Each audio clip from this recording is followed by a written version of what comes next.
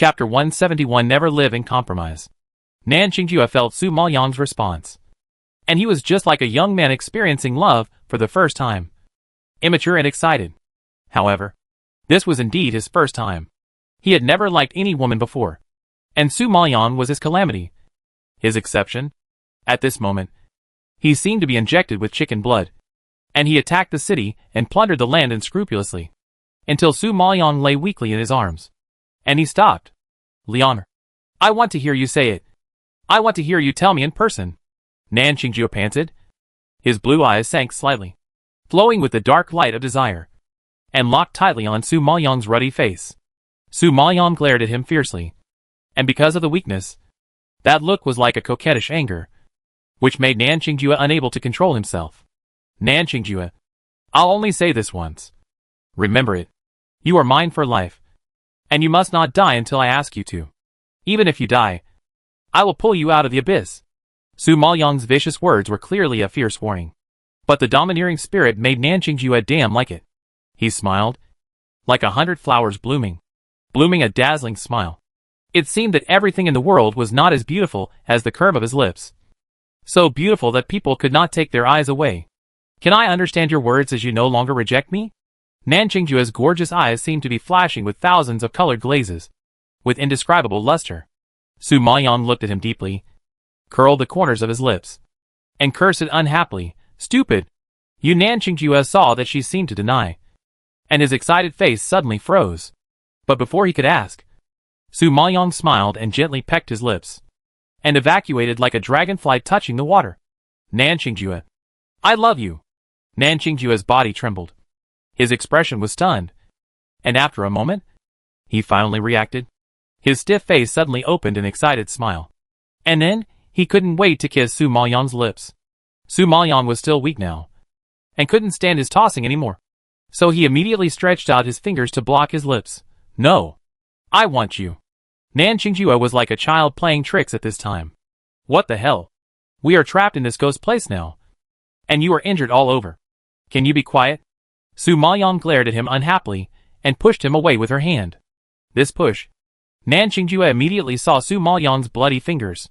Just now. Su Maoyang was too excited, and she punched him with a fist again. He didn't notice that her fingers and nails were injured, and the injuries were not light.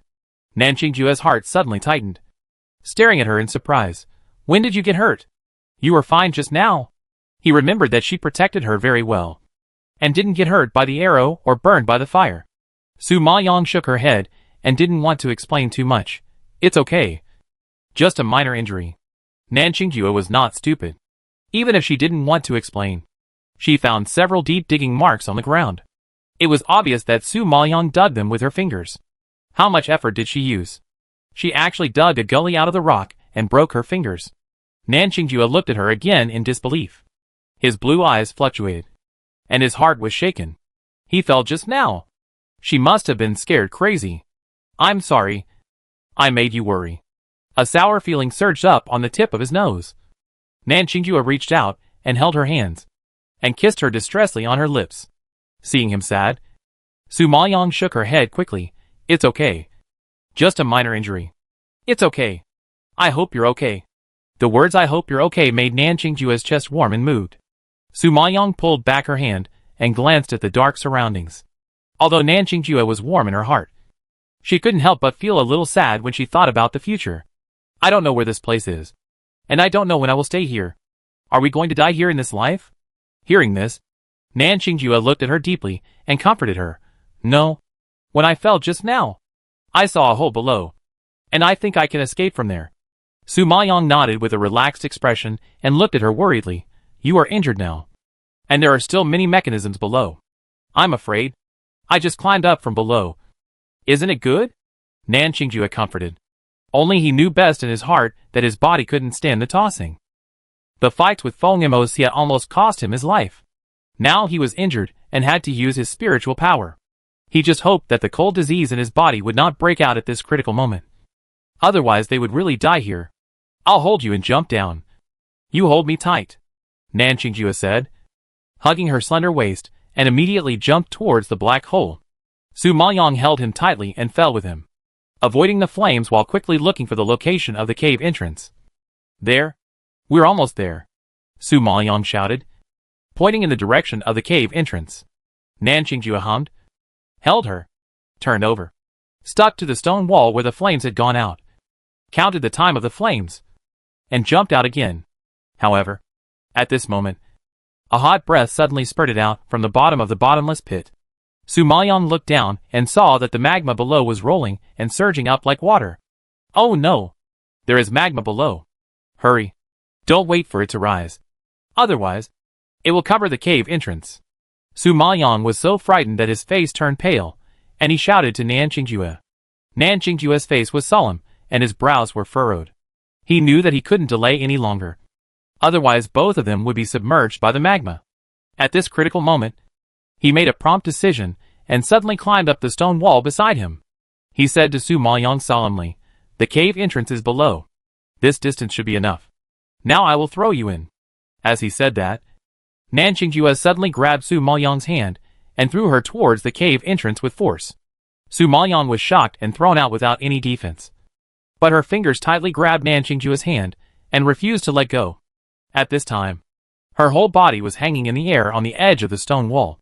Because of the excessive force just now, she hit the stone wall hard, and she groaned in pain. Nan Qingjue was shocked and looked down at Su Maoyang, who was hanging below him. She was obviously grimacing in pain and her face was pale. But she was stubborn and refused to let go. His heart was hit hard and shook. Nan Qingjue roared in disbelief, "Su Maoyang, are you crazy? Do you know what you are doing?" Su Maoyang looked up at him. Her eyes had never been so firm. And she gritted her silver teeth and roared, "This time, don't think about leaving me." Nan Qingjue was shocked by this roar. And his heart trembled. His angry expression froze instantly, and was replaced by shock. "The magma is coming up soon. If you don't jump, you will have no chance." Nan Qingjue gritted his teeth and warned her again. His eyes were actually red with anxiety. "You threw me in there. What are you going to do? Are you trying to make me collapse again? I don't want any shitty chances now. Since we can't jump together, we'll die together. I won't live in vain." Su Maoyang's voice was gnashing his teeth, resounding loudly, echoing in this black hole, revealing a shocking determination. Chapter 172. Let's die together. Nan Qingjue didn't expect Su Maoyang to be so resolute. He looked down in shock at the fingers that were holding his hand tightly. The fingers were already scarred and bleeding. But even so, she still didn't let go. Nan Qingjue's heart was almost crushed by Su Maoyang. "Okay. Let's live together and die together." Nan Qingjue nodded heavily with red eyes, and immediately pulled her up from below and hugged her again. "Let's jump down together. Whether we can jump depends on our fate." Nan Qingjue glanced at the surging magma below, his blue pupils floating with complex emotions, and looked at Su Maoyang deeply. Su Maoyang nodded. "I believe that God will not be so cruel to us."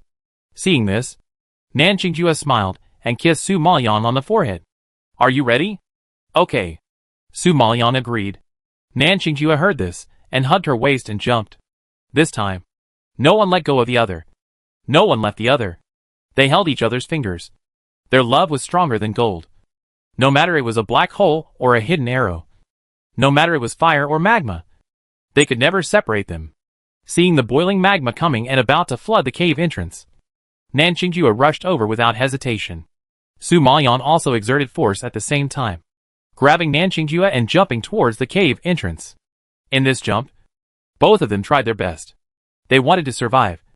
They wanted to see each other alive. And they still had a lot of things to do. With such a strong belief, the two jumped hard and jumped into the cave a second before the magma flooded. "We succeeded?" Su Maoyang exclaimed in surprise. However, before he could be happy, the surging magma rushed towards the cave entrance like a flood. "Let's go!" Nan Qingjue did not dare to stop for a moment, and dragged Su Maoyang into the cave. Su Maoyang's footsteps were also very fast. So fast that it made people smack their lips. "There is light in front. It should be the exit." Nan Qingjue also saw the light in front, and he was delighted, pulling Su Maoyang faster. In this way, the two rushed madly towards the exit. Seeing that the magma was about to burn their backs, Nan Qingjue dragged Su Maoyang to the exit and jumped suddenly, and shot out in an instant. Finally, They saw the light of day again. At this time, there was a loud bang behind them. The entire palace collapsed, and everything sank into the ground. At this moment, the tomb of the super strongman also completely disappeared in the southern Sui kingdom. Su Maoyang looked behind him with lingering fear, thinking of everything he and Nan Qingjue had experienced in there. And a kind of joy of rebirth after a disaster arose spontaneously. Just as the two smiled at each other, a crazy roar suddenly sounded in the distance. Don't stop me. I want to go in and find my apprentice. Let go. My apprentice is trapped in there. I want to go in and find her. Teacher Wu, a grown man, cried heartbreakingly and struggled frantically to break free from the restraints of the dean and several teachers. Wu Xinqing, wake up. The tomb has collapsed now. How can you find her? The dean also had a bitter face and was equally sad. But he still had to persuade Wu Xinqing. I don't care. I want to go in and find her. My apprentice must be trapped somewhere and can't get out. If I don't go, she will die. When Wu Xinqing thought that his precious apprentice, who he had finally obtained, was gone, his heart felt like being hit by a hammer, and it hurt dully. The people of the blood battle group on the side also clenched their fists in agony. Each of them suppressed their inner grief and anger, but their eyes had already turned red. Teacher Wu, I'll go with you. Lin Wanner's eyes were red, and she growled with gritted teeth. Wang Feng heard this and looked at Lin Wanner, who tried to be strong but couldn't hide her trembling back. He knew that Lin Wanner had promised Su Maoyang that she would never cry again. But how could she bear this situation? The brothers of the other blood battle group also roared when they saw this. Wanner, we'll go with you. If the master lives, we live. If the master dies, we die. Hearing this, Wang Feng also clenched his fists and gritted his teeth. Okay, since we are going, let's all go together. If you are alive, we must see the person. If you are dead, we must see the corpse. Why are you going? One or two. You just know how to show off. Even if I really die, you should live well for me. At this time, a reproachful voice suddenly exploded, shocking everyone to look around. Su Maoyang and Nan Qingjue were seen walking in a mess from a distance. When Teacher Wu saw Su Maoyang appear in front of him safely, his sad expression suddenly froze, and he shouted without thinking, Disciple, you are not dead. Su Maoyang laughed and glanced at him speechlessly. From your tone, it seems that you are eager for me to die. Hearing this, Teacher Wu waved his hands quickly. No. No. The teacher is too excited. The teacher. Before he finished speaking, Su Maoyang walked over and hugged him. Master. Thank you. Wu Xinqing was stunned. His expression was frozen, and he didn't know what to do. What to thank him for. Su Maoyang's thank you has too many meanings. Thank him for risking his life for her. Thank him for thinking about her comfort when everyone escaped. Thank him for considering her more important than his own life. Thank him for letting her feel the love of a father. There are so many thanks that Su Maoyang has no way to say them. She can only swear in her heart that she must fulfill his wish. Respect him well, and make him happy. Wu Xinqing was still in a daze, and Su Maoyang had already let him go, and then turned to look at the blood battle group and others. Seeing that they all had red eyes, Su Maoyang's heart tightened. Especially Lin Wanner, who was obviously very sad, but pretended to be strong. She looked distressed. From now on, you are not my subordinates, and I am not your master. We are teammates, and we are a family. A family! They are all wandering orphans, who have never known what home is. Now Su Maoyang told them that they are a family. The brothers of the blood battle group choked up instantly, and their scarlet eyes were filled with tears. It is said that men don't shed tears easily, but they are not sad yet. In this life, they followed such a master. What else could they be dissatisfied with? Give them the best martial arts, weapons, and even precious elixirs, and always care about their movements, and treat them as family members. Master, we in the blood battle group also treat you as family members. Live and die together, and never leave you. Wang Feng choked and said loudly, then suddenly knelt on the ground and kowtowed. Seeing this, the other brothers knelt down and kowtowed, and the oath was deafening. Seeing this, the people around them were all stirred in their hearts. They never knew why the blood battle group would swear to be loyal to Su Maoyang until death. At this moment, they finally understood. Because she was worthy of loyalty. Okay, all of you get up. You know I always don't like these empty formalities. Hearing Su Maoyang say this, everyone didn't make it difficult for her, and they all got up, and some quietly wiped away their tears, seeing that everyone in the blood battle group was fine and not injured. Su Maoyang was relieved and turned to look at Nanqingjue. Go back to the palace. I have a lot to ask you.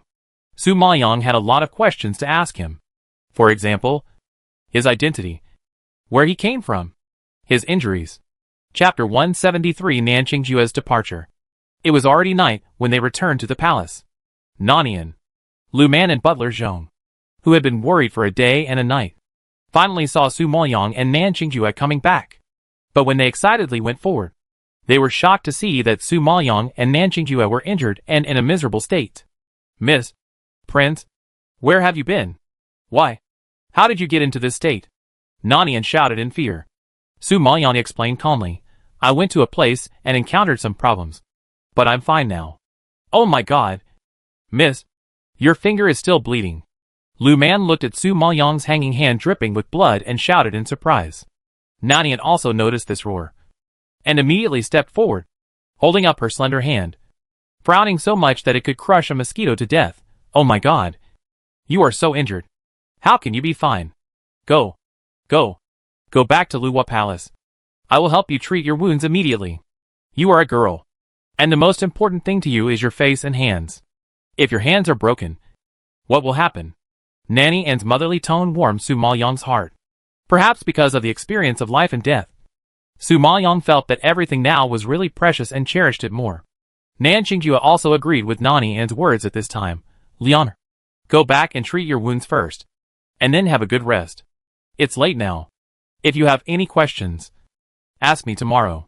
But, what about your injuries? I heard that you are an extremely lean body and cannot use spiritual power. But today you... Su Maoyang was interrupted by Nanqingjue before he finished speaking. It's okay. I'm standing in front of you now. Besides, I'm very tired now and want to have a good rest. Seeing that Nanqingjue was indeed exhausted, Su Maoyang felt reluctant and finally nodded in compromise. Okay. You have a good rest. I will visit you tomorrow.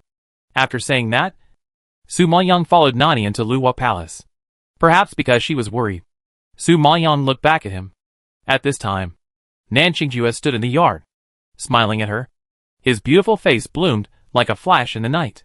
His ice blue eyes were full of tenderness, and there was a touch of reluctance that was not easy to detect. Looking at him standing there, Su Maoyang's heart twitched for no reason, and a strange feeling arose.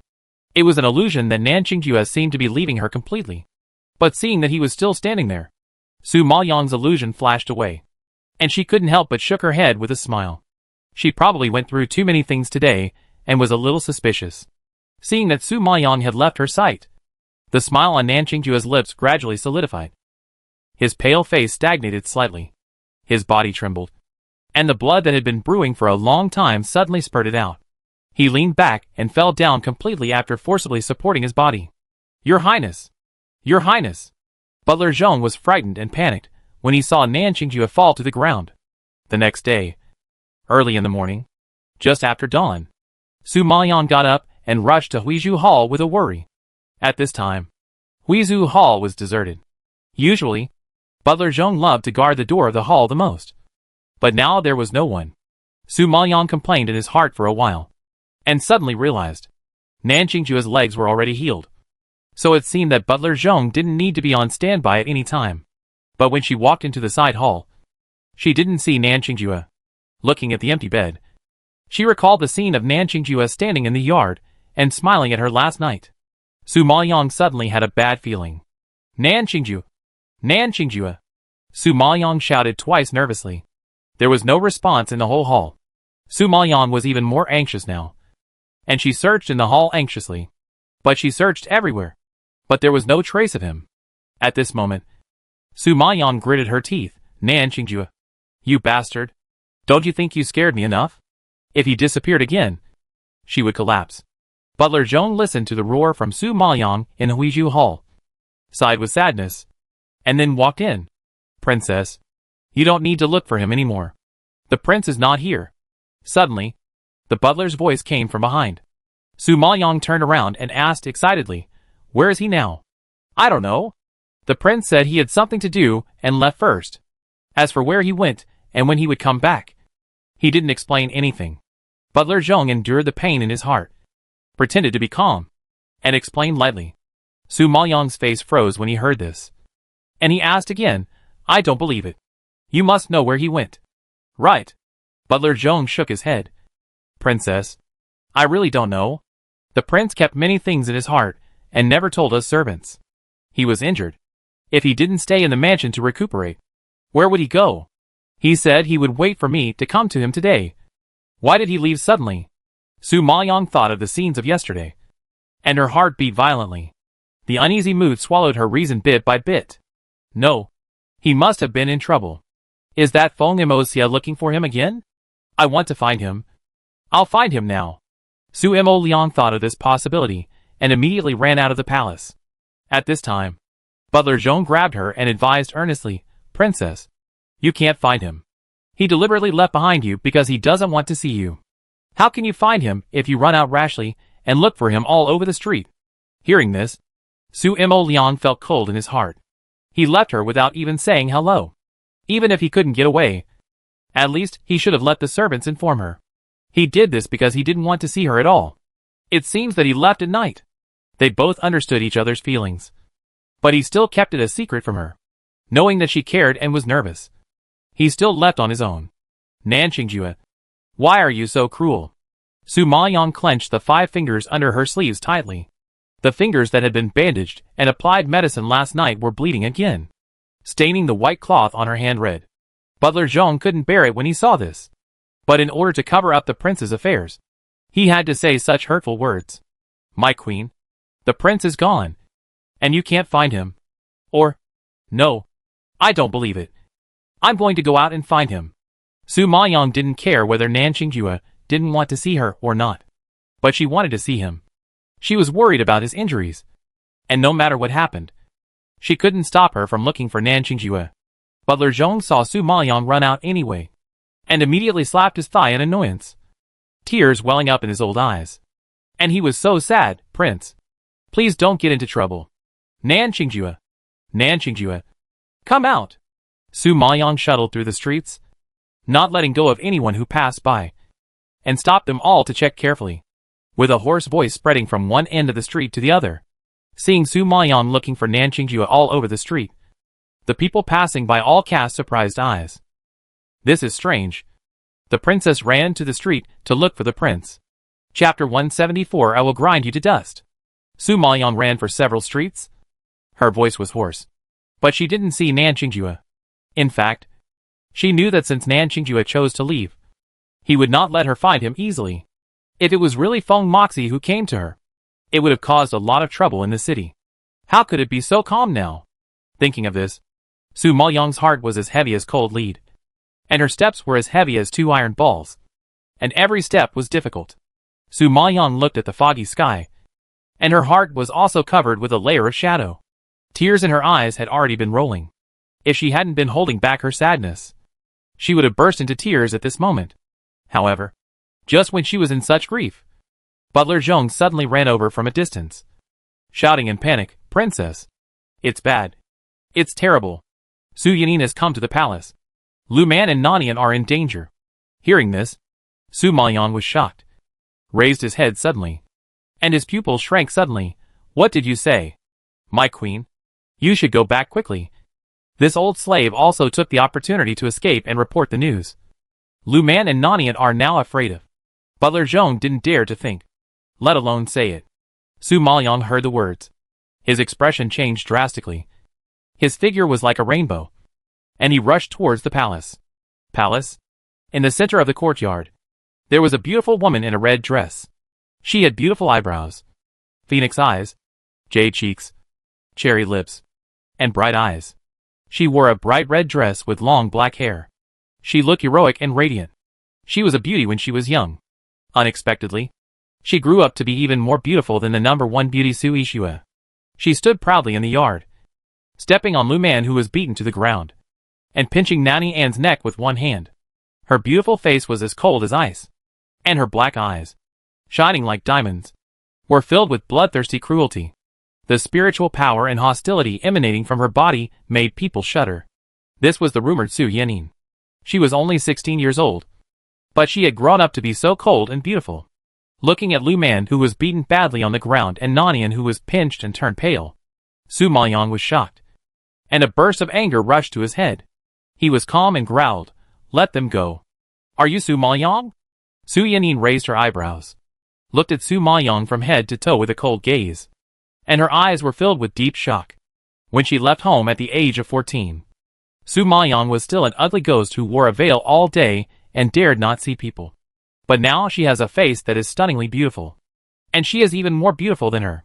If she was not familiar with the pair of dark eyes as bright as obsidian, she would never recognize that the woman in front of her was Su Maoyang. When did Su Maoyang turn from an ugly ghost to a beautiful woman? For more than 2 years, Su Yanin has been practicing in the sect of Songyuan Kingdom, and she has no idea about the affairs of Southern Sui Kingdom. This time she came back and received a letter from her mother, saying that Su Maoyang not only slapped her mouth, but also made her marry the Prince Nanjinghuan. How could she swallow such a great humiliation? So she rushed back from the sect after hearing the news, and rushed to the Su family as soon as possible.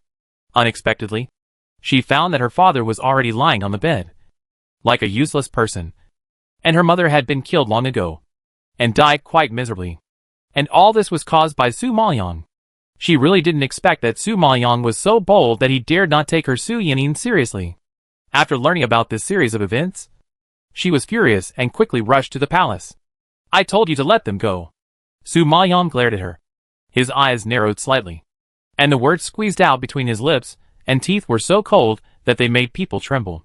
Perhaps she didn't expect Su Maoyang to dare to order herself in a warning tone. The proud Su Yanin's face turned black, and the corners of her lips raised a disdainful arc. "Su Maoyang, you are a waste. How dare you talk to me like this? Don't you want to die?" Su Yanin had just returned from Songyuan country, and only knew what her mother wrote in the letter, and had no idea about Su Maoyang's recent deeds. So, she didn't know that she was no longer a waste, and her contempt for Su Maoyang was still the same as before, without any change. "Su Yanin, I warn you for the last time. Let them go. Otherwise, I can't guarantee that I can keep your body intact." Su Maoyang's gloomy voice was very low. That was a kind of anger accumulated to a certain level, and it was about to explode. When Lu Man heard this, she was obviously spitting blood because of Su Yanin stepping. But she still shouted at Su Maoyang, "Miss, run away quickly. Don't worry about us. Run away quickly." Su Yanin is a junior Tianling master, and she is from the sect of Songyuan country. Su Maoyang can only run for his life if he provokes her. However, Lu Man knows Su Maoyang's temperament too well. She will definitely fight Su Yanin for her and Nanian. This is what they don't want to see the most. Su Yanin didn't expect Su Maoyang to be so arrogant. Her eyebrows were raised, and her legs and feet were even more powerful. She crushed Lu Man under her feet and said viciously, "Su Maoyang, I didn't expect that you had become much bolder after not seeing you for so long. Today, if I don't cut you and your dog slaves into pieces, it will be difficult to eliminate the hatred in my heart." As Su Maoyang said this, before she could react, Su Yanin raised her leg and landed, and her fierce spiritual power suddenly hit Lu Man's body. A scream echoed throughout the courtyard, extremely shrill. Su Maoyang was frightened and screamed, "Lu Man!" After the roar, Lu Man spit out a mouthful of blood, opened her mouth wide, and spit out the last few syllables at Su Maoyang, "Miss, run away." The voice stopped abruptly, and the hand that was trying to reach out to Su Maoyang also dropped suddenly, taking away all of Su Maoyang's rationality. "Ah! Lu Man!" Su Maoyang's eyes were red with anger, and he raised his head and screamed. That kind of anger rushed straight into the sky, shaking the earth, and even the sky changed color. But Nanian was still in her hands. Su Maoyang didn't dare to do it casually, and the hatred swallowed her up bit by bit like a flood. Seeing Su Maoyang angry and sad, Su Yanin felt refreshed. Her eyes flashed with obvious pleasure and excitement, and she pinched Nanian's right hand even harder. "I didn't expect that you care about these two annoying slaves." As expected, trash is trash, and it can only hang out with slaves. But if both of them die, will you collapse? After saying this, Su Yanin raised her head and laughed. Her laughter was sharp and piercing. and extremely unpleasant. Nanian was old, but she couldn't stand her pinching like this. After a while, her weak body collapsed from Su Yanin's hand. Watching Nanian die just like that, Su Yanin kicked her in disgust and cursed. She died after being pinched for a while. Useless thing. Seeing this, Su Maoyang was completely crazy. Su Yanin, I will grind you to ashes. Her voice gradually rose from low to high, and then she roared. Her fair face turned red and then blue. Her ink-black pupils flashed with uncontrollable anger, and her whole body was trembling. Chapter 175. She is a devil. Su Maoyang's roar shook the earth, but his figure was as fast as lightning, rushing towards Su Yanin fiercely. Seeing this, Su Yanin raised the corner of her lips and raised a contemptuous arc. Humph. They are just two annoying slaves, so I'll kill them. But you, a waste, dared to provoke me, a junior spiritual master. It seems that if I don't teach you a lesson, you will really be lawless. For her, Su Maoyang killed her mother. She was not angry about her mother's death, but that Su Maoyang dared to challenge her majesty, and did not take her seriously. Now, a scum that she never took seriously dared to say that he would crush her to ashes. Su Yanin's anger also rose in her heart. She looked at Su Maoyang's attack with indifference and disdain, slowly raised her hand, without even a little move, and directly raised her palm to receive it, to deal with a piece of trash. She didn't need any moves at all. She only needed to move her fingers to wipe it out. To be honest, killing a piece of trash was already an insult to her dignity as a heavenly spiritual master. However, at this moment, Su Maoyang gritted his teeth and chopped with his palm. The spiritual power of a mid-level heavenly spiritual master suddenly burst out and hit Su Yanin's raised arm hard. With a crisp sound, Su Yanin's raised arm was directly shaken away, and blood spurted out, drawing a cruel arc, splashing Su Maoyang's face with blood. At this time, a scream suddenly rose up, sharp and piercing, and immediately echoed over the courtyard. Su Yanin covered her shoulder in pain. Her whole pretty face turned pale in an instant, and blood kept spurting out from her fingers. The scene was extremely bloody and terrifying. One move, just one move, was to remove an arm of a primary heavenly spiritual master. What a powerful strength! Su Yanin didn't know that Su Maoyang had already reached the level of a primary heavenly spiritual master, and he was promoted to an intermediate heavenly spiritual master after receiving the inheritance in the tomb last time. Su Maoyang could kill her with just a flick of his finger. Su Yanin screamed repeatedly. Her lips were bitten by her and bloody. Her expression was distorted with pain, and her whole body was shaky. If she hadn't had the foundation of a heavenly spiritual master, she would have fainted from the pain. Su Maoyang stood there, watching her collapse in pain indifferently. But he didn't feel relieved at all. Su Yanin, I said, I can't guarantee that you will have a whole body. This is just the beginning. Su Maoyang clenched his fists, gritted his teeth, and walked towards her step by step. Su Yanin saw the woman in front of her with a cold face.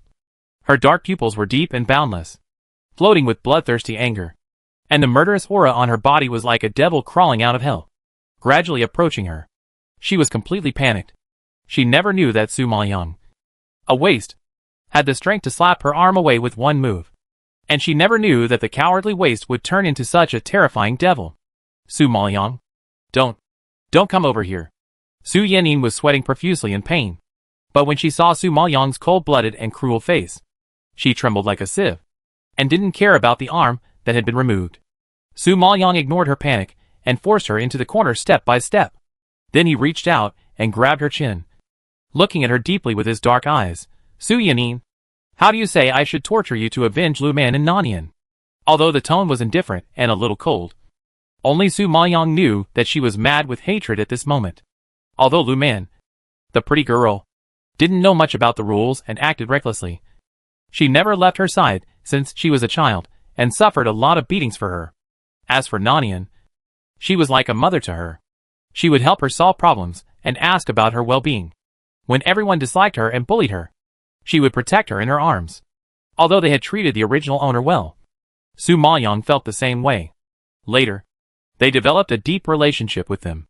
Now, the person she wanted to cherish the most was killed by Su Yanin, and this monstrous anger tore her heart to pieces. The angry and hateful eyes were as red as a beast about to tear its prey apart, staring at Su Yanin fiercely. Su Yanin was pale with pain and sweating profusely. But when her eyes touched Su Maoyang's vicious eyes, horror surged in her heart. The woman in front of her was no longer the Su Maoyang of the past. Now she could easily remove her arm. It was so shocking. Su Maoyang, you can't kill me. My master is Elder Hu of the Spirit Sword Sect. If you touch me, he will definitely avenge me. At this moment, Su Yanin couldn't figure out Su Maoyang's thoughts. So she had to use Elder Hu to save her life. Su Maoyang raised his eyebrows and snorted coldly. I have already cut off your arm. Your master will not let me go. In this case, why don't I do something more extreme? For example, cut you into 8 pieces. Hearing this, looking at the pair of ice-like eyes in front of her, Su Yanin's soul trembled with fear. She is now a cripple without an arm. But Su Maoyang doesn't even give her the chance to be a cripple, and wants to cut her into 8 pieces. She is a devil. She is a pervert. Su Maoyang saw that she was shaking with fear, and he couldn't help but sneer. The spiritual power in his palm gradually brewed and rolled into a spiritual power ball. Su Yanin's eyes almost popped out when she saw this. She was originally pale because of the pain of the arm injury, and now she was hit by the spiritual power fluctuations of Su Maoyang, a mid-level spiritual master. You are actually a mid-level spiritual master. Su Yanin shouted in disbelief. Su Maoyang nodded slightly and said coldly, yes. From a waste with no spiritual power. It took more than a year to reach the mid-level spiritual master. But the speed is too slow, and it is only 1 level higher than you. I am very dissatisfied. Listening to Su Maoyang's sinister words, Su Yanin's pupils widened, full of horror. In just 1 year, from a useless person with no spiritual power to an intermediate heavenly spiritual master. This speed is still called slow.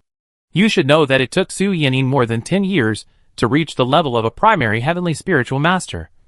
And she also had the resources and training of the sect. Her strength is already a genius among geniuses in the southern Sui kingdom. I didn't expect Su Maoyang to be a pervert, a devil, with her cultivation speed. Even if she took over the Songyuan kingdom, she would attract the attention of the elders of the sect.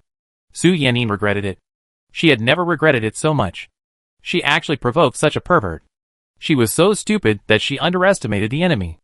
After having 1 arm removed, she naively called Su Maoyang a waste. Now she is the waste. No. Please spare me. Please. She watched the spiritual power in Su Maoyang's palm grow bigger and bigger. And she was so scared that she trembled all over. She even gave up her dignity and begged for mercy. The hatred in Su Maoyang's heart was like a sharp knife cutting her heart. Thinking of the death of Lu Man and Nanian, she couldn't control the urge to skin Su Yanin. Let you go.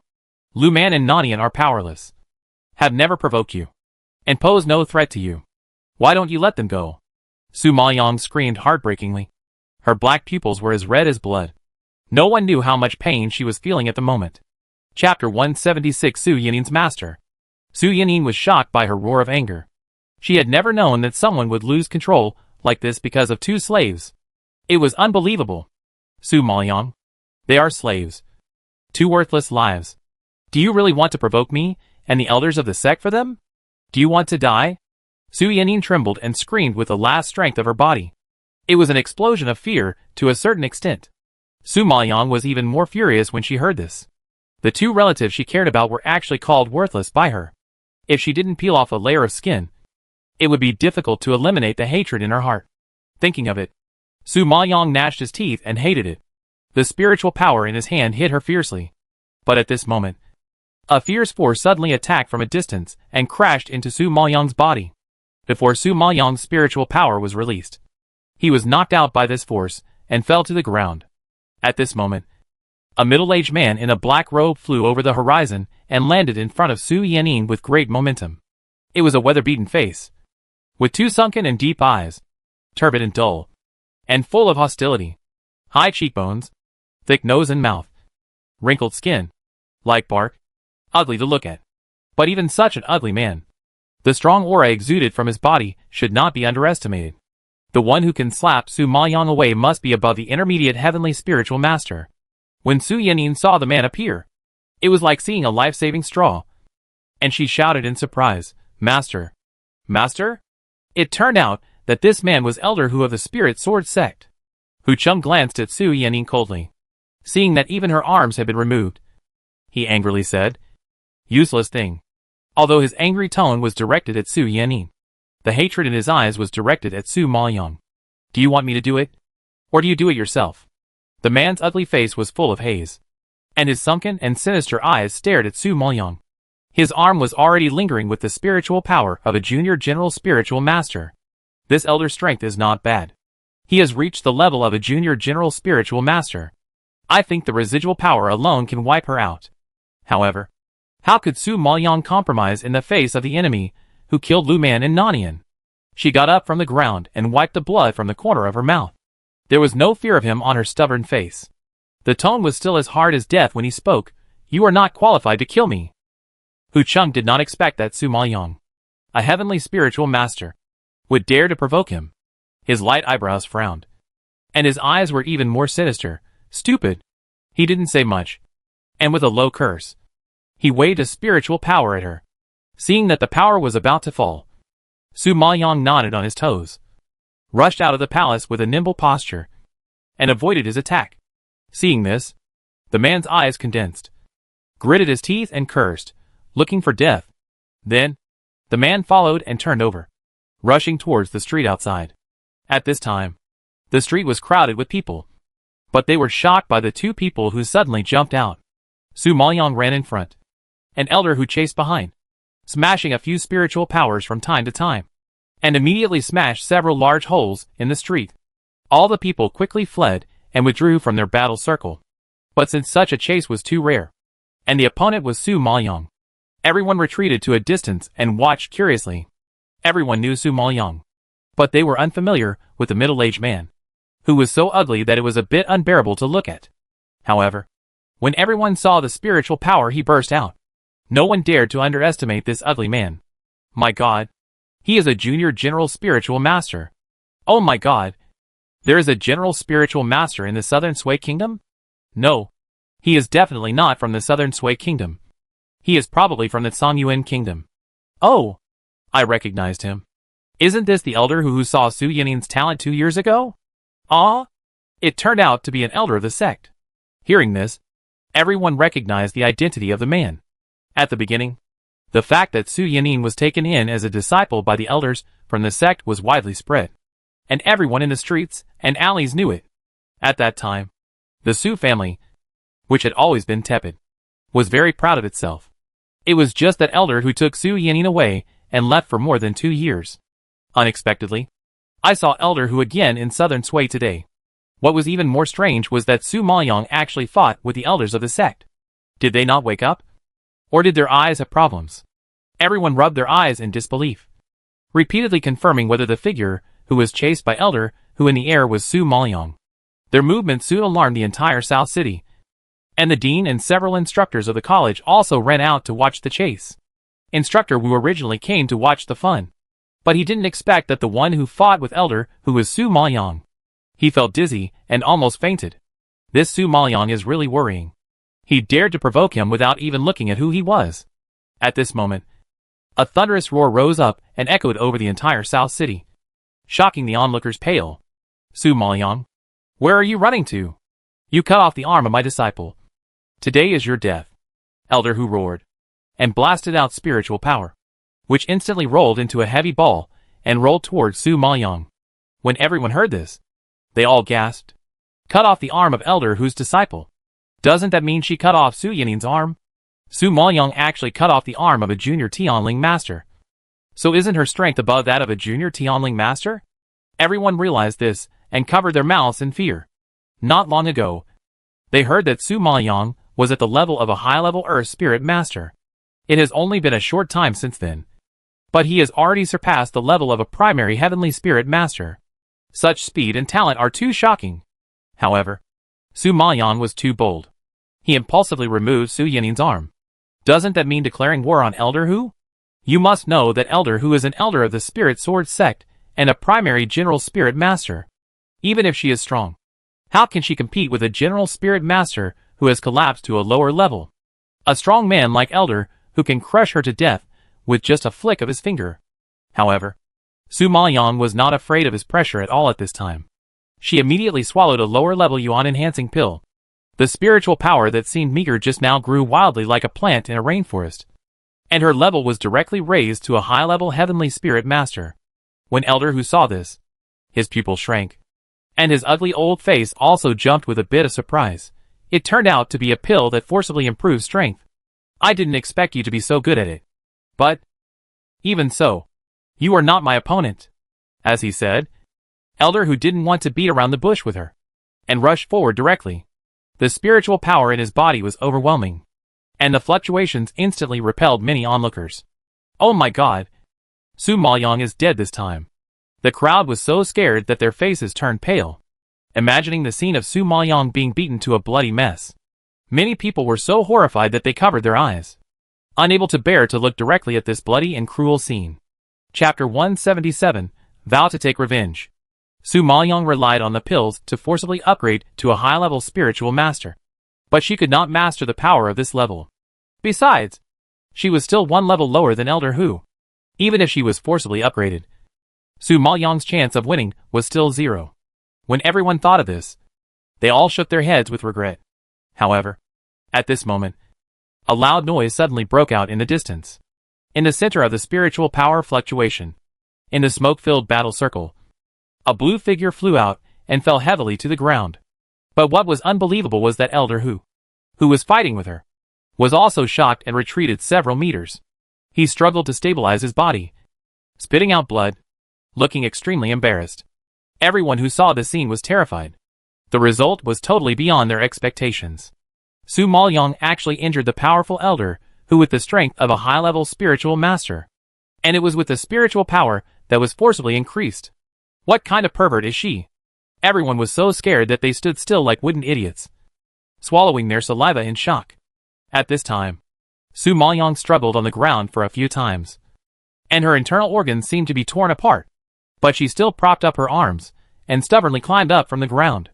Everyone looked at the slender figure standing firmly, and the pale and pretty face that was stubborn and unyielding, and couldn't help but be moved by this scene. Even Elder Hu himself was surprised. In theory, he was a level higher than her, and she relied on the spiritual power that was forcibly increased by the elixir. If they really fought hard, Su Maoyang would definitely not be able to survive 3 moves in his hands. Unexpectedly, he was actually injured by a high-level spiritual master. How unreasonable. Elder Hu looked at Su Maoyang, who was clearly seriously injured, but still stood up with her own perseverance. His eyes were full of ruthlessness, shining black, as sharp as an eagle in the dark night, with a frightening cruelty. His heart trembled slightly, and his face had never been so solemn. This woman must not be left. If she was allowed to leave alive today, she would definitely become a big worry in the future. Thinking of this, Elder Hu's eyes suddenly condensed, like a lion, and pounced fiercely at Su Maoyang. Su Maoyang's forced improvement of strength consumed a lot of his body.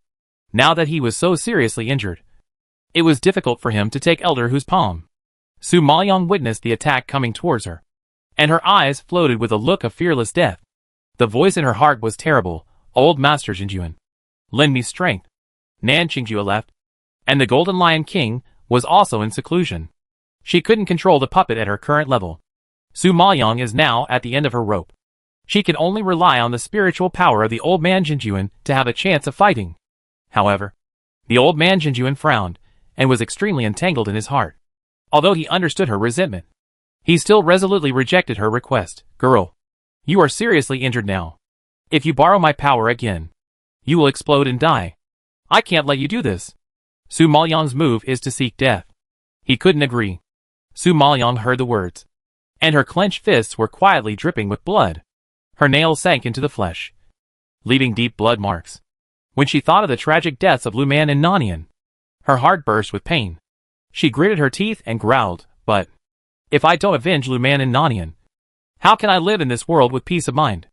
Elder Jinjuan understood her pain and advised her reluctantly, Girl, it is never too late for a gentleman to take revenge. You are no match for the spiritual master now. If you fight hard, you will not only fail to avenge them, but also die in the hands of the enemy.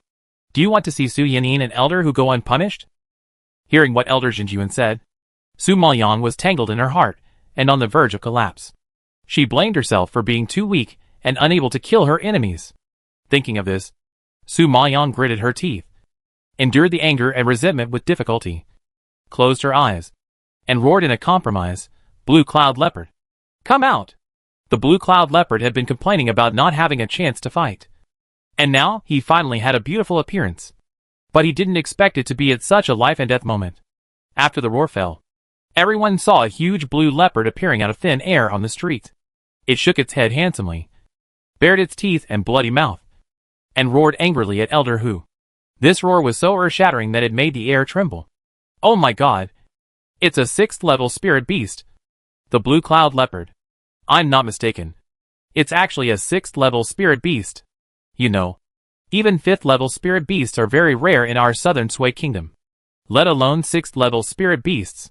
Yes, it's too incredible. Su Maoyang actually has a 6th-level spirit beast." Seeing this, everyone roared in disbelief, and the shock in their hearts was beyond words. At this time, the dean and the tutors who had been watching this game were frightened by the sudden appearance of the 6th-level spirit beast, and their mouths opened wide, as if they were electrocuted, and they were in a state of half crazy and half stupid, unable to recover.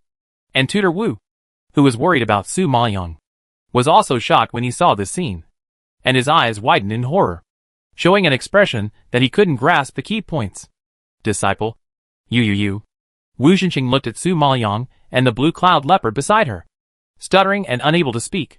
He never knew that his disciple had actually contracted a 6th-level spirit beast. Sure enough, Su Maoyang was always refreshing his worldview. When Teacher Li saw this, his face turned pale with shock. When he was training in Xixia Mountain, he heard Emotian and Nanjing Huan say that they had defeated a 6th-level spirit beast together, and he was shocked. He also had very high expectations for Emotian, thinking that she was the best seedling who was most qualified to participate in the sect competition. At the beginning, he was ignorant and followed Teacher Luo to exclude Su Maoyang. Now it seems that it is really a slap in the face.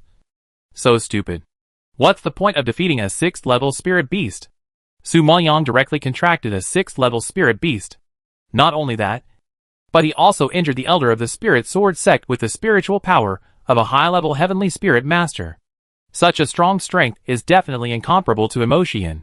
When Teacher Li thought of the stupid things he had done before, his legs became weak, and he fell to the ground.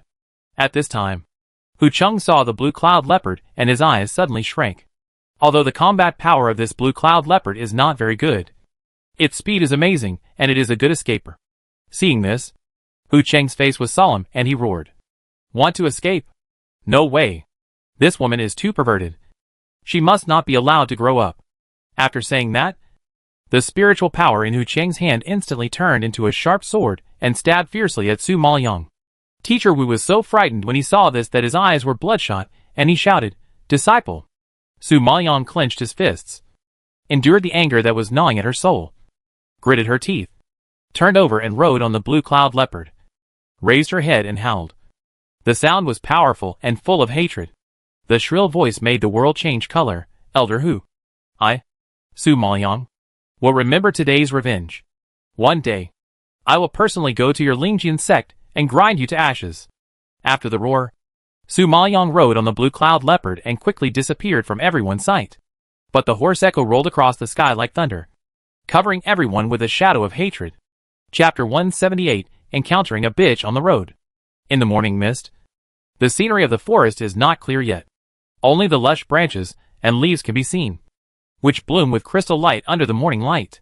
The morning light is dim, and everything is silent. Occasionally, a few birds fly by, shaking the branches and leaves. The dew on the branches and leaves slides down and drips on Su Maoyang's face. At this time, she was leaning against the tree trunk. Her face was pale, her eyes were closed, and there was a faint cold sweat on her forehead.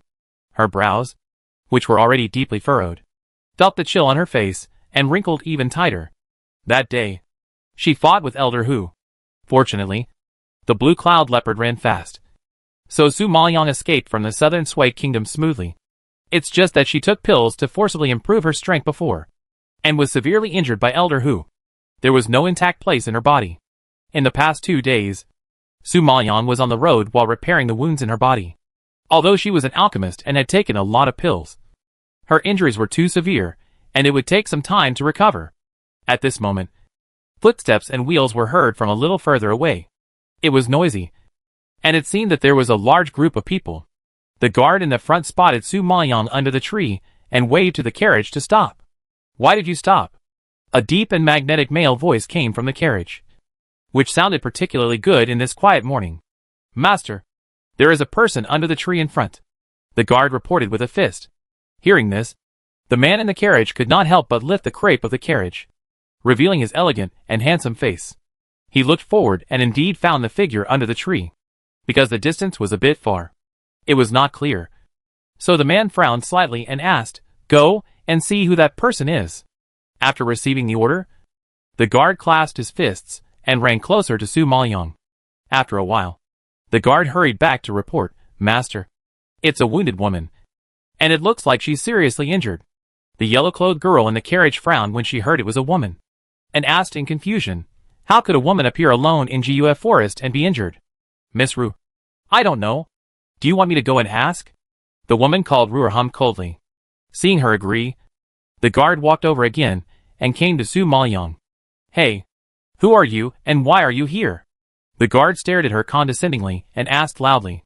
Su Maoyang was feeling uncomfortable at the moment and didn't want to pay attention to irrelevant people at all. So he ignored his question. The guard frowned, and seeing that she didn't respond, he couldn't help but reach out to Su Maoyang's nose. At this moment, Su Maoyang suddenly opened his eyes.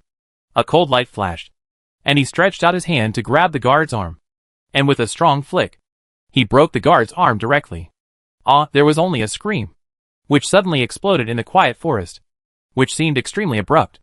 Meng Haoxuan, Chao Yaru and the other 3 men in the carriage heard the scream, and their faces flashed with surprise. They immediately opened the curtain and walked out. "Bold, who are you? Dare to hurt my guard?"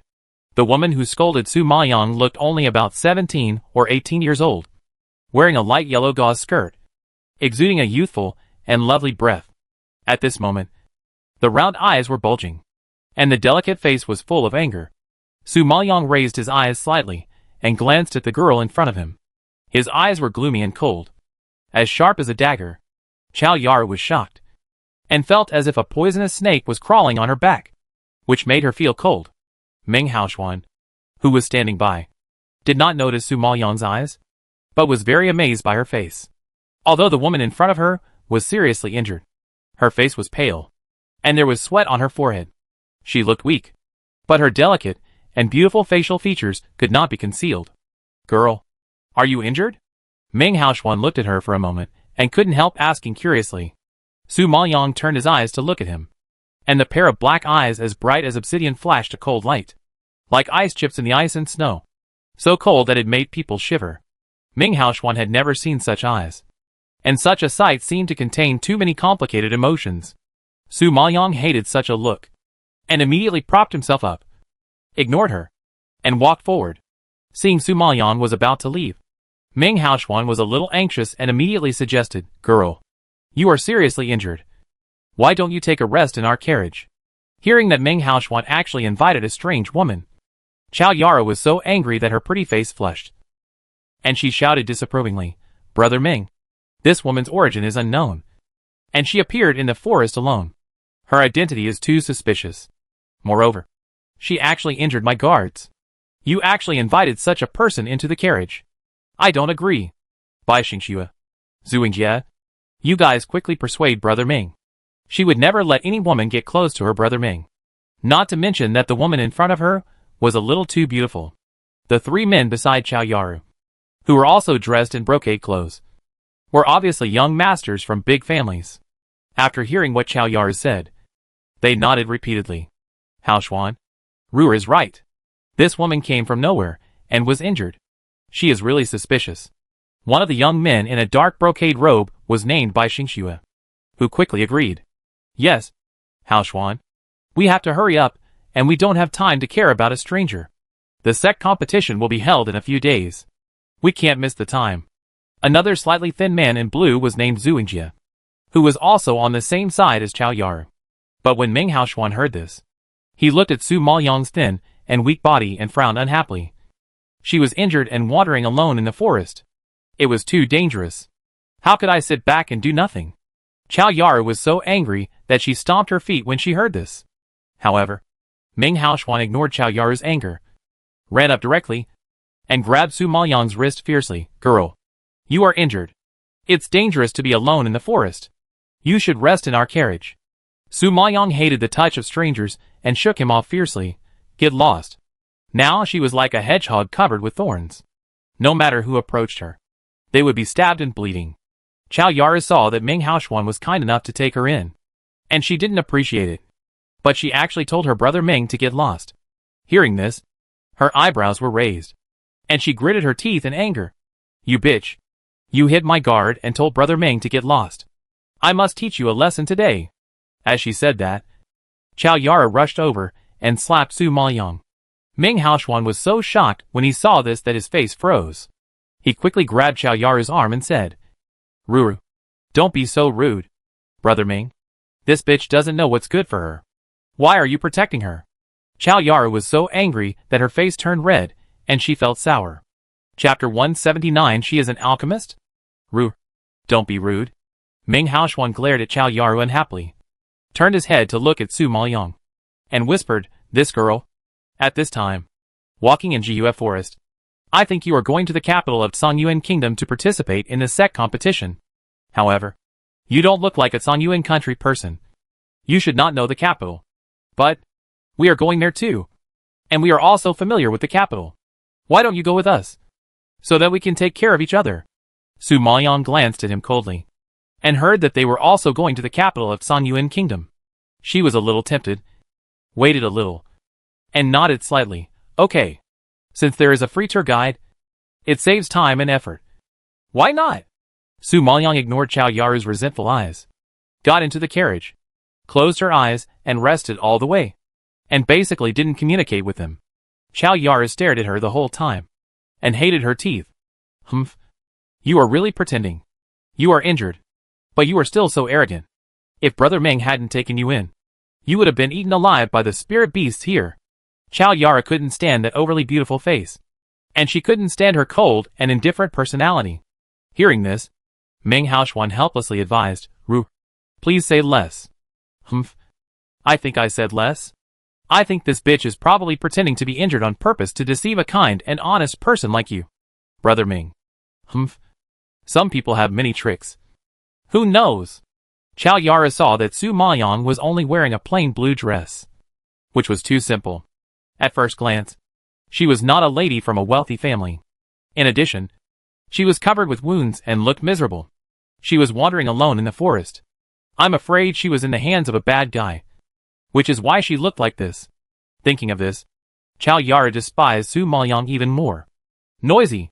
Su Maoyang, who closed his eyes and tried to repair his wounds, frowned unhappily and cursed. Chow Yara was immediately angry when she heard this. You? What did you say? Say it again. Su Maoyang slowly opened his eyes and glanced at her with disgust. I said you are noisy. You, Brother Meng. Look. It was obviously her who started the trouble. She scolded me for being noisy. Chow Yara roared unconvinced, hoping that Meng Haoxuan could do justice for her. Meng Haoxuan rubbed his forehead and sighed helplessly. You are indeed very noisy. Brother Meng. You? Chow Yara was furious, but was blocked by Meng Haoxuan and had nothing to say. They walked a day's journey with a lot of noise, and soon it was night. At night, everyone got out of the carriage, chose an open space, and set up a tent. As the night deepened and the dew became heavier, Meng Haoxuan ordered the guards to light a fire and bring in the prey. Everyone sat by the fire to warm their hands, eat, and discuss the sect competition. Meng Haoxuan saw Su Maoyang sitting far away, still sitting quietly like she was in the carriage, with a cold face and no words, and seemed not to like listening to them. He was even more curious about who she was, and what she was thinking all day. Now Su Maoyang urgently needs to repair her wounds and improve her strength.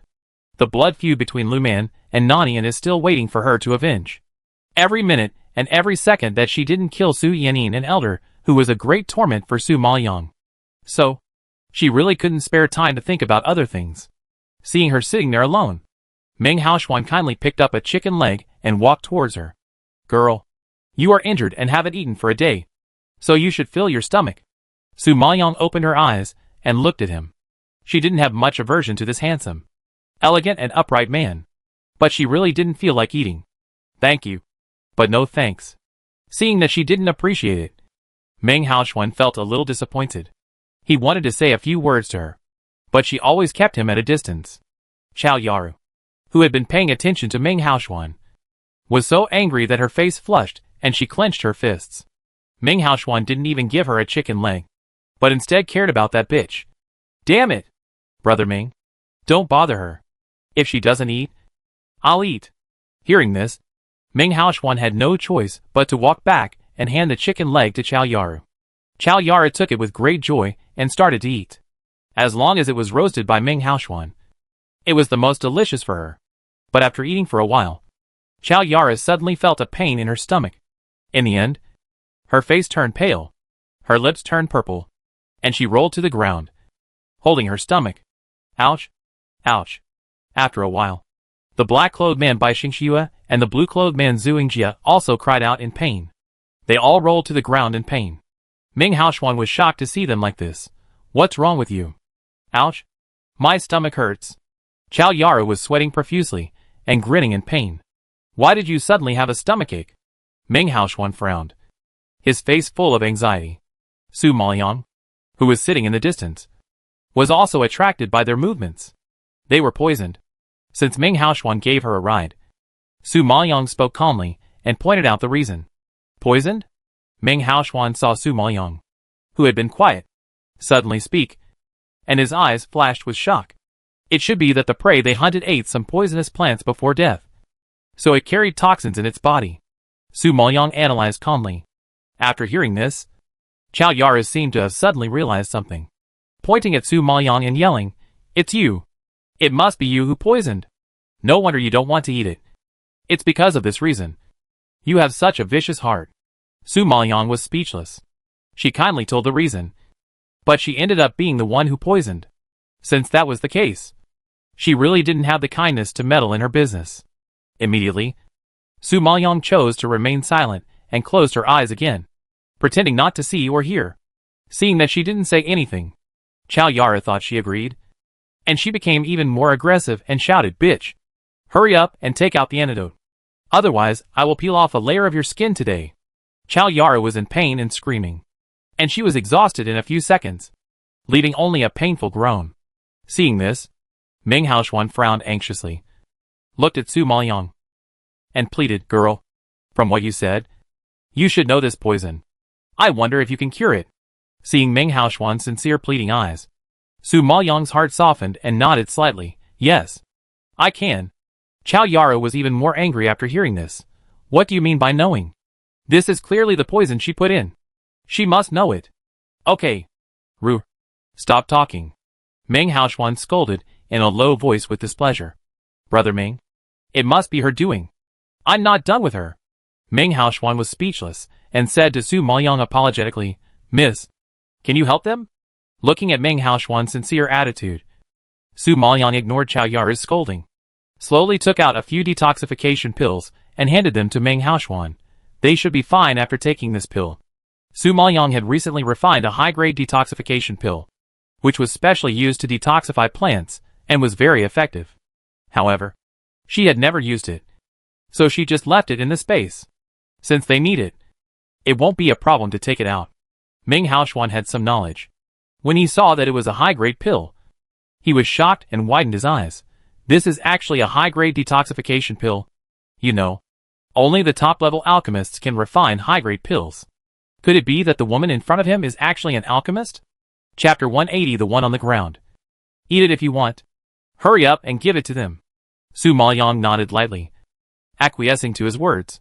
Seeing this, Meng Haoxuan's expression became more serious, and his eyes were shining with a strange light.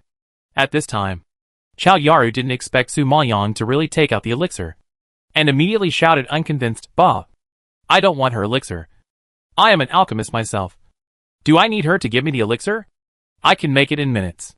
As she said, Chao Yaru immediately summoned the orange alchemy furnace and sat in front of everyone. She was obviously in so much pain that she couldn't stand up, but she still used all her strength to get up from the ground, walked to the side of the alchemy furnace, and put the spiritual power in her hand into the furnace, flashing a weak flame. Su Maoyang looked at her flame, raised his eyebrows, and a trace of surprise flashed in his eyes. No wonder this woman was so arrogant. It turned out that she was also a peak alchemist, and could also refine upper-grade elixirs. But now she was poisoned, and she couldn't concentrate on refining the elixir. She drew her fingers several times, and the flame flickered and swayed. It seemed that she couldn't make it. Seeing her like this, Meng Haoshuan shook his head helplessly, and took the detoxification pill from Su Maoyang's hand. Okay. You are poisoned. Why are you refining the elixir? You should take this girl's elixir. As he said that, Meng Haoshuan handed the elixir to Chao Yaru. Chao Yaru gnashed her teeth in anger and pushed Meng Haoshuan's hand away unconvinced. I don't want her elixir. And I don't know where she stole it from. With this push, the elixir fell to the ground and rolled up a circle of dust. Seeing this, Meng Haoshuan also got angry. The top-grade elixir is a treasure that many people cannot attain. Even if she is an alchemist, she should not waste it like this. Ru, you are so willful. Brother Meng, I don't eat elixirs of unknown origin. Who knows if she wants to harm me? Seeing Meng Haoshuan's anger, Chao Yaru reluctantly explained. Meng Haoshuan turned his head helplessly and asked Su Maoyang, Girl, where did you get this elixir? Su Maoyang raised her eyebrows and said coldly, I made it myself. Seeing this, Meng Haoshuan's face flashed with surprise and his expression was a little excited. So you are also an alchemist at the peak of the alchemy master. Su Maoyang glanced at him and did not comment. But the old man Jinjuan in the Shindang space couldn't help rolling his eyes. Peak of the alchemist? Is he kidding? His master is obviously a great alchemist. A whole level higher. Okay? Su Maoyang didn't care about these. It was just some false reputation. They thought she was a top alchemist. So she was a top alchemist. Seeing that Su Maoyang didn't answer, Meng Haoshuan thought she agreed, and smacked his lips in surprise. His eyes also had some admiration. I didn't expect that the woman in front of him looked so embarrassed. But she was an amazing top alchemist. I'm afraid she has a great background. Bah! Just because you are also a top alchemist? I don't know where you stole the pills. But you said you made them yourself. You are really shameless. Chao Yaru looked at Meng Haoshuan's admiring face and gritted her teeth. Su Maoyang heard this and said coldly, Since you don't want to eat, I'm meddling in your business. Mr. Meng, give me back those poison-removing pills. She was going to leave these pills to the blood battle group. Since they didn't appreciate it, why should she give them a bargain? Bai Xingxue and Zhu Yingjie were already in so much pain that they would swallow any pills, even if they were poisonous, and immediately shouted, We want them. Give them to us. Seeing this, Chao Yaru, who was grimacing in pain, growled, You two are useless and worthless. How can you eat her pills? Looking at the color of the pills, you can tell that they are semi-finished products. I guess the poison was not solved. But you are more poisoned. But Bai Xingxue and Zhu Yingjie didn't care so much. They took the pills and swallowed them without saying a word. You two are really crazy. Before Chao Yaru could finish her words, she was shocked by the rapid recovery of Bai Xingxue and Zhu Yingjie's complexion. But in the blink of an eye, the two soon felt no pain and their complexions returned to normal. Wow! When did the top-grade elixir work so well?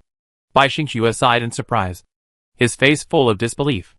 They were all young masters from big families, so they had naturally taken a lot of elixirs. But no elixir was as effective as this one. Not only that, I couldn't feel any pain at all. I guess the purity of this elixir is quite high. Seeing this, Chao Yaru's pale face froze directly. She knew in her heart that if she had refined this top-grade detoxification elixir, it would definitely not have such a miraculous effect. But for the sake of face, Chao Yaru would never admit it. Originally, she thought that this top-grade elixir was not made by Su Maoyang. And now that she had seen this miraculous effect, she was even more certain that it was not made by her. You have to know that Su Maoyang looks only about 18 or 19 years old. How could such a young man have such a powerful alchemy technique? Seeing this, Meng Haoshuan persuaded Chao Yaru with a face full of surprise. Ru, you see that both of them have successfully detoxified. You should eat it quickly. If you delay any longer, I'm afraid your life will be in danger. You are about to arrive in Songyuan country. If you have a problem with your body, how can you participate in the competition? Hearing this, Chao Yaru was very upset. Yes, She came all the way here just for the sect competition. If something went wrong on the way, it would be a loss. But she really couldn't bring herself to eat Su Maoyang's pills. Oh! What are you still awkward about? Can't you tell which is more important? Bai Xingxue was also very anxious beside him. Chao Yara was really in pain. And finally nodded in compromise. Reaching out to Su Maoyang, give me one. Su Maoyang found it ridiculous when he saw this. Asking her for the elixir. His attitude is even more arrogant than hers. Are you kidding me? Sorry. There is no more. Su Mo glanced at her coldly. Closed his eyes coldly. And continued to meditate and practice. Chao Yaru was so angry that she trembled all over when she heard this. There was white saliva spraying from the corner of her mouth. And it was obvious that she was poisoned. Seeing this, Meng Haoxuan couldn't bear it anymore. And pleaded with Su Maoyang again, Miss, please help me. She looks like she's going to die soon. Su Maoyang was furious. And immediately opened her eyes, and replied, I just gave her a pill. But she didn't want it, and threw it on the ground. I don't have so many detoxification pills on me. And the one on the ground is the last one. Take it if you want. Chao Yara was so angry that her eyes rolled back. And her hand trembled as she pointed at Su Maoyang. She was a top alchemist. But she was suffocated by the pill? She was asked to pick up the pill on the ground to eat. It's unreasonable. Hearing this, Meng Haoxuan also felt that he was in the wrong. And immediately stopped pleading. He just picked up the dirty pill mixed with mud and handed it to Chao Yaru. Ruru. Just eat it. Detoxification is important. Chapter 181. It's Feng Emosia again. The first person in the world to be suffocated to death by the pill must be Chao Yaru. At this moment, she stared at the black and dirty pill handed over by Meng Haoxuan. And vomited non-stop. I don't know if it was because of poisoning or nausea. However, she couldn't stand it anymore. She didn't have any detoxifying pills on her body. And she didn't have the energy to concentrate on refining pills. So she had to eat the pill mixed with dirt. Thinking of this, Chao Yaru had never been so aggrieved to take it. Closed her eyes. And stuffed it into her mouth. Although she couldn't help retching. The toxins were quickly cleared. I have to say that this pill is indeed excellent. Seeing Chao Yaru's face gradually ease, Meng Haoxuan turned around and bowed to Su Maoyang to thank her. Thank you. Lady. I don't know what to call you. Su Maoyang answered lightly. Meng Haoxuan was delighted when he heard this. And continued to ask, Miss Su's alchemy skills are so good. I wonder where did Miss Su learn from? She saw that she had such superb skills at such a young age. And she really didn't know how awesome her master was. Meng Haoxuan was really curious when he thought of this. So he couldn't help but ask. Su Maoyang glanced at him, and wanted to answer that it was the old man Jinjuan. But the old man Jinjuan was not from Dongyan continent. And they didn't know him if she said it out loud. Besides, she didn't want to expose the evil blood cauldron. So she pondered for a moment, and said 3 words. Wu Xinqing. Chao Yaru, who had recovered her breath at this time, heard this name. And suddenly realized and said loudly, So, you are the apprentice of that silly old man. Hearing this tone, Meng Haoxuan asked in confusion, Ru, do you know him? Ha! More than knowing him. I've even seen him. I didn't qualify for the last sect competition. But I also went to watch the game. Her master, Wu Xinqing, was also there. But since no student in their southern Sui kingdom qualified to participate, my master felt sorry for him, and let him in to watch the game. Speaking of which, he is the #1 alchemist in southern Sui kingdom. He has already achieved such an impressive achievement of being a mid-stage alchemist, and is very popular among the people of southern Sui kingdom. Chao Yaru said while covering her mouth and laughing. Although the content of her words was praising him, her tone was full of sarcasm. She is a little girl, but she has already reached the mid-stage alchemist. And Wu Xinqing is over 50 years old, and is at the same level as her. This is not irony. What is it? Meng Haoxuan, Bai Xingxue and Zhu Yingjie were so shocked when they heard this that their mouths twitched, and they were speechless. I didn't expect the master of this woman in front of me is so bad. Ha! I didn't expect it was fate that I met his apprentice here. I wonder if Wu Xinqing is still alive. Chao Yara asked Su Maoyang with a smile. And the sarcastic expression immediately made Su Maoyang clench his fists. She stared at Chao Yara gloomily, and said slowly, You are not dead. How could he be dead? When Chao Yara heard this, her pretty face suddenly became serious. What do you mean? You don't understand what I say at such a young age. And you have the nerve to laugh at others? Su Maoyang snorted coldly. She is a person who protects her shortcomings very much. When she hears someone mocking Wu Zhenxing, she naturally has to fight back. Yu Chao Yaru was angry. Humph. What are you showing off about? I guess your detoxification pill was given to you by Wu Zhenxing. I knew it was impossible for it to come from your hands. You probably didn't expect that I actually knew Wu Zhenxing. So you got angry because you were exposed. Su Maoyang just sneered at Chao Yaru's self-righteous expression. Su Maoyang didn't even have the interest to fight back against such a fool, who had no fighting power. Seeing that she was a little aggressive, Meng Haoshuan frowned and scolded, Don't be rude. You have received a favor from others. How can you say that? It's a bit too much. Chao Yaru only pouted when facing Meng Haoshuan. I am telling the truth. I do know Wu Zhenxing. He is a waste who spent decades to advance to the middle stage of the alchemist. You can imagine how bad his apprentice is. I don't know how he has the face to come to Songyuan country. Meng Haoshuan glared at Chao Yaru fiercely, and looked at Su Maoyang with an embarrassed expression. Sorry. She has a childish temper. Don't take it to heart. This time I really want to thank you and your master. Otherwise, this poison may be a bit troublesome. After listening to Chao Yaru's words, Meng Haoshuan also guessed that the elixir was probably made by Wu Zhenxing. After all, Su Maoyang was too young. It was indeed unlikely. Su Maoyang never cared about the opinions of insignificant people. Thinking about it, she completely ignored their gazes, closed her eyes again, and meditated. But at this moment, a strong breath suddenly came from afar. In the blink of an eye, the wind blew violently, the leaves swayed, and the dark shadow in the distance came like a ghost. Su Maoyang was shocked and opened his eyes suddenly. At this moment, a loud voice suddenly rose, shaking the dead night sky with terrifying sound waves. Jun Haotsong's little beauty. You actually hid here. I missed you so much. The voice came with the wind blade, and the fierce power immediately shocked Meng Haoshuan and others to step back. Who is coming?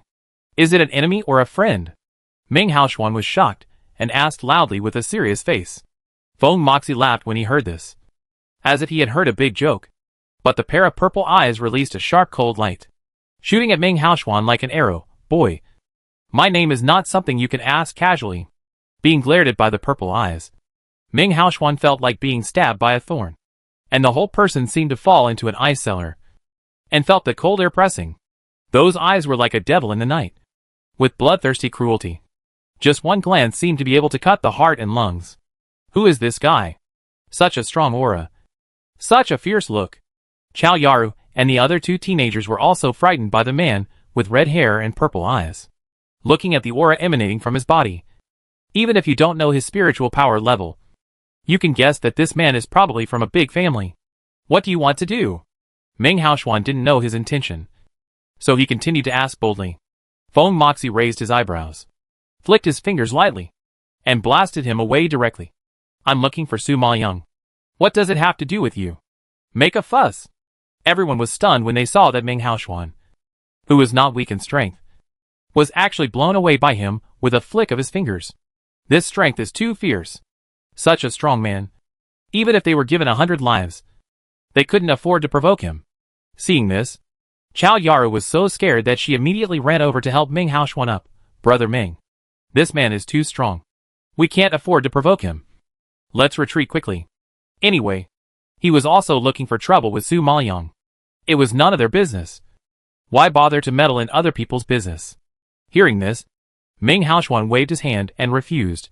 That man is obviously here with bad intentions. Miss Su is afraid of trouble.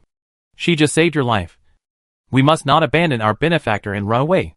Oh, you don't care whether she lives or dies. She deserves it. She wants to provoke such a strong person.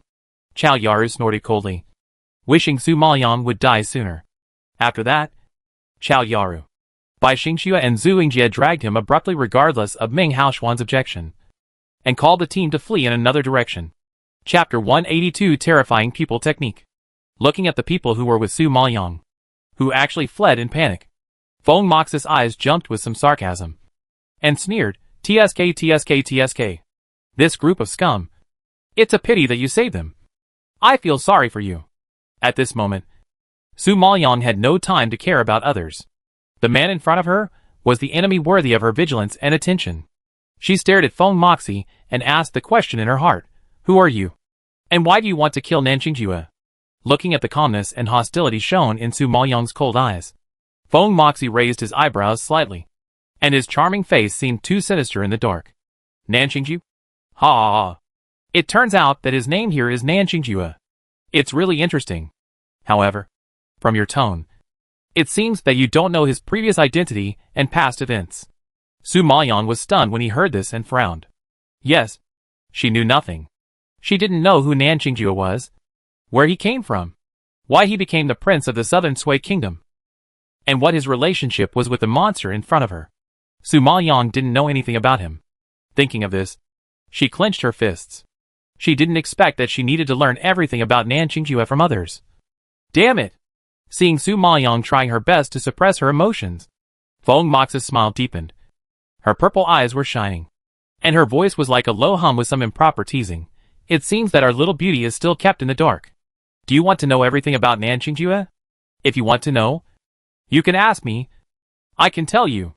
As he said, he slowly approached her. His charming face bloomed like a flower. His purple eyes flashed with a strange luster, so bright in the dark night, like a monster. Shocking. His pupils were fixed on Su Maoyang, like a black hole sucking all her thoughts and making her indulge in it. Seeing Su Maoyang fixed by his gaze, Feng Moxie leaned close to her ear, exhaled a breath of evil, and the low voice hypnotized her like a spell. Little beauty, what's good about Nanqingjue? You should hate him and kill him. You should see him suffer, see him collapse, and torture him severely. Uh-huh. You're dreaming. A cold voice suddenly rose, breaking this weird scene. Feng Moxie was shocked.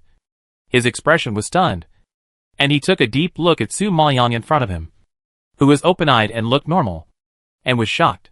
This woman was not controlled by his pupil technique. You know, his pupil technique is unparalleled in the world, and there are not many people in this world who can escape his bewitching. I didn't expect that this weak woman was staring at him soberly at this moment, as if she was watching a joke. Her eyes, as bright as obsidian, were full of strong irony, which immediately caused a great blow to Feng Moxie. You are not bewitched by me. Who are you? This time, Feng Moxie couldn't stay calm.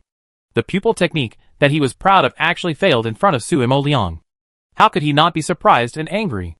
Su Liang raised his lips in sarcasm, raised his eyebrows, and sneered, if you beg me, I will tell you.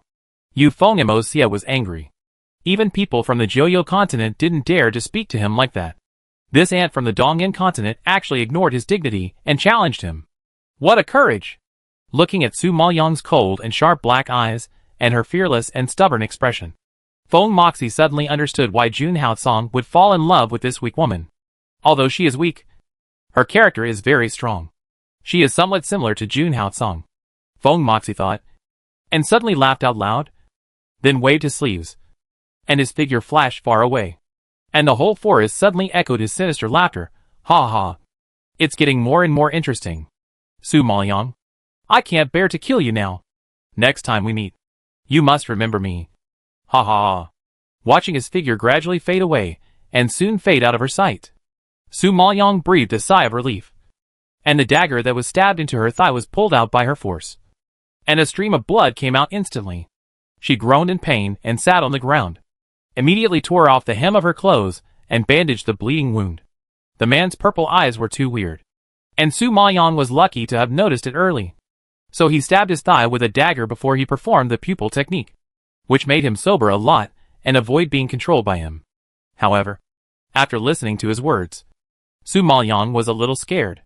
If she was really controlled by him, wouldn't she become an enemy of Nanqingjue? She couldn't imagine that if she really hurt Nanqingjue, she would definitely not forgive herself. Su Maoyang closed her eyes and exhaled with lingering fear. Fortunately, seeing this, the old man Jinjuan in the Shindang space shook his head distressfully. This girl is always so cruel to herself, stabbing herself without hesitation, but worrying about others in her heart.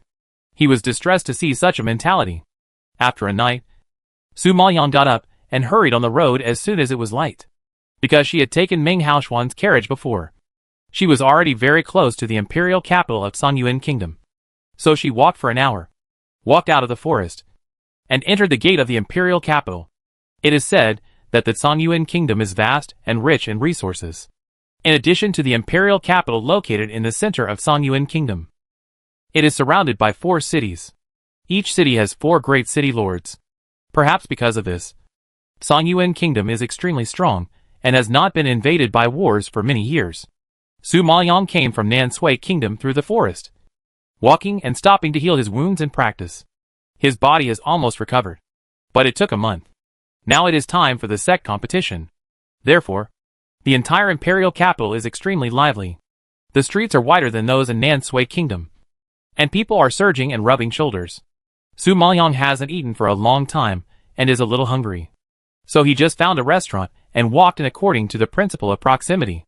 It must be said that the restaurant in Songyuan kingdom is indeed high-end and classy. Looking up, there are 6 floors high, and each floor is crowded and noisy. Perhaps it was because of the recent sect competition. Many people from small countries and small cities around gathered in the imperial capital, resulting in no seats for dinner in the restaurant. Su Maoyang was lucky. He saw a guest just leaving the table, so he walked over and sat down. At this time, the waiter came over to greet her. Seeing her dusty appearance, he could tell at a glance that she was not a local of Songyuan country. He rolled his eyes and said with a smile, "Sir, since you have entered our restaurant, you must try our special dishes. The taste is authentic and the price is cheap." Su Maoyang heard this and nodded lightly. "Then go ahead." The waiter saw that she was a fool, smiled, nodded, turned around and walked towards the kitchen. They had killed several outsiders today. This woman came to eat alone. I think she has no companions. In addition, she is a woman. Even if they know that they are being cheated, they can't do anything. Chapter 183 Smashed Your Restaurant. Su Maoyang had just sat down when the waiter came over with food. "Sir, please enjoy your meal."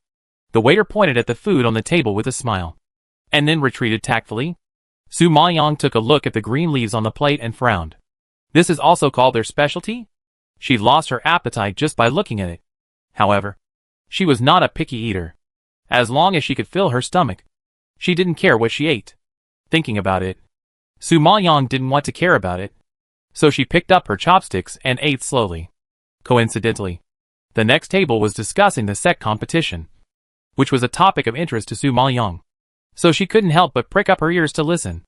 The sect competition will be held in 5 days. I heard that many strong people will gather there, and it's very arrogant. I just don't know which geniuses will be lucky enough to become the disciples of the 7 major sects in this competition. One of the men in brown gown sighed. I heard that the children of the South City Lord and the East City Lord also came to the imperial capital this time. I think they have the best chance of winning. Yes. Yes. Yes. I heard that the son of the South City Lord, Meng Haoxuan, has reached the level of a high-level spiritual master at a young age. He is extremely talented and powerful, and his fiancée Chao Yaru is even a top-level alchemist. These 2 people together are really amazing. Oh, what are you talking about? If we talk about spiritual power, the daughter of the East City Lord, Fu Lingxian, is only 17 years old, but she is already a high-level spiritual master. In terms of talent, she is much stronger than Meng Haoxuan. TSK. Fu Lingxian is nothing. The 5 major families in the imperial capital are the real powerful ones. Which of the children they trained did not enter the sect and become the focus of the elders' training? The speaker was a man in white. Everyone nodded in agreement. When talking about the 5 major families, everyone's faces were a little solemn. These 5 major families are extremely powerful and are the backbone of Songyuan country. They support the imperial capital and the royal family. Even the city lords of the other 4 cities are quite afraid of them. It is because their children have all entered the sects and are the arrogant geniuses in the sects that the 5 major families can be domineering in Songyuan country. In this world, the strong are respected. Naturally, everyone in Songyuan country has to respect the 5 major families. Even the royal family is no exception. When Su Maoyang thought of the royal family, the pair of black eyes that were as thick as ink and could not be dissolved suddenly flashed in his mind. Su Maoyang still cannot forget those gloomy and sharp eyes. Gong Yuyi.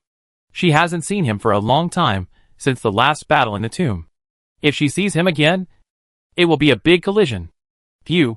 Thinking about it, Su Maoyang found that she had quite a few enemies. It seemed that she had to improve her strength quickly. Thinking about it, Su Maoyang ate a little and put down her chopsticks. Waiter. Check out. At this time, the waiter strode over, looked at the menu pretentiously, and quoted loudly, 10,000 gold coins. Su Maoyang heard this, and immediately raised her eyes, and glared at the waiter. Her cold face also raised anger. You are charging 10,000 gold coins for these few green leaves. Why don't you go and rob them? The waiter glanced at her disdainfully and retorted, Bah. This is obviously the specialty of our restaurant, with complicated workmanship and excellent taste. How come it becomes green leaves in your mouth? Do you know how to speak? Su Maoyang was furious when she heard this. This is clearly just a stir-fried vegetable dish. And they have the nerve to say that it is complicated to make. She couldn't even taste the flavor. But they have the nerve to say that it tastes good. It seems that she encountered a black shop today, and she didn't know how many out-of-town customers they had cheated.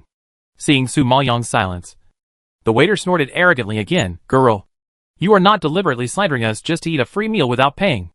I tell you, if you don't take out 10,000 gold coins today, don't even think about leaving this door. Oh, this waiter is quite bold. Deceiving customers is fine. And now he even has to use kidnapping. Su Maoyang's eyes were sharp with anger, and he slapped the table with a palm, making a violent bang. The whole hall was shocked by the movement and looked away. I'll give you another chance. Is this dish really worth 10,000 gold coins? Su Maoyang stared at the waiter with a gloomy look, which made him feel a little cold. But he still refused to give in stubbornly. Yes. Yes. It's worth 10,000 gold coins. Thinking of this, Su Maoyang curled his lips and sneered, then took out a pill from the space, shook it in front of him. Is it enough? After all, the waiter was from a big city and had seen the world. He immediately recognized that it was a lower-grade Xingyuan pill. He was so shocked that he opened his eyes wide and nodded repeatedly. Enough. Enough. Enough. Lower-grade pills can only be refined by great alchemists. They are very precious, not to mention worth 10,000 gold coins. It is more than enough to be worth millions of gold coins. Unexpectedly, this silly woman actually has such a precious pill. He is rich now. Rich. Su Maoyang looked at him with eyes almost popping out of their heads. But he just smiled and stood up to the guests in the hall and said loudly, Everyone, have you seen the pill in my hand? If anyone smashes this black shop for me today, I will give this pill to him. When Su Maoyang took out the pill, the guests around noticed the color and quality of the pill. Everyone had good eyesight and recognized it as a lower-grade pill at once. Now hearing Su Maoyang say this, everyone seemed to have chicken blood, suddenly jumped up. Without saying a word, a few waved their sleeves and danced, and immediately smashed all the tables, chairs, and benches in the hall. I saw that the good restaurant was suddenly filled with people. Spiritual power flew around, and the crackling sound was deafening, which scared the waiter pale. It's a big upheaval. It's a big upheaval. The waiter ran away and ran towards the backyard of the restaurant immediately, perhaps to ask the owner of the restaurant to come out. At this moment, the restaurant hall had been smashed to pieces in a few moments. When the boss ran out in a panic, the whole scene was shocking and unbearable to watch. My God, this is absurd. This is absurd. The boss who ran out was a middle-aged man with a big belly, looking at his fat head and big ears. You can tell that he didn't know how much money he made. At this moment, he looked at the shabby hall. The tables, chairs, bowls and chopsticks were all smashed to pieces, and there was not a single intact place. He was so angry that he almost fainted, and shouted with a trembling voice, Who is so bold that he dared to smash my restaurant? The waiter who followed him immediately pointed at Su Maoyang. Boss, it's that woman. She didn't pay for the meal. She instigated everyone to smash the restaurant. When the boss heard it, he immediately raised his eyes and glared at Su Maoyang. Seeing that it was actually a thin woman, the anger in his heart suddenly rose, and he cursed, You little bitch. I will peel your skin today. Chapter 184. Enemies are bound to meet on a narrow road. As he spoke, the chubby body was about to pounce on Su Maoyang. Su Maoyang raised his eyebrows and slowly took out a pill. Whoever beats him to a state of paralysis will have the pill. What Su Maoyang lacked the most was pills. To her, pills were like sugar beans, available anytime and anywhere. In addition, there were a lot of medicinal materials piled up in the space, so she could refine them whenever she wanted. To put it bluntly, she was a walking alchemy furnace. At this time, she didn't even need to move a finger to destroy the store. Sure enough, everyone couldn't stay calm when they saw the pills. They didn't even take a breath after smashing the hull, and they waved their fists at the boss again. The boss saw everyone rushing towards him, and immediately stopped and prepared to turn around and run away. Unexpectedly, everyone didn't even give him a chance to turn around, and suddenly pounced on him, pinned him to the ground and beat him up. In an instant, the whole hall was in chaos, and only the boss's heart-wrenching screams could be heard. The scene was so beautiful that Su Maoyang didn't dare to look at it. These people are really crazy. They are fighting so hard for Zheng Yuandan. Su Maoyang shook his head and sighed. If this idea was known to others, I'm afraid they would be so angry that they would vomit blood. Zheng Yuandan, a pill that can temporarily increase the level, is a treasure that many strong people are scrambling for. But she gave it away. It's really a waste of natural resources. At this moment, the man in green, who was sitting in the private room and taking everything in his eyes, lowered his head and hid the dim light in his eyes, raised his wine glass, and took a sip gently. But the servant next to him said in surprise, "Sir, what is the origin of that woman? She actually has 2 lower-grade Zheng Yuandan? Haha. Who knows? It seems that he is not from Song Yuan." The man in green pursed his lips and chuckled. His eyes were as clear as spring water, with a touch of refreshing lightness. Clear but bottomless. But now it was glowing with a faint light. His skin was snow white, a little sickly white, and his long black hair was scattered on his thin back, outlining his slender figure. Even if he was sitting there, he was indescribably elegant and ethereal, as if he was a celestial being, spotless and light. When the servant saw his master smile, he was actually in a trance for a moment. His master really has a face of a banished immortal. If he is not from Song Yuan, could he be from Ban? The servant would never think of going to Nansui Kingdom for someone who could easily throw out 2 lower-grade elixirs. After all, Nansui Kingdom was a poor and remote place, and it was estimated that there were not even a few alchemists, let alone elixirs. Ban is located in the north and is a superpower, even stronger than Song Yuan. Perhaps only people from there have such a heroic spirit. The man in green shook his head gently upon hearing this, and his eyebrows raised. He once again looked at the blue figure in the hall. It seems that she is here to participate in the sect competition. How can people from Ban look down on the sect competition? Well, I really can't guess where she came from.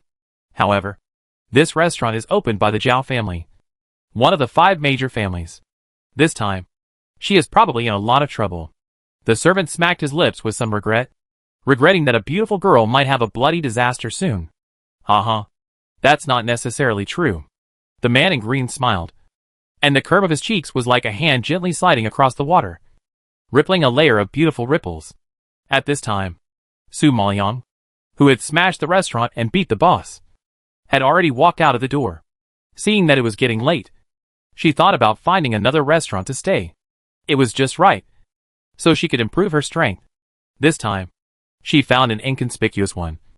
But even so, there were many people. She paid twice the price and lived in a slightly quieter room. Su Maoyang didn't dare to delay time. She sat down and tried to feel the fluctuations of spiritual power in her body. Her ancient spirit body needed a lot of spiritual power. Fortunately, she had stored a lot of it in this month. With the help of the elixir, she could be promoted with just 1 comprehension.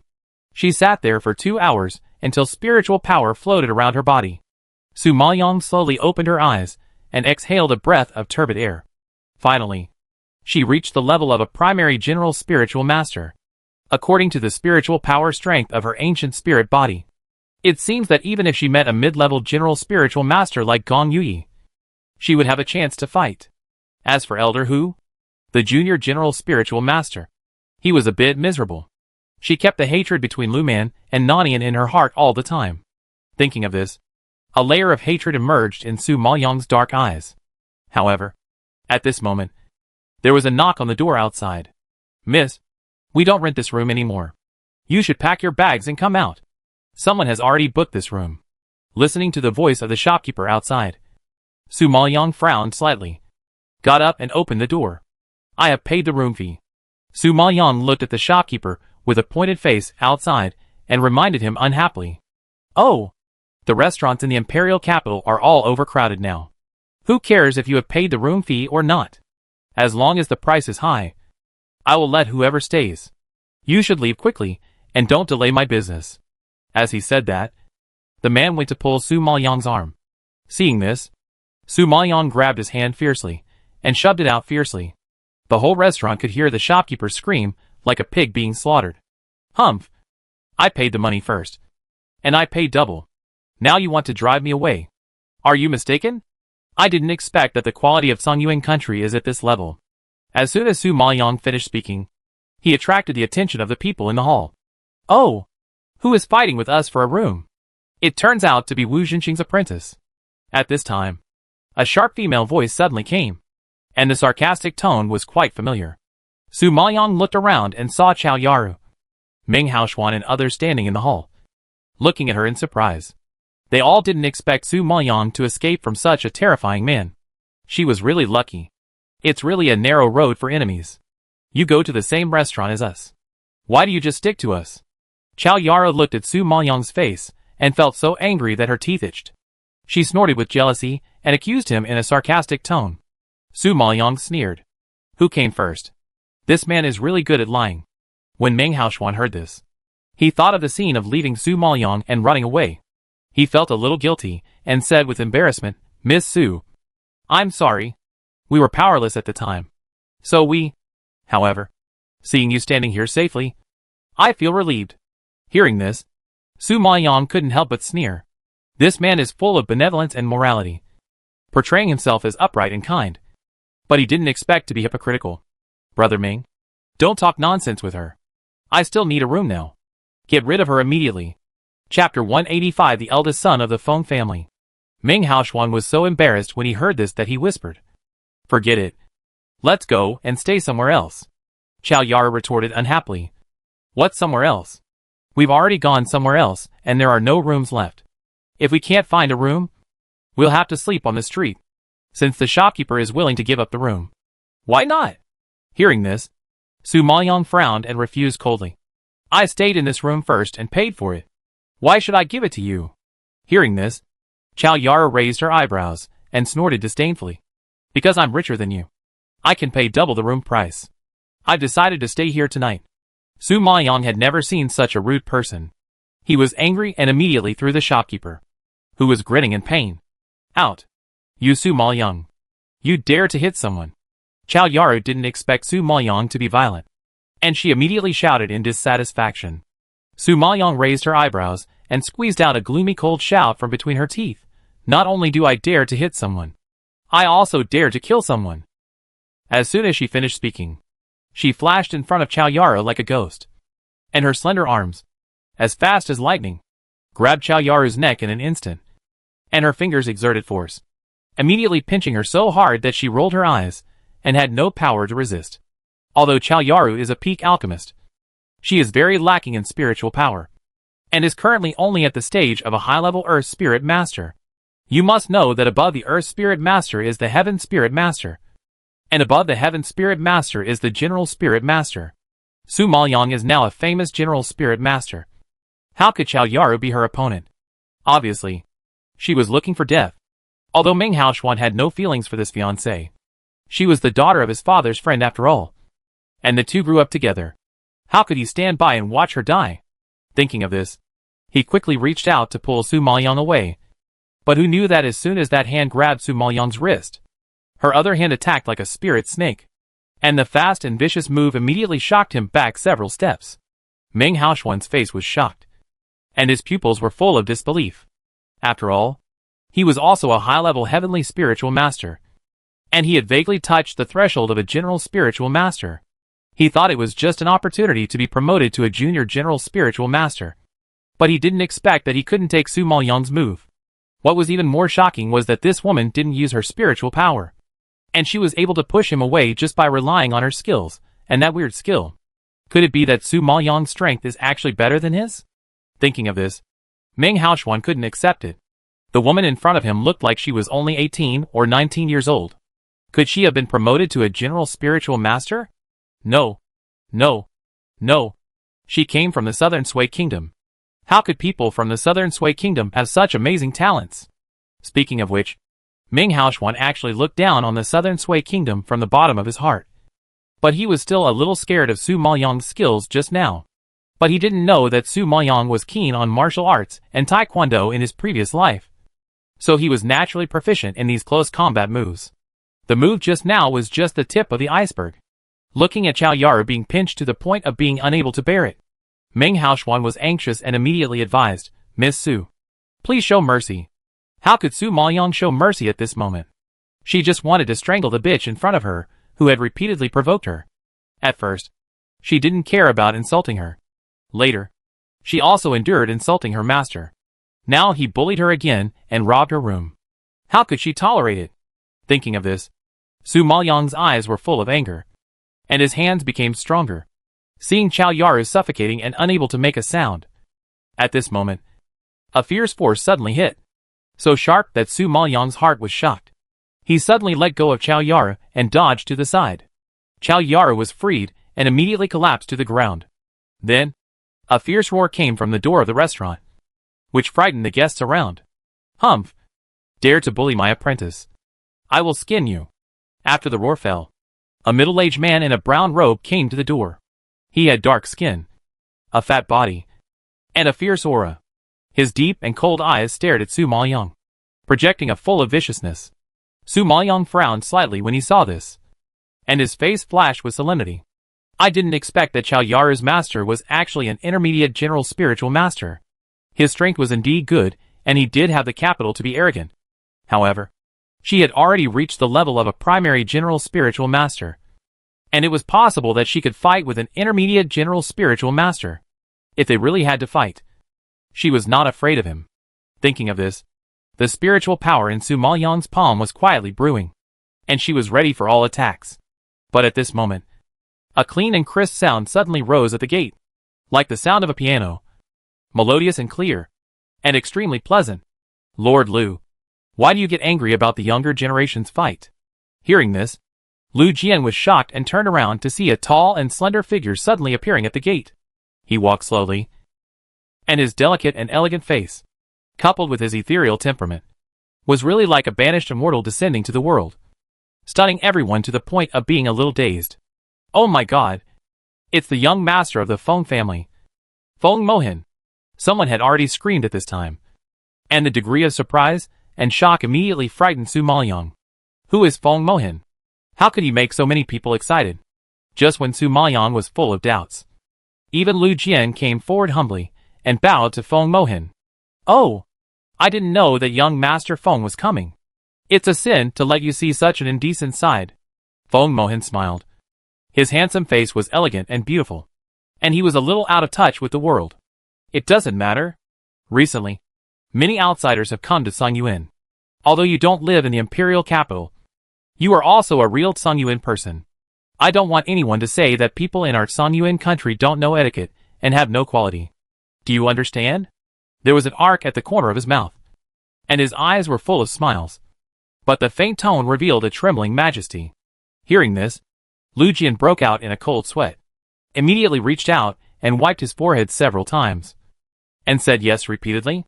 Although Feng Mohan is not an official in the court and has no power in the court, he is the first in the battle list of the Jaime sect. He is the eldest son of the Feng family, one of the 5 major families. Just these 2 identities can scare a large group of people to death. What's more, Feng Mohan is well known in Songyuan country and is the object of everyone's admiration. But he is a low-key person, not in good health, and rarely appears in everyone's sight, which makes him seem a little mysterious. When they saw him today, they were naturally excited and shocked. Su Maoyang saw that Lu Jian, as an intermediate general spirit master, actually nodded and bowed to this young man, and knew that this person was quite powerful.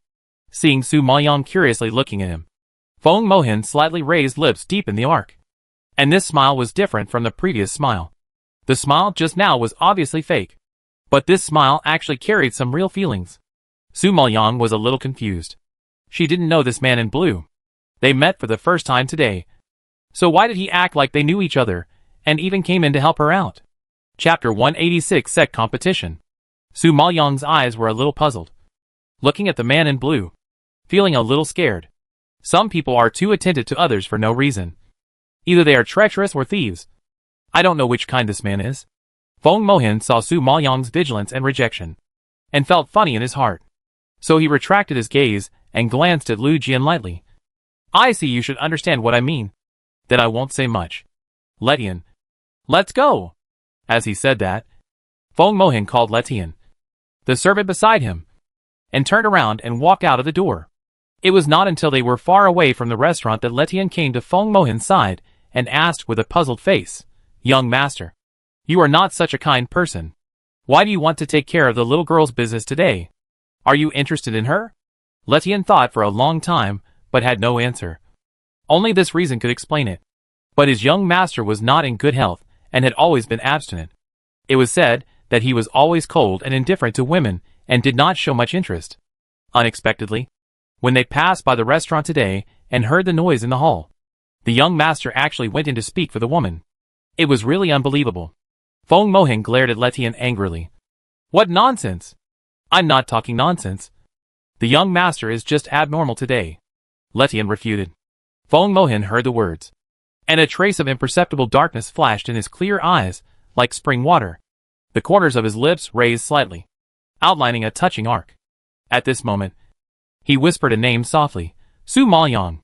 It should be the Su Maoyang who made Gong Yuyi miserable. Feng Mohan knew that Gong Yuyi had gone to the southern Sui kingdom a long time ago. Although he was in Songyuan, he knew everything about Gong Yuyi's movements in the southern Sui kingdom. Naturally, he knew that Su Maoyang had deceived Gong Yuyi.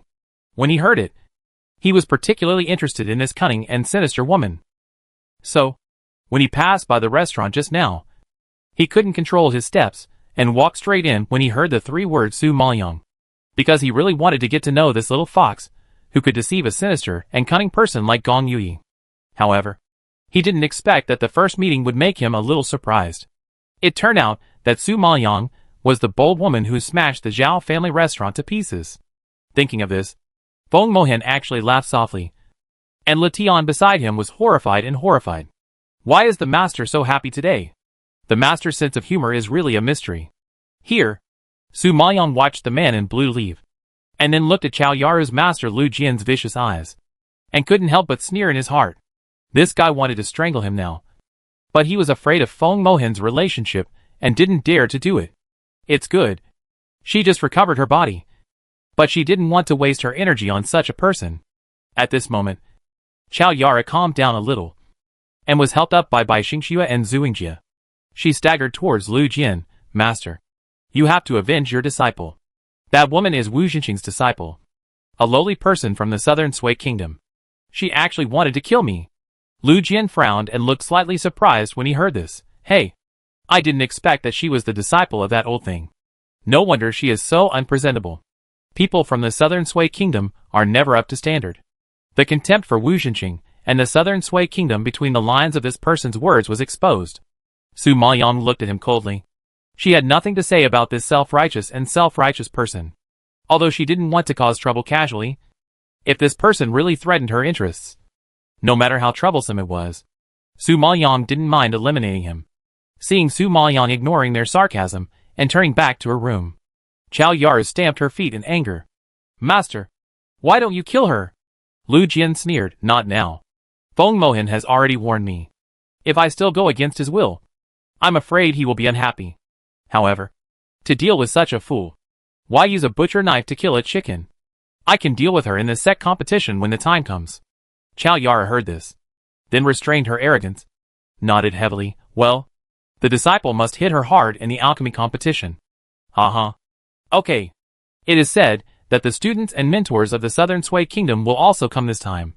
Although the 7 major sects gave them the opportunity to participate in the competition for Su Yining's sake, it does not mean that they are really qualified to participate.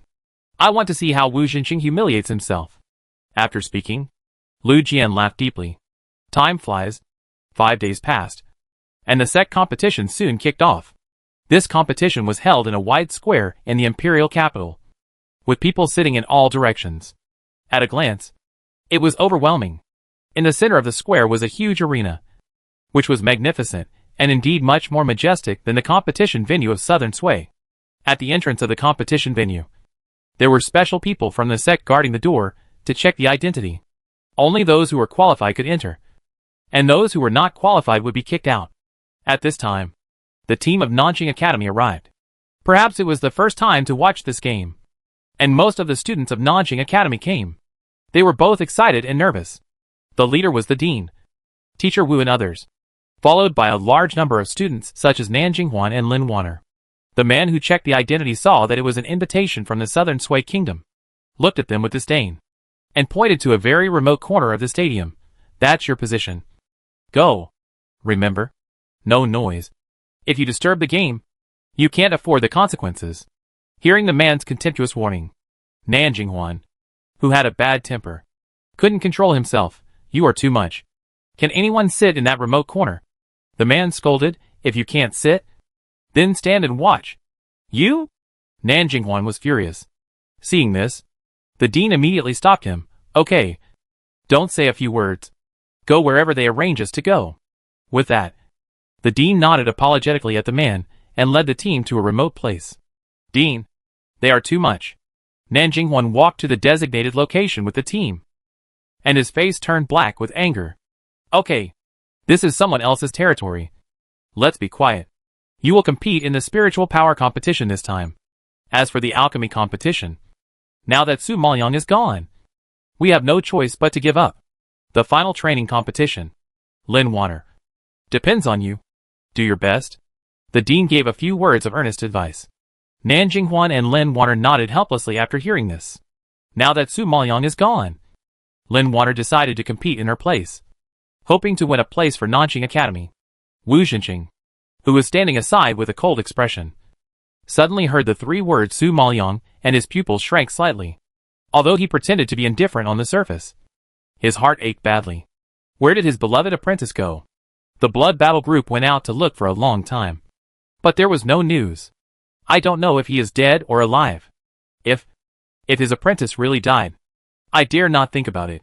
I dare not think about it at all. Just when Wu Zhenqing was in grief, a sarcastic voice suddenly came from not far away. Hey, isn't this old man Wu? It's been a long time since we last met. I didn't expect you to persevere and come to observe the sect competition. This time you actually brought such a large group of trash. Don't you think you are asking for trouble? Chapter 187, defeated in one move. Seeing that the person who spoke was Lu Jian, who had humiliated him last time, Wu Zhenqing immediately clenched his fists and glared at him with wide eyes. Lu Jian, this time our Southern Sui Kingdom is well prepared. Don't look down on us. Hearing this, Lu Jian burst into laughter, and his face trembled with laughter. Ha ha ha. You have the nerve to say that your Southern Sui Kingdom is well prepared? With your Southern Sui Kingdom's tiny strength, you have trained a bunch of trash, none of whom can be on the stage. Wu Zhenqing was so angry that his face turned blue. You? No. No. Not only your students are trash. Your dean and tutor are trash. Lu Jian looked at Wu Zhenqing's angry look, and his heart was even more happy. His arrogant laughter attracted the attention of many people around him. Everyone had heard a little about the Southern Sui Kingdom, because Nanjing College had applied for several sect competitions, but was eliminated from the competition.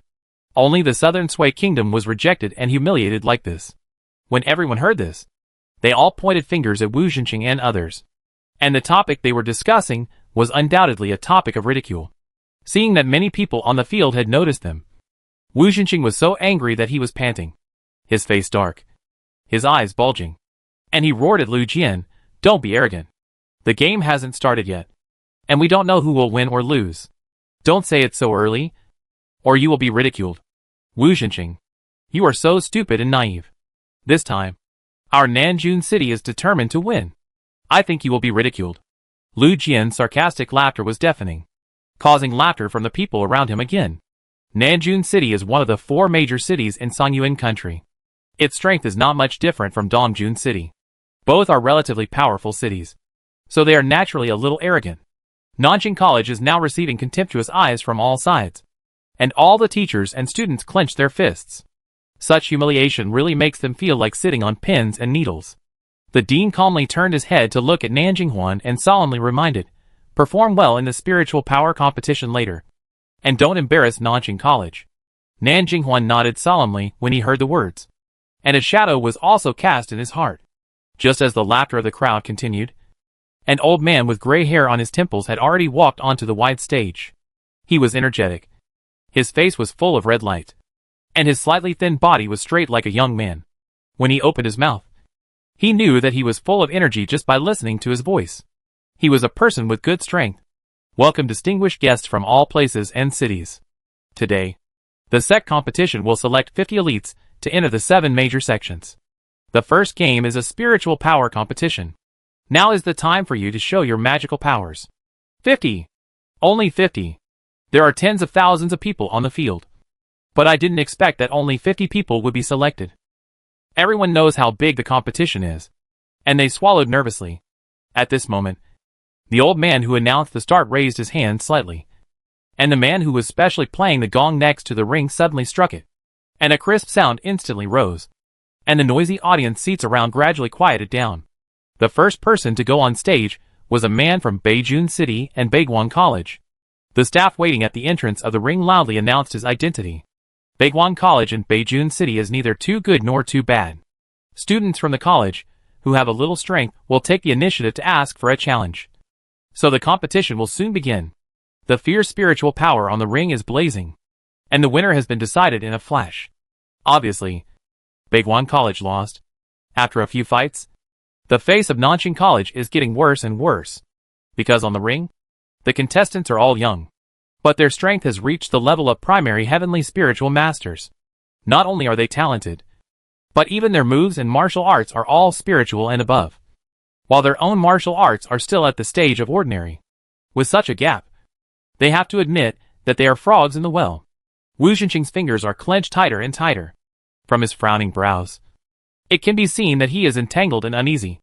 At this time, a graceful woman in a red dress came on stage in the distance. This person is the daughter of the mayor of Dongjun City, named Fu Lingxian. She is 17 years old this year, and is already a high-level spiritual master. With such a strong talent, she is a well-known topic in Songyuan country. She is also the niece of Elder Hu of Lingjin sect. It is also a relationship. She is likely to enter Lingjin sect. Her bright red dress is dazzling.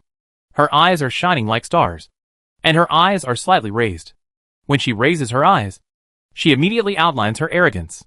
Her graceful figure is obviously beautiful, but she has a heroic spirit, just like a red pepper under the sun. Just standing there, she already has the fierce momentum of a strong person. Seeing this, the whole audience applauded and shouted excitedly. Such a strong woman is naturally the object of everyone's pursuit. After a while, Fu Lingxian solved several battles neatly. The challengers who fought against her were basically defeated in seconds. Her slender body was beautiful and attractive, but her cruel and vicious moves still made many viewers shudder. This person was indeed as rumored, a ruthless and tough woman. Several battles ended quickly, and Fu Lingxian killed her opponent effortlessly. At this moment, the gong sounded, and the old man called out the name of the next contestant, Nanjing College, Nanjing Huan. At this time, the crowd who cheered for Fu Lingxian all turned their heads and looked in the direction of Nanjing College. Seeing the students of Nanjing College sitting in the corner, shabby and embarrassed, everyone laughed. TSK. TSK. TSK. You really overestimate your own abilities. You know you don't have the ability, but you still want to participate. You are thicker skinned than the city wall. They have a chance to enter the sect just because they have Su Yanin in their southern Sui country. It's a big deal for a poor and remote country to have one. It's a foolish dream to have another one. Just like that, Nanjing Huan walked onto the stage amid everyone's pointing and mocking. Feeling the contemptuous eyes around him, he quietly clenched his fist under his sleeve and looked solemnly at Fu Lingxian opposite him. When Fu Lingxian heard that he was from Nanjing College, a dark look flashed across her cold and arrogant face. She raised her eyes slightly and sneered. I didn't expect that the waste from Nanjing College would also come. It's really strange. Hearing this, Nanjing Huan frowned, tried his best to suppress his anger, clasped his fists at her, and said coldly, Please give me more advice. Fu Lingxian's lips curved in disdain, and she snorted coldly, I'm afraid you'll fall off the stage before I teach you.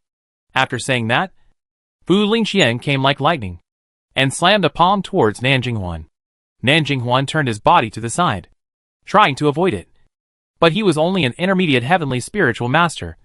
and was no match for a high-level heavenly spiritual master. Before he could take 2 steps back, he was blown away by the residual power of the spiritual power and fell heavily off the stage. Seeing this, everyone laughed even more, and even more unpleasant ridicule exploded again. I thought Nanjing Academy had the courage to participate in the competition this time, and it must have some confidence. I didn't expect it to be defeated in one move. It's really disappointing. Nanjing Academy, is there anyone willing to challenge? At this time, the old man in the judge's seat frowned slightly. His eyes were full of disdain, and he asked loudly, Chapter 188 Su Maoyang is here. When the old man asked the question, the whole place was silent. Even the people of Southern Sui were silent, and dared not say a word. Ha ha ha. The people from Nanjing Academy are all cowards. Look at how cowardly they are. Listening to the insults around her, Lin Wanner clenched her fists in anger. Her face flushed. She stood up suddenly and shouted, Humph. Let me learn your tricks. Lin Wanner has been practicing hard during this period, and has reached the level of a high-level heavenly spirit master. In addition, she has been following the blood battle group in Qishan Mountain for many years, and her moves and speed have also been greatly improved. Therefore, she is the only one in Nanjing Academy who has the hope of beating Fu Lingxian. At this moment, Lin Wanner leaped onto the ring, and without even saying hello, she had already burst out with spiritual power and attacked Fu Lingxian. Fu Lingxian saw that it was a woman, and this woman was good-looking and her spiritual power was at the same level as hers, and the jealousy between women instantly swelled. Fu Lingxian casually slashed with her hand, using a spiritual martial art. The spiritual power in her palm instantly turned into a thick and long whip. With a fierce smash, a gully was immediately smashed into the ground, which shocked everyone. However, at this moment, Lin Wanner's eyes became sharp, and the spiritual power in her palm instantly turned into a long sword, slashing at the whip fiercely. This time, it was also full of force, which shocked Fu Lingxuan's face. I have to admit that this woman is much more useful than Nanjing Huan just now. Thinking of this, Fu Lingxuan's eyes were stained with bloodthirsty fighting spirit, and her figure was as fast as a rainbow. The long whip dancing in the air was like a fierce dragon crossing the river. Every time it swept, a dragon roar was heard. That powerful force rushed towards Lin Wanner, and she was immediately unable to resist. Lin Wanner was defeated because she didn't have such powerful martial arts. It was impossible to fight with spiritual power alone. Thinking of this, she raised her hand with great effort to block it, and the whip just happened to hit her arm heavily, instantly tearing her skin and flesh, and blood gushed out. Lin Wanner groaned and retreated suddenly, but before she could adjust her breath and attack again, the whip seemed to be able to entangle people and attacked again, hitting Lin Wanner's back heavily, causing her to stagger and kneel on one knee. This time, it was extremely painful, and even Lin Wanner, who was strong, couldn't help but scream. Seeing this, everyone in Nanjing Academy tightened their hearts. But even so, Lin Wanner still endured the severe pain and stood up with difficulty. Her eyes were like torches, staring at Fu Lingxian, gritted her silver teeth and roared, and rushed up again. Seeing this, Fu Lingxian snorted disdainfully. Don't overestimate your own abilities. After that, she swung the long whip in her hand again, deftly whipping Lin Wanner's body, each time with a fierce spiritual power, beating Lin Wanner all over with blood. Lin Wanner retreated again and again, but Fu Lingxuan's vicious temper. How could she let her go? Originally, this set competition was not to hurt people's lives. As long as the opponent shouted to admit defeat, the game could end. But Lin Wanner was stubborn and refused to admit defeat, and Fu Lingxian was vicious and whipped her to death when she found an opportunity. After the rain of whipping, Lin Wanner on the ring had already been lying on the ground, dying. According to the rules, in this situation where the winner has been decided, the judges can ring the gong to end the game. But everyone in the judge's seat was silent and did not express any attitude. That posture was simply to watch Lin Wanner being beaten to death. Wu Xinqing couldn't sit still at this moment. His eyes were red with anger, and he screamed loudly, "Stop! Stop!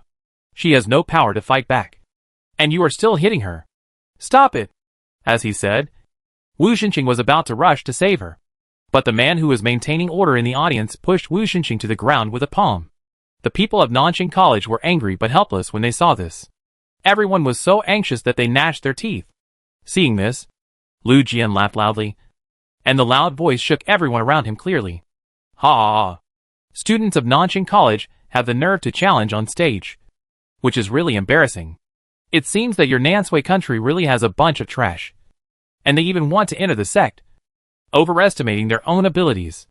Everyone laughed and echoed after hearing this. And the sarcastic voices continued. However, at this moment, there was a roar from the sky, which suddenly broke the noise of the crowd. And everyone's heart was trembling and blood was coagulated. If you dare to hurt my water, I will peel off your skin today. After the roar, the blue figure rushed over from a distance, leaped up, and slammed into the ground. The ferocious spiritual power that made people tremble with fear suddenly hit Fu Lingxuan's body. With a loud bang, Fu Lingxian was instantly blown away and fell under the ring. The smoke dissipated, and a huge black pit with white smoke suddenly appeared in everyone's sight on the ring. And near the black pit, the blue figure stood proudly with his clothes fluttering. His beautiful and cold face was covered with haze, and his pair of black eyes were like the cold thorns on the top of an iceberg, icy and piercing, and trembling. The spiritual power lingering around her body was like lightning, flashing with terrifying silver light, and immediately released a powerful residual power, shaking in all directions. The crowd that was close had already been shaken back several meters, seeing the beautiful woman in the mist, who looked like a demon descending to the world. Everyone gasped in fear, and felt the fierce spiritual power fluctuations. And everyone was even more shocked. When Lin Water saw the person coming, she was obviously dying. But at this moment, she called out in surprise, "Master, you are finally here. I knew you would come." Su Maoyang looked at Lin Water, who was beaten bloody, and was furious. He gritted his teeth and rushed over quickly, picking up Fu Lingxian, who fell to the ground. Fu Lingxuan's internal organs were shattered at this moment, and she was spitting blood. Now she felt the murderous aura on Su Maoyang, and she was trembling with fear and shouted in fear, "My uncle is Elder Hu of the Lingjian sect. If you dare to touch me, my uncle will never let you go." Elder Hu. Elder Hu again. Hearing this name, Su Maoyang's eyes were bloodshot, and crazy anger rushed to her head. She only heard a roar, and her fist with spiritual power fiercely hit Fu Lingxuan's heart. At this time, the whole stadium raised a shrill scream. Everyone only saw that Su Maoyang's fist actually went straight through Fu Lingxuan's body, and immediately punched a bloody hole in her chest. Fu Lingxuan's face was horrified, and her beautiful eyes still reflected Su Maoyang's cold face. Her red lips were wide open, and her horrified look was extremely terrifying. With a hoarse scream, her whole body fell straight down. Fu Lingxian, a high-level spiritualist, was killed by a punch from the woman in front of her. Such a simple and direct move. Such a bloody and brutal method. Who is this fierce woman? Everyone stared at Su Maoyang in a daze, shocked by her strength and more curious about her identity. Chao Yaru and Meng Haoshuan, who were present, immediately recognized her identity. Chapter 189. She is a devil. Meng Haoshuan and Chao Yaru were so scared that their faces turned pale. Their eyes widened, and their pupils were full of fear and disbelief. Others did not know Su Maoyang's identity, but they did. Not only did they know, they also offended her. What was incredible to them was that how could Wu Jinxing's apprentice be a junior general spiritual master? How could a pariah from the southern Sui kingdom be a junior general spiritual master? She looked only 18 or 19 years old, but she had already reached the level of a junior general spiritual master. No! Impossible! Chao Yaru shook her head in disbelief, with a look of horror, and said no repeatedly with extreme rejection. At that time, Su Maoyang was in a mess, seriously injured, and extremely weak. They could not associate her with a general spiritual master anyway, and just thought she was a weak woman who met a bad guy. Even Meng Haoshuan had a stiff expression. His eyes seemed to be locked, staring at the slender figure with fierce spiritual power, and could no longer move. Before, he thought Su Maoyang was a weak woman, so he kindly invited her to the carriage. Later, he fought with her and knew that she had some kung fu skills, but he didn't believe that Su Maoyang's strength was better than his. You know, he already thought that he had a good talent. But now looking at Fu Lingxuan's body with holes punched through it, Meng Haoshuan swallowed his saliva with lingering fear. He was sure that if he fought with her, he would be wiped out by her before he could make a move. Unexpectedly, this woman from the southern Sui kingdom was even more perverted than him. This blow was too great. and Meng Haoxuan's face was alternately pale and blue, which was very ugly. At this moment, Su Maoyang stood in the sun, with long black and shiny hair flying in the wind, and a white and tender face like jade, smooth as milky white silk. But at this moment, it was as cold as ice thorns carved, and just a glance could arouse an unspeakable shudder. The arrogant and domineering aura vibrated with the fierce surge of spiritual power, and the crowd that was close was all shocked 3 meters away. The pair of cold and fierce eyes with scarlet blood. The hanging arms were stained with Fu Lingxuan's blood, and along the fingers, drops fell to the ground, forming a terrifying blood circle. Seeing this, everyone was stunned as if they were struck by thunder.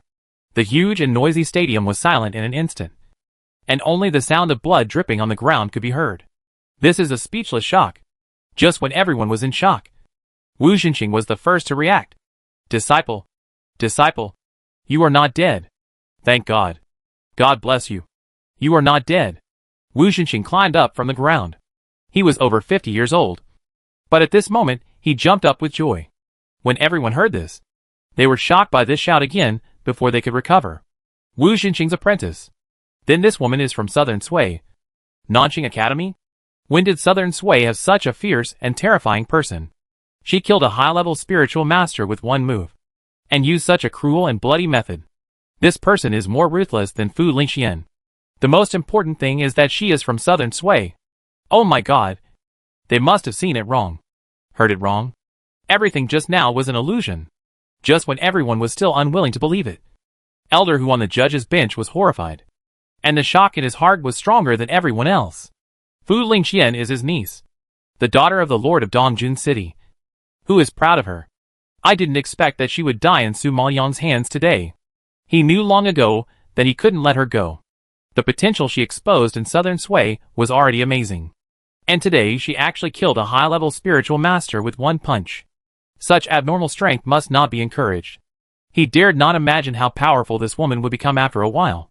He knew even more clearly that if that time really came, Su Maoyang would be the knife, and he would be the fish, letting her slaughter him.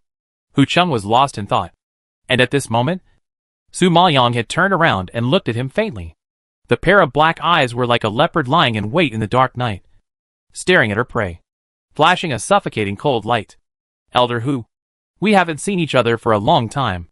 The gloomy voice slowly floated out. Very slowly, and in a low tone. But it made Hu Cheng tremble all over. Hearing this, many people looked surprised and suspicious. This tough woman actually knew Elder Hu. Elder Hu was a little flustered by the sinister gaze. But as an elder, he pretended to be calm and scolded Su Maoyang. You are so brave that you ignored the rules of the sect competition and killed Fu Lingxian. Su Maoyang curled his lips and sneered. The smile did not reach his eyes, but it showed a bit of gloom. Ha ha. I will not only kill her, but also you. In the shocked eyes of everyone, Su Maoyang rushed up like a tiger. The petite figure approached Elder Hu like a ghost, and suddenly raised his fist, and the fierce spiritual power hit his chin heavily. With a bang, a figure suddenly flew out of the judge's seat and slammed heavily in front of the audience. Seeing this, everyone was frightened and silent. They thought she was bold enough to ignore the rules and kill the daughter of the East City Lord. But now, she even dared to hit Elder Hu, which could not be described as courageous. It was simply lawless. Everyone stared at Elder Hu struggling on the ground in horror, and the crowd who were close to him saw that all of Elder Hu's teeth were shattered. What a huge force this is. Even Elder Hu, a junior general spiritualist, couldn't resist it. You know, they are both at the same level. No matter how strong they are, they will have to fight for a while. Unexpectedly, Elder Hu didn't have time to defend himself and was defeated. This woman is a pervert, a devil. How could she be Wu Xinqing's apprentice? How could she be from the Southern Sui Kingdom? She is clearly a killing god from hell. Just when everyone was still in shock, Su Mo walked towards Hu Cheng slowly with a cold face and elegant steps. Every step was very light, but it stepped on Hu Cheng's heart, making him tremble. Elder Hu, I won't let you be alone. Soon, Su Yining will accompany you on the road to the underworld. The cold voice came to his face. Hu Cheng was trembling with fear when he heard it. It was a fear like facing the abyss, and it was a suffocation of having his throat cut by a dagger. Looking at the pair of black eyes that were illuminated by the cold light, Hu Chung suddenly felt a poisonous snake crawling up his back and wrapping around his neck. Hu Chung quickly got up, swallowed the blood in his mouth, and quickly formed seals with his hands to make a final resistance. However, Su Maoyang did not give him this opportunity at all. The spiritual power brewing in his palm suddenly rolled into a spiritual power ball. The next second, the lightning-fast figure suddenly jumped up, and the spiritual power ball and the petite body fell from the sky at once, hitting Elder Hu hard. There was a loud bang, and a huge pit was smashed in the direction where Hu Chung was. When the smoke dissipated, everyone could no longer see Elder Hu's figure, but the graceful figure exuding a fierce aura was shocking. She stood on the huge pit, staring at the flattened Hu Chung with a cold gaze, thinking of the tragic death of Lu Man and Nanian. The long-buried hatred seemed to explode from her heart. The spiritual power in her hand surged out, and she used all her strength to hit Hu Chung under the huge pit. The crowd didn't know how many times she hit him, and how much strength she used. It wasn't until they saw the blood slowly overflowing from the huge pit that they were shocked. The crowd who were close to the pit were speechless for a moment when they saw Hu Chung being smashed into a meat paste in the pit. Chapter 190. She is a disciple of the Jaime sect. This woman is too outrageous. It would be fine if she killed Fu Lingxian, but she actually killed the elders of the sect, and used such brutal and cruel means. They have never seen a fight between people of the same level so quick and easy. Elder Hu, a junior general spiritual master who had been promoted for so long, was smashed into a meat paste in her hands before he could even use half a move. Everyone stared at Su Maoyang in disbelief, and the shock in their hearts was beyond words. At this time, Elderly of the Lingjian sect looked at Elder Hu, who was smashed into a bloody mess, and was shocked and angry. He stood up and shouted, "How can this be? Where did you come from? You wild girl. And you dared to kill the elders of my Lingjian sect? Today, I must wipe you out." After saying that, Elderly jumped up and rushed over fiercely, and immediately stretched out his palm and grabbed Su Maoyang fiercely. Killing a sect elder is a big deal, and it is a huge loss for the sect. Elderly couldn't just sit back and watch anyway. Seeing that Elderly was about to rush to Su Maoyang, a force suddenly hit Elderly heavily. Elderly was caught off guard and was immediately knocked back several meters. He looked at the person who made the move in astonishment. "Elder Wei, this is a matter between our Lingjian sect and this dead girl. Why are you interfering?" When Elderly asked, Su Maoyang found that there was an old man in his 40s or 50s standing next to him. He was thin, with gray hair on his temples, and his features were deep and stylish. Even though he was old, he could still see the handsomeness of his youth. "Elderly, you want to kill our disciples of the Jaime sect. How can I not intervene?" "What? What did you say? When did she become a disciple of the Jaime sect?" Elderly was shocked, his eyes bulging with anger. Even Su Maoyang looked at him in surprise. When did she become a disciple of the Jaime sect? She didn't even know. Not only were they shocked, but everyone who heard the news was also shocked. Wasn't this woman from the southern Sui kingdom? Wasn't she Wu Xinxing's disciple? How come she is a disciple of the Jaime sect now?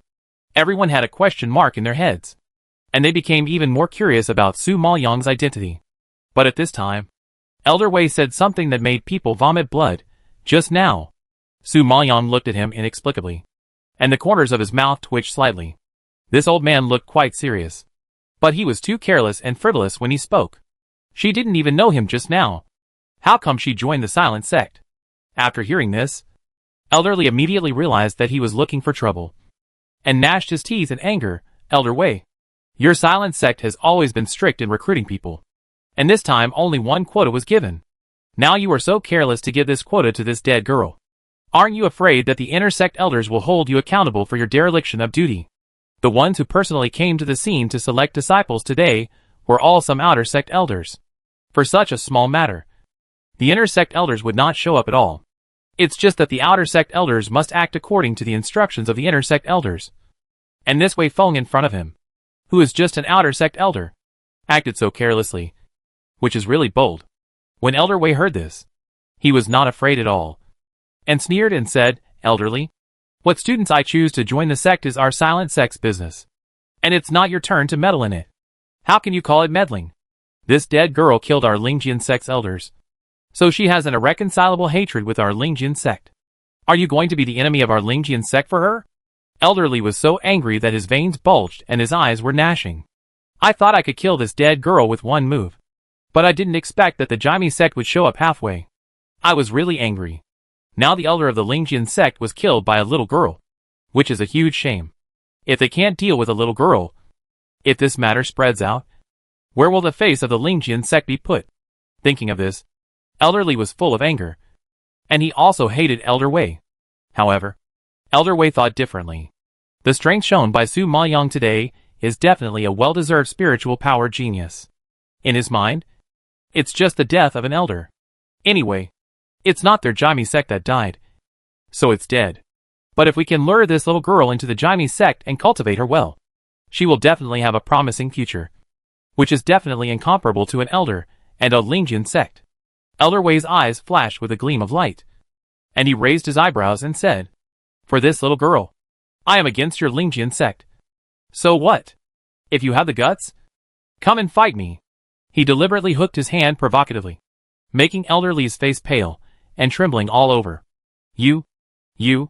Elderly pointed at him, so angry that he couldn't speak, and then turned his head to look at the old man sitting in the middle of the judge's seat not far away. "Elder Hu of Wuji sect. This sect competition was hosted by your Wuji sect. Our Lingjian sect's elder, who was killed by a dead girl who suddenly ran out during the competition. No matter what, you have to uphold justice for Lingjian sect." Elderly couldn't do anything to Elder Wei, so he turned to Elder Hu of Wuji sect for help. Everyone knows that among the 7 major sects, the most influential one is the Jaime sect, Wuji sect and Soul Devouring Hall. And the most famous people in the Jaime sect are 2 super geniuses. One is the 7th Prince Gong Yui, and the other is Feng Mohan, the eldest son of the Feng family. The talents and strengths of these 2 people are first class, and they are geniuses among geniuses. The Jaime sect has always worshipped them as treasures and ancestors. It is precisely because of them that the Jaime sect is so arrogant and presumptuous. Now Elderly can't do anything to the Jaime sect, so he can only ask the people of Wuji sect to come forward. Elder Hu of Wuji sect is an old antique who sticks to principles. Now that someone has died in the competition he held, he naturally has the right to pursue responsibility. Elder Wei, this woman did not abide by the rules of our sect competition. She not only killed Fu Lingxian, but also killed the sect elders. Such people must be handed over and severely punished. How can they be accepted as disciples at will? Hearing Elder Hu's righteous accusation, Elder Wei snorted coldly. What rules? The rules of our Jaime sect are that there are no rules. Whoever is strong is qualified to become a disciple of our Jaime sect. I am attracted by the talent of this little girl and will protect her today. As he said, Elder Wei ignored their anger and turned to look at Su Maoyang with a smile. Like a human trafficker who abducted children, little girl, come to our Jaime sect. Our Jaime sect has a beautiful environment, fresh air, mountains and water, and handsome men and beautiful women. It is as beautiful as a fairyland on earth. As long as you come, I will definitely cultivate you well, and never let these people bully you again. Everyone was surprised to see that Elder Wei, who has always been high and mighty, was shamelessly coaxing a little girl today. You have to know how many people begged to join the Jaime sect before, but he refused to let them in. What's even more frustrating is that this little girl killed 2 people in a row. What do you mean these people bullied her? It's clearly her who bullied others. Chapter 191, Feeling Proud. Su Maoyang had heard of the Silent Sect before, because Gong Yui was in this sect. Now that she had killed the elders of the Spirit Sword sect, and had completely offended the Spirit Sword sect, if she wanted to save her life, she had to seek the protection of a force. Since the Silent Sect had thrown out an olive branch, there was no reason for her not to accept it. As for Gong Yui, she had now reached the level of a primary general spiritual master, and was not afraid of his revenge at all. Thinking of this, Su Maoyang nodded slightly. Okay, I'll join. Elder Wei laughed happily when he heard this, and his proud look was like picking up a treasure. But the other people on the field were so angry that they almost vomited blood. I don't know how many people on the scene came for the Silent Sect. They were all geniuses selected from various places, with very good strength and talent, and they had made sufficient preparations, and they were determined to get a place in the Silent Sect.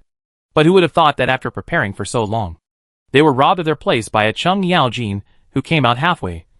How could they not be angry? How could they not be annoyed? At this time, Zhao Yuqin, the daughter of the Zhao family, who was sitting in the audience, could not sit still. She had been looking forward to this spot for a long time and dreamed of joining the Jaime sect. Now it was taken away by someone else. She stood up angrily and loudly retorted, "I don't agree. This woman's origin is unknown, and she is not on the list of contestants at all. How can she join the Jaime sect?" Su Maoyong heard the voice and looked towards the audience. The woman who strongly opposed it had a delicate and small oval face, fair skin, bright eyes and white teeth, lips like cherry blossoms, eyebrows like ink paintings. And under the sunlight, she was bright and shining, indescribably bright and delicate. But at this time, that beautiful face was a little pale with anger, and the eyes staring at Su Maoyong were full of vicious annoyance. When everyone heard her words, they all nodded in agreement. They were very dissatisfied with Su Maoyong's sudden appearance and snatching the quota. You know, the rules of the sect competition are strict. Only those who have obtained the list approved by the 7 major sects can participate in the sect competition. How can anyone enter the competition venue and compete? Obviously, Su Maoyong does not meet the rules. Upon hearing this, Teacher Wu jumped out immediately and refuted loudly, "Humph! Who said she is not on the list of participants? Elder Hua, please look carefully at the names reported by our Nanjing Academy. Is there a person named Su Maoyong?" After hearing this, Elder Hua immediately looked down and actually found the 3 words Su Maoyong. "Humph! Su Maoyong is a student of our Nanjing Academy. She is already on the list of participants and is absolutely qualified to participate in the sect competition. Now you have also seen her spiritual power level and combat strength. If you feel dissatisfied, you are welcome to challenge my apprentice at any time. As long as you can beat her, the place in the Jaime sect is yours." Wu Xinqing stood in the square, straightened his chest and raised his head, with a great momentum of pointing out the world. What is called raising eyebrows and breathing. This is it. Wu Xinqing has never been so relieved and so proud in his life. At this moment, he really wanted to laugh 3 times to express his inner excitement. His apprentice has reached the primary general spiritual master at a young age, and has killed senior heavenly spiritual masters and sect elders in a row. Who dares to laugh at the Southern Sui Kingdom with such talent and strength? And who has the face to humiliate Nanjing Academy? At this moment, Wu Xinqing's eyes were red with excitement, and he was full of joy. His apprentice did it, and his apprentice did not let him down. Not only did he make Nanjing College and the entire Southern Sui Kingdom stand up, but he also gave all the people of Sangyuan Kingdom a warning. Looking at their shocked, embarrassed and aggrieved expressions, Wu Xinqing had never been so happy before. Su Maoyong really won a lot of face for him and the Southern Sui Kingdom. Listening to Wu Xinqing's arrogant voice shaking, no one on the field dared to refute, because that woman effortlessly killed the senior heavenly spirit master and the junior general spirit master. With such strength, how could they have the courage to challenge? Isn't this courting death? Although entering the Jaime sect is important, it is not so stupid that you will lose your life for a sect. So, although everyone is unwilling, they have to admit defeat under pressure. But Zhao Yuqi was so angry that she trembled when she heard this. In fact, Zhao Bing, the intersect elder of the Jaime sect, is her uncle. This quota was originally decided and belonged to Zhao Yuqi. But she never expected that the quota of her Zhao family, one of the 5 major families, would be snatched away by a pariah from the Southern Sui Kingdom. Shame. A huge shame. The more she thought about it, the angrier she got. Zhao Yuqi shouted unwillingly, "Elder Wei, the sect competition has not yet ended, and you have privately decided the quota. If this gets to Elder Zhao's ears, I'm afraid you will be involved." When she said the word Elder Zhao, Zhao Yuqin's tone was very heavy. It was obvious that she was reminding him not to offend their Zhao family, and the intersect elder Zhao Bing in the sect for a cheap girl with no background. You should know that Zhao Bing is not only an intersect elder, but also a popular alchemist. Not long ago, he was promoted to the peak of the great alchemist, and even the sect master praised him by name. It can be seen that Zhao Bing's status in the sect is not comparable to that of Wei Feng, an outer sect elder. If he really wants to investigate, Wei Feng will be in big trouble. Su Maoyong heard this, although he didn't know their complicated relationship. But he could understand that Elder Wei's private decision on the quota should cause trouble. Thinking of this, Su Maoyong raised his eyebrows, smiled, and looked at the arrogant woman. "Okay. Wait until the competition is over. I believe that in the end, this spot is still mine." Zhao Yuqin didn't expect that the untouchables of Southern Sui Kingdom would be so arrogant. Not only did they kill the elders of the Spirit Sword sect, but they also dared to provoke her. Zhao Yuqin frowned in anger, gnashing her silver teeth and growling, Su Maoyang. Right? Very good. I will remember you. Tomorrow is the alchemy competition. I want to compete with you in alchemy. If you lose, I want you to bring everyone from Nanxing Academy. Get out of Songyuan country, and never set foot on the territory of Songyuan country. When Qiao Yara heard this, she immediately covered her mouth and chuckled. Sister Yuqin. She is Wu Zhenqing's apprentice. Wu Zhenqing himself has only reached the middle stage of the alchemist. The level of his apprentice can be imagined. If you want to compare with such a person, it is really an insult to your status. Qiao Yaru is an alchemist. In her eyes, those who use force are rough people. And alchemists only need to easily refine a pill to make countless strong people crazy and obey their orders. This is also the reason why the status of an alchemist is much more noble than that of a spiritual master. Although Qiao Yaru admitted that Su Maoyang had great spiritual power, she absolutely did not believe that her alchemy skills could be better than Zhao Yuqin. She even felt that Su Maoyang was not as good as herself, let alone Zhao Yuqin. After hearing what Qiao Yaru said, everyone looked at Wu Zhenqing with surprise and contempt. Wu Zhenqing was already this old, but he was still in the middle stage of the alchemy master. I really don't know who gave him the courage to point fingers here. Although the Zhao family was not an alchemy family, it had two alchemy geniuses, Zhao Bing and Zhao Yuqin. Zhao Yuqin is now 20 years old. With the cultivation of the Zhao family and the help of Zhao Bing, she has reached the early stage of the great alchemy master. And the poor and remote place of the Southern Sui Kingdom has few resources. Even the instructor who teaches everyone to make alchemy is only a middle-stage alchemist. Not even as good as the 20-year-old girl. It is also a humiliation. So, how could his apprentice be comparable to Zhao Yuqin? Chapter 192 Accepting the Challenge. Su Maoyang was unusually calm when he heard this. And he said slowly, Okay, I accept your challenge. Since I have to get out of Songyuan country if I lose. What if you lose? Humph. Naive. Do you think I will lose? Zhao Yuqin is most confident in her alchemy skills in her life. How could she lose to someone like Su Maoyang? That's hard to say. If you lose, I will ask you to take off all your clothes and get out of the arena from where you are now.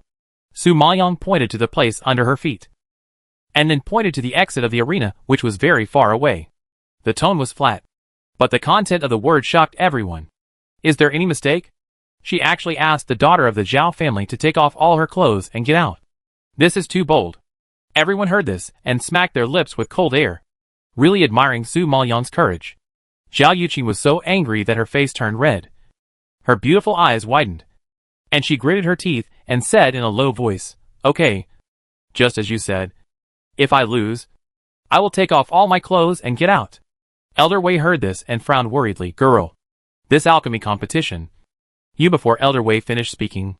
Su Maoyang answered firmly, I will participate. But you Elder Wei looked at Wu Zhenqing with some uncertainty. He really couldn't agree with the latter's strength as a mid-stage alchemist, seeing that he also had that kind of doubtful look. Wu Zhenqing clenched his fists in a hurry and shouted, You could underestimate me, but you must never underestimate my apprentice. Hearing this, Elder Wei's eyes flashed with shock. Wu Zhenqing's strength was not very good, but he had full confidence in his apprentice's strength. I really don't know who is whose master. Su Maoyang gave Elder Wei a reassuring look, and his decisive voice shocked him greatly. Don't worry. I'm determined to enter your Jaime sect. Elder Wei was slightly stunned, and then nodded with satisfaction. This little girl is ambitious, and such a confident and arrogant personality is really to his taste. Zhao Yuqin heard it, but sneered disdainfully. Su Maoyang is younger than her, and comes from the Southern Sui Kingdom. His master is Wu Zhenqing. No matter from which condition, he can't compare with her. I don't know where Su Maoyang got the confidence to dare to compete with her in alchemy. When the time comes, she will watch this fool and the people from the Southern Star Academy roll out of Songyuan Kingdom before she can feel relieved. Elder Wei saw that Su Maoyang had made up her mind, so he just went along with her and said loudly to everyone, Okay, then wait until the sect competition is over, and anyone is welcome to challenge the position of the desolate sect. Hearing this, Zhao Yuqin glared at Su Maoyang fiercely. Su Maoyang, I'm looking forward to your performance. As she said that, she waved her sleeves and left the table, and drove away a large number of people at once. Elderly, who was standing aside, was also full of anger and wanted to kill Su Maoyang. But Elder Wei of the Desolate Sect was protecting him, so he couldn't do it. It seems that if you want to kill her, you can't do it openly. Thinking of this, Elderly also temporarily suppressed his anger and turned to leave the stadium. Now, the situation has turned around in an instant. The most inconspicuous Nanjing College in the whole venue suddenly became active in everyone's sight, seeing Su Maoyang come back alive. The dean, tutors and students of Nanjing College were all very excited. They knew that with Su Maoyang, Nanjing College would not be ashamed. These days, Su Maoyang has been creating miracles, and they all saw it. They believe that as long as Su Maoyang takes action, there is nothing that cannot be done. At this moment, Wu Xinqing smiled from ear to ear, and excitedly approached Su Maoyang, and said excitedly with red eyes, "Girl, fortunately you are still alive." These days, he was restless, fearing that she would have something bad happen. Now seeing her standing in front of him, Teacher Wu's heart finally fell. Su Maoyang smiled, and was quite moved. "I'm sorry. I made you worry." The dean heard this and nodded with a smile. "It's good to be back. It's good to be back." At this time, Nanjing Huan, who was standing in the distance, saw this scene, and his heart was mixed. More than a year has passed in a flash, and the one silly waste has become a genius that he can't catch up with no matter how hard he tries. Thinking of the stupid things he did before, it would be a lie for Nanjing Huan not to regret it. At this moment, he knew very well that such a woman was definitely not worthy of him. Perhaps only Nanjing Yue could be worthy of her. This spiritual power competition has come to an end. Except for the accident caused by Su Maoyang, other events went smoothly. Time flies, and it is the next day again. This day is the world of alchemists and Zhao Yuqin. Everyone knows that Zhao Yuqin and Su Maoyang of Southern Sui competed for the quota of the Nirvana sect. Everyone laughed at the people of Southern Sui for not knowing their own abilities. If they said that spiritual power relied on talent to reach the primary level of spiritual master, everyone would believe it. But if an alchemist has no medicinal materials, no alchemy furnace, and no guidance from an alchemy master, no matter how good his talent is, he will be buried. To put it bluntly, alchemists are a profession for the nouveau riche. Without capital, no matter how they jump around, they are just clowns. So, when Su Maoyang walked into the arena, everyone laughed disdainfully, and Chao Yaru walked forward with a swagger, and said sarcastically, "Su Maoyang, don't think that you are invincible just because you have good spiritual power. When it comes to alchemy, you are definitely not our opponent." At this time, before Su Maoyang could speak, he heard Wu Xinqing's voice behind him. "TSK, where did this gossipy woman come from? She's already gossiping before the competition even started." Hearing this, Chao Yaru was so angry that her pretty face turned stern and she shouted, "You useless person. I'm almost at the peak of the alchemy master level, and you're still at the middle stage of the alchemy master level at your age. You still have the nerve to criticize me. I think your disciple is probably not even an alchemist." Bah! Wu Xinqing was so angry that his face sank, and his eyes were instantly filled with anger. He glared at Chao Yaru fiercely, and was about to refute, but was stopped by Su Maoyang on the side.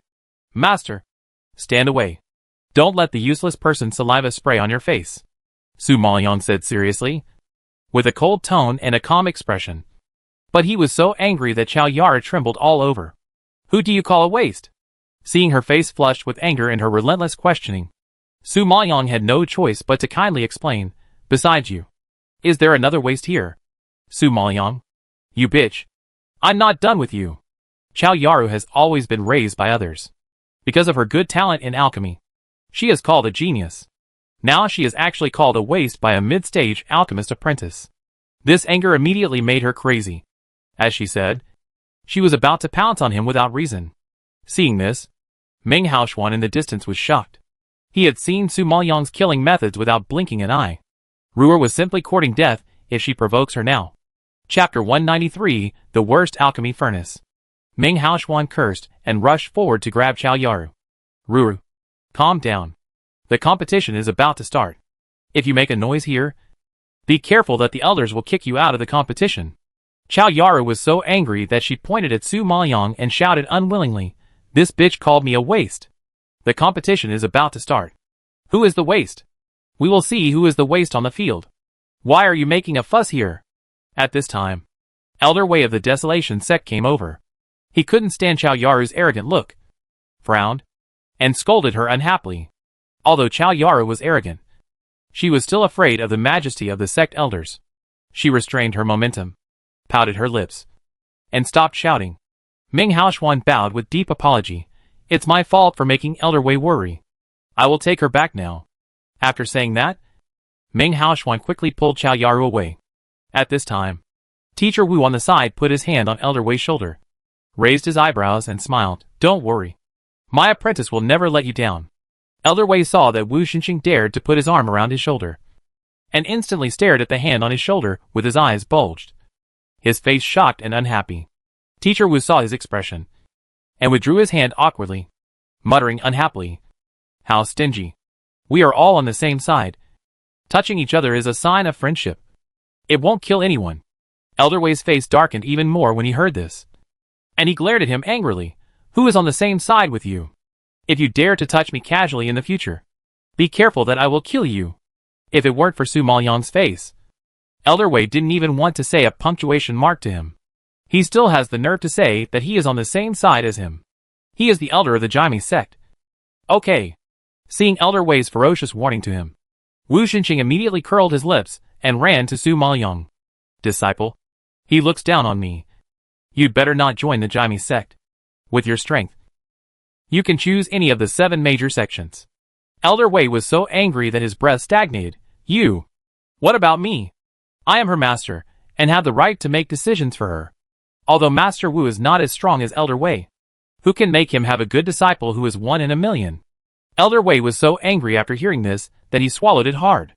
While the two were arguing, Elder Hu of the Wuji sect had already walked onto the stage. Everyone, today is the second round of the sect competition. The alchemy competition. The sect does not provide alchemy furnaces, so you need to prepare your own. In order to prevent people from cheating on the medicinal materials, we prepare the medicinal materials uniformly, and are not allowed to use your own medicinal materials. As for the time of alchemy, it takes a total of 1 hour. If it exceeds the time, it will be considered a failure. The works completed within the specified time will be determined according to the grade and quality of the elixir. Do you understand? As soon as Elder Hu finished speaking, roars from all directions were deafening. Understood. Okay. Now everyone can go on stage. As Elder Hu said, the gong sounded beside him. At this time, the 100 people participating in the alchemy competition came on stage and stood in their serial number positions. Seeing this, Su Maoyang said to Wu Xinqing, Master, I don't have an alchemy furnace. Can you lend me yours? Su Maoyang was depressed because he couldn't use the evil blood cauldron. If that thing was exposed, it would not only shock Song Yuan country, but would also alarm the strong men of the entire Dong'an continent. So, it is better to keep a low profile. When Master Wu heard this, he was quite speechless. She was a great alchemist, but she didn't even have an alchemy furnace, and she always liked to borrow his. I have never seen such a willful alchemist. At this time, Zhao Yuqin, who happened to be walking from a distance, happened to hear this and immediately chuckled. TSK TSK TSK. Participating in the alchemy competition. There is not even an alchemy furnace. Has the southern Sui kingdom become so shabby? Wu Xinqing looked dark, glared at her, and retorted unconvinced. Who said there is no alchemy furnace? My apprentice thinks the alchemy furnace is troublesome, so he often keeps it with me. As he said, Wu Xinqing waved his hands and immediately released a red tripod from the space. Seeing this, Zhao Yuqin couldn't help but laugh at him, and everyone around laughed at him. You should know that the grades of alchemy furnaces from low to high are red, orange, yellow, green, cyan, blue, and purple. Of course, there is also the worst alchemy furnace, which is black. However, any alchemist with some strength will not use a black-grade alchemy furnace, because the pills refined from it are mostly semi-finished products. Not only can't be eaten, but also harmful to the human body. Wu Xinqing's is a red alchemy furnace, which is equivalent to the second to last, and it is really not presentable. He really has the nerve to take it out. Looking around, the people on the stage are basically orange-grade alchemy furnaces, and a few are yellow-grade alchemy furnaces. On the other hand, Wu Xinqing's red-grade furnace No wonder it caused everyone to laugh. Zhao Yuqin smiled and shook her head. With a contemptuous expression and some helplessness, it seems that there will be a good show to watch today. And someone is going to go back home. Su Maoyang also laughed and nodded slightly. Yes. Someone is going to go back home. Hearing the meaning of Su Maoyang's words, Zhao Yuqin snorted angrily. This woman would not cry until she saw the coffin. Su Maoyang, I hope that the smile on your face will still be there after the game. Of course. I think I will smile more happily after the game. Su Maoyang raised his eyebrows and answered in a good mood. The sarcastic tone made Zhao Yuqin clench her fingers. Humph. Don't show off your ability to talk. I will make you lose miserably. Zhao Yuqin warned her fiercely, and then lifted her skirt and walked onto the stage. As soon as Zhao Yuqin stepped onto the stage, cheers from all around rang out instantly. It seemed that she was already the champion of this game. In the eyes of everyone's expectation, she did not disappoint everyone. She waved her sleeves and put out the green-grade alchemy furnace, which was located in front of her. When everyone saw this, they were even more noisy. She actually had a green-grade alchemy furnace. The Zhao family was indeed rich and powerful. Su Maoyang couldn't help but sigh, and her expression seemed to be a bit admiring. It's really strong. Hearing her say this, Wu Xinqing was a little worried. Disciple, the master is useless. Only this red-grade alchemy furnace. Su Maoyang smiled. It's okay. It's the alchemy skills that are competing, not the preciousness of the alchemy furnace. Don't worry. After saying that, Su Maoyang straightened his back and walked onto the stage gracefully. At this time, the 100 contestants were basically in place. Elder would turn the hourglass in front of him and nodded to signal the start of the competition. Seeing this, everyone immediately started to select medicinal materials, because they had already made up their minds. Everyone moved quickly, and soon saw the medicinal materials coming out of the furnace. It seems that everyone came prepared for this competition, and the operation process today has probably been tried hundreds of times off the stage. However, today is the first time that Su Maoyang has refined this kind of elixir, called Jiao Dan, which is a special elixir for detoxifying spirit beasts.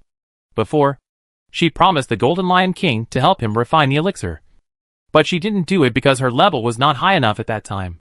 Although this elixir can't completely detoxify, it can at least relieve some of the poison, so she still wants to try. However, this elixir needs to be refined by a mid-stage grade elixir master, and Su Maoyang is only in the early stage now. Therefore, she wants to take this opportunity to advance to the mid-stage grade elixir master, which should be no problem. Thinking of this, Su Maoyang moved his fingertips, and a strong flame instantly burst out of the red elixir furnace. Chapter 194. The furnace exploded. Everyone seemed to be looking forward to her operation. So many people focused their attention on Su Maoyang, looking at the flame. Although it was red, for some reason, there was always a terrifying power burning and spreading. Chao Yara next to her snorted disdainfully, not optimistic about her red-grade alchemy furnace at all. As for Zhao Yuqin, she was at least a junior alchemist. Although she was proud, she was still very serious and careful in her work. Now she was concentrating on controlling the green flame in her hand. Her onion-like fingers swayed back and forth, controlling the temperature very accurately. At first glance, she was an experienced person. Look, Miss Zhao is different.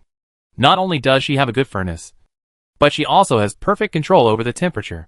Yes, Su Maoyang has a low chance of winning with a furnace that is 3 levels lower. This time, she is going to lose badly. When Wu Xinqing heard the discussion around him, his fingers tightened and his heart beat like a drum. He knew that Su Maoyang had advanced to the level of a great alchemist. But Zhao Yuqin was also a great alchemist. And with her green-grade furnace, it was really a bit shaky. Wei Feng took all this into consideration. Although he was not optimistic about Su Maoyang's victory, he admired her calm confidence and courage when she stood on the stage. There are not many young people nowadays who are as steady and calm as her.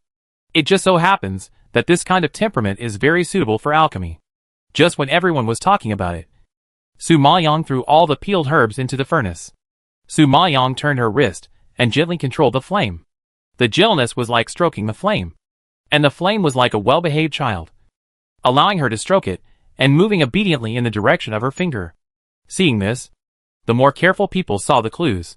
Everyone knows that flames have no intelligence. If you want to control it, you have to suppress it with mental power. But the flame in Su Maoyang's hand is a little different. And no one can tell exactly where it is different. Just when everyone was puzzled, Su Maoyang's flame became bigger and bigger, and it actually covered the entire furnace. Seeing this, Chao Yaro on the side laughed loudly. Su Maoyang, do you know how to make an elixir? This flame has burned to the periphery. I'm afraid your medicinal materials have already been burned. You are still refining a fart elixir. Hearing this, the people around also laughed. But Su Maoyang ignored her at all. The speed of her hands became faster and faster. I don't know if it was because of the consumption of mental power, or the fire was too big. A layer of sweat had appeared on her forehead, and her face was much paler. This Jiao pill is really powerful. Even such a big fire can't solidify it. Su Maoyang sighed in his heart, and then output a lot of mental power. Seeing that the time was about to run out, Chao Yaro completed the competition and refined a purple gold pill of the Middle Earth grade. The color was bright. The particles were full, and it was even wrapped with a layer of light orange light. It was refined from an orange-grade alchemy furnace. Everyone saw this and talked about it with envy. At this time, some other contestants also finished the competition one after another. Some of them refined middle-grade pills, and some refined lower-grade pills. But compared with Chao Yaru's pill, they were much inferior. So far, Chao Yaru's performance is far ahead. Seeing this, Chao Yaru smiled sweetly at Meng Haoxuan in the audience, hoping to perform better in front of him and attract more of his attention. However, at this time, Chao Yaro found that Meng Haoxuan's eyes were not on her at all, and he ignored her smile. She was furious and looked along his line of sight. Only then did she realize that he had been staring at Su Maoyang. How unreasonable. She was his fiancée. But he didn't like to look at her. He had to look at other women. Damn! What's so good about Su Maoyang? Not to mention that she came from such a lowly place as the Southern Sui Kingdom. Even if her spiritual power is not bad, her methods are vicious, cruel and brutal. She is not a woman at all. Don't men like gentle and charming women? Thinking of this, Chao Yaro clenched her fingers in anger. Seeing that the game was about to end, only Zhao Yuqin and Su Maoyang were still refining on the entire ring. Seeing this, everyone was a little anxious and eager to know the answer. At this time, Zhao Yuqin finally exhaled heavily, raised her hands, and the pill under the furnace flew up and landed steadily in her palm. Seeing this, everyone was dumbfounded.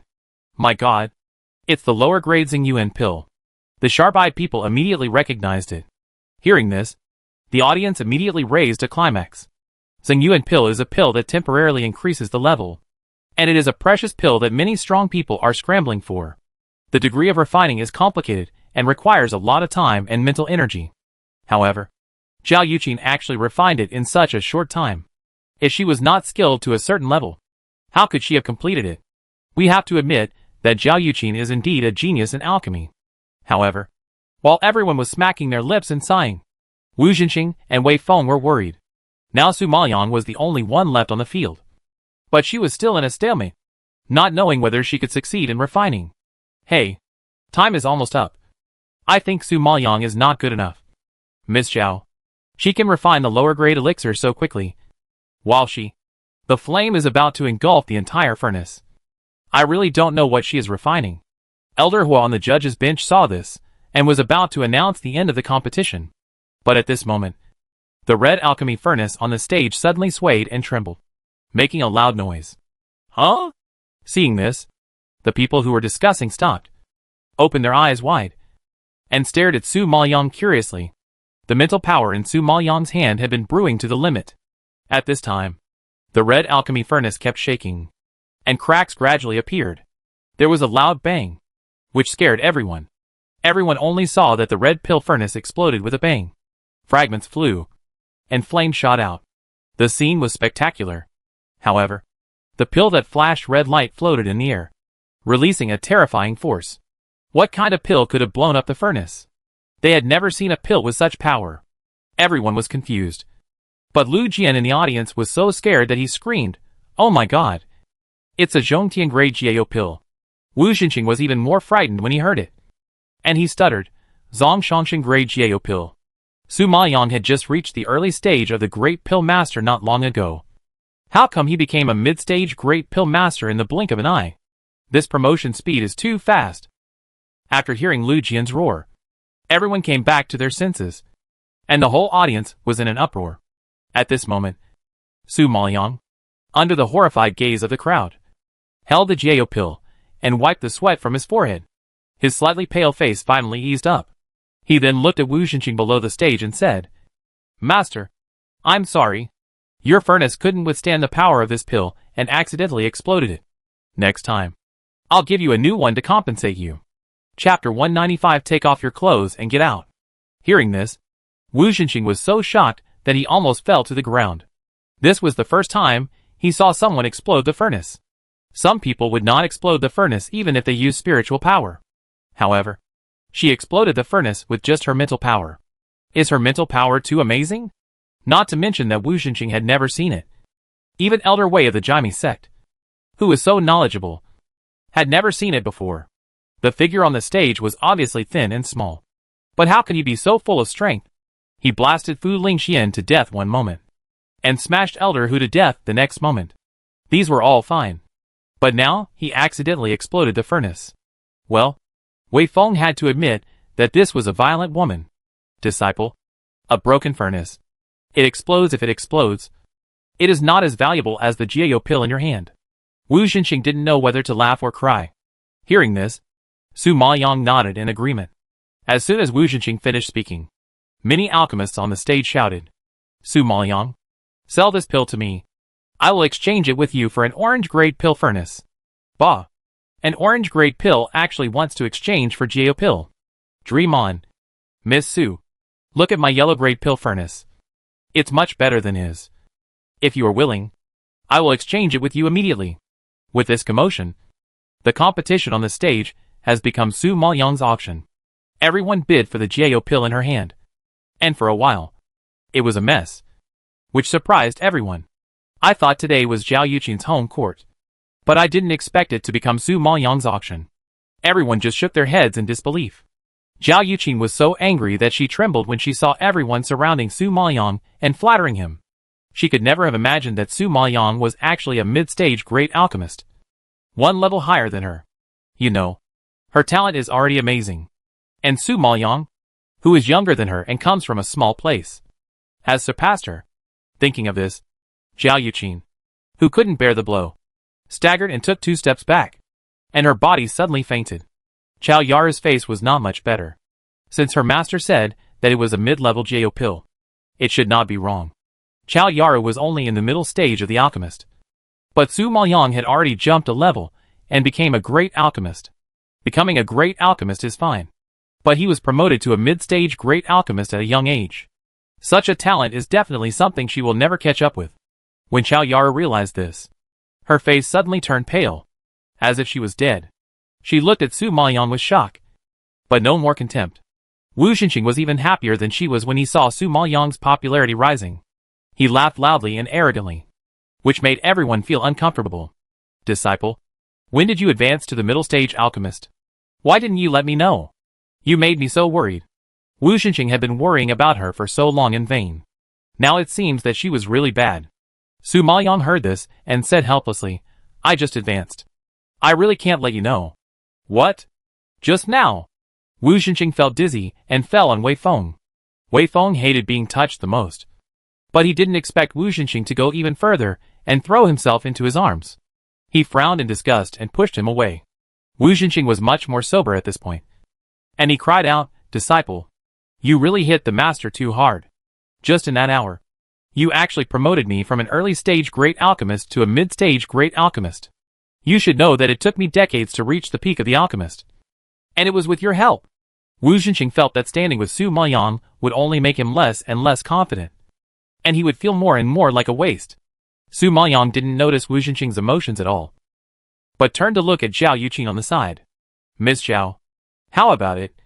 Should we take off our clothes now and get out of the stadium from the audience? Hearing this, Zhao Yuqing, who was already deeply shocked, trembled with fear on her face. No!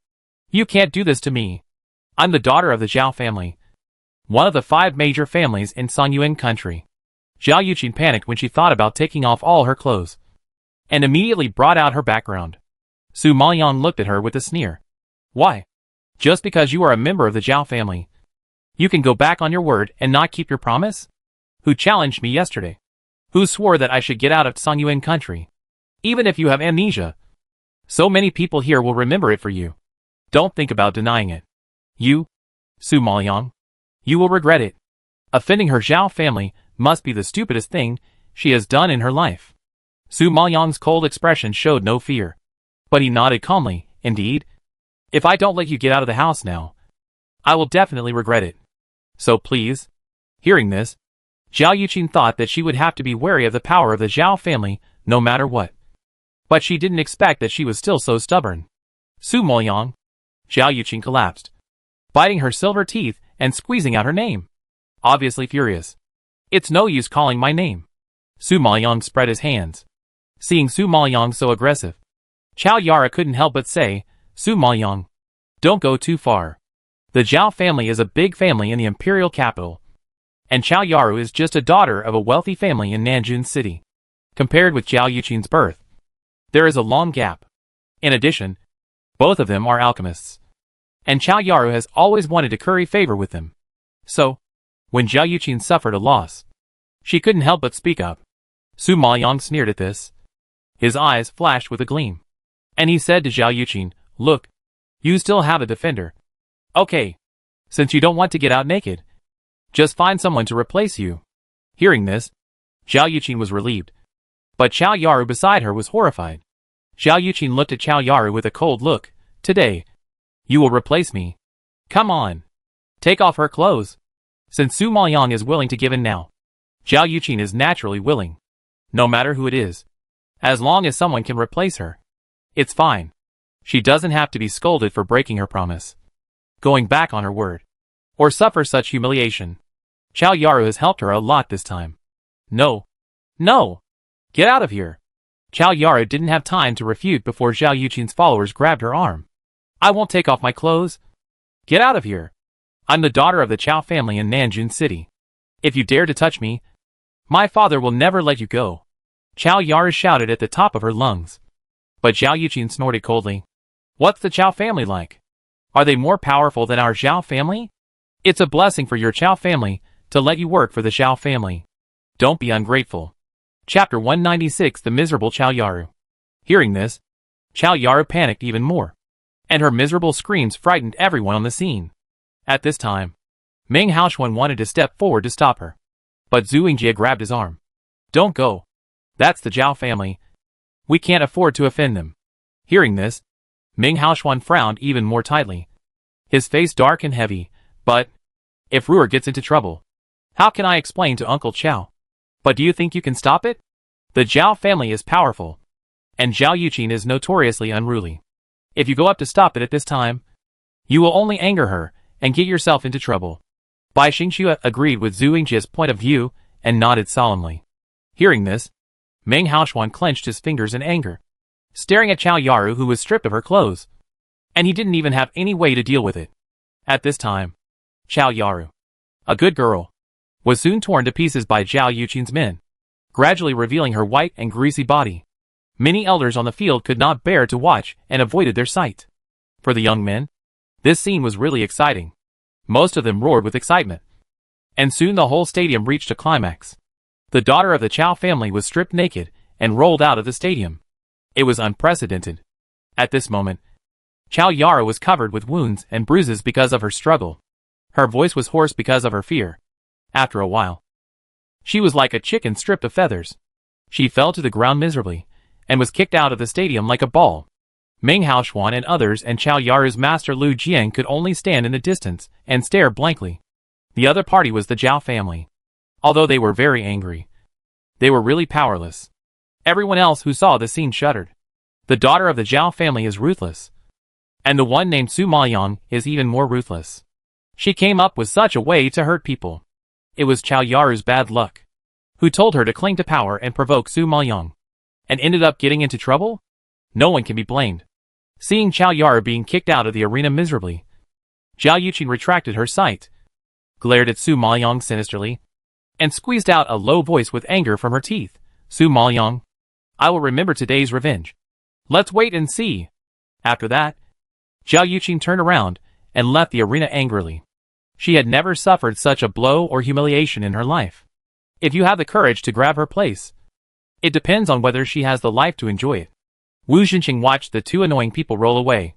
His excited laughter was deafening. And he raised his eyebrows to Wei Feng on the side. Look, I'll tell you. You can doubt my strength, but never doubt my apprentice's strength. Wei Feng's face twitched a little, and he hesitated for a moment before asking, Are you sure you are her master? Why do I feel that you are not qualified to be her apprentice? Wu Zhenqing was in a good mood now, and didn't care about his sarcasm. Just curled his lips and glared at him. Are you deaf? Didn't you hear her call me master? After saying that, Wu Zhenqing didn't waste any more words with him, and immediately walked slowly to Lu Jian's side. Glanced at him proudly. Lu Jian. Lu Jian. What did I say before? Don't speak too early. Otherwise you will be ridiculed by others. Look. You don't listen to the old man's words, and you suffer the loss in front of you.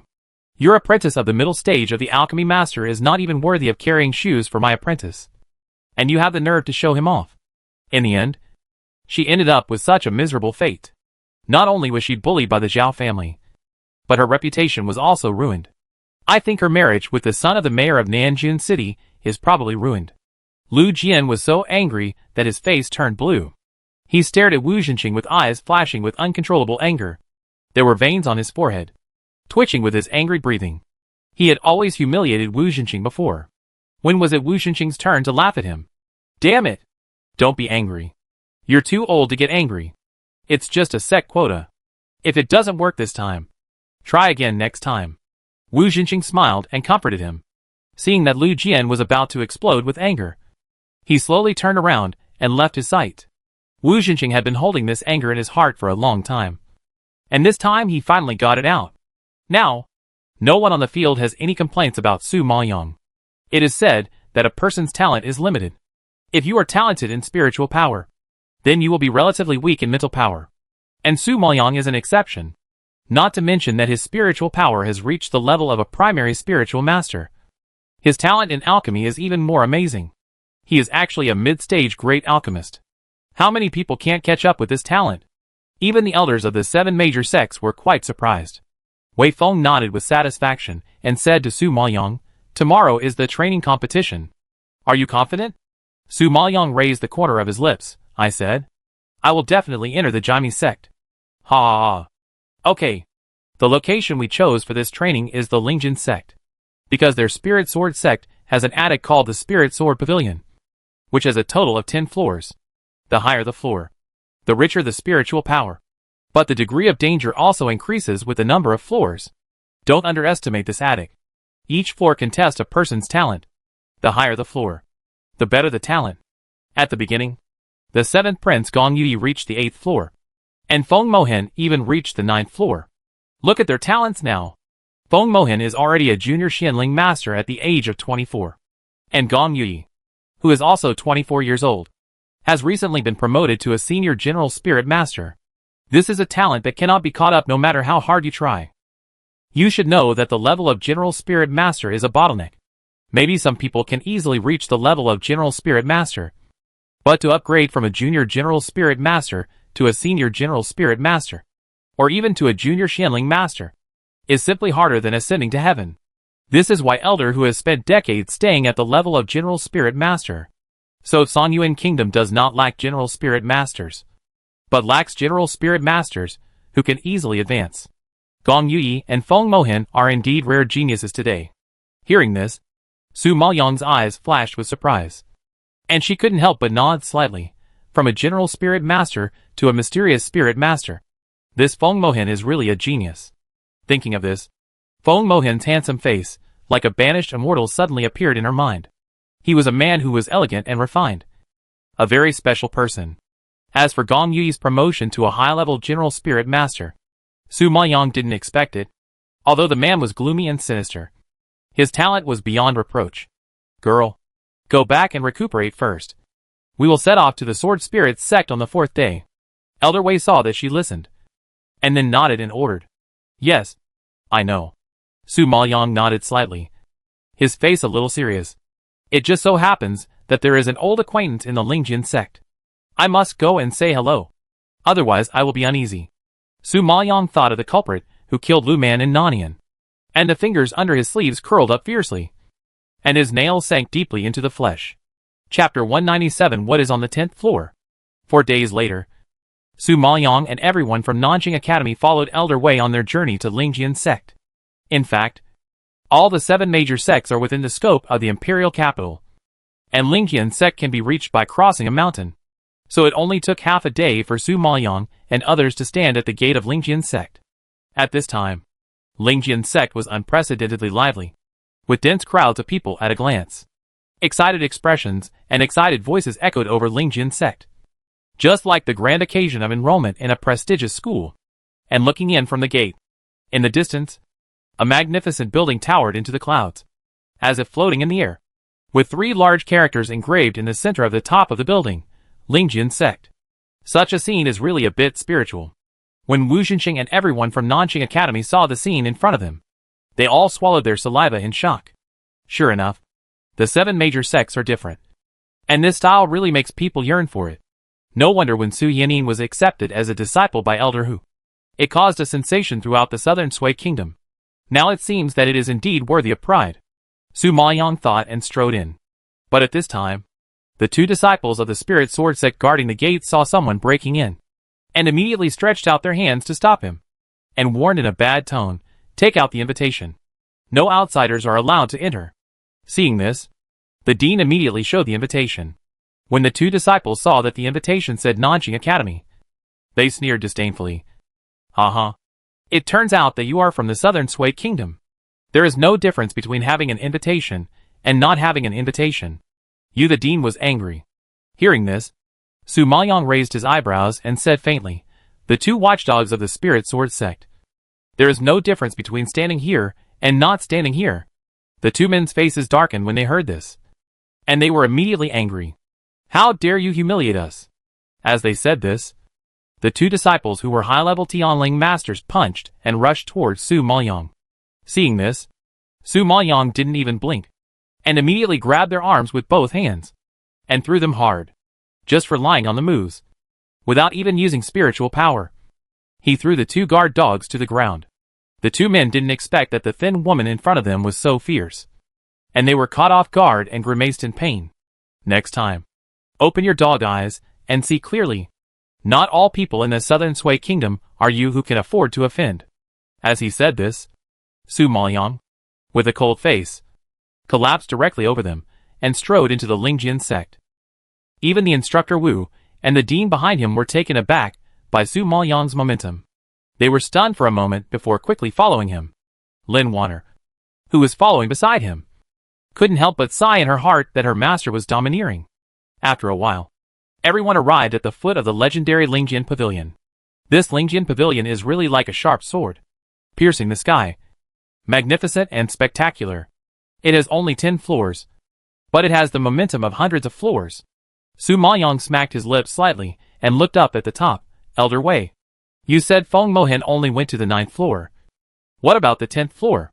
Elder Wei was startled when he heard the words, and his calm expression suddenly became solemn. "In fact, this is a secret, and many people don't know it. It is said that there is a fierce beast on the 10th floor, which was suppressed hundreds of years ago. Since then, the 10th floor has become a forbidden area and no one is allowed to enter. However, except for the strong man who sealed the fierce beast back then, no one has the ability to enter, because the seal above cannot be opened even by the leader of the Lingjian sect." Su Maoyong raised her eyebrows when she heard this, and she was actually a little more curious. What kind of beast is it that is so powerful? Wei Feng shook his head. "Even the leader of the Lingjian sect doesn't know, let alone us outsiders." "Oh!" Su Maoyong's face flashed with surprise, and then she curled her lips and nodded. "This 10th floor is quite interesting. No one has been to the 10th floor for so many years, and no one knows what is hidden inside." Thinking about it, Su Maoyong's pupils bloomed with anticipation. However, her conversation with Wei Feng accidentally fell into the ears of Zhao Yuqing not far away. Zhao Yuqing came over with lotus steps, her beautiful face full of disdain. She sneered at Su Maoyong sarcastically and said, "Don't think about it. The 10th floor is not something you can covet. Brother Feng is so powerful, but he has only entered the 9th floor. Do you think you are qualified as a junior general spiritual master?" As she spoke, Zhao Yuqing's eyes flashed with subtle jealousy. Perhaps it was because of jealousy that she didn't want to admit Su Maoyang's strength. When Su Maoyang heard the 3 words brother Feng, she immediately realized that she was talking about Feng Mohan. From her intimate tone, if I guess correctly, Zhao Yuqing should be in love with Feng Mohan. Thinking of her previous desire to enter the Nirvana sect, Su Maoyang suddenly understood. I think Zhao Yuqing didn't go there for the reputation of the Nirvana sect, but for the man. Realizing this, Su Maoyang's lips curled slightly, and a dimple with an unknown meaning appeared on her cheeks. What are you laughing at? Zhao Yuqing saw Su Maoyang suddenly staring at her and laughing. She immediately felt like she was being laughed at. She frowned and shouted. Su Maoyang shook her head. No. I just think what you said makes sense. Humph. You obviously don't think so. You were laughing at me just now. Are you laughing at my inferior strength? Losing the alchemy competition was like a thorn in Zhao Yuqing's heart. She had been losing her temper at the Zhao family these days, wishing to cut Su Maoyang into pieces. Now seeing Su Maoyang laughing at her, she felt like a thorn in her throat, and she felt uncomfortable. Su Maoyang sneered at her and ignored her anger directly. This was a kind of silent disdain. Zhao Yuqing was so angry that she trembled all over. She had never met such a disgusting woman. Su Maoyang, you. Zhao Yuqing was about to ask angrily, but unexpectedly, the loud voice of Elderly came from behind. Welcome everyone to the Lingjin sect. I believe everyone knows a little about the Lingjin pavilion behind me. At this time, Elderly walked over from a distance, with his chest and head held high. Perhaps this was his territory, and his heirs were much bigger. In the Spirit Sword Pavilion, each floor has a strong spiritual energy. If you stay there for too long, your body will explode and die. Therefore, you need to enter the floor you can reach as quickly as possible, and then crush the water spirit beads. The moment the water spirit beads explode, they will automatically identify the floor you are on, and finally send you out. As he said this, Elderly waved his hand, and asked the disciples around him to distribute the water spirit beads to all the participating students. Remember, the fighting inside?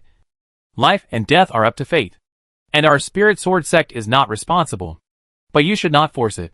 After all, the spiritual energy here is not something you can bear with your strength. If you feel uncomfortable, crush the water spirit beads immediately and teleport out. Do you hear me clearly? When everyone heard this, they responded in unison, took the life-saving water spirit beads, and quickly rushed into the Spirit Sword Pavilion. Elder Wei glanced at Su Maoyang and patted her shoulder. Girl, do what you can. Go. We'll wait for you outside. Hearing the heavy tone, Su Maoyang could guess the danger inside. She nodded slightly, accepted the water spirit beads handed over by the disciples of the Spirit Sword sect, and walked into the Spirit Sword Pavilion quickly without any nonsense.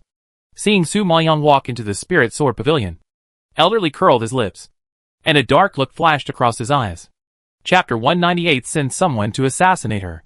As soon as Su Maoyang entered the Spirit Sword Pavilion, he felt the spiritual power surge, and all the pores on his body opened up. After a while, strands of spiritual power were integrated. This is really a good place. Su Maoyang smacked his lips and looked around. He found that the attic was actually empty and full of smoke, as if he was in a fairyland. The old man Jinjuan in the Shindang space reminded, Girl, you can actually practice in it. This is a good opportunity to advance. Su Maoyang heard it and nodded slightly. Just when Su Maoyang was lost in thought, he saw that the entrance to the second floor was already blocked by people. Several people had already started fighting, and they seemed to be vying to enter the second floor first. The competition was really fierce. At this time, Zhao Yuqing walked over directly without even moving a finger, and everyone understood and gave way. Zhao Yuqing proudly raised her chest and head, and walked up to the second floor without looking around. Seeing this, Su Maoyang couldn't help but sigh that the Zhao family was indeed powerful. Zhao Yuqing had privileges in this situation, which was really lucky. She laughed and shook her head, and walked over quickly. Spiritual power instantly floated in her hands, ready to fight at any time. But the scene of her killing Fu Lingxian, an elder, who that day was too brutal. When everyone saw her, they retreated like a monster and avoided her. Su Maoyang's face flashed a trace of astonishment. She thought there would be a fight, but she didn't expect everyone to be so humble. It surprised her. In fact, they were not humble at all. They were clearly afraid. Su Maoyang had no time to waste. Since no one was competing with her, She quickly walked up to the second floor. As soon as Su Maoyang went upstairs, a man in a black cloak came up behind her. Everyone couldn't see his face clearly, but he suddenly raised his arm and repelled them. Seeing the spiritual power lingering on him, everyone was stunned, and they were even more terrified than seeing Su Maoyang. At this time, there was a fight in the Spirit Sword Pavilion, while the students and elders watching the game outside were another scene. Look! Someone has reached the second floor. Everyone saw the lights on the second floor suddenly turned on, and they shouted in surprise. Emma, someone has reached the third floor again. The lights on the second floor just turned on, and then the lights on the third floor also turned on, with such an amazing speed. Even the elders outside were so excited that they clenched their fists. You must know that the higher the floor of the Spirit Sword Pavilion, the stronger the spiritual energy will be. If it weren't for the good physical foundation and bone marrow, such a strong spiritual power would probably explode and die. So even if there is no fighting, just standing in that space will also hurt. Not to mention, everyone has already fought in a group for the opportunity to go upstairs. Therefore, those who can successfully go up must not only have a body that can withstand the spiritual energy, but also have enough strength to avoid being attacked by others. This kind of experience is really a good method.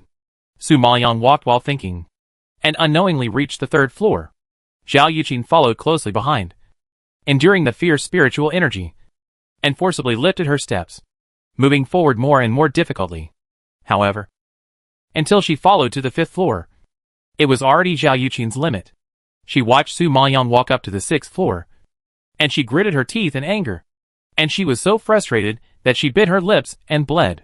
The people outside saw that the lights on the sixth floor were also on, and they started to make noise again. Look! Someone has reached the sixth floor so quickly. This speed is too scary. I remember that the seventh prince and young master Feng were not so fast. Yes, I really don't know who reached the sixth floor so quickly. I think it's probably that Su Maoyang. She is a junior general spiritual master, so she should have good talent. That's not necessarily the case. Zhao Yuqin is also a junior general spiritual master. The spiritual power of the two is evenly matched. It's really hard to say. Listening to the discussions of the students around him, Elderly on the side snorted disdainfully. If it was really that Su Maoyang, even if she reached the sixth floor, she would not be able to get out alive. As soon as she entered the sixth floor, Su Maoyang finally felt a sense of oppression. The spiritual energy here is much stronger than that of the fifth floor. Just as Su Maoyang was sighing, a figure came behind her. Hearing the footsteps, she immediately turned around to look. Only then did she realize that there was a man in a black cloak standing behind her. He looked thin, but he was full of murderous aura. Su Maoyang saw this and felt a sense of relief. Some spiritual power suddenly surged in her palms, and she was ready to fight at any time, because she realized that the man seemed to be coming for her. Sure enough, before she could say anything, the man flashed and quickly swept over, grabbing Su Maoyang fiercely. Damn! It's actually a mid-level general spiritual master. Su Maoyang was so shocked that her eyes widened, and she immediately ran towards the seventh floor. At this time, the man's figure was like lightning, and he quickly caught up with her. The overwhelming spiritual power hit Su Maoyang. If she hadn't dodged quickly, she would have been seriously injured. Moreover, at the seventh floor, the spiritual energy doubled, and Su Maoyang already felt the stinging sensation in her pores. These spiritual energies cannot be digested, and they forcefully penetrate the skin and mix into the internal organs. Even if they do not explode, they will cause considerable internal injuries. Su Maoyang's face was a little solemn, feeling the man's unusually agile skills and fierce spiritual power. Every move was vicious and sharp, not like a young man. After a quick turn of the mind, Su Maoyang had a terrible guess. You are sent by Elderly. She suddenly took his attack and asked affirmatively. Uh-huh. You are smart. You guessed it at once. Since you are going to die, I still let you know my identity, so that you can die more clearly. As he said, the man lifted the black cloak hood, revealing the wrinkled old face. Are you the elder of the Spirit Sword sect? Su Maoyang's eyes flashed with surprise. The man grinned strangely, acquiescing to her guess. Now that you know, I can send you to heaven. After saying that, the man suddenly rushed up and slapped Su Maoyang. Seeing this, Su Maoyang immediately stepped back, flashed a few meters, and threw out all the soul-stealing needles prepared in his palm. Seeing this, The man's pupil shrank, and he blocked the soul-stealing needles with his palms. Su Moyang took advantage of this moment to attack him mentally, making him react a little slower. Her agile body, like a dragon, circled behind the man, and the spiritual power in her hand instantly turned into a dagger, stabbing him hard in the chest. Su Moyang is now a junior general spiritual master. Due to the ancient spirit body, her spiritual power is strong enough to deal with intermediate general spiritual masters. The elder's thin body suddenly stiffened, and his face was still extremely terrified. He probably didn't expect that he would die in the hands of Su Moyang, a junior general spiritual master. Then, the thin and slightly hunched body fell to the ground with a bang, and he was completely dead. This unknown elder was killed by Su Moyang and died inexplicably in Lingjian Pavilion. Not only did no one know about it, but there was no way to investigate the responsibility. I don't know whether it is fortunate or unfortunate. Chapter 199: The Secret of the 10th Floor. Su Moyang looked at the corpse on the ground, then exhaled a breath of foul air and put away all the offensive. It seems that the Spirit Sword sect has no intention of letting her go this time. They even let the elder sneak into the Spirit Sword Pavilion to assassinate her. I think they are determined not to let her leave the Spirit Sword Pavilion. In this case, the water spirit pearl in her hand is probably a fake and cannot be transmitted out. They sent the elder to assassinate me. And even if they didn't kill me, they could trap me to death inside. Elder Li's wishful thinking is really loud. Thinking of this, Su Moyang threw away her own water spirit pearl, took out the elder's water spirit pearl, and put it steadily into the space. This time, I'm afraid I'm going to disappoint Elder Li. Elder Li outside was unaware of the situation inside, and he was full of confidence in Elder Zhou, who was sent into the Spirit Sword Pavilion. Because although Su Moyang is quite powerful, he is only a junior general spiritual master, and Elder Zhou is at least a mid-level general spiritual master. In addition to the spiritual energy suppression inside, Su Moyang will not escape death no matter what. Thinking of this, he was in a good mood. Looking at the 6th floor, he couldn't help but smile. At this time, an inner door elder came from a distance. Seeing this, the people watching the game all cast a respectful look at the inner door elder and automatically made way. Elder Li saw the inner door elder coming, and immediately bowed and greeted him respectfully. Meet Elder Quan. Quan Hong looked at the bright spot of the Spirit Sword Pavilion with an indifferent expression, and slowly spoke in a low voice, using a voice that only 2 people could hear. How is it? Elder Li was a smart man. Although he didn't explain, he understood what was being asked and quickly answered. At this time, she should have been killed. Elder Quan, please rest assured. Well done. After the game, I will say a few good words for you in front of the sect master. Quan Hong nodded slightly, which was considered satisfactory to his answer. When Elder Li heard this, he immediately rubbed his palms with joy and thanked him repeatedly. However, if he knew that his companion not only did not kill Su Moyang, but was harmed in the Spirit Sword Pavilion, I wonder if he would be so angry that he would vomit blood. However, while the two were talking, students had already crushed the water spirit beads and teleported out. The spiritual energy inside was too strong, and they really couldn't hold on any longer. So they had to go out. Even Zhao Yuqin, who had made it to the 5th floor, looked pale and staggered out with a weak body. Her group of followers immediately came forward to support her and asked about her well-being. Zhao Yuqin's talent was already very good for reaching the 5th floor, and she was also an alchemist. It was easy for such a person to enter the 7 major sects. However, everyone was a little shocked at this time, since the one who reached the 7th floor was not Zhao Yuqin. Who could it be? Just when everyone was speechless, the light on the 8th floor was turned on, and everyone was shocked. Oh my god! Someone actually reached the 8th floor. What a great talent! Yes, it's only been an instant stick of time, and he has already reached the 8th floor. It's really amazing. This person is too amazing. He has already reached the 8th floor. His talent can be compared with Gong Yui's. Who on earth is this? So awesome. If it's Su Moyang, it shouldn't be like this. She's just an intermediate spiritual master. Even if she's powerful, she can't resist the spiritual energy that's beyond her level. Seeing this, everyone was excited. Even Elder Li's face froze. Why is it still going up? Is there a genius besides Su Moyang? But before Elder Li could be shocked, he saw the lights on the 9th floor also lit up. This speed immediately shocked everyone in the audience. Their eyes seemed to be rusty. staring at the 9th floor. Their 2 eyeballs bulged out fiercely, almost falling down. 9th floor. Someone actually reached the 9th floor. You know, only Feng Mohin reached the 9th floor at the beginning. And now someone has reached the 9th floor. Who on earth is this person? He actually has the talent of Feng Mohin. Zhao Yuqin was so scared when she saw this that her legs softened and she almost fell to the ground. As she came up, she only saw Su Maoyang running in front of her. How could someone who could reach the 9th floor be so talented? I dare not think about it. Zhao Yuqin shook her head in disbelief, listening to the discussions of the people around her. Wu Zhenqing, Wei Feng and others beside her were also excited, and their cheeks flushed. It was really shocking to be able to reach the 9th floor. At this moment, Elder Li and Elder Quan looked pale and embarrassed. I didn't expect that among the students of this class there would be talents who could reach the 9th floor. If such a genius cannot enter the Spirit Sword sect, he must be eliminated. It was very lively outside. But Su Maoyang, who was walking on the 9th floor, was trapped in a dead silent environment. So quiet that he could only hear his own footsteps. Girl, your body can't bear it anymore. Your meridians and internal organs are constantly expanding.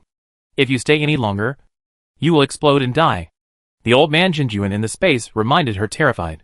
Su Maoyang ignored his persuasion and moved her steps vigorously. She walked forward with difficulty, as if dragging hundreds of pounds of black iron. It took a long time for her to walk 1 meter away, and the severe pain in her body had already tortured her face to a twist. It's a pity not to go to the 10th floor after finally coming to this place. Su Maoyang murmured with a tangled expression. This Lingjin sect wants to kill her. If she doesn't ask for some interest, wouldn't it be a big loss?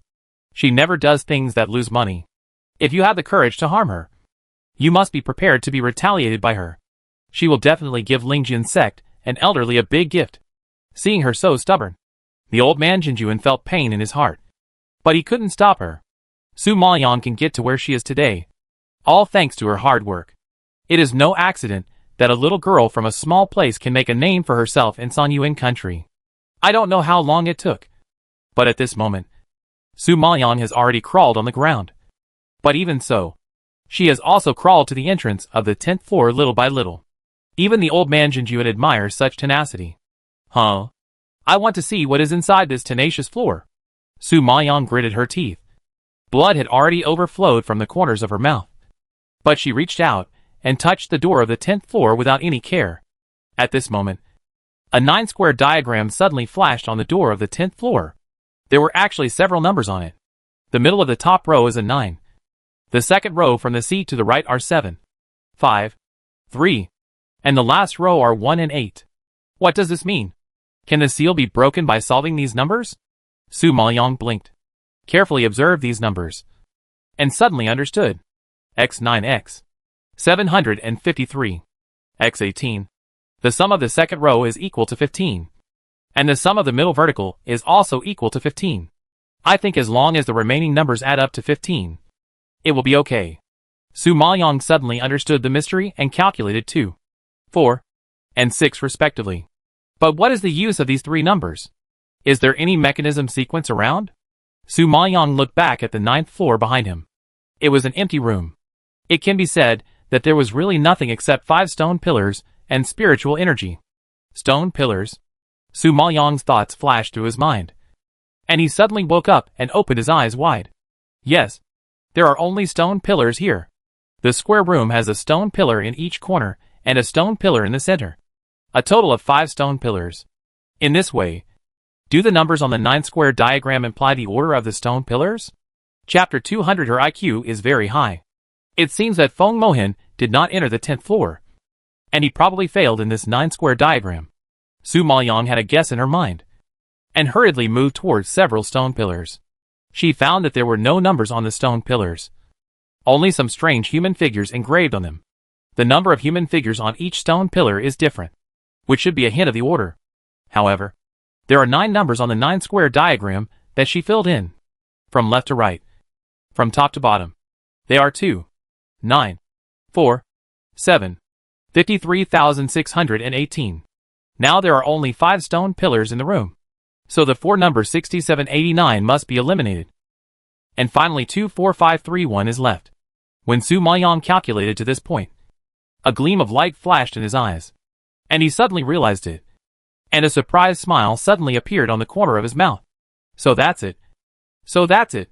Seeing Su Maoyang so excited, the old man Jinjuan was also infected with some expectations. He studied for a long time, but got no result. Could it be that she knew the answer so quickly? Girl, did you figure it out? Su Maoyang nodded and said firmly, yes. The order is 24,531. When the old man Jinjuan heard this, he was shocked. Before he could ask the reason, Su Maoyang had dragged his legs to the stone pillar with 2 figures carved on it and pressed hard on the figures on the stone pillar. The figure sunk in and made a loud noise. Seeing this, Su Maoyang was more certain. She struggled hard to the stone pillar with 4 figures carved on it and pressed all 4 figures in. In this way, she spent nearly an hour circling between several stone pillars, which made her exhausted and sweating profusely. Fortunately, she finally succeeded in pressing all the portraits on the stone pillars in order, until the moment when the last portrait fell in. The 9-square diagram displayed on the 10th floor door suddenly disappeared. There was a loud bang, and the door opened, and a winding path appeared in front of Su Maoyang. When the old man Jinjuan saw this, he was stunned and roared in disbelief. Damn! It actually worked. Girl, you are too amazing. Su Maoyang just smiled and did not answer him. In fact, this 9-square diagram is very simple. As long as the sum of each row and column is equal to 15, the missing number of the 9-square diagram can be calculated, and the number greater than 5 stone pillars can be excluded. Then read it from left to right in the order of the 9-square diagram, and naturally the 10th floor door can be opened. Su Maoyang is very clear about this algorithm, but the old man Jinjuan was kept in the dark. He didn't understand it for a long time. He could only sigh that his master's brain is really flexible, which is not comparable to ordinary people. This Lingjin sect wanted to plot against his master. It was really overestimating its own capabilities.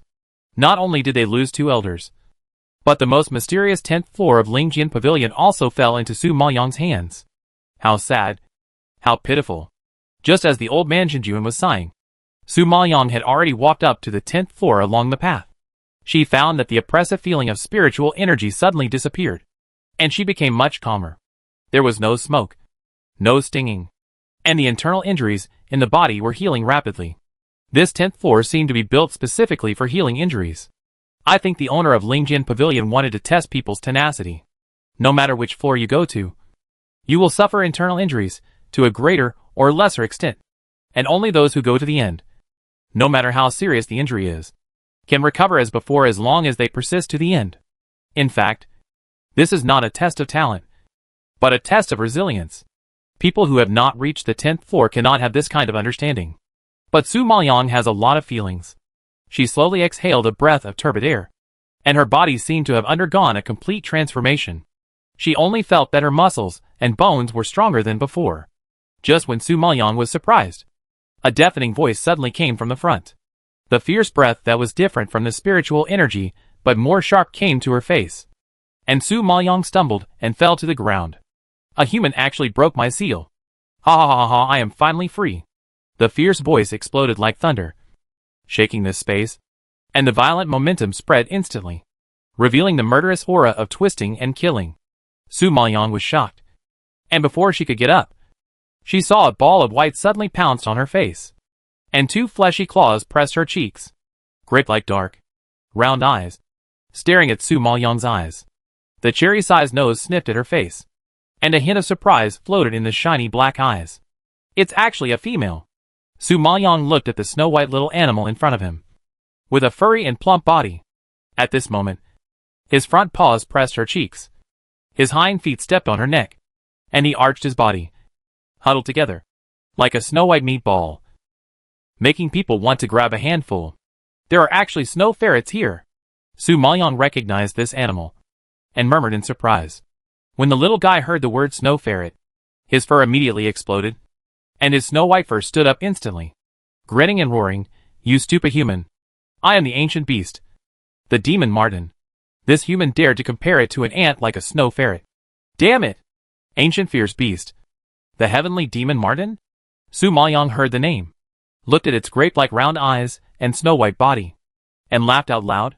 You are called a fierce beast, Ha ha ha. This furry white little body is actually a fierce beast. Not to mention Su Maoyang's disbelief. Even other people would probably laugh. The heavenly demon Martin saw that she dared to laugh at her. And she was so angry that her eyes were gnashed. And her mouth was fierce, revealing sharp teeth sharper than a dagger. And she bit Su Maoyang's shoulder. Su Maoyang saw that it was a small thing. And she was not on guard at all. She was bitten by it accidentally. And she groaned in pain, stretched out her hand to grab the back of the snow ferret, and pulled it up like a cat. At this time, she actually saw with her naked eyes that the silver contract mark suddenly flashed on the forehead of the snow ferret. Su Maoyang's eyes widened in shock. She didn't do anything. The mouth of the demon Martin was still stained with Su Maoyang's blood. At this moment, it suddenly felt that its body was lifted up by her uncontrollably, feeling the changes on its forehead. Even the demon Martin itself was confused. What's going on? It was contracted. It was actually contracted by a human. This human is still a junior general spirit master. Oh my god. It is an ancient beast. But it was contracted by such a weak human. The demon Martin collapsed and went crazy. It twisted its body hard and waved its claws at Su Maoyang, wishing to tear her face apart. Being contracted by a human is definitely the greatest shame of its demon Martin clan. What's more, it was contracted by such a weak human. How is it possible? How could it be possible for an ancient fierce beast to be contracted by such a weak human? You should know that if a spirit beast is stronger than a human, it will never be contracted by a human unless it voluntarily requests to be contracted. Unless the human strength is above that of the spirit beast, it can be forced to contract. But the woman in front of him is not even as good as its fingernail. How could she contract it? The old man Jinjuan in the Shindang space laughed so hard when he saw this.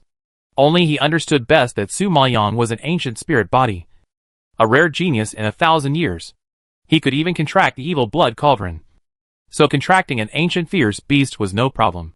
Ha ha ha. This stupid demon Martin, who wanted to eat his master, is now contracted. It's so miserable. Ha ha ha. Due to the contract, the demon Martin could also hear Su Maoyang's inner voice transmission, and was immediately shocked by the series of ridicule. Who's there? Chapter 201 The Lustful Ancient Ferocious Beast. After hearing this, the old man Jinjuan smiled and said, Heavenly Demon Martin, you have come to this day. I never thought that your Heavenly Demon Martin clan has been extinct for thousands of years. But you are still alive. When the Heavenly Demon Martin heard this voice, he immediately looked through his divine sense, and suddenly found that there was a divine tripod in Su Maoyang's body. There was an old man standing in the divine tripod. He was shocked. I didn't expect it to be the spirit of the evil blood cauldron. Today is really an eye-opener. It has naturally heard of the name of the evil blood cauldron, but it was just surprised that such a divine weapon was actually in this weak human body. It was really incredible. At this time, the old man Jinjuan solved its doubts. She is an ancient spirit. What? The snow-white body of the heavenly demon Martin held in Su Maoyang's hand suddenly trembled. And the fat trembled. And the small face as big as a palm was full of fear. No wonder. It was wondering why such a weak human could contract itself. But it didn't expect to be so lucky to meet an ancient spirit. People with this body type are probably rarer than the heavenly demon Martin. The heavenly demon Martin, which had just disdained Su Maoyang, suddenly became excited. Its two black eyes stared at Su Maoyang as if it was a piece of fat meat. And its two fat white legs kept kicking, trying to jump off. Su Maoyang couldn't stand its struggle, so he let it go. The heavenly demon Martin was like a wild horse that had broken free from its reins. It suddenly pounced on Su Maoyang and sniffed her. Perhaps because it hadn't smelled the scent of a female for too long. The heavenly demon Martin was extremely excited and buried its head in Su Maoyang's chest. Its two claws were still pressing, and its wretched appearance made Su Maoyang furious. You bastard! What are you doing? Su Maoyang roared in anger. And then he grabbed its neck and pulled it out from his chest. The chubby white body of the heavenly demon Martin was once again at the hands of Su Maoyang. It was obviously an ancient beast, but it was contracted by her and had no chance to resist. However, it found that it liked the smell of this woman. It would be nice if it was always with her. Thinking that the heavenly demon Martin just sniffed at her, the black grape's eyes were full of male interest in females. When the old man Jinjuan saw this, he laughed so hard and said to Su Maoyang, Young master, this heavenly demon Martin is a silver-faced person and has a fanatical hobby for females. Of course, their taste is also very picky. If it is not a good female, they will not look down on it. If they look at it, they must be prepared to be harassed by them for a lifetime. Su Maoyong heard this, and saw the pair of black eyes shining with brilliance. He shuddered all over and felt cold in his heart. Unexpectedly, she actually contracted a pervert. Oh my god! She is inviting a wolf into the house.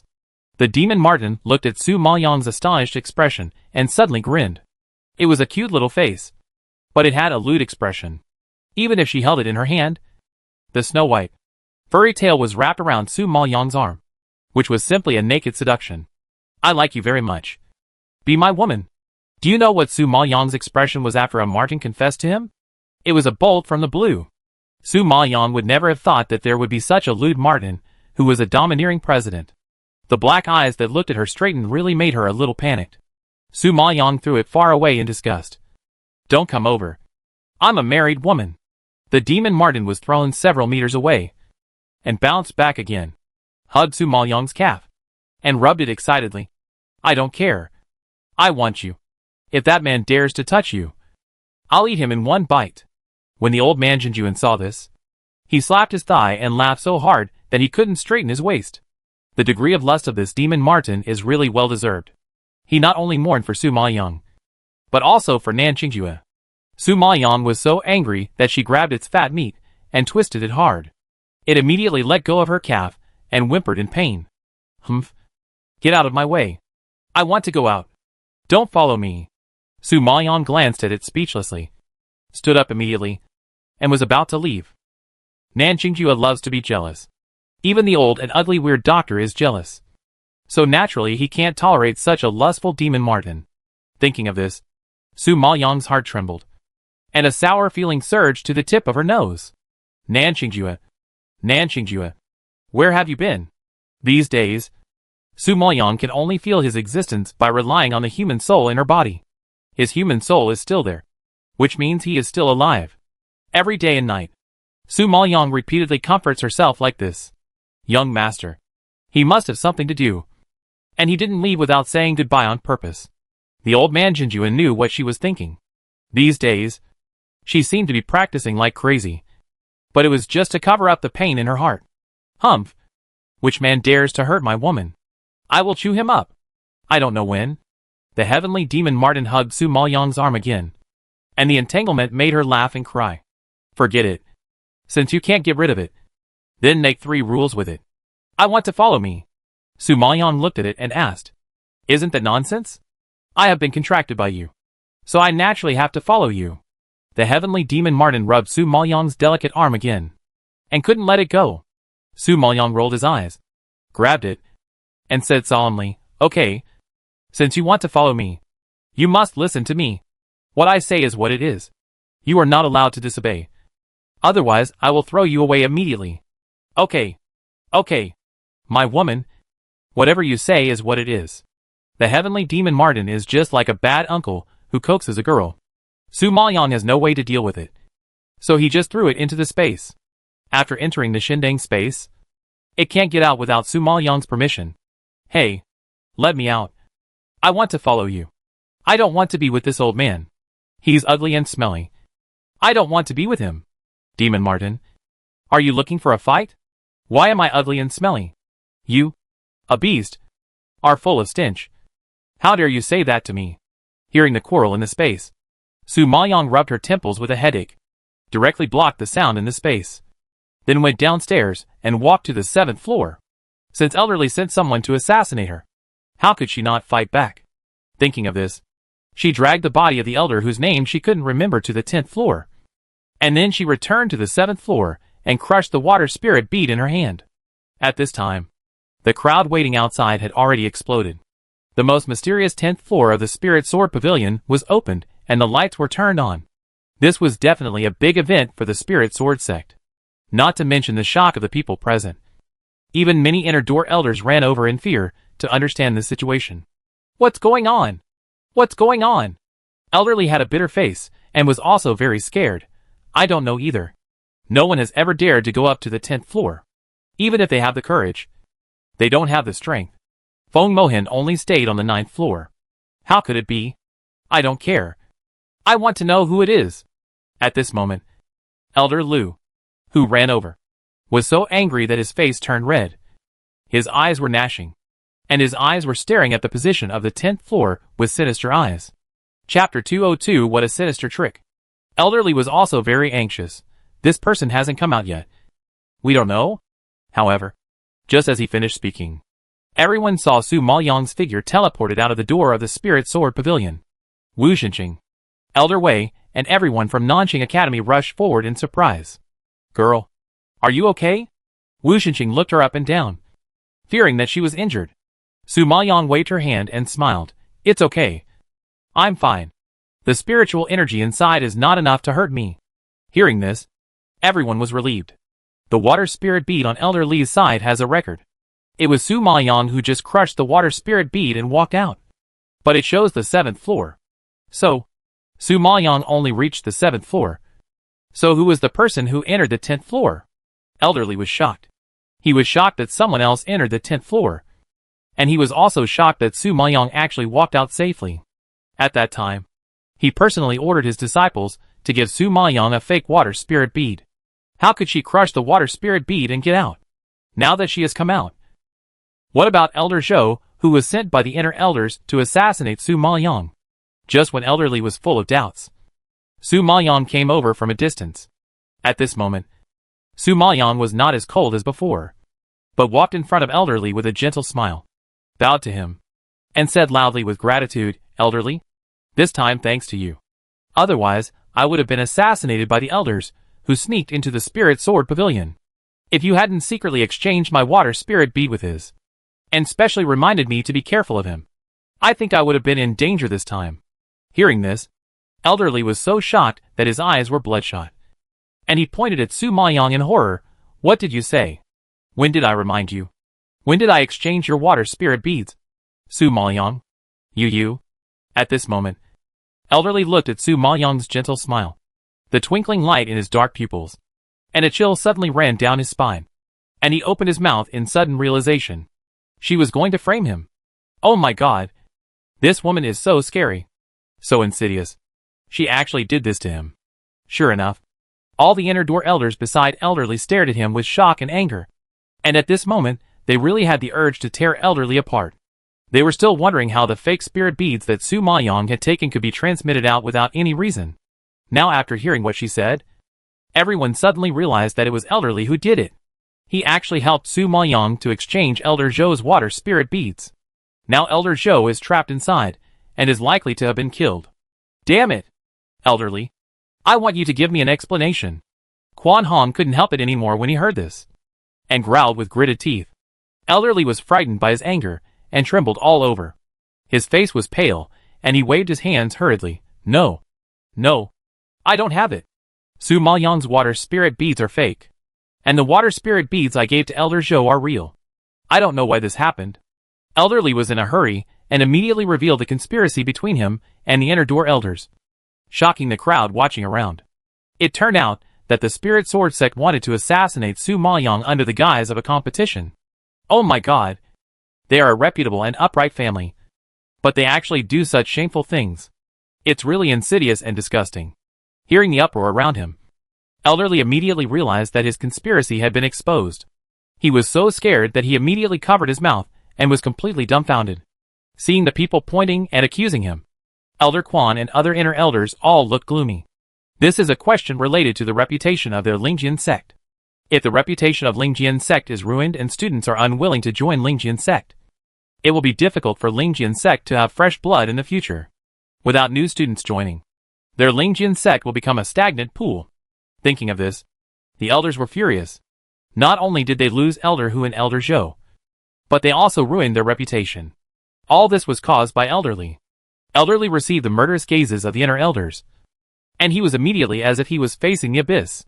He was so scared that he trembled all over. He immediately pointed at Su Maoyang and explained in a trembling voice, "It's her. She framed me. I didn't. He said this at this time, and there was really no convincingness.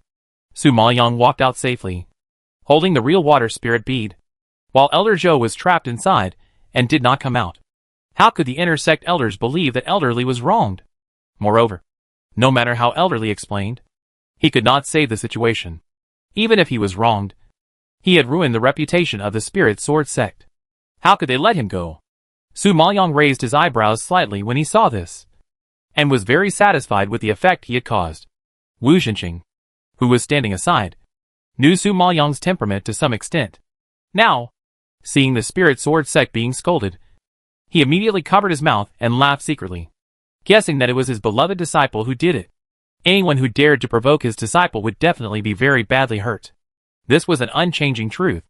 Seeing Wu Zhenqing laughing so hard, Wei Feng was stunned for a moment, and then gradually reacted. It seems that the disciple he values is not only a strong limb, but also a smart one. Not bad. Girl, with your grades, it is no problem for you to join our Jaime sect. Even if the news reaches the ears of the inner sect elders, they will have nothing to say. After all, your strength is here, and they can't openly use the back door. Wei Feng knew why Su Maoyong agreed to the competition, but he just didn't want him to be embarrassed in this sect. Su Maoyong nodded slightly, then thank you, Elder Wei. Ha ha ha. No need. We can go back to Jaime sect now.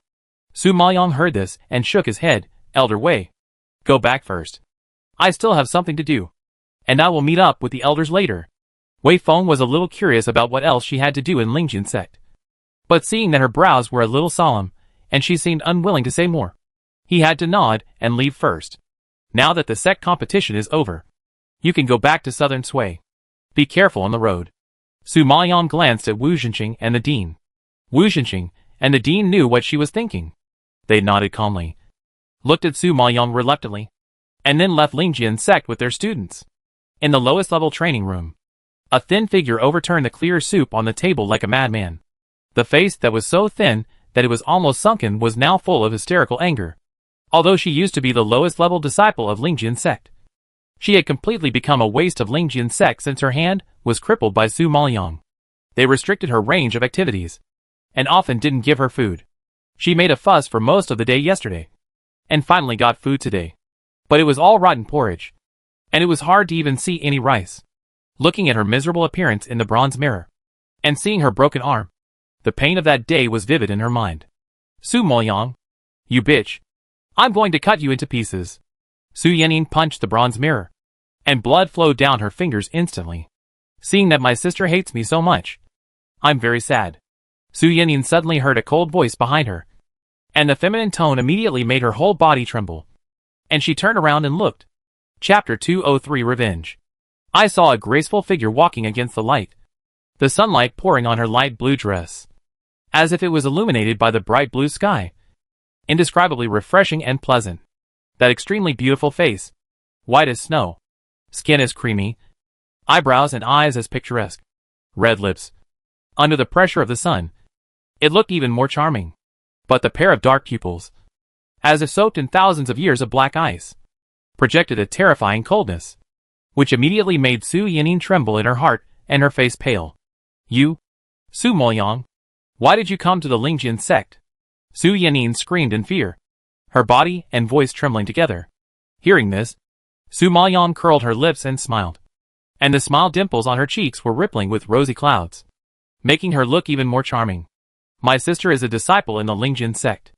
I miss her very much, so I came up to see you. Why? Don't you welcome me? The gentle voice floated from far to near.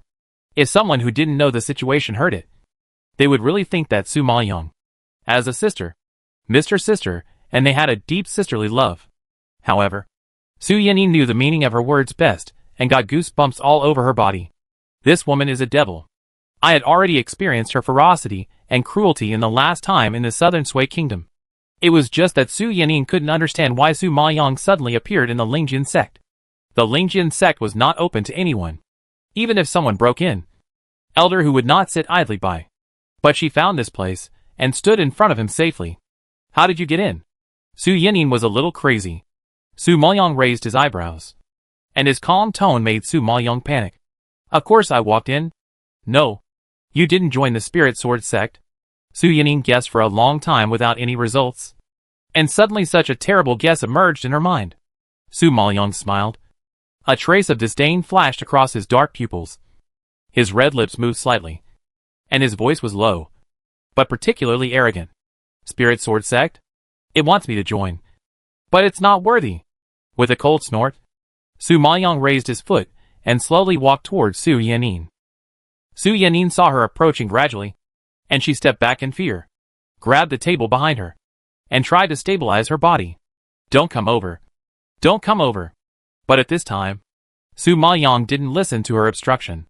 With a decent smile that was enough to drive Su Yanin crazy, he walked slowly and cast a large shadow, as if casting a shadow of death on Su Yanin, making her scream in fear. Master! Master! Save me! Hearing this hoarse cry, Su Maoyang's eyes slightly raised, outlining a bit of sinister charm, gently leaning into Su Yanin's ear, whispering to her a thunderbolt, "Don't scream. Your master was wiped out by me in the sect competition." Hearing this, Su Yanin was so scared that her eyes were broken. Her heart seemed to jump out of her open mouth. Her terrified expression froze, and her screams for help also stopped abruptly. She actually killed the sect elder, who was a junior general spiritual master. Then she is above the junior general spiritual master. Realizing this, Su Yanin was so shocked that she fell to the ground, staring at Su Maoyang with terrified eyes, as if she had seen a devil. You actually killed the elder of the Spirit Sword Sect. The Spirit Sword Sect will not let you go. Su Maoyang chuckled and didn't care. It's just the Spirit Sword Sect. If he dares to touch a hair of the disciples of the Desolate Sect, I believe that the situation of the Spirit Sword Sect will be even worse. What? What did you say? A disciple of the Desolate Sect? You are actually a disciple of the Desolate Sect.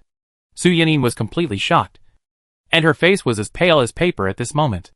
The Desolate Sect is ranked in the top 3 sects, and the geniuses cultivated there are all geniuses. She actually joined such a great sect. Oh my god. It's only been a short time. Has her strength become so amazing? The Su Maoyang in front of her was too scary. She was already an object that she couldn't provoke casually before. But now that she has become a disciple of the Desolate Sect, she is even more afraid of the Spirit Sword Sect. And as a low-level disciple of the Spirit Sword Sect, even if she was wiped out by her, no one would seek justice for her. At this moment, Su Yanin's heart fell to the bottom. It was a kind of despair, a kind of regret.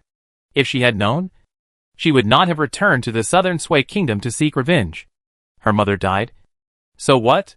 She was just a useless mother who could not help her at all.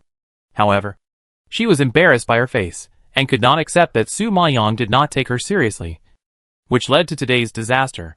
Sister, please, let me go. I will never dare to do it again. My mother deserves death. My father deserves death. And everyone in the Su family deserves death. They shouldn't bully you and provoke you. It's all their fault. And it has nothing to do with me. I left home at the age of 14 and was not with you. I don't know your situation. If we were together, I would definitely stop them. Please forgive me. Su Maoyang almost vomited the overnight meal when he heard this. Although the Su family was cruel to Su Maoyang, they loved Su Yanin like a pearl in their palm. But now, when her life was threatened, she actually blamed all the faults on her relatives, who had done her a favor. Su Maoyang felt sad for the Su family for cultivating such an ungrateful person. Su Yanin, you really disgust me. When I think of Lu Man and Nanian dying in the hands of a disgusting person like you, I can't wait to peel off your skin and pull out your bones. Su Maoyang gritted his teeth and spoke in a low voice. The hatred and disgust that penetrated into his bones made Su Maoyang a little impulsive. He suddenly raised his hand and slapped her on the top of her head. He suddenly exerted force and crushed her head directly. There was only a scream, and there was no sound at all. Even without used breath, only sharp echoes remained in the room. Su Maoyang withdrew his hand, took out a silk handkerchief, wiped off the disgusting blood, and walked out of Su Yanin's room slowly. She raised her head slightly, looking at the scorching sun in the sky, and suddenly felt a pain in her heart. Not long ago, in this kind of weather, Nanian stood by and fanned her, and Lu Man was crushing ice for her to cool her down. In a blink of an eye, they were gone, and she was already standing on the enemy's territory. Su Maoyang clenched his hands into fists. She wanted to become stronger and stronger. She never wanted to see her relatives die again. Never again. After revenge, Su Maoyong drove away the silent sect. This silent sect was not far from the spirit sword sect. It took half a day to get there. When he walked to the outskirts of the silent sect, Su Maoyong saw a tall and magnificent building in the distance. The masonry of brackets, the double corridors and halls, the layers of rising, towering, running through the green lock, showing the simplicity and heaviness of history. And its outskirts are a winding river. And the 7 bridges on the river are like a long rainbow, and a crescent moon reflected on the water surface. Magnificent and beautiful like a fairyland on earth. Even someone as calm as Su Maoyong smacked his lips in shock, and then quickly walked to the gate. No outsiders are allowed to enter. The gatekeeper stopped her immediately. Su Maoyong glanced at him, and revealed her identity. Su Maoyong. Su Maoyong? Are you the Su Maoyong who reached the 7th floor of the Spirit Sword Pavilion? The gatekeeper exclaimed, which immediately attracted many students coming and going. Chapter 20 For the Provocation of the Silent Sect. Su Maoyong nodded slightly, tacitly agreeing with his guess. The gatekeeper was obviously a little shocked. He, a gatekeeper, couldn't afford to offend someone who could reach the 7th floor. So he immediately made way. Su Maoyong was very satisfied to see that he was tactful, and walked straight in.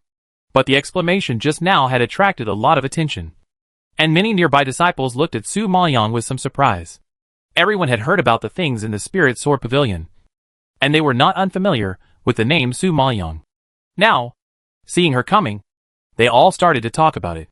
At this time, a pretty woman in an orange dress snorted coldly when she saw Su Maoyong, stepped on the steps, walked slowly, grinned her cherry-like red lips, and looked her up and down wantonly. So, you are Su Maoyong.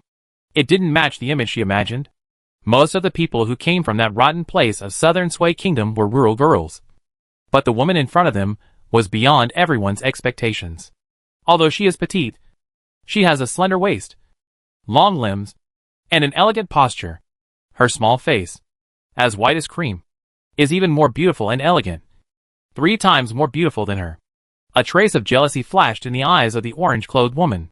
The more she looked at her, the uglier her expression became. The people around her couldn't hide their amazement either. But the Jaime sect had been recruiting geniuses from Songyuan for so many years, and this time, they were surprised to allow a southern Sui to join.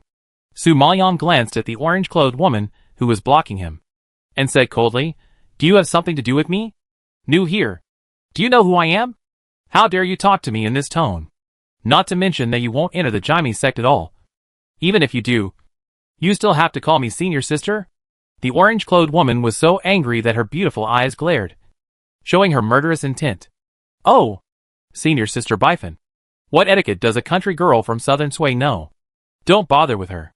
The green-clad woman who followed the orange-clad woman covered her mouth and snickered, and the meaning of sarcasm was self-evident. Then the people around stared at Su Maoyong as if they were watching a joke, with their eyes full of gloating. Su Maoyong glanced at the green-clad woman coldly and said coldly, "I heard that the Jaime sect is quiet and elegant, which is very desirable. But when I came here today, I found out that it was not in line with the rumors. I don't know whose dog is barking and making so much noise. You? Who are you calling a dog?" The green-clad woman's smile was still frozen on her face, and she was so angry that her breathing stagnated, and she immediately yelled. On the other hand, she looked angry and exasperated. But Su Maoyong was neither happy nor sad, and his emotions could not be seen. With such an elegant temperament, standing in front of her, everyone knew who looked more like a country girl. "I have something else to do. Please get out of the way." Su Maoyong still had to go to the admissions office to find Elder Wei, so she didn't have time to get entangled with such a person. The green-clothed woman saw that she didn't take her seriously at all, and her face flushed with anger. Although she was only an outer disciple of the Jaime sect, she had been here for 2 years, and was considered an old disciple. Whenever a newcomer entered the sect, they would give some face. I didn't expect that Su Maoyong would be so ungrateful. Su Maoyong, if you want to leave today, it won't be that easy. Su Maoyong frowned slightly when he heard this. He didn't expect that if he didn't argue with such a person, she would get more aggressive. "Haven't you heard that a good dog doesn't block the road?" The green-clothed woman saw that she called herself a dog again, and she was so angry that she grinned and was about to greet her. Fortunately, Yin Bifan on the side pulled her back.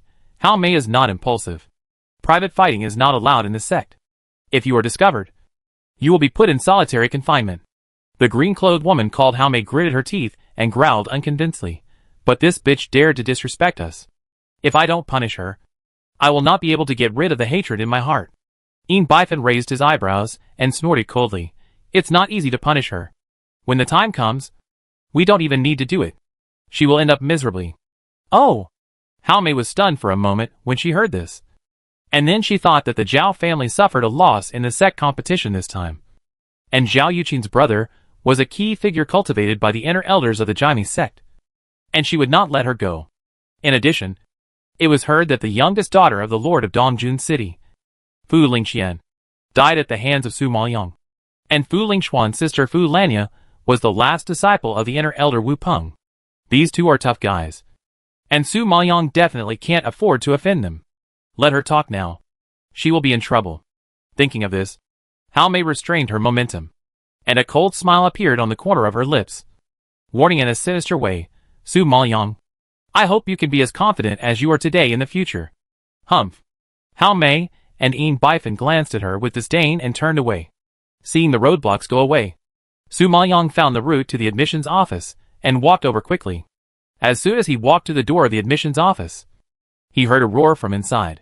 Wei Feng, you dare to ignore my orders and recruit that trash from the southern Sui kingdom. Are you tired of living? Or do you not want to be the elder of the Jaime sect? The one who cursed was a fat and big-eared middle-aged old man. His heavy palm hit Wei Feng's head, making the latter dizzy. As an outer sect elder, Wei Feng could only endure the humiliation, lowered his head, and dared not say a word. Wei Feng, you really went too far this time.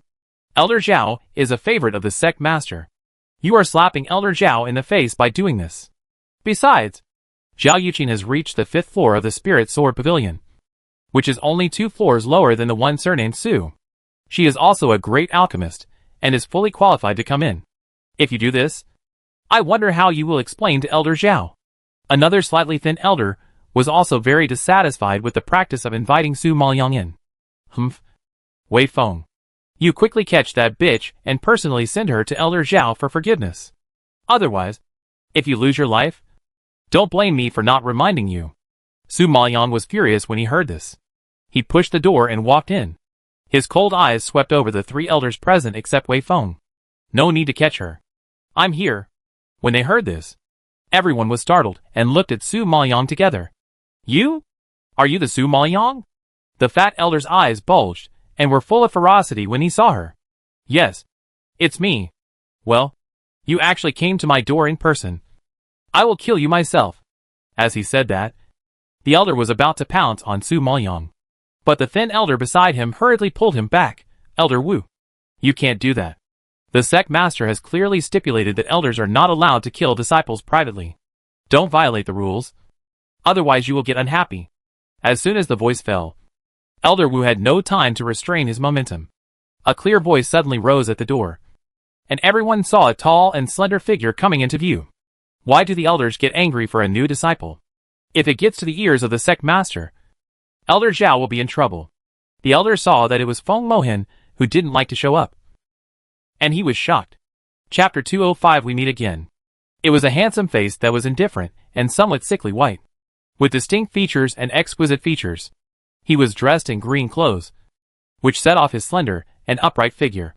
He walked in with a smile, and his demeanor was particularly elegant, cheerful and upright, as if he was covered with a layer of light, like a banished immortal. However, Su Maoyang had seen Nan Qingjua's beautiful face, so she had an immunity to Feng Mohen in front of her. She felt that this person had a refined and elegant demeanor that others did not have. Su Maoyang knew that since she entered the Jaime sect, she would always meet him. She didn't expect to meet him for the first time so soon, and it was when she was in trouble. For some reason, Su Maoyang always felt that Feng Mohen in front of her seemed to know her, and even had a special feeling for her. But she recalled for a long time, except for remembering that she had met him for the first time in the restaurant. She really couldn't remember where she had seen him. Feng Mohen's black eyes, like night stars, looked deeply at Su Maoyang, and then his eyes fell on Elder Wu beside him. I wonder if Elder Wu can see my face and let her stay.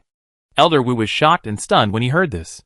This young Master Feng, who has always been elusive, suddenly appeared here. and even asked for Su Maoyang. Oh my god! Did he hear it wrong? Not only was he shocked, but the other 4 elders were also shocked. When did Feng Mohan become so idle that he would actually meddle in other people's business? Elder Wu stayed there for a moment, watching Feng Mohan still waiting for his answer. And then he came back to his senses and nodded as if waking up from a dream. Well, since young Master Feng has spoken, she can stay. But Elder Zhao.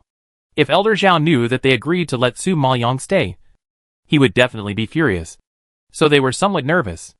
Elder Zhao is an upright person, and he would not do such a vulgar thing as using the back door. It is you who are randomly speculating on his intentions, which is a disgrace to Elder Zhao's status. Feng Mohan's low and indifferent tone blocked the elders from saying anything. Even Feng Mohan put such a hat on Elder Zhao. If they, the elders, refute it, it will show that it is Elder Zhao who is wrong. Yes, we misinterpreted Elder Zhao's intentions. We will arrange for Su Maoyang to stay, and will not make it difficult for Elder Zhao.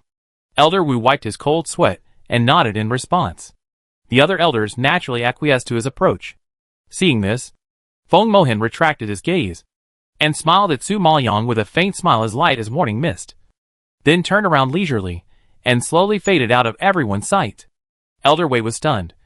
And only when Feng Mohan left did he excitedly grab Su Maoyang's hand and said, "Girl, do you know young Master Feng?" When he asked this, the other 3 elders all looked at him in surprise. Su Maoyang shook his head. "I don't know him." When Wei Feng heard this, he was even more shocked and raised his eyebrows. "How can I help you if I don't know him? I really don't know him. I guess he can't stand some people bullying others." So he said something to stop him. As he said this, Su Maoyang glanced at the 3 elders standing by. Elder Wu was so angry that his face froze, and he glared at her. However, they were relieved to hear that she didn't know Feng Mohan.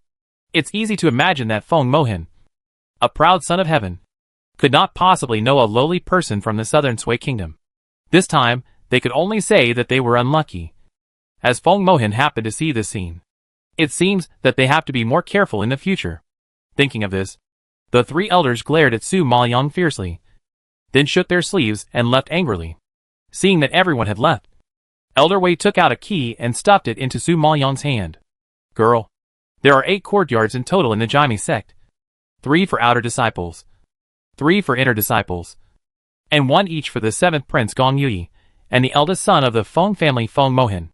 The 3 courtyards for outer disciples and inner disciples are divided into low, middle and high levels according to the status of the disciples. Now you are considered a low-level outer disciple, and are assigned to a low-level house. When you go to the house, the manager there will assign you a maid to serve you. Go." Hearing this, Su Maoyang nodded in understanding, took the key, and bowed to Elder Wei. "Thank you, Elder. I'm really sorry that you have caused a lot of trouble for my business." Seeing her so well behaved, Elder Wei's eyes were a little red, and he nodded with relief. "It's okay. You are a girl with good strength and talent. I won't make a mistake in you." Su Maoyang heard his words, remembered his kindness, turned around and left the admissions office, and walked towards the low-level house. But before they had walked for long, they saw a crowd of people surging on the road not far away. Many women's excited screams came like thunder, and soon the crowd was getting closer and closer. Su Maoyang looked at them in surprise, and happened to bump into a pair of black eyes. Su Maoyang was very familiar with those eyes, like cold jade sinking into a cold pond, and like a sharp sword unsheathed in the dark night, gloomy and sharp, revealing a chilling coldness that made people shiver. I really didn't expect them to meet so soon. Gong Yui, who was walking with Wei Yong, also found Su Maoyang's figure. His handsome face was suddenly shocked, and the surprise in his eyes was fleeting. He didn't expect Su Maoyang to appear in the Jaime sect. He was really brave. Even Wei Yong behind him was shocked and widened his eyes. He couldn't help rubbing his eyes with his hands. Su Maoyang hurt his master so badly, and he dared to appear in front of them. This was too lawless. Just when the two looked at each other, Hao Mei beside him pushed Su Maoyang fiercely, cursing and roaring, "Su Maoyang, you cheap thing. You block my sight. This is not a place for you to stay. Get out." As Hao Mei said, she squeezed to the front of the crowd and excitedly watched the 7th prince. At this time, Su Maoyang was pulled by her, and was instantly squeezed to the back of the crowd. She was not interested in Gong Yui at all. And it didn't matter whether she looked at him or not. So she turned around and planned to leave. However, at this moment, there was another wave of excitement behind them. Oh! The seventh prince is coming towards us. My God! He is looking at me. He is attracted to me. No. He is obviously looking at me. He is walking towards me. Get out of my way. He is obviously coming towards me. Don't be so self-indulgent. Just because Gong Yui suddenly walked towards the crowd. All the women watching were so excited that they started to tear each other apart. They all seemed to want to stand in the front, trying to attract Gong Yui's attention. But when Gong Yui really walked up to them, he spit out 2 words coldly, "Get out of the way." All the excited women were suddenly stunned, and the smiles on their cheeks gradually stiffened. Gong Yui's cold and handsome face, accompanied by a fierce momentum, immediately scared the women, and they quickly dispersed to both sides and made way. At this moment, Su Maoyang, who was behind the crowd, was exposed to everyone's sight again. Chapter 206 Nanqingju. Su Maoyang suddenly became the focus of everyone, because Gong Yui was approaching her step by step.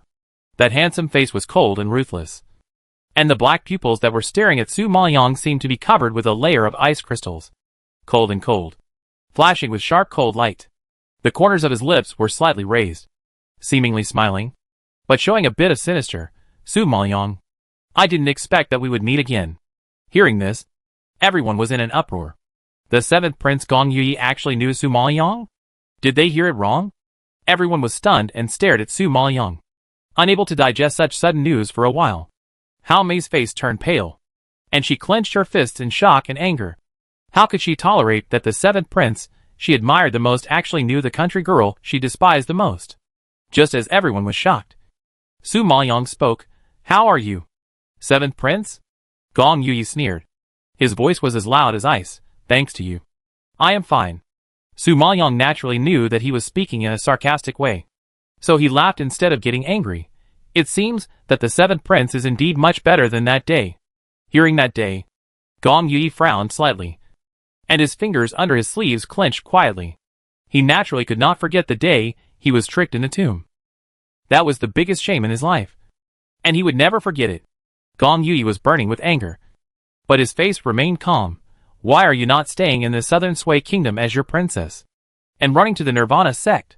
Su Maoyang saw that he didn't know yet, raised his eyebrows, and looked a little surprised.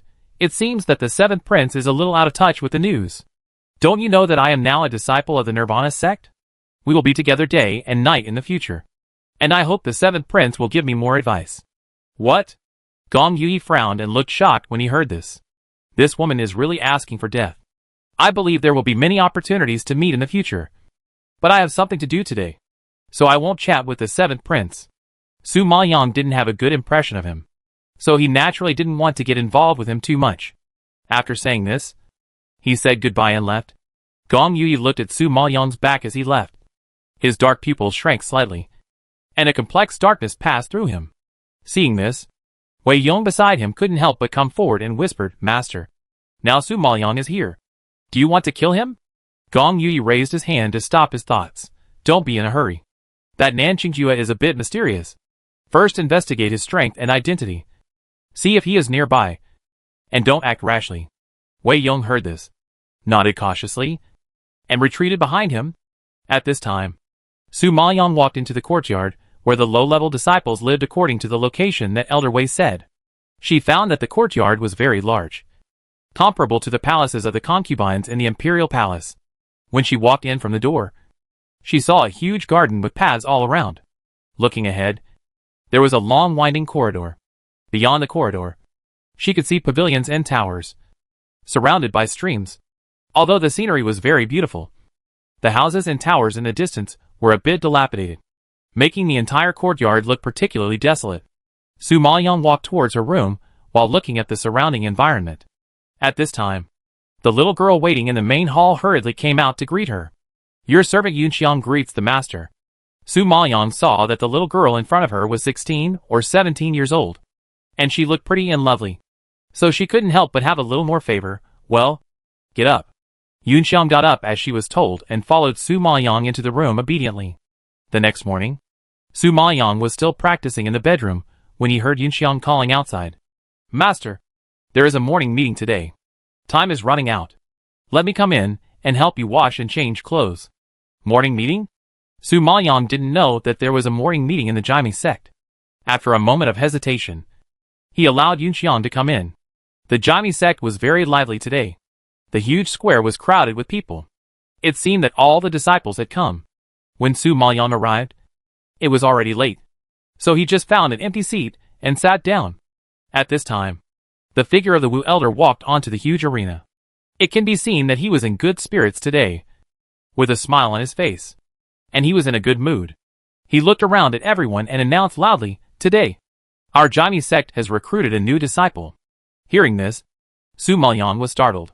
So this morning meeting was specially held to introduce her? It shouldn't be like this. Don't they dislike her? Why is it so grand? Su Maoyang frowned in confusion, and a strange feeling rose in her heart. Just then, Elder Wei reached out to the audience and shouted his name loudly, "Jun Haotsong." Hearing these 3 words, Su Maoyang's ears were hoarse, as if struck by thunder, and her whole body was numb. At this time, a black robe strode in the distance, and the handsome face that Su Maoyang had been dreaming about broke into her eyes without any symptoms. Su Maoyang was shocked. Her face was pale, and she stood up suddenly from her seat. She held her breath and stared at the figure who was gradually walking onto the stage. She felt as if her heart was being pulled tight, and it hurt so much. His mind was completely blank, and his eyes and heart were filled with the figure he had been thinking about day and night. Even though he was so far away, Su Maoyang could still clearly see his appearance with his eyes. His dark and thick eyelashes, as if drawn, cast a light shadow on his icy face. His cherry-like lips were beautiful and stylish, like a work of art carved by nature. So beautiful that it made people hold their breath. His soul-stirring ice-blue eyes, with their corners raised, outlined a voluptuous beauty that mortals did not have.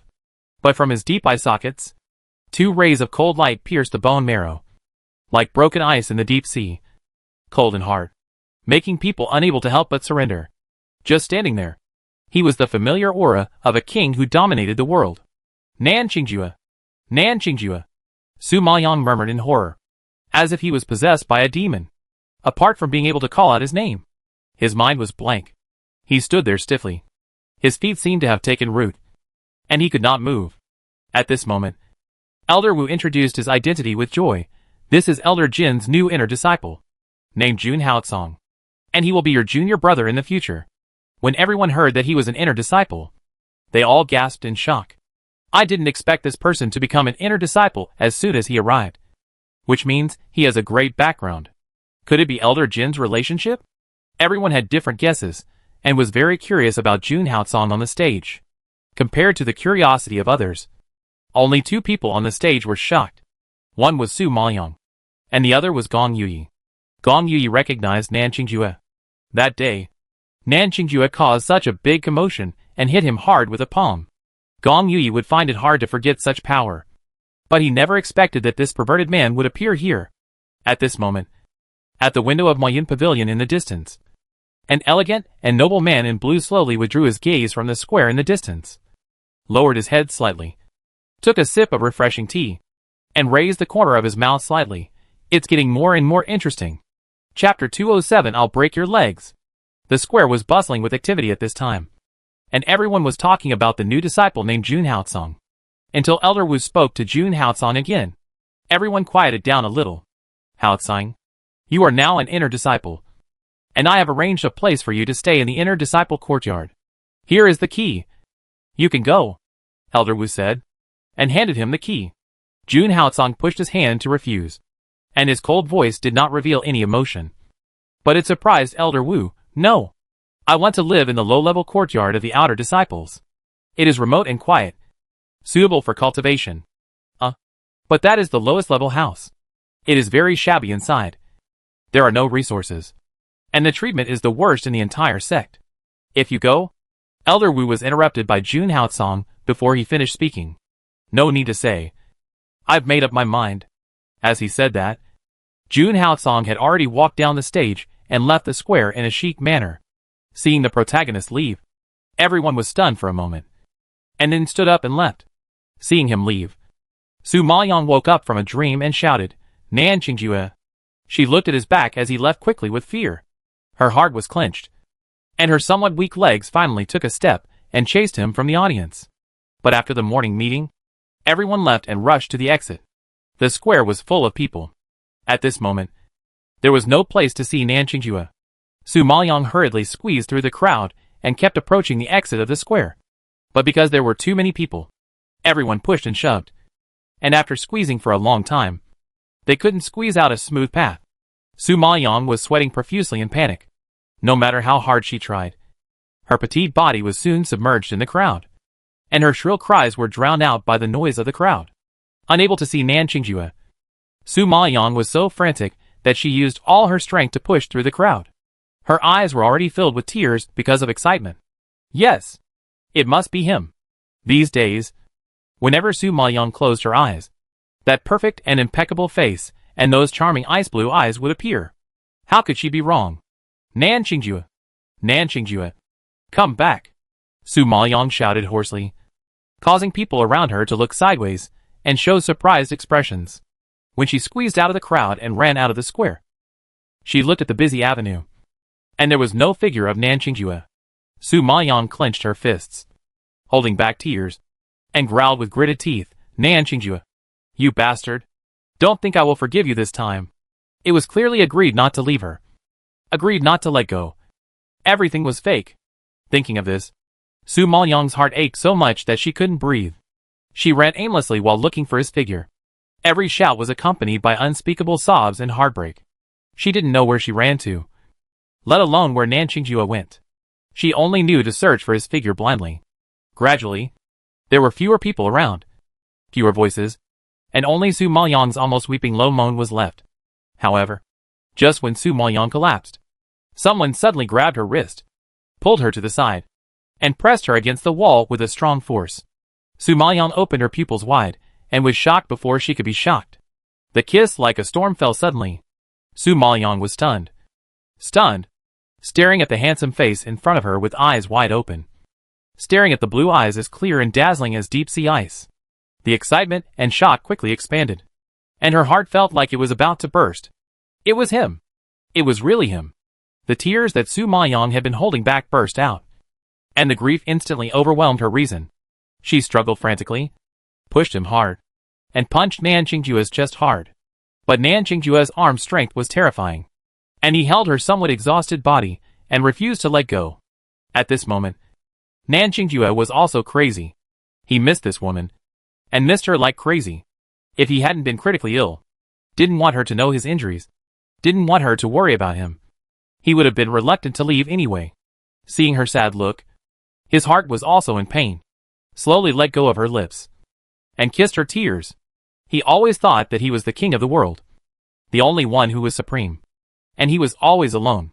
He never worried about anyone, and never felt sad for anyone. However, the woman in front of him made him lose his mind and became crazy. At this moment, he only wanted her, and wanted her badly. Leonor, Leonor, Leonor, he called her name softly. But it seemed that he could never call her enough. Su Maoyang cried, and her eyes were red.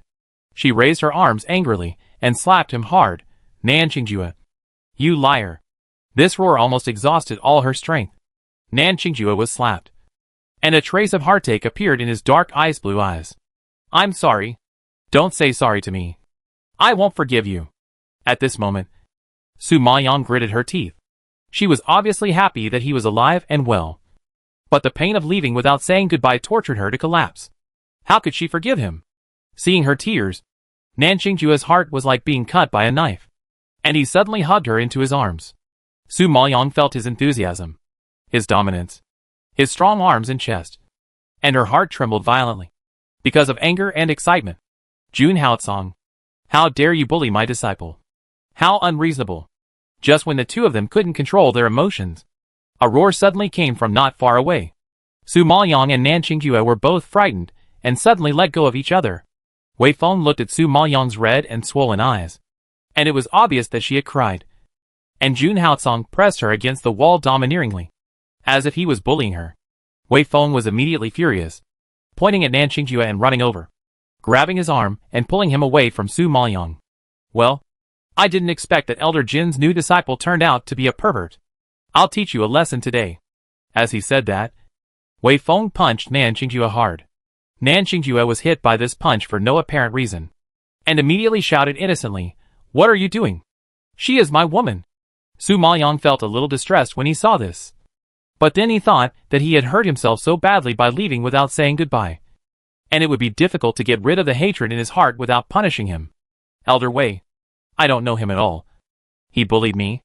After hearing what Su Maoyang said, Elder Wei became even more angry. What nonsense! Dare to bully my disciple. I will break your legs. Chapter 208 Nan Qingjue's Escape. Su Maoyang saw that Nan Qingjue was being harassed by Elder Wei, so she took advantage of this opportunity to turn around and retreat. And soon she slipped away a long distance. Only when she heard a loud curse behind her did Su Maoyang feel a little relieved.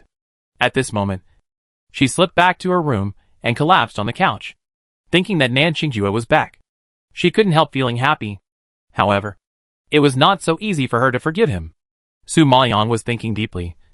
And Yunxiang walked in slowly. Master, it's almost noon. Do you want Yunxiang to prepare the food? Su Maoyang heard this and realized that after all the trouble just now, she was really unable to stand up. Well, prepare it. After receiving the order, Yunxiang nodded and left the room. Not long after, the door was pushed open again. Su Maoyang was too tired to open her eyes at this time, and asked softly, "Are you ready so soon?" Before she finished speaking, Su Maoyang felt a familiar breath coming towards her, and before she could open her eyes, she was hugged tightly. Nan Qingjue, how did you sneak in? Su Maoyang saw who was coming. Her face was shocked, and she pushed him away with a low roar. Nan Qingjue had a cold face and snorted shamelessly. Humph. Why don't you dare? I am your husband. It is not normal to enter your room. You bastard. Get out. I haven't forgiven you yet. Su Maoyang gritted her teeth, pushed him with her hands and kicked him with her feet, trying her best to resist him. But Nan Qingjue didn't take these little fights seriously at all. No matter how far she pushed him, his slender arms could reach her. Su Maoyang gritted her teeth in anger, but she was powerless. Nan Qingjue had long arms and legs, and she was no match for him at all. If he really wanted to force it, she would probably not be able to escape the fate of being eaten up by him. And Nan Qingjue's strong and powerful arms ignored Su Maoyang's fists, grabbed her and kissed her hard. Nan Qingjue, I warn you for the last time. Get out of here quickly, or I will scream. Su Maoyang was obviously a little scared, but still shouted with courage. If you don't mind others coming in to watch us fight, you can scream. Nan Qingjue raised his eyebrows and smiled. His overbearing voice was a bit ruffian. Nan Qingjue, you beast. Su Maoyang gritted her teeth and was furious. Nan Qingjue curled his lips, leaned close to her ear, and chuckled. Don't you just like beasts? Su Maoyang's whole body stiffened, and a numb feeling instantly spread to her limbs. Who likes you? I don't like you. Get out of here. Nan Qingjue kissed her cheek and laughed twice. His voice was so nice that it made people feel weak all over. It doesn't matter whether you like me or not. As long as I like you. That's enough. Hearing such a confession, Su Maoyang's heart trembled. It would be a lie to say that he didn't feel anything. The anger in his heart also dissipated by more than half. However, at this moment, the door was suddenly pushed open. Yunxiang walked in with the food and suddenly found that there was a man on the bed. She was so scared that her face turned pale, as if someone hit her head with a stick. She was stunned. There was a loud bang, and the plate in Yunxiang's hand was instantly smashed to pieces. Ding ding lecher! She screamed in horror, and stood there for a moment. Suddenly, as if awakened, she rushed out of the room immediately, and didn't know where she got a thick and long wooden stick, and rushed back in a hurry. Master, don't be afraid. I will help you beat him to death. With a loud roar, Yunxiang immediately raised the wooden stick and hit Nan Qingjue hard. Su Maoyang couldn't imagine, looking at Yunxiang's small arms and legs, how could she be so strong and lift such a thick stick? Which really surprised her. Nan Qingjue had never been so aggrieved before. What was wrong with being intimate with his own woman? Why did someone always come to disturb him? It's okay to disturb him. But why do they always punch and kick him, and use violence against him? Do you really think he is a tiger and a sick cat if he doesn't show his power? Seeing that the stick was about to fall, Nan Qingjue was furious and dodged her attack fiercely, and was about to fight back. Seeing this, Su Maoyang was frightened and immediately growled, "She is my maid. If you hurt her hair, don't think I will forgive you." Nan Qingjue's body stagnated when he heard the words, and he was hit by the stick immediately. He groaned in pain, but he couldn't fight back. "You dare to bully my master. I will beat you to death," Yunxiang said, swinging the stick at Nan Qingjue again. Nan Qingjue couldn't fight back. His face was ashen with anger. So he jumped off the couch and was chased by Yunxiang all the way out of Su Maoyang's room. Su Maoyang had never seen Nan Qingjue so embarrassed. And seeing him being chased by Yunxiang and running away, he could no longer control himself and burst out laughing. Chapter 209 Jun Hao saw him climbing the window. Chapter 209 Jun Hao saw him climbing the window. "Master, I beat him away, and he will definitely not come again." At this time, Yunxiang clapped her hands and walked in from outside, saying with a face full of certainty, with a great sense of accomplishment on her face. Su Maoyang suddenly felt that her image was much taller. She went from a delicate and cute girl to a female man waving a stick. This contrast is too big. Su Maoyang looked at her, and the corners of his mouth twitched a little. Seeing her posture, Su Maoyang suddenly worried about Nan Qingjue's injury. "Did you hurt him?" Yunxiang shook her head with some guilt. "No. That lecher was too fast, and he disappeared before I could hit him." Hearing this, Su Maoyang breathed a sigh of relief. Fortunately, Nan Qingjue disappeared. Otherwise, he would have vomited blood if she really hit him a few times. However, if Yunxiang knew that the person she was chasing and beating in the yard was a big shot who even the strongest people in Dongying continent had to tremble in submission, she would probably be scared to death. At night, the tired moon hid in the clouds to rest, leaving only a few stars as if they were on sentry duty. After dinner, Su Maoyang lay down on the bed with Yunxiang's help. Although she was angry with Nan Qingjue, she couldn't help but think of him at this time. Su Maoyang was thinking deeply when she heard a big noise coming from the window. She suddenly propped herself up and saw that Nan Qingjue had broken the wooden frame of the entire window, and his tall body actually squeezed in through the small opening of the window. Su Maoyang was so shocked that she was dumbfounded and couldn't speak. Nan Qingjue is such a cool person, but he is climbing her window. It seems that he is really scared by her maid. Su Maoyang shook his head in shock, and Nan Qingjue was full of grievances. He was not afraid of the little maid, but he was afraid that Su Maoyang would say that he would not forgive him. He had finally come to the Jaime sect to find her. Now he just wanted to stay with her. He didn't want any shitty dignity or shitty airs. Being able to hug her was better than anything else. At this time, Nan Qingjue made an effort and turned over to come in. Seeing this, Su Maoyang immediately got up from the couch and growled, "Nan Qingjue, are you crazy? It's so late. Why are you climbing my window?" Nan Qingjue took a step forward, held her horizontally with both hands, and said, "Didn't I say at noon that I'll sleep with you?" Su Maoyang punched him hard. "Are you crazy? This is the Jaime sect. My practice room is not in your palace. If others know about it, they will poke our spines." Su Maoyang was a little amused when she thought that he even climbed the window. "They can poke me as they please. I sleep with my woman. It's none of their business." Nan Qingjue snorted domineeringly and walked towards the bed with Su Maoyang in his arms. At this time, the demon marten in the Shindang space was furious. Its furry and plump body was bent into a white ball, and it made an angry hissing sound. "Let me out. I want to see which man is trying to steal my woman." The old man Jinjuan on the side covered his eyes, unable to bear to look directly. The couple is in love. Why is this beast joining in the fun? Su Maoyang saw that Nan Qingjue was really not going to let him go tonight, and he was panicking when he heard the voice of the demon marten. As if he had grabbed a life-saving straw, he immediately let the demon marten out. When the demon marten appeared, it was full of momentum, and stretched out its claws to grab Nan Qingjue's face. "You dare to snatch a woman from me? I will kill you."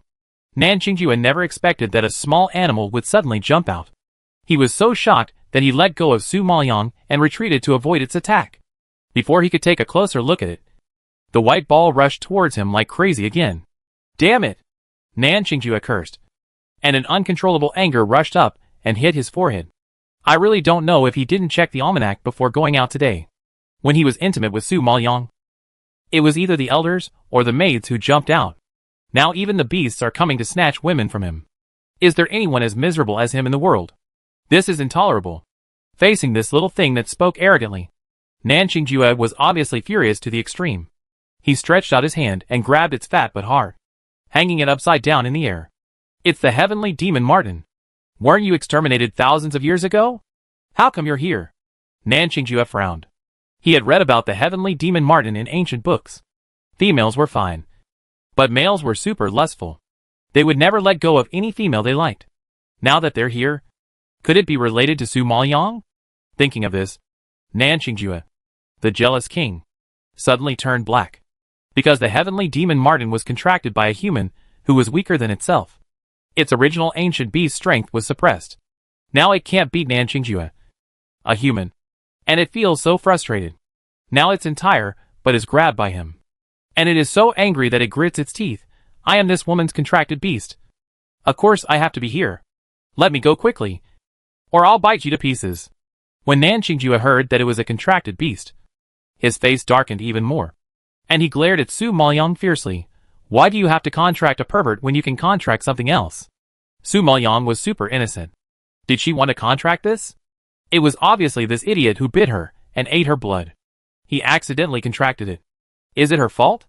If an outsider heard this conversation, he would be so angry that he would vomit blood.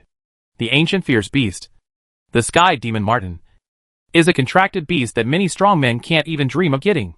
The two of them actually despised it. The sky demon Martin probably suffered a heavy blow in its life. Okay, don't be angry with a spirit beast. It makes you look particularly stingy. Looking at Nanqing Jue's dark face and angry look, the strength in his hand was almost crushing the sky demon Martin. Su Maoyang was anxious and immediately advised. As he said, Su Maoyang rescued the sky demon Martin from his hand and held it in his arms. When the demon Martin saw that it was saved, it immediately drilled into Su Maoyang's chest, pretending to be afraid and burying its head in his chest, shaking its fat white body, and muttering aggrievedly, "Woman, he is so fierce and scary, and scared me to death." Seeing that the demon Martin's head had drilled into Su Maoyang's chest, and its two claws were still pressing restlessly, Nanqing Jue's anger was like a volcanic eruption and rushed straight to his forehead. And he shouted fiercely, "Hurry up and throw it out!" He hadn't even taken advantage of Su Maoyang yet, but this little beast got ahead of him. How unreasonable. Nanqing Jue was so angry that he gnashed his teeth and wanted to kill the demon Martin. The demon Martin also felt his murderous intent and knew that his current strength was no match for this powerful man. He immediately flashed and hid in Su Maoyang's Shindang's space. Su Maoyang, you quickly cancel the contract and throw it away. Nanqing Jue saw that it was gone, and he didn't need to guess that it went to Su Maoyang's space. He couldn't imagine his woman being coveted by such a little beast every day. If it jumped out and interrupted him every time they were intimate, would he still want to live? Su Maoyang helplessly spread his hands. Sorry. It's a blood contract. I'm not dead, so I can't cancel it. Chapter 210 Jun Haotsong's Secret. Nanqing Jue was furious. He pulled Su Maoyang over and kissed her domineeringly without saying anything. After a long time, he pulled away slightly, and his low voice was a little hoarse. You cheated me 3 times today. 1 time by Elder Wei, 1 time by the maid, and finally by your wretched little beast. Shouldn't you compensate me? Su Maoyang shouted unconvinced. Didn't you leave without saying goodbye at the beginning? Which made me so angry that I looked for you all over the street. Hearing her say this, Nanqing Jue's heart ached fiercely. And then he hugged her hard again and kissed her on the forehead. She must have been scared crazy at that time. Even if he didn't see her heartbroken look, Nanqing Jue couldn't help feeling uncomfortable just thinking about it. Su Maoyang, he called softly. Su Maoyang was pressed in his arms, but this time she didn't move obediently. When she heard him call her, she hummed in confusion. What's wrong? It's okay. I wanted to say something nice to coax you, but I found that the most beautiful thing is your name. Nanqing Jue's low and ambiguous voice entered Su Maoyang's ears, bringing an unspeakable tremor. Nanqing Jue suddenly felt that being able to hug her like this and call her name was the happiest thing in the world. When did you become so slick? Su Maoyang yelled unhappily, but her heart was sweet. From the moment I was afraid of losing you. Nanqing Jue looked down at her little head, recalling the scene when she gradually moved away from him and left his sight. Nanqing Jue swore that if he could live, he wanted to give her all the good things. Su Maoyang's heart trembled. and she pressed her chest against his heartbeat, and her anger instantly dissipated a lot. It was better for him to come back alive to her side than anything else. Don't always quarrel with me in the future. Anyway, we can't break up no matter how much quarrel we make. You are mine for the rest of your life. As he said that, Nan Qingjue held Su Maoyang's face with his hands. His ice blue eyes flashed with brilliance. And before she could react, he suddenly covered her lips. Su Maoyang didn't listen to his sweet talk and punched him in the chest. At this time, Nan Qingjue suddenly groaned, and his face turned pale. What's wrong with you? Is your injury not healed yet? Su Maoyang was startled and asked in a panic. It's okay. Just a minor injury. It will heal after a while. Nan Qingjue waved his hand and quickly comforted her. Seeing this, Su Maoyang straightened his face and didn't dare to joke with him. Nan Qingjue, you still have a lot to tell me. Your identity. Your legs. And what kind of extreme body? The soul is injured. And who is that Feng Moxie? Seeing Su Maoyang's worry, Nan Qingjue curled his lips and slowly said, My real name is Jun Haotsong. I am not from Dongyan continent. And I can say that I am not from this plane. Plane? What is that? Su Maoyang heard such a new word for the first time, and his eyes were even more confused. Plane is a different time and space. Your place is the lowest time and space. And my time and space is above your time and space. That place is called Jiuyo continent. Who are you in Jiuyo continent? Why did you suddenly become the 9th prince of southern Sui? Su Maoyang is now a curious baby. If you want to know who I am, follow me to Jiuyo continent. You can understand my environment and my life most directly. As for becoming the 9th prince, it was because of the extremely Yin body. The extremely Yin body is a person born in the Yin year, Yin time and Yin place of the lunar calendar. They are born with a Yin fate. I was seriously injured at the time, and my body fell. But my soul survived. It's just that my soul is too strong and too young. So I must find an extremely Yin body to lead my soul into the body. And the extremely Yin body just meets my needs. Recently, I just broke through the seal of the extremely Yin body and gained some of the power of my previous life. So my crippled leg healed. Hearing this, Su Maoyang opened her mouth in surprise and murmured in disbelief. So, this 9th prince is not your body. But your soul entered the body of the 9th prince. So it became him. Jun Haotsong nodded and touched her hair. Aren't you the same as me? Su Maoyang was slightly shocked when she heard this. And her face was even more surprised. How did you know? Jun Haotsong raised the corner of his mouth slightly, and a layer of light smile floated in his ice blue eyes. At the beginning, you were such a stupid waste. And you were bullied miserably. Looking back at your current appearance, whoever provokes you will suffer a bad result. It is hard to believe that it is the same person. Besides, how could the woman I fell in love with be an ordinary person? From the beginning, he knew that Su Maoyang was most likely not the original Su Maoyang. He had experienced the change of soul, so he naturally believed in rebirth. Su Maoyang had to admit that Jun Haotsong was worthy of being Jun Haotsong. Even this could not escape his discerning eyes. Yes, you guessed right. I am not from here either. It's just that my time and space are different from yours. We don't have spiritual power. We use high technology. And we are a very civilized and powerful society. High tech? Jun Haotsong was also a little confused when he heard such a word. Su Maoyang knew that she couldn't explain it to him clearly, so she simply stopped talking. Instead, she stretched out her hand to hold his waist, and whispered to his chest, It's all over. I can't go back to that world. Besides, she didn't want to go back. No matter how good the 21st century is, it can't compare to a Jun Haotsong who fights for her. She has fought too many divorce lawsuits, and seen too many selfish couples. It's enough to meet a Jun Haotsong in this life. Jun Haotsong thought she was homesick, and hugged her tighter with heartache. Jun Haotsong, what is your identity in the 9 nether continent?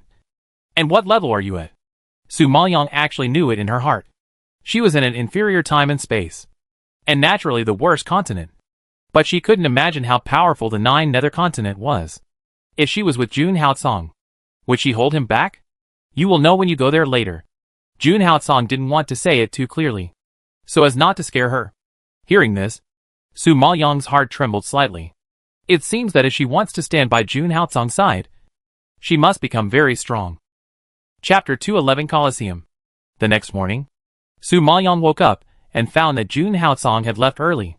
Perhaps he was afraid that her mighty maid would come in and see the scene, and then be violent to him again.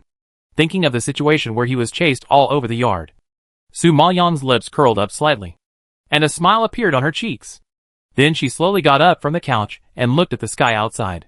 At this time, Yunxiang pushed the door and walked in, carrying the food and putting it on the dining table, and gently called, "Master, it's time to eat." Su Maoyang stretched in a good mood and walked to the dining room. But as soon as he sat down, he saw that the dining table was full of porridge and pickles. His brows suddenly frowned, and he looked at Yunxiang in surprise. "Is this what we eat in the silent sect?" Yunxiang heard this, and shook her head with a bitter face. "Actually, it's not, because we are the lowest class mansion here, and our daily clothing expenses are the most simple. Today, I went to get food, and I didn't have many crystals on me." "So, crystals?" Su Maoyang was even more confused. "Yes, master. You may not know that the currency of our Songyuan country is crystals. Only with crystals can you buy things. The silent sect is no exception. For example, you low-class outer disciples lack material capital. If you don't have crystals, you can't move in the silent sect. Take this food for example. If you don't give the kitchen some crystals, you may not even have porridge."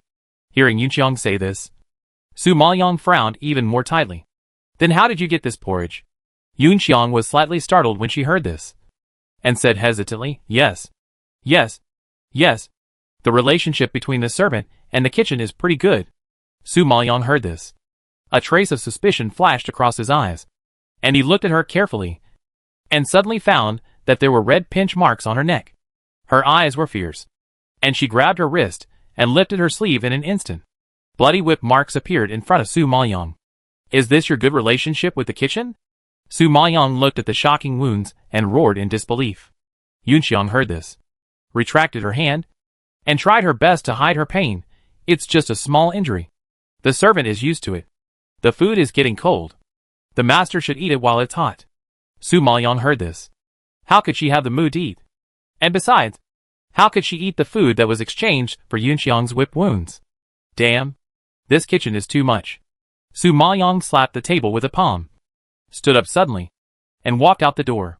Seeing Su Maoyang was about to seek justice for herself, Yunxiang immediately stopped her. "Master, please don't go and cause trouble for them. No crystal stone. No food. This is the rule of the entire Jami sect. Fortunately, the person in charge of the kitchen is a pervert who likes to abuse women. I have been used to it for so many years, so I should not be starved." Su Maoyang's eyes widened when he heard this. "I didn't expect that Yunxiang was beaten and abused for all these years to get a meal. Why doesn't anyone teach such beasts a lesson?" Su Maoyang held back his anger and asked loudly.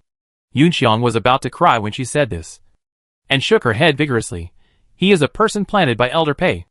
Elder Pei is extremely powerful in the Jami sect, and is the power of the seventh prince. No one dares to provoke Elder Pei, let alone the seventh prince." So, hearing this, Su Maoyang couldn't help but curse. How unreasonable. "Master, you are from the southern Sui kingdom, and now you are a low-level outer disciple. You have just entered the sect and have not established your foothold. Don't provoke these people, otherwise you will be in trouble. If the master wants to live a better life, you can try to earn some crystals." Yunxiang tried her best to persuade. Su Maoyang raised his eyebrows and asked, "What methods can Songyuan kingdom use to earn crystals?" Seeing that she calmed down, Yunxiang was relieved and said quickly, "There are arenas, auctions, mercenary groups, and night markets in the imperial capital. The master can go to the imperial capital to earn some money. If you are lucky, you may have some income." Su Maoyang nodded in understanding, then casually put on a piece of clothing and went out. After leaving the Jami sect, it took Su Maoyang almost half a day to walk to the imperial capital near dusk. The imperial capital was still brightly lit and bustling as usual. According to Yunxiang's description, Su Maoyang quickly found the most famous coliseum in the imperial capital. The tall building was located in the north of the imperial capital. When he walked up to it, the three big words Coliseum on the top were bright red and glaring, as if they were still oozing blood. "Don't." Speaking of going in, just standing at the door and watching for a while. You can see a lot of people coming and going at the entrance of the Coliseum. It was really lively. Su Maoyang also followed the flow of people and walked in. What came into view was a huge arena. And behind the arena was a wide viewing area. The viewing area was full of people. And everywhere you looked was a dense crowd of heads. Just as Su Maoyang was looking around, a servant came to his side and bowed respectfully to greet him. "Excuse me, young lady. Do you want to fight or bet?" Su Maoyang glanced at him and asked coldly, "What makes money the fastest?" The servant was stunned when he heard this. From her tone, he heard that she was short of money and didn't seem like someone from Songyuan. His respectful attitude just disappeared. Of course, beast fighting makes the most money. Su Maoyang heard this and answered without thinking, "Okay. Then beast fighting." Just as Su Maoyang finished speaking, a sneer suddenly came from behind. "Oh! Who was it? I didn't expect it to be a pariah from southern Sui." This sneer was loud, and many people in the stadium cast surprised eyes. Su Maoyang turned his head and saw Hao Mei and Yin Bifan coming slowly. The two were above-average beauties, and they were dressed gorgeously, so they naturally attracted a lot of people's attention. At this time, someone suddenly recognized the identities of the two. "Hey, isn't that Miss Yin from one of the 5 major families?" "Yes, although the Yin family ranks last among the 5 major families. It also has considerable power, isn't it?" Yin Bifan is an inner disciple of the Jaime sect. She has great strength and talent, and has earned a lot of face for the Yin family. She is the most beloved daughter of the Yin family. "What's that?" Yin Bifan has a 7th level spirit beast in her hand, which is very fierce. Everyone knows that she is a frequent visitor to this arena. I don't know how much money she has won. Hearing the discussions of the people around her, Yin Bifan's smile deepened, and she looked at Su Maoyang with more pride. That was a kind of contempt from a high position. Hao Mei also started to speak sarcastically at this time. "Su Maoyang, is this arena a place for you? A waste of the southern Sui kingdom? Do you have crystals to bet? Or spirit beasts to fight?" "Ha ha ha." Hao Mei chuckled as she spoke, and it was obvious that Su Maoyang was neither of them. When everyone heard that he was from southern Sui, they all looked at Su Maoyang with astonishment and contempt. Everyone knew that southern Sui was a poor and remote place, and being able to contract a 5th level spirit beast was already a very heaven-defying existence. However, 5th level spirit beasts were considered to be of medium to low level here, and they could easily grab a handful. Someone like Su Maoyang actually dared to come to the Colosseum. I don't know if he was too arrogant or had a problem with his brain. Chapter 212, number 10 on the fierce beast list. Looking at the people around pointing and laughing, Su Maoyang remained calm and looked at the servant next to him calmly. "Why? Does your Colosseum have a clear rule that people from the southern Sui kingdom are not accepted?" The servant looked unhappy, but he couldn't deny that there was indeed no such rule. Hao Mei sneered when she heard this. "Of course there is no such rule. But the key is, can you take out the crystal and the spirit beast?"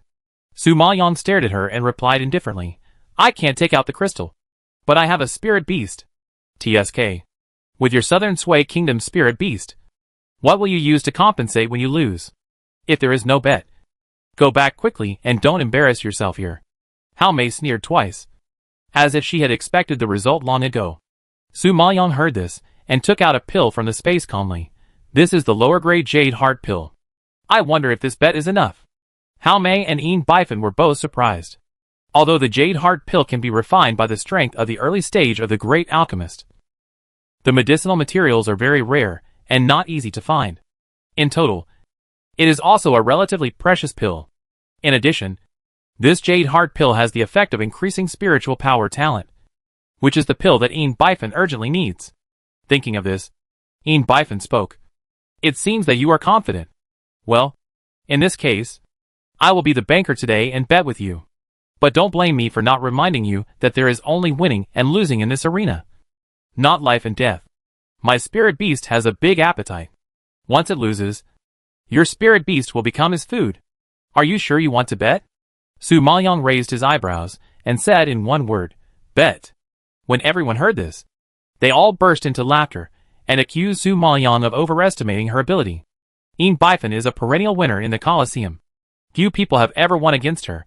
In the past, many people who didn't know how to live or die had bet with her.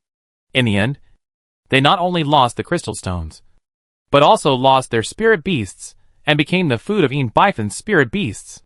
The bloody and cruel scenes in the past are still vivid in everyone's mind. Unexpectedly, Another victim appeared here. I really don't know whether to pity her or despise her. This little girl is a newborn calf who is not afraid of tigers. She is too naive. Some people are gloating and waiting for a good show, while others are shaking their heads with regret. They really can't agree with Su Maoyang's reckless behavior. Seeing her agree, Yin Bifan chuckled, and then told the servant beside him, "You heard it too. She and I are going to fight. You hurry up and prepare for the next match." The servant nodded familiarly, and immediately turned and ran to the backstage of the Colosseum. Afterwards, Su Maoyang and Yin Bifan sat in the VIP seats for the fight, waiting for the start. After a while, the dark arena suddenly lit up, and everyone in the audience burst into warm applause waiting for the fight to begin. At this time, a sweet-looking purple-clothed woman walked onto the stage and softly introduced the identities of the two parties in the fight. The one fighting today is our old customer Miss Yin Bifan, and the other is Su Maoyang from the Southern Sui Kingdom. This is the first time for us to participate in our fight. Please take care of us. Now, everyone can start betting. Those who bet on Miss Yin to win, put the crystal on the left, and those who bet on Su Maoyang to win, put the crystal on the right. The bet is set and cannot be changed. Su Maoyang was speechless after hearing such an opening speech. What about "please take care of me"? This official tone is really good. Between the lines, who is rich and who is poor was exposed by her few words. Invisibly, she has already guided everyone in the direction of betting. Sure enough, after a while, a pile of crystals was piled up on the left side of the entire arena. Anyone who was not a fool would bet on Yin Bifan. And Su Maoyang didn't even have a crystal, which caused another round of mocking laughter. Hao Mei looked at Su Maoyang's embarrassed look and laughed so hard that she couldn't straighten her waist. Su Maoyang, I have seen so many games, and no game is so suspenseful. Ha ha ha. Hearing this, Yin Bifan's face also showed a proud smile. And he slowly said, "Since everyone supports me so much, then today I will take out 1,000 crystals to bet on my own victory. If I win, these crystals will belong to everyone." As he said, Yin Bifan waved and immediately took out a pile of crystals from the space ring, which shocked everyone. This financial strength is indeed worthy of the Yin family, one of the 5 major families. Hearing this, the audience were all excited and clamoring, constantly shouting Yin Bifan's name, and the popularity was rising all the way, suppressing Su Maoyang. Su Maoyang looked at so many crystals, raised his eyebrows slightly, and admired Yin Bifan's generosity very much. It seems that there will be a lot of money today. Seeing that everyone had placed their bets, the host on the stage announced with a smile on his face, "Please release your spirit beasts. The competition begins now." As soon as he finished speaking, a tiger suddenly jumped onto the stage. It had a pair of sharp black horns on its huge head, a thick body covered with golden hair, and a fierce aura. It suddenly opened its bloody mouth towards Su Maoyang, raised its head and roared, shaking the air in the entire arena. Wow! It's the black-horned emerald tiger ranked 10th on the murderer list. As soon as it appeared, someone immediately recognized its identity. The regulars of the Colosseum had seen this spirit beast and were very aware of its ferocity, while the uninformed audience was shocked. This black-horned emerald tiger is a 7th-level spirit beast. Although its level is not particularly good, its combat power ranks 10th on the fierce beast list. Even spirit beasts of the same level would flee in panic. Not to mention that the opponent is actually a spirit beast from the Southern Sui Kingdom. Everyone sighed, and Su Maoyang was also a little surprised. She had contracted the Golden Lion King, so she knew the top 10 on the fierce beast list. According to her, this black-horned emerald tiger has a particularly strong attack power, is cruel and bloodthirsty by nature, likes to eat meat the most, and will not let go of even its own kind. Of course, it is only ranked 10th, and there is still a long way to go from the Golden Lion King ranked 1st. However, Yin Bifan was able to take out this black-horned jade gold tiger, which was a great skill. No wonder she was so arrogant. She had the capital to be arrogant. Seeing this, Yin Bifan glanced at Su Maoyang slightly. "Why are you still standing there? It's your turn. I really want to see your spirit beast." Hearing this, everyone looked at Su Maoyang, and the contempt and ridicule in their eyes were self-evident.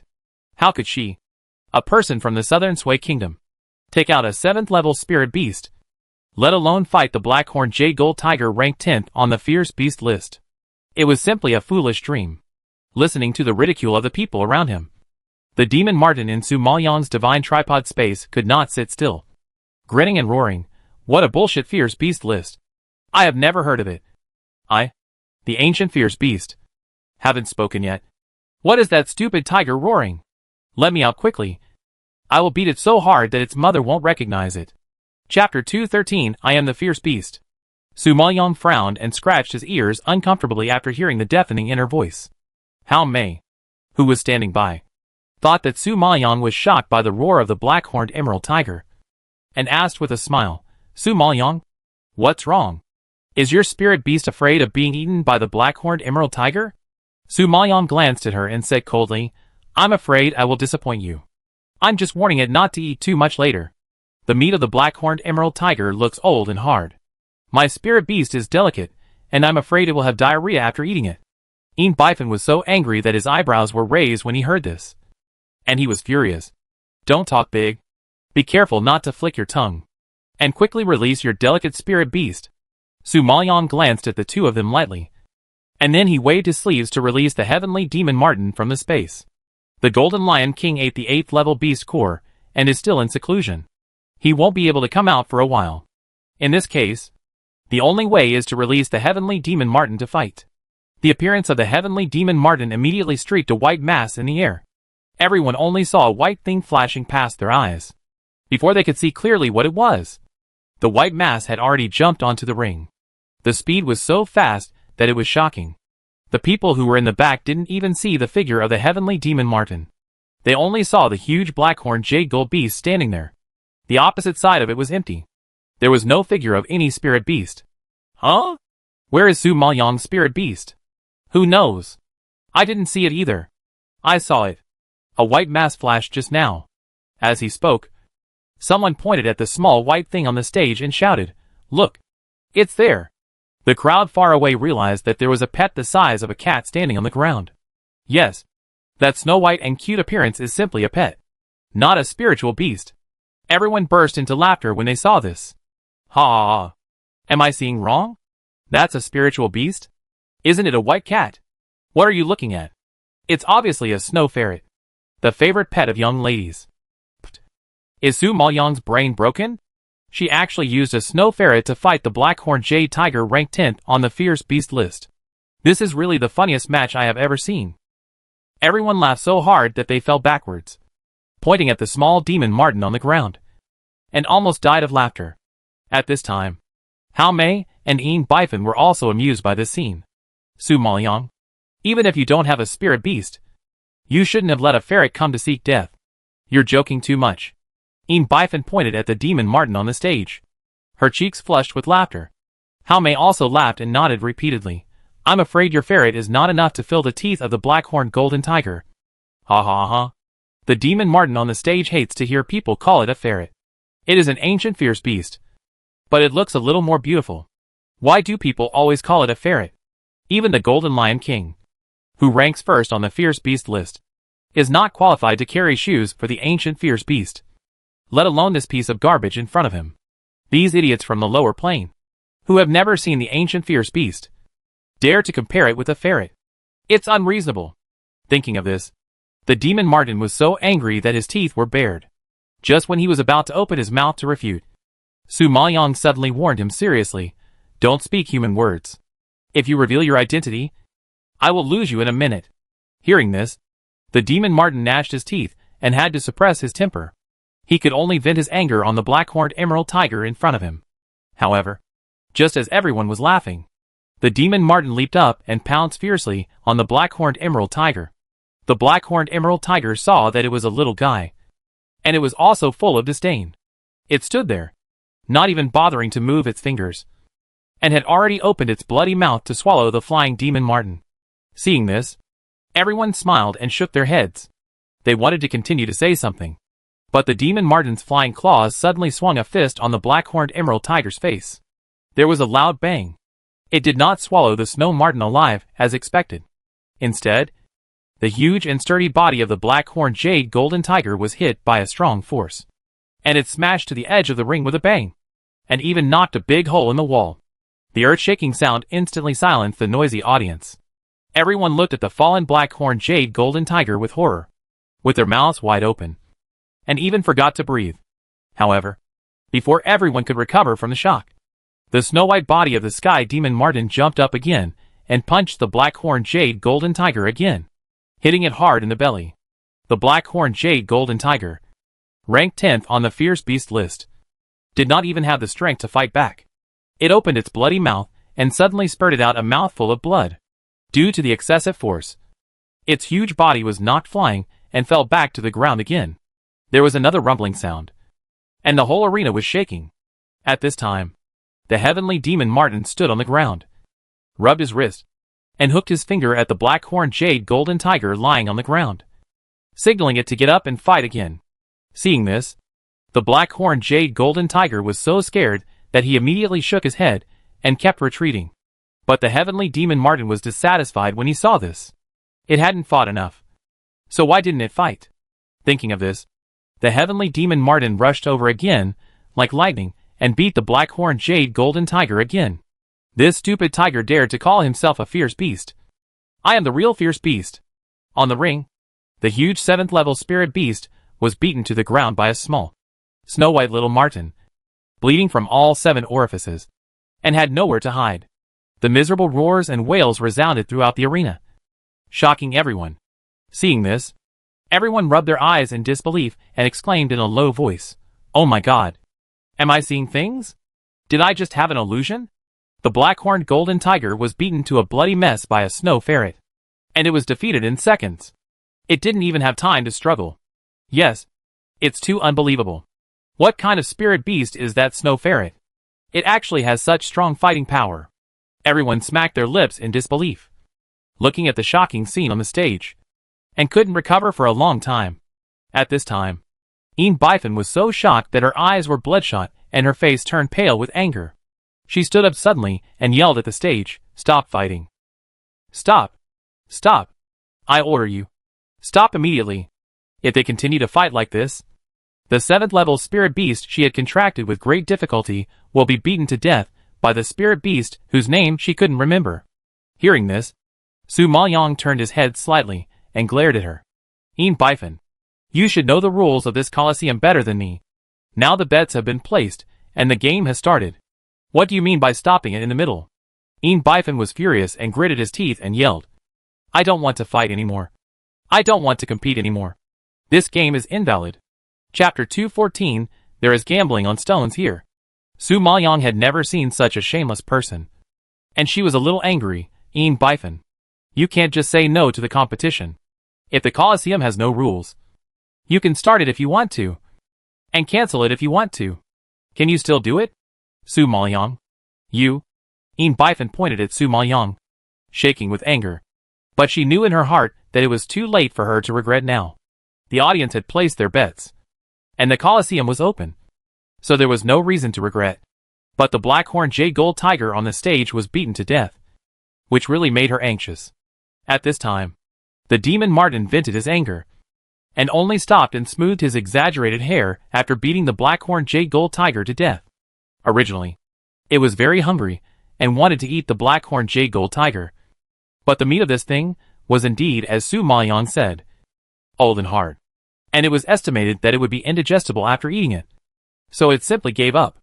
Seeing the black-horned jade golden tiger completely dead in a pool of blood, everyone was even more frightened and silent, just using fists to beat the black-horned jade golden tiger, which ranked 10th on the fierce beast list, to death.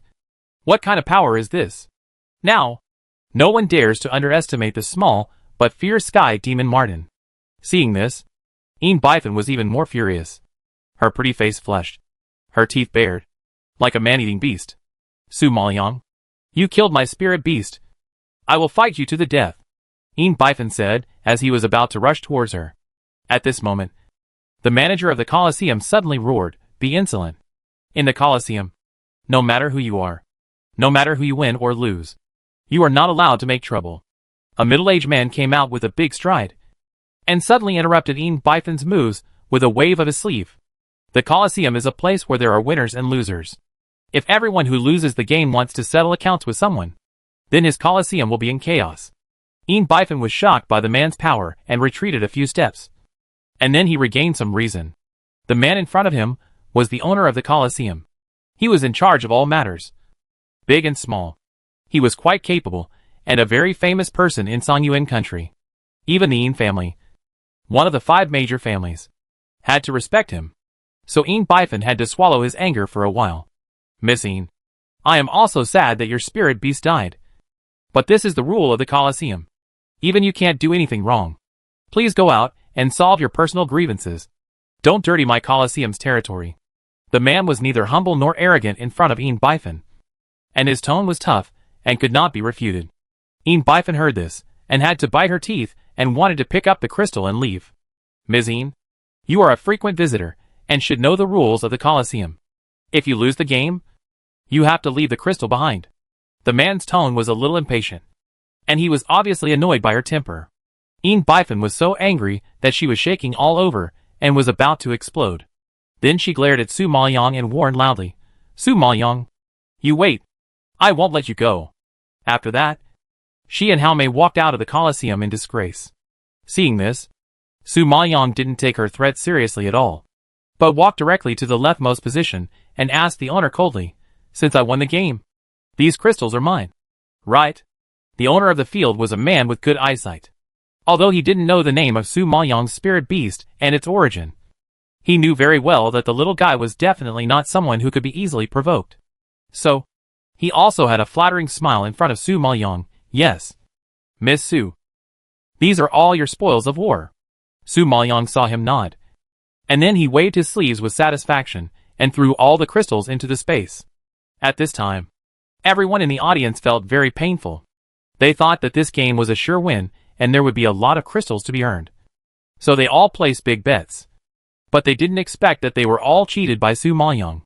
Seeing that all the crystals fell into Su Maoyang's hands, everyone was so angry that they almost vomited blood. But they didn't dare to make trouble in the Colosseum. What's more, this person has such an awesome spirit beast.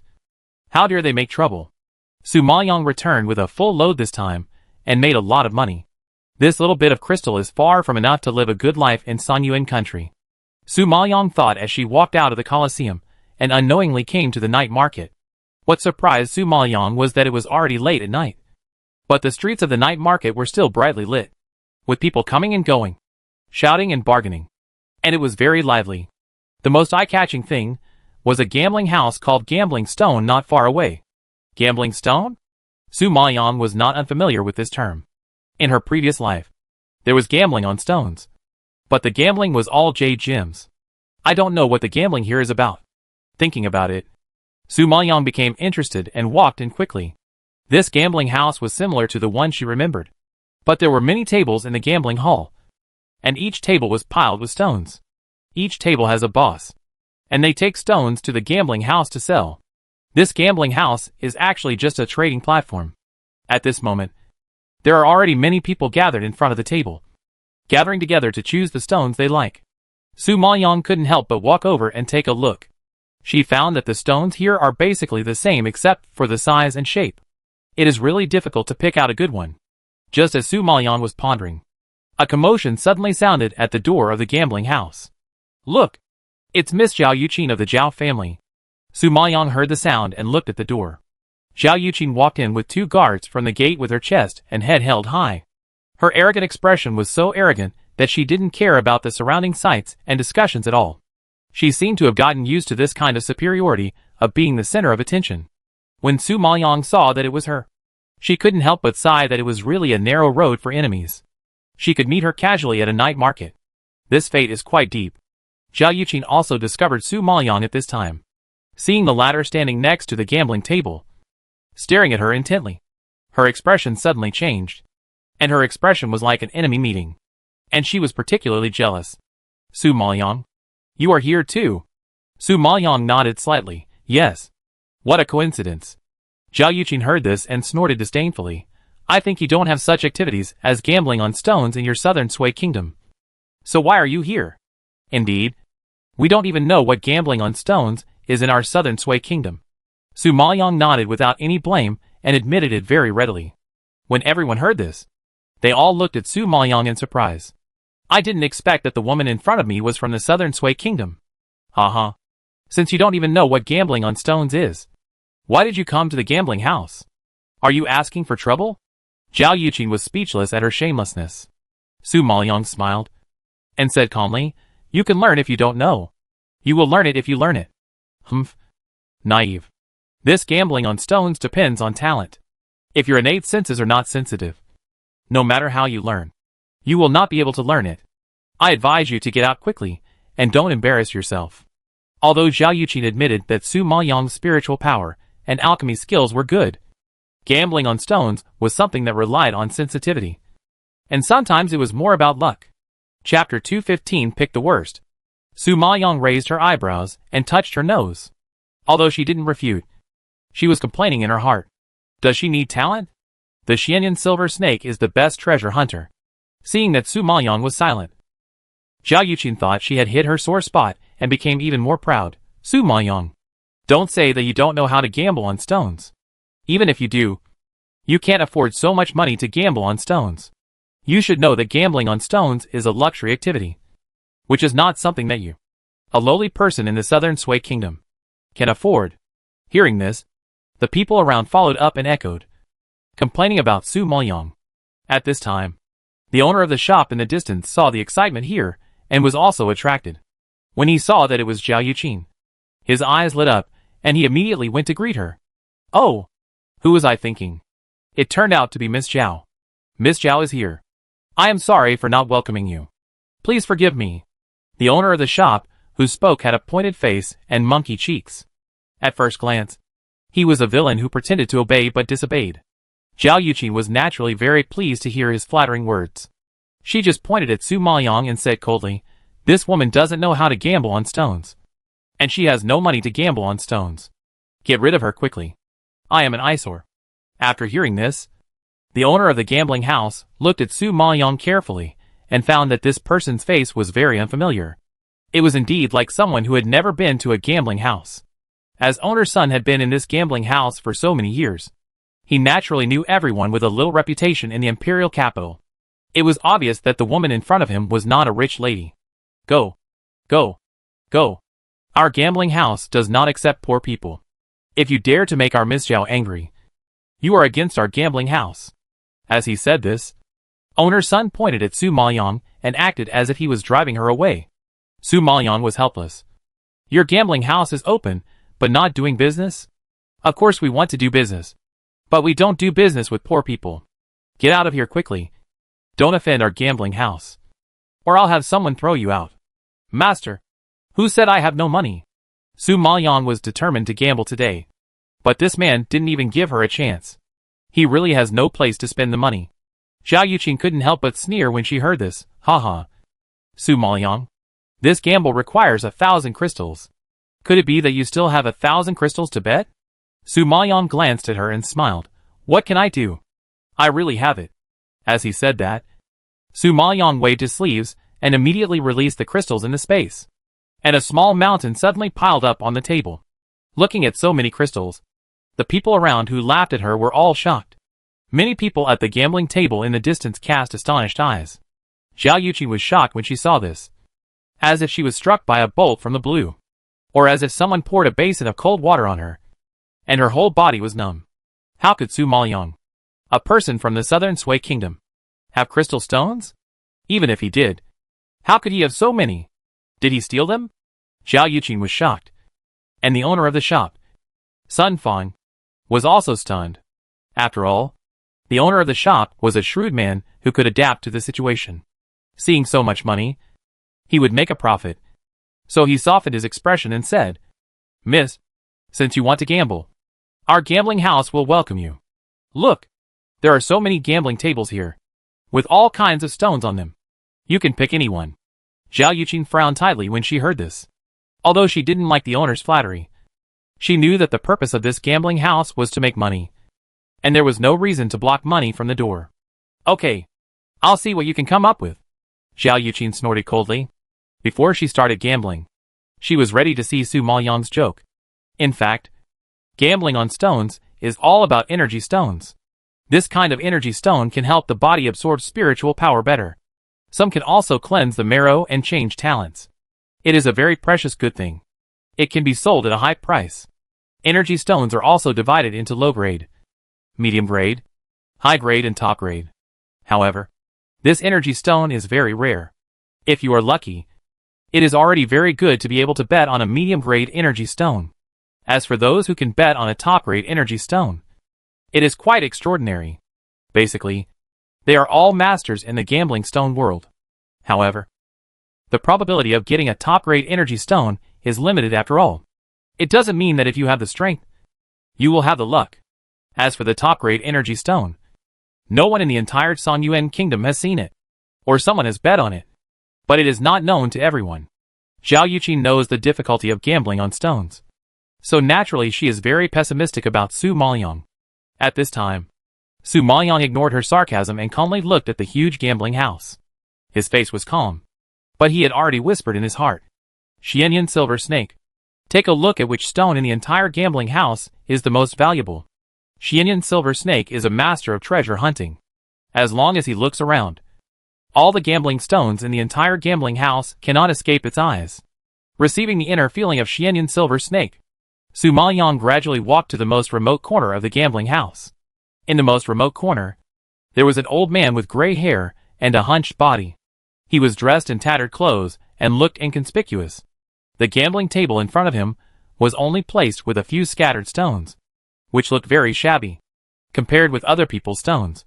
His stones are not good enough. Anyone who often goes in and out of the gambling house knows this old man.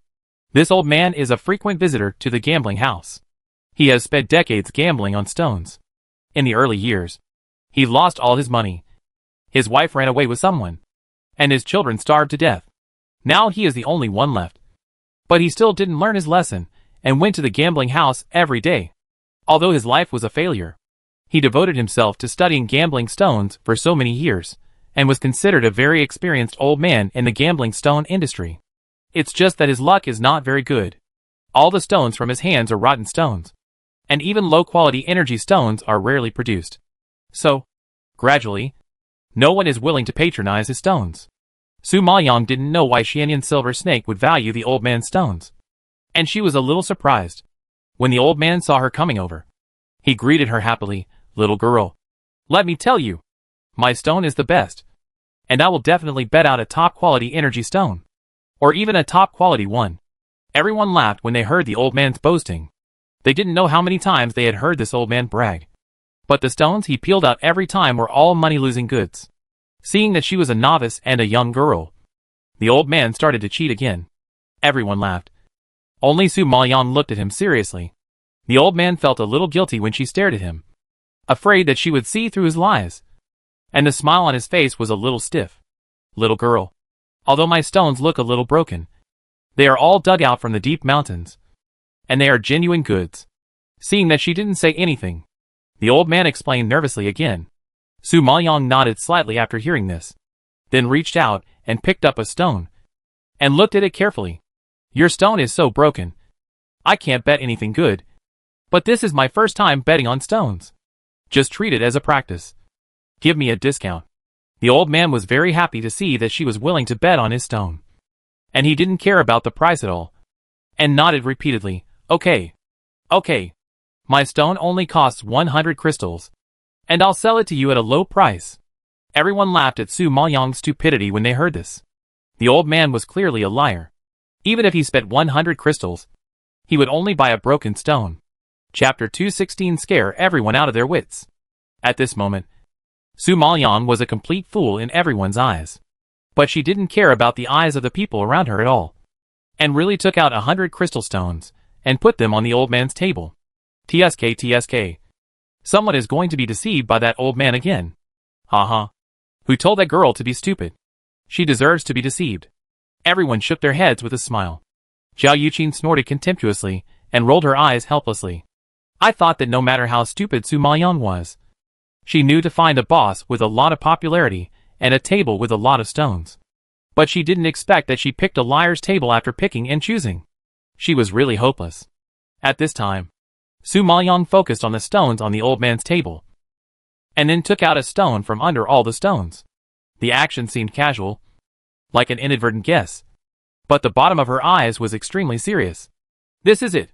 Su Maoyang picked out a stone and played with it in his hand. Seeing her so careless, everyone shook their heads in disappointment. Although there were only a few stones, at least she should have picked them.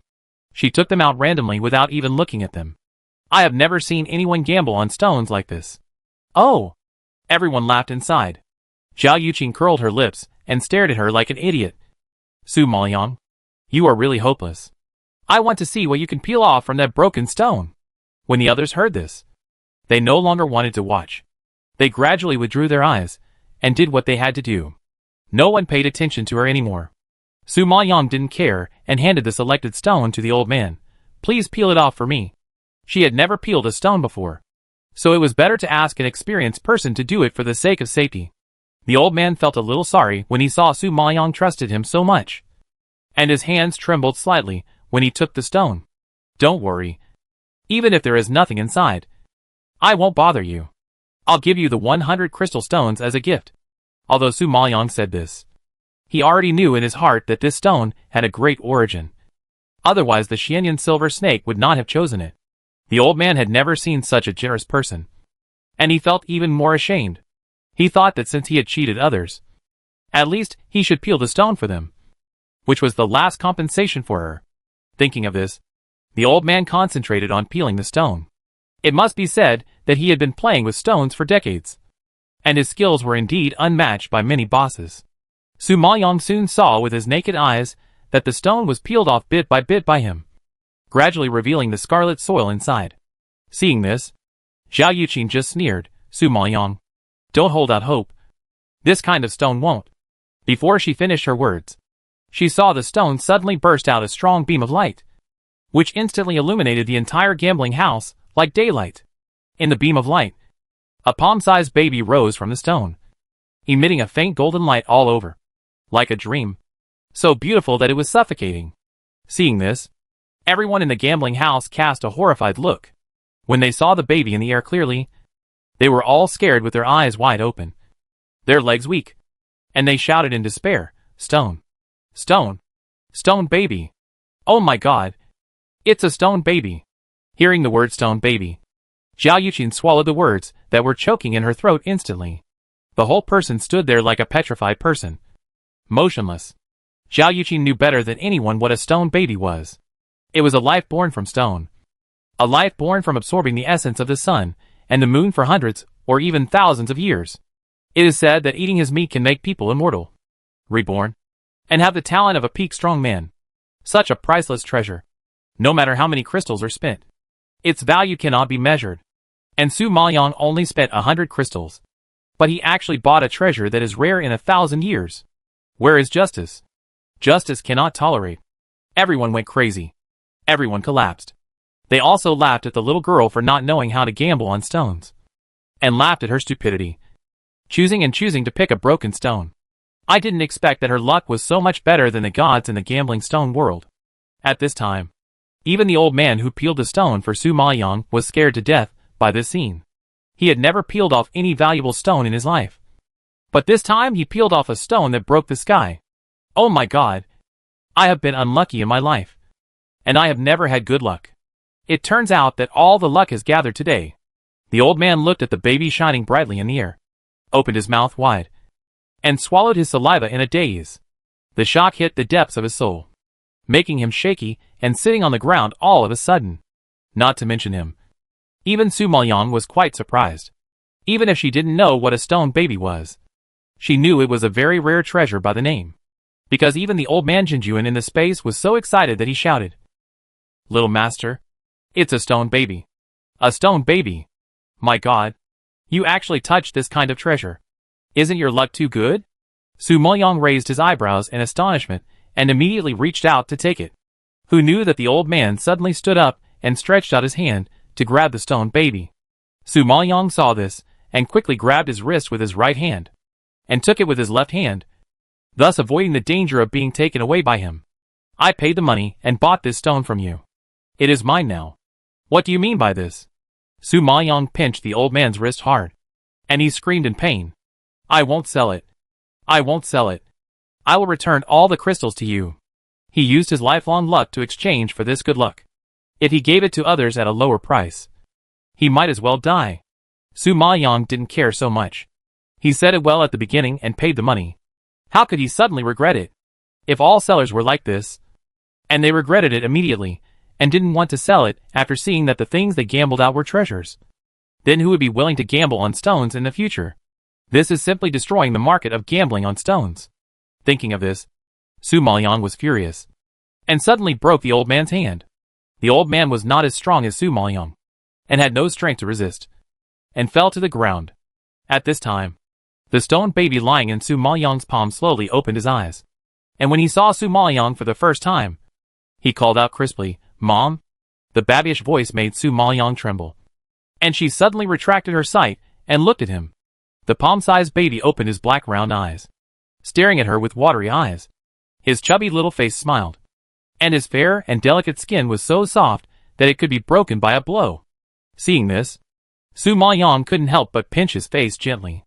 The touch was like slippery jelly, soft and greasy, and very fun.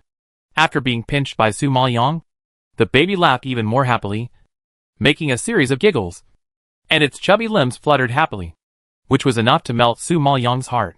When everyone saw this, their eyes turned green, and they immediately rushed over and pounced on the stone baby in Su Maoyang's hand. Chapter 217 Dress Up and Visit a Brothel. Seeing so many people rushing towards him viciously, Su Maoyang's face changed in fear. He immediately threw the stone baby into the space of the divine tripod, turned around, and ran away. After a while, a large group of people were chasing behind Su Maoyang.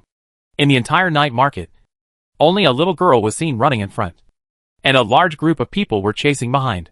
The momentum frightened the uninformed pedestrians. At this time, Zhao Yuqin, who was standing in the gambling house without moving, looked at the direction where Su Maoyang ran away and narrowed her eyes slightly. The guards behind her watched so many people chase after them, and they were also worried for their master. "Miss, aren't we going to rob it? That stone baby is a rare treasure that only appears once in 1,000 years. If you get it, you will not only be immortal, but also stand at the top of the Eastern continent." "Humph! Who said we won't rob it? Since this treasure has been discovered by our Zhao family, it must belong to our Zhao family. But our Zhao family doesn't care about Su Maoyang. It's just that too many people know about what happened today.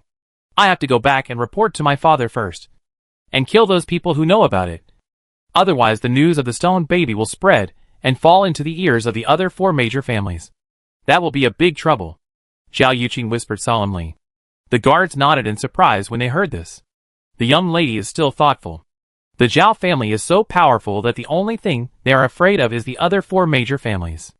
If such news is known by them, I'm afraid it will be a mess, and it will be even more difficult to get the stone baby at that time. Thinking of this, Zhao Yuqin didn't dare to delay. She lifted her skirt, stepped out of the gambling house, got on the carriage, and drove quickly towards the Zhao family's home. At this time, Su Maoyang had been chased for several streets, and the crowd behind her was still persistent.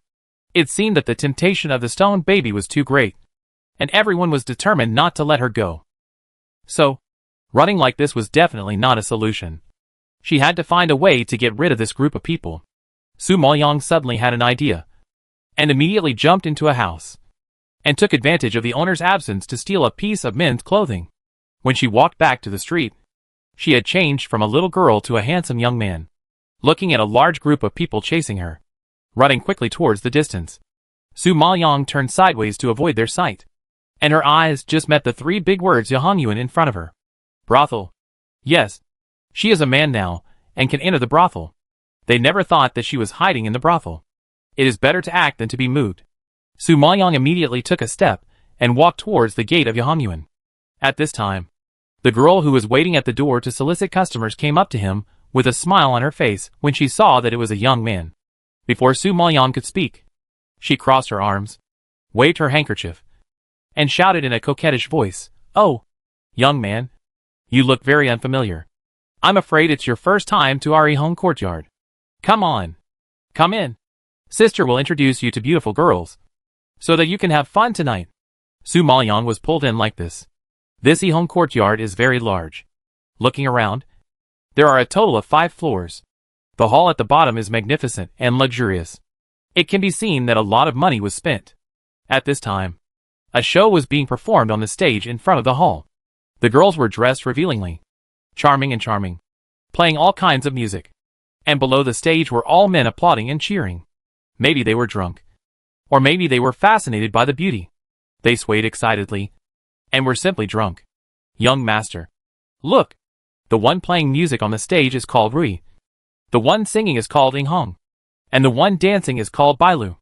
Tell me which one you like, and I'll send her to your room. The pink-dressed woman, who had been arm in arm with her, pointed at the girl on the stage. At this moment, she smiled, and a layer of rouge fell from her slightly old face, which made Su Maoyang feel cold. The pink-dressed woman saw that Su Maoyang didn't say anything, and thought she was shy. So she couldn't help but wink at her. Tell me.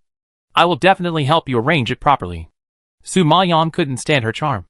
So he quickly pointed to a girl and said, let's take the one playing music. Since Shering was exposed today, I think the Zhao family will not let her go. They probably have already started looking for her. So for safety reasons, Su Maoyang must stay here tonight and think of a countermeasure before leaving.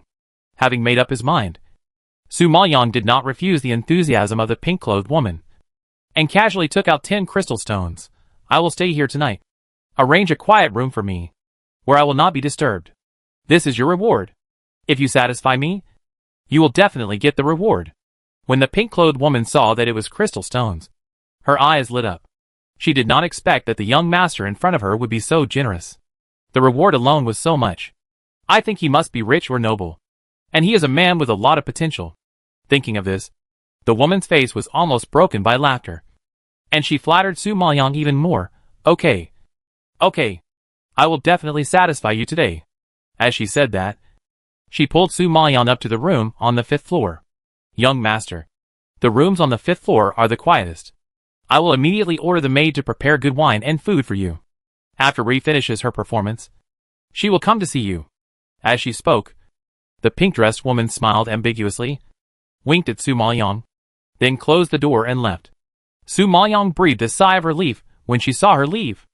Others go to brothels for pleasure, but she goes to brothels to avoid her enemies. What a huge difference in treatment. Sure enough, within half a cup of tea, a graceful woman in a purple dress slowly opened the door and walked in with lotus steps. On her palm-sized face, there was a soft smile, and her black hair flowed down like a waterfall, making her already slender body look even more slender. The woman's facial features were delicate and small, and she was a weak and charming beauty. Seeing that Su Maoyang was also a fair-skinned young man, she felt a little more joyful in her heart. Slowly came to her side and sat down, and asked softly, young master, I don't know what to call you. Su Maoyang was stunned for a moment after hearing this, and then replied, my name is Jun Haosong. Just call me Jun, young master. Hearing this, Rui nodded shyly. Okay, Master Jun. I am good at playing the piano. Would you like me to play a song for you? As she said this, she was about to stand up and play the piano. Seeing this, Su Maoyang grabbed her hand. Rui, I just listened to your music. It was simply heavenly music. But now I want to drink with you. So there is no need to play the piano. She didn't have much time to listen to music. Besides, she had already put a magic pill in the wine before Rui came in, waiting for her to drink and fall asleep. She could do her own thing. When Rui heard this, she naturally understood the man's mind. The smile on her face froze a little, and then she took the wine handed by Su Maoyang and prepared to drink it. However, at this moment, a curse came from outside. Okay, you are so brave. Rui is a woman that this prince values. How can you let her serve other stinky men? Yes. 6th Prince. Please forgive me. It's my fault. I will ask Rui to come out now. No need. Humph. This prince wants to see for himself who is competing with this prince for a woman. Chapter 218 Inexplicably becoming the third party. At this time, Su Maoyang's door was kicked open with a bang, which scared Rui beside him. At this time, a man in a goose-yellow brocade robe strode in. He had a jade belt around his waist, and a jade crown on his head. He had a sculptured face with distinct features, and was extremely handsome. A pair of sword-like eyebrows swept into his temples, revealing a full sense of heroism. The deep peach blossom eyes were beautiful and affectionate. But when he saw Su Maoyang, he was hostile and angry. Although they were completely different temperaments, Su Maoyang still thought of another person, Gong Yuyi. The facial features of this person were 6 points similar to Gong Yuyi. But the man in front of him was more masculine, while Gong Yuyi looked more handsome and elegant. Just now, I heard someone outside the door calling him the Sixth Prince. I think it should be Gong Yuyi's brother.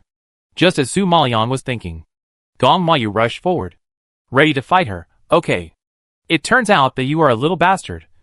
You dare to steal my woman. I will break your dog legs. Rui was so scared that she stood up quickly, grabbed Gong Mayu's arm, and cried softly, Sixth Prince, it's not what you think. I and Mr. Jun didn't do anything. You misunderstood us. This Gong Mayu seemed to really like this Rui, and was stopped by her, so he didn't continue to rush over. But his handsome face was black, and he kept gasping. Rui, this prince treats you well. Why do you still receive other men? Hearing this, Rui burst into tears and choked up and said, I am a woman in the mortal world, and I have no choice but to be in such a chaotic environment. I know that the Sixth Prince likes me, but can't the Sixth Prince convince the Imperial Concubine to take me as a concubine? Since the Sixth Prince cannot take me as a concubine, why should he care about my innocence? From the tone of voice, Rui likes the Sixth Prince, and she is somewhat resentful that he cannot redeem her. But it is understandable that a prince marrying a prostitute is indeed a disgrace to the reputation of the royal family. Gong Mayu felt a pain in his heart when he heard this, and he was speechless for a while. Okay. Don't cry. This prince promises that he will marry you no matter what means. So don't worry. Hearing this, Rui sobbed twice and nodded slightly. Su Maoyang looked at the two people in love and rolled her eyes speechlessly. She could hide from an enemy and become a third party. Could she not be so unlucky? Just when Su Maoyang was in a complicated mood, Gong Mayu met her gaze again and warned fiercely, Boy, you should be careful for this prince. If I see you looking for Rui again, this prince will definitely take off your head. Su Maoyang didn't have a good impression of this kind of unlearned playboy. He felt disdainful in his heart and said coldly, Don't worry. I don't like your Rui either. Since the Sixth Prince likes her, take her away. Gong Mayu was so angry that his breathing stagnated. She actually satirized his poor vision. Damn it! Rui saw that the two were on the verge of a fight again, and immediately tried to smooth things over. Okay. Sixth Prince. Let's go out, and don't disturb Mr. Jun's rest.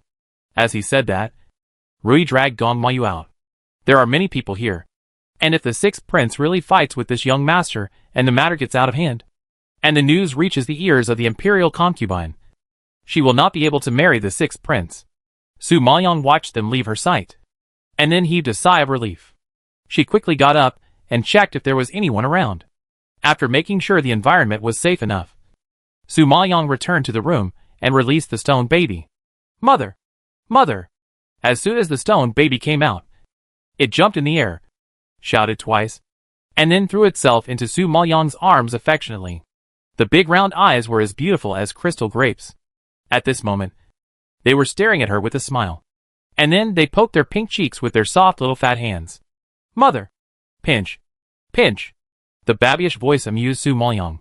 It turned out that this stone baby also liked people to pinch his cheeks.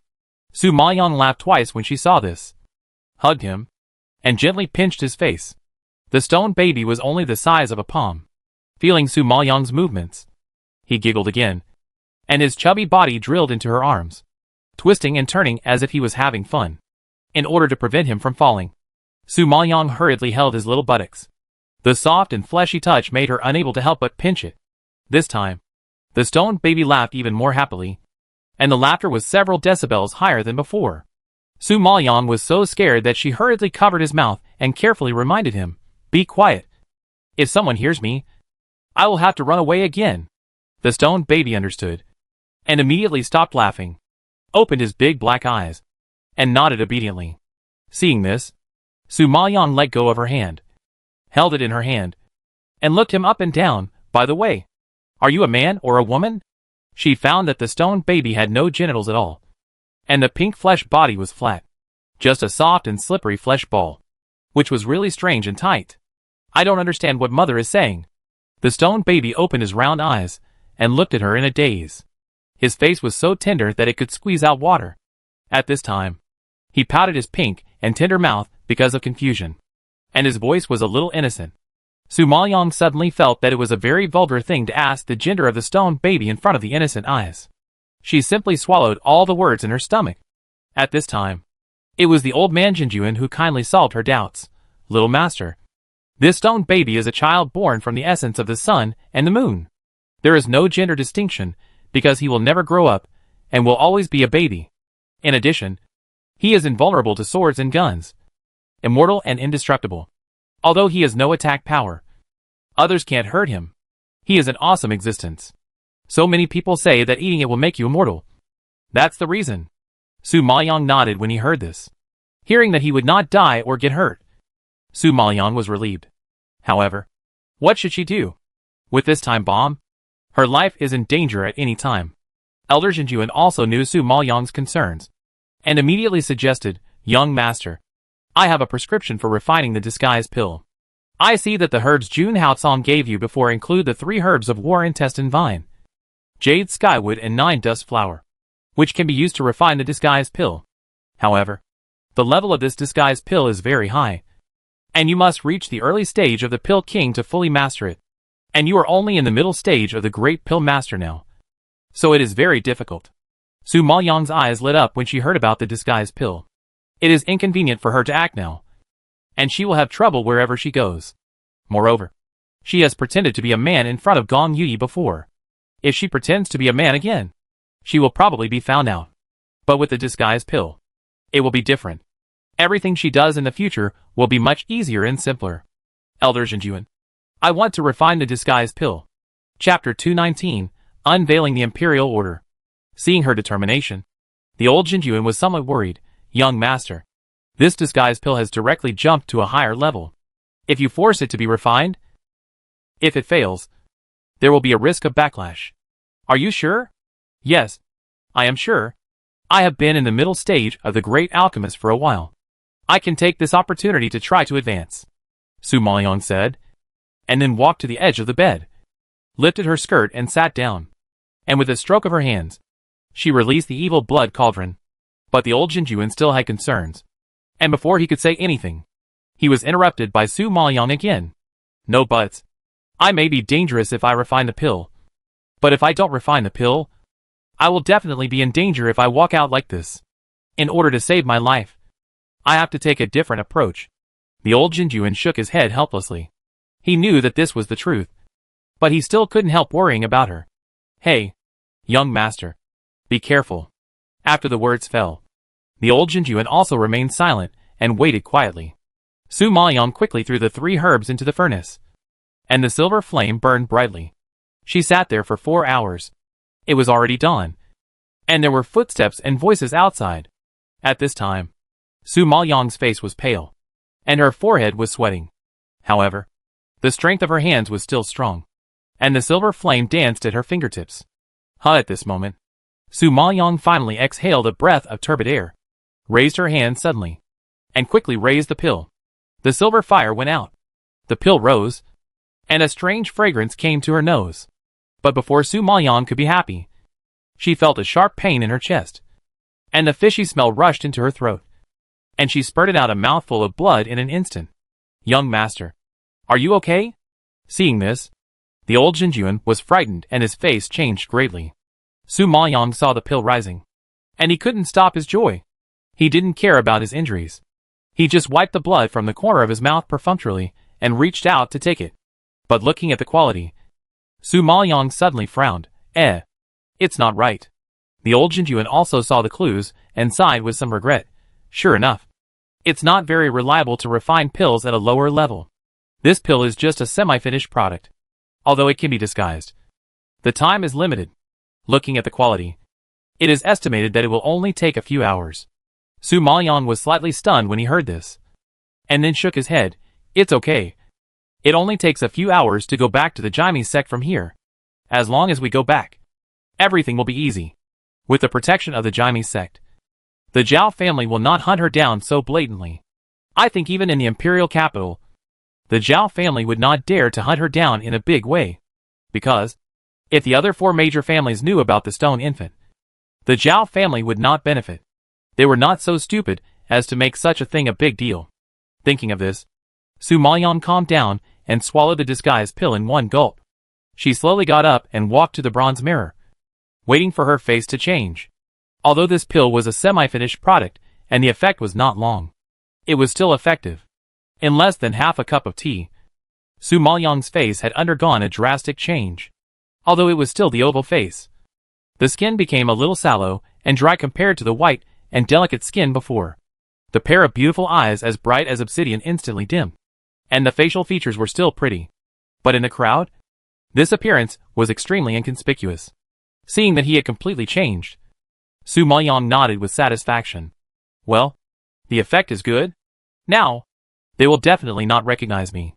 The stone baby who had been lying on the table and observing Su Maoyang saw her big change, and opened his mouth exaggeratedly, shaking his chubby body in fear. Mom. Changed. Mom has changed. Su Maoyang picked him up, pinched his fat little butt hard, and glared at him unhappily. It's all because of you. Otherwise, why would I spend this effort? Hearing this, the stone baby pouted his pink little mouth instantly, and his aggrieved look almost made Su Maoyang's heart ache. Okay. It's not your fault. It's my fault. Now we are going out. You stay in the space obediently. Don't make trouble. Understand? Su Maoyang softened his tone, like coaxing a child. After hearing this, the stone baby nodded its chubby little head. Well, baby is obedient. Baby won't make trouble. Su Maoyang saw that it was so well behaved, so he threw it into the Shinding space with confidence. Old Jinjuan, take good care of him for me. Old Jinjuan saw the stone baby flying over, and immediately hugged it tightly. He looked at the chubby baby in his arms at a loss, and his whole old face wrinkled into a ball. I have never taken care of a child. Isn't this embarrassing for him? A grown man. That's not a child. That's a stone baby. I believe you can take good care of him. After saying that, Su Maoyang ignored the accusation of the old Jinjuan. The heavenly demon Martin and the blue cloud leopard in the Shinding space looked at the embarrassed face of the old Jinjuan, and his old face flushed. The white beard was actually pulled off by the stone baby, a large clump of it. They immediately pounded the ground and laughed. And the old Jinjuan also had this day. Ha ha ha. At this time, Su Maoyang took advantage of the chaos and walked out of Yiheng courtyard, and walked onto the street without anyone noticing. She had only walked a few steps when she was attracted by the crowd in front of her. The emperor is seriously ill, and is now looking for a talented person who can cure the disease. If the emperor's disease is cured, a reward of 100,000 will be given. Next to the bulletin board in front, a large group of guards stood. The leading guard posted the imperial edict, turned around, and announced loudly to the crowd of onlookers. When everyone heard this, they were all talking about it. They had heard that the emperor had a serious illness, but the disease had been delayed for several years, and no one in the entire Songyuan kingdom could cure it. So the emperor's condition was getting worse and worse. If he could not find a doctor, his life would probably be in danger. Everyone wanted to take down the imperial edict, because if the emperor was cured, not only would there be a huge reward, but they could also get in touch with the royal family. When the emperor was happy, he would reward him with an official position, and he would be able to live a worry-free life for the rest of his life. But they were powerless, and didn't have the ability to cure the disease. Su Maoyang was shocked when she heard the reward of 100,000 yuan, and her eyes were full of interest. Then, she walked over quickly, mixed into the crowd, and looked at the imperial edict posted on the bulletin board. The imperial edict did not specify what the disease was, but only some special and rare diseases. It seemed that even the imperial physician could not diagnose the disease. Su Maoyang took a general look and was pondering when the old man Jinjuan in the Shinding space suddenly spoke. Young master, this is not a strange disease at all. It is clearly a chronic poison. It seems that the emperor was poisoned a long time ago, and the person who poisoned him was right next to him. The person who can poison the emperor for a long time must be the one who takes care of his daily life and lives around him every day. Su Maoyang was shocked when he heard this, and couldn't help asking in his heart, from your tone, do you know how to cure this poison? Well, this requires the blood-melting pill. But the blood-melting pill can only be refined by the strong men in the middle stage of the Pill King. So don't think about it. The old man Jinjuan shook his head regretfully. Su Maoyang smiled. We have a super powerful alchemist here. Why can't we think about it? After saying that, Su Maoyang squeezed out of the crowd, walked to the bulletin board, and took down the imperial edict without hesitation. Chapter 220 Entering the palace to treat illness. Everyone was stunned when they saw a little girl suddenly appear and took down the imperial edict without blinking. After a moment of shock, there was a lively discussion around. Not to mention their shock, even the chief guard standing beside him stared with his eyes wide open, looking at Su Maoyang in disbelief. Seeing that it was a plain little girl, he was shocked, frowned suddenly, and shouted, "Where did this wild girl come from? How dare you take down the imperial edict casually? Are you tired of living?" Su Maoyang smiled sweetly. Although her appearance was unremarkable, she showed some confidence that made people unable to look away. "You posted the imperial edict, waiting for someone to take it down. Now someone has taken it down. You should be happy." Su Maoyang's crisp voice suddenly sounded, and the chief guard's face turned black immediately. "How dare you? You are making up excuses and randomly revealing the imperial edict. You are guilty of a capital crime. Even if you have 100 heads, they are not enough to chop off." The fierce roar shook the crowd around, and the majestic momentum made the people around tremble. Everyone sighed in their hearts that the pale and skinny girl in front of them was in trouble. The imperial edict is not to be revealed for fun. Once it is revealed, you have to go to the palace to seek treatment from the emperor. If you are unable to treat the disease, it is a crime of deceiving the emperor, and you will be beheaded. This little girl is so bold. She doesn't know the seriousness of the matter. Just when everyone was sighing, Su Maoyang stood up straight, raised the imperial edict in his hand confidently, and retorted coldly, "Since I have revealed this imperial edict, I naturally have a way to help the emperor treat his illness. How can it be called revealing the imperial edict randomly? Or do you post the imperial edict just for the sake of formality, and don't really want to help the emperor treat his illness?" When the chief guard heard this, his face changed greatly, and he immediately yelled, "What nonsense are you talking about? Since the imperial edict has been posted, it is natural to find a good doctor to treat the emperor. That's right. Take me to the palace." Su Maoyang nodded in understanding, then stretched out her hand and made a gesture of invitation. The chief guard saw that Su Maoyang was serious, and stared at her for a long time with half belief and half doubt. He really couldn't believe that this ugly girl in front of him really had a way to cure the disease. "I'll say it in advance. If you can't cure the emperor's illness, it's a crime of deceiving the emperor. Don't blame me for not reminding you," the chief guard warned fiercely. "Okay. If you can't cure the emperor, you can kill or cut her up at your will." Su Maoyang's cheerful voice reached everyone's ears, and everyone gasped in shock. This little girl is really not afraid of death. She really wants to go to the gates of hell. Everyone shook their heads regretfully when they saw this. The emperor's illness has not been cured for so many years. Even Elder Zhao in the sect, an alchemist at the early stage of Dan Wang, could not make an antidote, let alone the little girl in front of him. Alas, it's really a newborn calf that is not afraid of tigers. Another life is about to be lost. Seeing the head guard leading the little girl away, everyone sighed and dispersed. Su Maoyang, led by the head guard, soon came to Qianyuan Palace. At this time, there were many people standing in Qianyuan Palace, in addition to the palace maids and eunuchs waiting to serve on both sides. The rest were several masters. As soon as Su Maoyang entered, he recognized the identities of the two people. One was Gong Yui, and the other was Gong Mayu, who met in Yihong courtyard yesterday. Gong Mayu looked like he hadn't woken up yet. It seemed that he had suddenly received the news that the emperor was critically ill and rushed back from Yihongyuan without stopping. It was really ironic that his father was critically ill in the palace, while his son was still enjoying the gentleness of the court. Thinking of this, Su Maoyang looked directly at Gong Yui, who was standing aside. Today, he was still as quiet and steady as before, and it was hard to tell his emotions or his thoughts.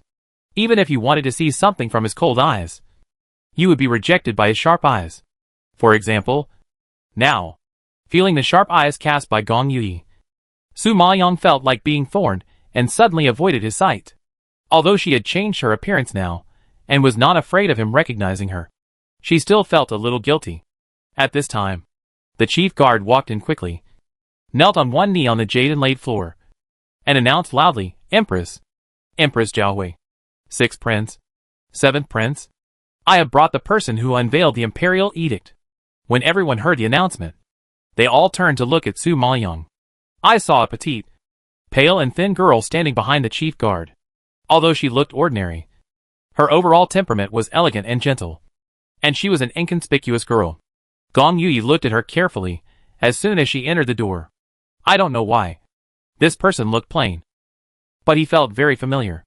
As for what the feeling was, Gong Yui couldn't say it for a while.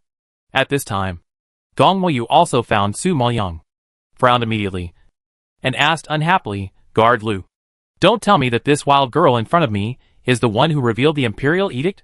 Hearing this, the chief guard looked a little embarrassed, and nodded slightly at the risk of being scolded. Seeing this, Gong Yu was so angry that his face froze. And he started to curse. How can you be a guard? You actually brought a wild girl into the palace to treat the emperor. If the emperor gets hurt, can you afford it? The chief guard had a bitter face and explained helplessly, Really no one has taken the notice. Only she. Over the years, the imperial notice has been posted countless times, and no one dared to take it. Only this little girl. What's hateful is that this girl is also sharp-tongued. If she doesn't bring her into the palace, she also accuses him of not wanting to help the emperor treat his illness. So, even if he doesn't believe that she has the ability to treat illnesses, the chief guard has to bring her into the palace. Yu Gongmayu wanted to curse again, but was immediately stopped by Empress Jiahui. Okay. This is your father's bedroom. Your father is still lying in bed unconscious. Don't make a noise here. The woman who spoke was Concubine Jiahui, who looked a bit like Gongmayu. I think she was the biological mother of the sixth prince. She was beautiful and charming, with a crystal-clear complexion and white and tender like jade. Although she was old, her slender figure was still as graceful as a young girl. Her voice was even more like a yellow warbler, light and pleasant to the ear. Not to mention men. Even Su Maoyang felt her bones soften when she heard it. Su Maoyang didn't need to guess that this concubine should be a favorite of the emperor. Otherwise, at this moment, she, a concubine, would not be qualified to stand here, let alone speak. After hearing her words, Gongmayu immediately restrained himself and stood aside obediently. After hearing this, the queen's face flashed with barely perceptible anger. And then she looked at Su Maoyang patiently. Little girl, treating the emperor is not a trivial matter. If there is any mistake, you will lose your head. So, are you really sure you can cure the emperor? Chapter 221. She is actually in the middle stage of Dan Wang? Su Maoyang saw the queen asking questions and nodded slightly. Yes, I can cure it. When the queen saw her so sure, a trace of darkness flashed across her eyes, and she raised her phoenix eyes slightly, and asked coldly, Then tell me what disease the emperor has. Su Maoyang heard this and wanted to approach the emperor, but was stopped by Gongmayu. What do you want to do? The emperor's bed is inside. How can you get close to it? What are you talking about? Sixth prince? Since I am here to treat the emperor, I must observe, smell, ask and feel. Otherwise, how can I find out the cause of the disease and prescribe the right medicine? What is your intention to stop me from treating the emperor now? Su Maoyang raised his eyes and glared at him. His cold voice was loud and clear, and his interrogation was like a cannon, which caught Gongmayu off guard and shocked him. Why is this cold look and arrogant tone so familiar? Gongmayu suddenly frowned, recalling where he had seen this girl. But when he thought about it, all he could think of were beautiful women's faces. None of them were ordinary. It's no wonder. As a prince, Gongmayu was surrounded by beautiful women presented by others. How could he remember such an unattractive girl? But he would never have thought that the girl in front of him was the little bastard who had snatched a woman from him in the home courtyard yesterday. If he knew, Gongmayu would probably be so angry that he would vomit blood, seeing that the little girl in front of her didn't look good. But she was quite imposing.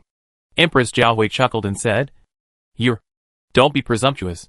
Since this little girl said she has a way, let her go and have a look. Hearing this, Gongmayu stopped and stepped aside, but his eyes were fixed on Su Maoyang, trying to recall where he had seen her. Su Maoyang got permission, then walked forward and carefully looked at the unconscious emperor on the couch. Seeing that his face was dark and faintly purple, and his forehead was sweating, as if he was having a nightmare, Su Maoyang frowned slightly and said in his heart, Old Jinjuan, are you sure he was poisoned by those two herbs? Old Jinjuan looked at his symptoms and was more certain. Yes. There is absolutely no mistake. After hearing his diagnosis, Su Maoyang slowly stood up and stepped out, looking at the queen and the concubine. The cold voice echoed in the entire hall. causing a great shock to everyone. This is not a disease, but poisoning. I think the emperor ate food mixed with burning evil grass and xianfan flower. These two herbs are not poisonous, but mixed together. It is a chronic severe pain that can make people unconscious, dizzy, sore limbs, and more seriously, it will cause a splitting headache. Hearing this, everyone was shocked. They thought the emperor was sick, but they didn't expect it to be poisoned. Who on earth is so bold as to poison the emperor's food? At this time, the queen's cold face became a little gloomy, and the slightly upturned phoenix eyes outlined an unspeakable hostility. Su Maoyang noticed the queen's abnormality, and his eyes could not help but stay on her face for a while. But this queen is worthy of being Gong Yuyi's biological mother. They both have the same temperament. The abnormality just now was fleeting. When Su Maoyang looked closely, the cold and noble face had already returned to its original state, making it difficult to figure out her thoughts. At this time, Gong Yuyi, who was standing aside, raised his eyebrows, looked at her deeply, and frowned slightly. Gong Maoyu was shocked when he heard this. But when he thought that so many imperial doctors didn't know the cause of the disease, how could a young girl know this? Humph! You are talking nonsense. Father's diet has always been strictly monitored by someone. How could he be poisoned? I think you are making up stories here for the 100,000 yuan reward. Gong Maoyu retorted loudly with disbelief. Su Maoyang sneered and glanced at him. Sixth Prince, if you don't believe it, I can make an antidote for the emperor right away. If the emperor still can't wake up after taking the antidote, then my lie will be broken without a fight. And you can kill or shave him at your will. How about it? Alchemy? Ha. Don't tell me you are an alchemist? Gong Maoyu was slightly startled and looked her up and down with contempt, obviously not believing it. Su Maoyang ignored Gong Maoyu, but turned to look at the queen beside her. Your Majesty, I wonder if you can give me a room. I will give you a satisfactory answer in 2 hours. The queen stared at her coldly when she heard this, and with a calm face, she shouted to the outside, come on, prepare the room. After receiving the order, a eunuch came in quickly to lead the way for Su Maoyang. Su Maoyang did not dare to delay as time was running out, and quickly followed the eunuch out. Su Maoyang arrived at the room, closed the door tightly, and immediately shouted in his heart, Old Jinjuan, I really need your help this time. You don't want me to lend you my spiritual power. Old Jinjuan thought of this possibility, shook his body, and looked a little terrified. Last time I lent her my spiritual power, she had already hurt herself all over. If I lent her my spiritual power again, it would be unimaginable. Su Maoyang knew his concerns and smiled to comfort him. I am now a great alchemist. I just fell 2 levels. I can still bear this. Old Jinjuan knew that Su Maoyang had made a decision, and no matter how he persuaded her, he could not change it. He could only sigh and pass the spiritual power in his body to her. 2 hours passed quickly. With the help of Old Jinjuan, although Su Maoyang suffered internal injuries, she at least refined the blood-melting pill. At this time, the 4 people who were waiting anxiously in Qianyuan Palace saw Su Maoyang finally come out, and they were all shocked and wide-eyed, and followed her figure with curiosity. Miss, did you succeed in refining the pill? Nyang Jiahui asked anxiously. Su Maoyang nodded, took out a pill, and handed it to Nyang Jiahui. Empress Jiahui didn't know much about elixirs, but Gong Yuyi and Gong Maoyu beside her were shocked when they saw the elixir. It's the blood-melting pill. Gong Maoyu screamed in shock. Although he was spoiled and willful, he was not ignorant. He knew about the blood-melting pill, and judging from the quality, it didn't look fake. How is it possible? How can you refine the blood-melting pill? Gong Maoyu shook his head repeatedly in disbelief, and his bulging eyes almost popped out. You know, the blood-melting pill can only be refined by a super strong man in the middle stage of the Pill King. Could it be that this girl is a super strong man in the middle stage of the Pill King? Gong Yuyi was also shocked. He suddenly raised his eyes and stared at Su Maoyang, and asked loudly, Girl, did you refine this blood-melting pill yourself? His tone, which was always calm, seemed to be a little trembling at this moment. Obviously, even Gong Yuyi, who was calm, was shocked. Chapter 222 Ask Elder Zhao to come for identification. Su Maoyang acquiesced to his statement, glanced at the unconscious emperor, and said to Empress Zhao Hui, Hurry up and feed the emperor. In less than an hour, the emperor will slowly wake up. Seeing this, the queen frowned. Her sharp eyes narrowed slightly. and immediately raised her hand and said loudly, "Wait! Neither I nor Concubine we are alchemists. So we can't tell the authenticity. We still have to ask an alchemist to take a look. If the Emperor eats your pill and something goes wrong, 100 heads will not be enough to chop off." Hearing this, Concubine we also nodded. Although she and the Queen were not on good terms, she had to admit that this matter could not be sloppy. After all, it was related to the country and the rise and fall of the royal family. "Please ask Elder Zhao to come. He is an early-stage Dan King and the most authoritative alchemist in our Sanyuan kingdom. I think with his presence, he will be able to distinguish the real from the fake." The Queen heard this and said loudly to the chief guard, "Go to the sect to invite Elder Zhao immediately and explain the situation to him." The chief guard took the order and ran out in one step. Su Maoyang was a little anxious when she heard this. If she went to the sect to invite someone, she didn't know how long it would take. Her disguise pill wouldn't last long. But this time, it was beyond Su Maoyang's expectations. Before half an instant stick of time, Elder Zhao followed the chief guard into the palace, and soon came to Qinyuan Palace. Elder Zhao was a thin old man with sallow and dry skin covered with deep and shallow wrinkles.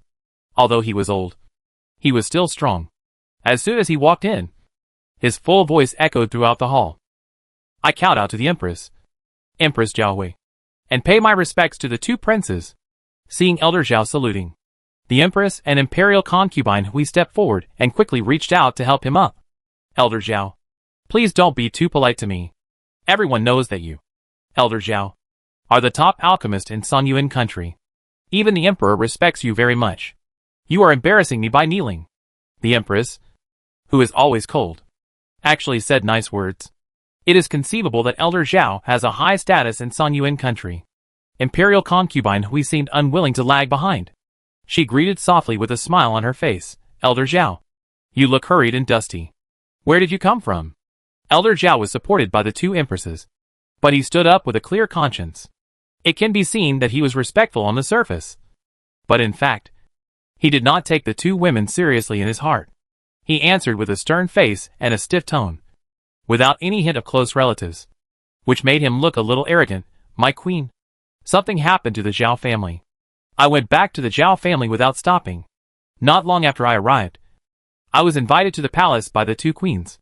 Hearing that something happened to the Zhao family, the queen was surprised and asked kindly, "What happened to the Zhao family? Why did you trouble Elder Zhao to come in person?" Elder Zhao looked at her and slowly said, "Some time ago, a girl named Su Maoyang smashed our Zhao family's restaurant. Now the Zhao family is looking for her everywhere. Maybe the girl hid too deeply, and there is no news so far. So the head of the Zhao family asked me to come." Hearing this, the Queen and Concubine Hui nodded in sudden enlightenment. But Gong Yi frowned. "Su Maoyang?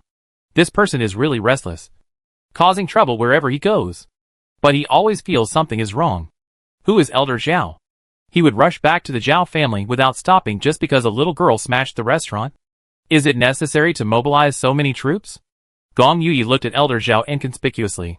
Seeing that the latter did not change his expression and looked calm, he was puzzled and couldn't help but said, "Elder Zhao, this Su Maoyang is now a disciple of the Extinction Sect. She should be in the Extinction Sect now." "Seventh Prince? You don't know? I heard that Su Maoyang left the Extinction Sect 2 days ago and has arrived in the Imperial Capital." "Oh, why did she suddenly come to the Imperial Capital?" Gong Yi raised his eyebrows and looked a little surprised. He was more concerned about Su Maoyang's affairs than ordinary things. "I don't know this, but this Su Maoyang smashed our Zhao family's restaurant. No matter where she runs to, I must bring her to justice." Su Maoyang wanted to laugh when he heard this. This guy is really good at making excuses. He obviously rushed back from the sect because he got the news about Shiying. Now he just found a reason to arrest her, and mentioned this matter in front of the queen, the concubine, and the prince. It seems that he wants to use the power of the royal family to help find her. Sure enough, the queen is a smart person. She immediately understood what he meant and shouted to the guards, "Guard Lu, send troops to help the Zhao family find that Su Maoyang. If you find him, don't show mercy, and beat him to death immediately." When Su Maoyang heard this, he glanced at the queen with a cold look and sneered. What a sentence of beating him to death immediately. He really didn't even blink an eye. Seeing the queen's support, Elder Zhao immediately clasped his fists in gratitude. "Thank you, Queen. For your consideration of the Zhao family, there is no need to beat her to death. When the time comes, please hand her over to me for disposal. I won't bother you to do it yourself. Ha. Elder Zhao. There is no need to be polite. The head of the Zhao family is also an old minister of Songyuan state. He has helped the emperor with his worries and difficulties for so many years. This little favor from me is not worth mentioning, the queen said, and fulfilled his wish. She turned her head and looked at Guard Lu again. Guard Lu, did you hear that? If you catch Su Maoyang, send him directly to the Zhao family. Hearing. After the queen said so, Elder Zhao's cold face softened a lot. Then he remembered the purpose of this trip, and his deep eyes suddenly flashed with a rare light. I heard that someone has refined the blood-melting pill. I wonder if it is true or not. After hearing this, Concubine Hui also woke up and immediately handed the pill forward.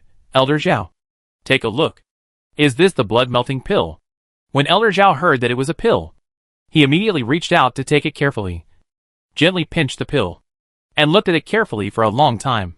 His expression changed from the coldness just now to extremely shocked, and his facial muscles trembled. Who made this? Elder Zhao's eyes widened instantly, and his voice was hoarse. It exploded like a thunder in the silent bedroom, and the wrinkled old face was full of horror. Concubine Hui was surprised by his reaction, and was stunned for a moment. She pointed at Su Maoyang standing at the back and said, "It's this little girl."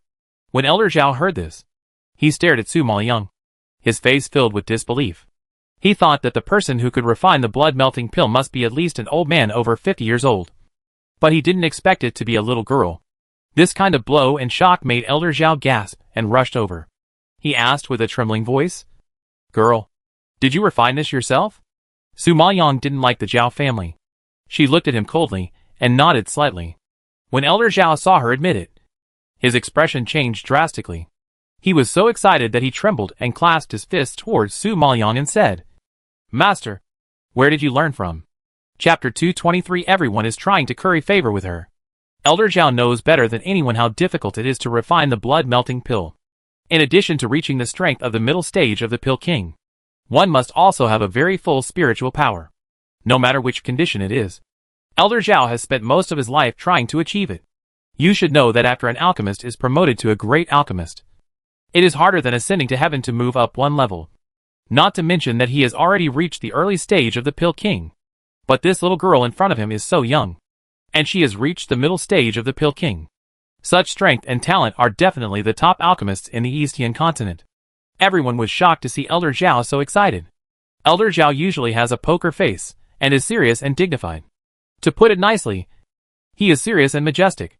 To put it bluntly, he is arrogant and rude. At this moment, he bowed and respectfully called the little girl in front of him master. This contrast is too great, and everyone can't accept it at all. The queen and concubine Hui were shocked and their faces turned pale.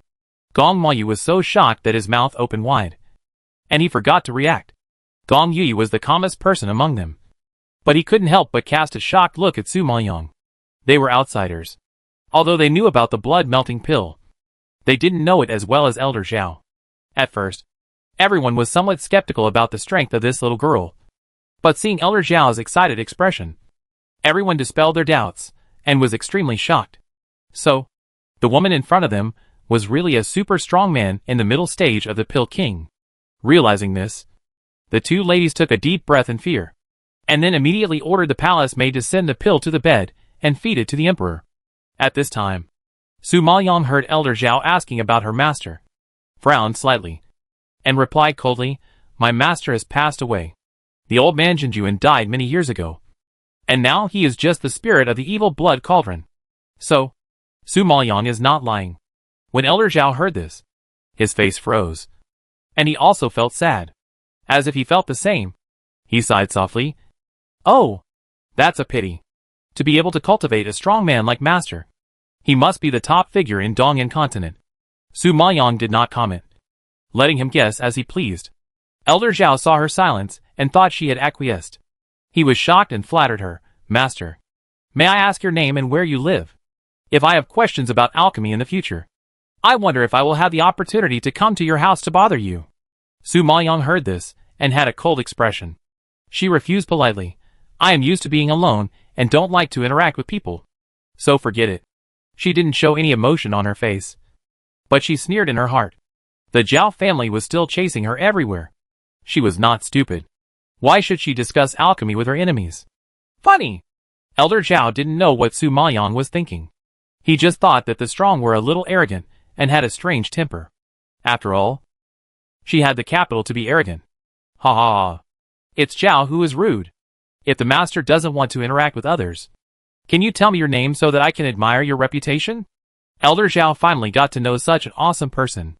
Even if he couldn't find out her address, he had to find out her name.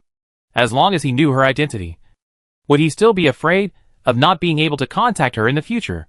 It was obvious that Elder Zhao had made up his mind to rely on Su Maoyang from the beginning.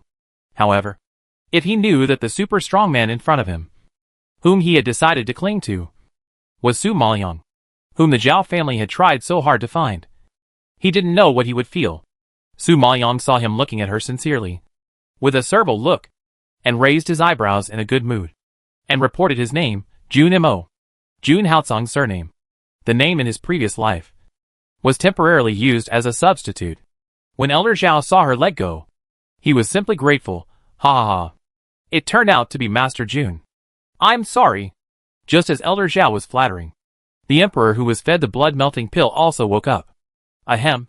What's wrong with me? The emperor opened his eyes slightly, coughed twice, and his whole mind was blank. He only knew that he was rude and very tired. The queen and concubine, we heard the noise, and immediately lifted the curtain and walked in. Your Majesty, you are awake. The queen held the emperor's hand and whispered softly. The emperor glanced at the queen, and then he asked as if he had just woken up from a dream, have I slept for a long time? The queen nodded slightly, crying with tears in her eyes, yes. Your Majesty has slept for a long time. I was afraid that your Majesty would never pay attention to me again. Fortunately, your illness has been cured, and you will never sleep so long again. When the emperor heard this, he was shocked. His eyes widened, and he woke up completely. What did you say? My illness has been cured? He was desperate about his illness. And now he suddenly heard that he was cured, which was a huge surprise. Seeing this, Concubine Hui on the side smiled and nodded. Yes, Your Majesty. It was the master outside who cured your illness, and you will never have to suffer from the disease again. As she spoke, Concubine Hui pointed at Su Maoyang outside the curtain.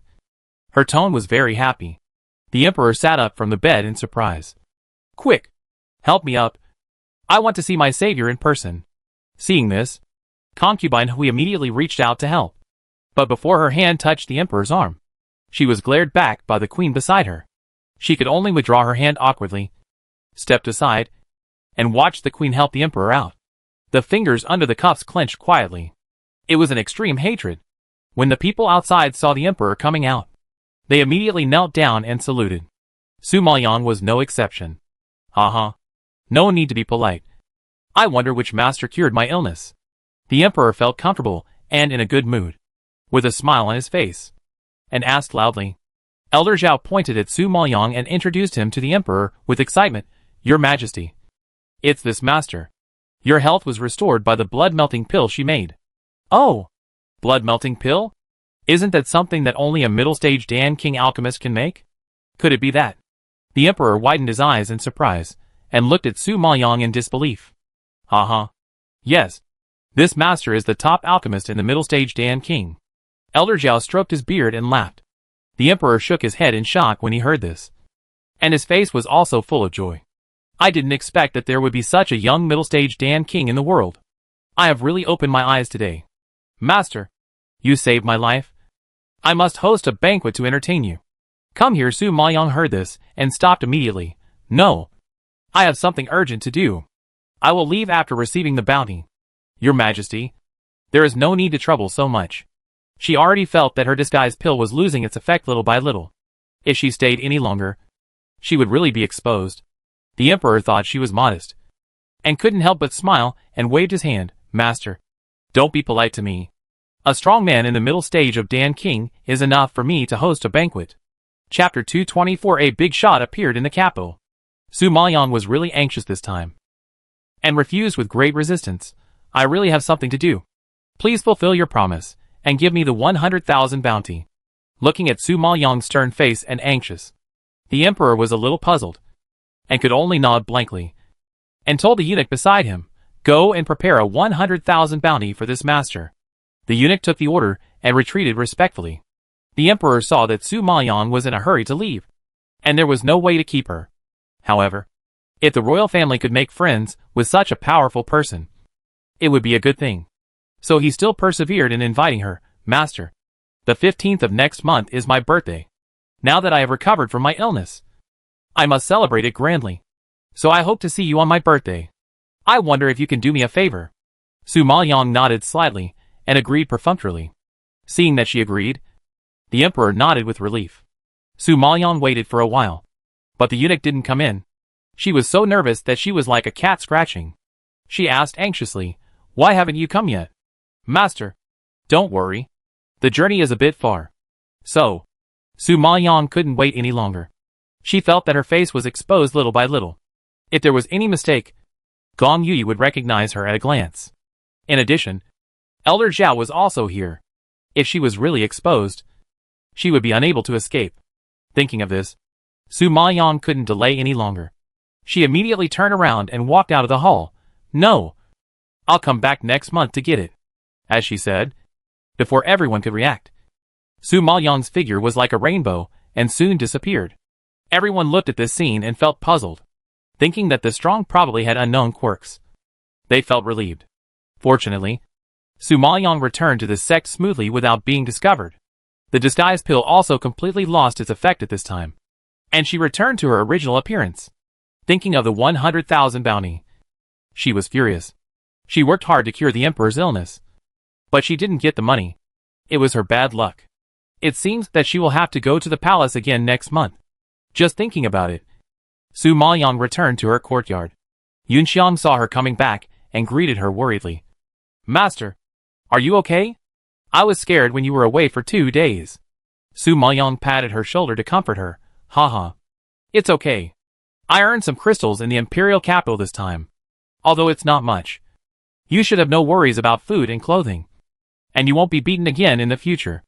Yunxiang heard this and choked up a little. "Thank you for your concern, Master. She was beaten for so many years, and no one ever cared about her. Su Maoyang was the first one to care about her being beaten. Okay, don't be sad. Let's go in and talk." Su Maoyang entered the room first. Yunxiang suddenly remembered something and immediately said, "Master, that lecher came again yesterday. But when he saw you were not there, he left again. Did he say he was going anywhere?" Su Maoyang frowned slightly. Yunxiang shook her head. "No. Oh, by the way, he seemed to have given you a letter. I saw the letter on the table." Su Maoyang was stunned for a moment, then walked over quickly, picked up the letter, and quickly unfolded it. Away for 2 or 3 days for something? What could it be? Su Maoyang always felt that Jun Haotsong was mysterious. Although he had told her a lot of things that night, she always felt that he was still hiding something from her. Thinking about it, Su Maoyang threw the letter into the candle tray and ordered, "I'm going to rest. You can leave first."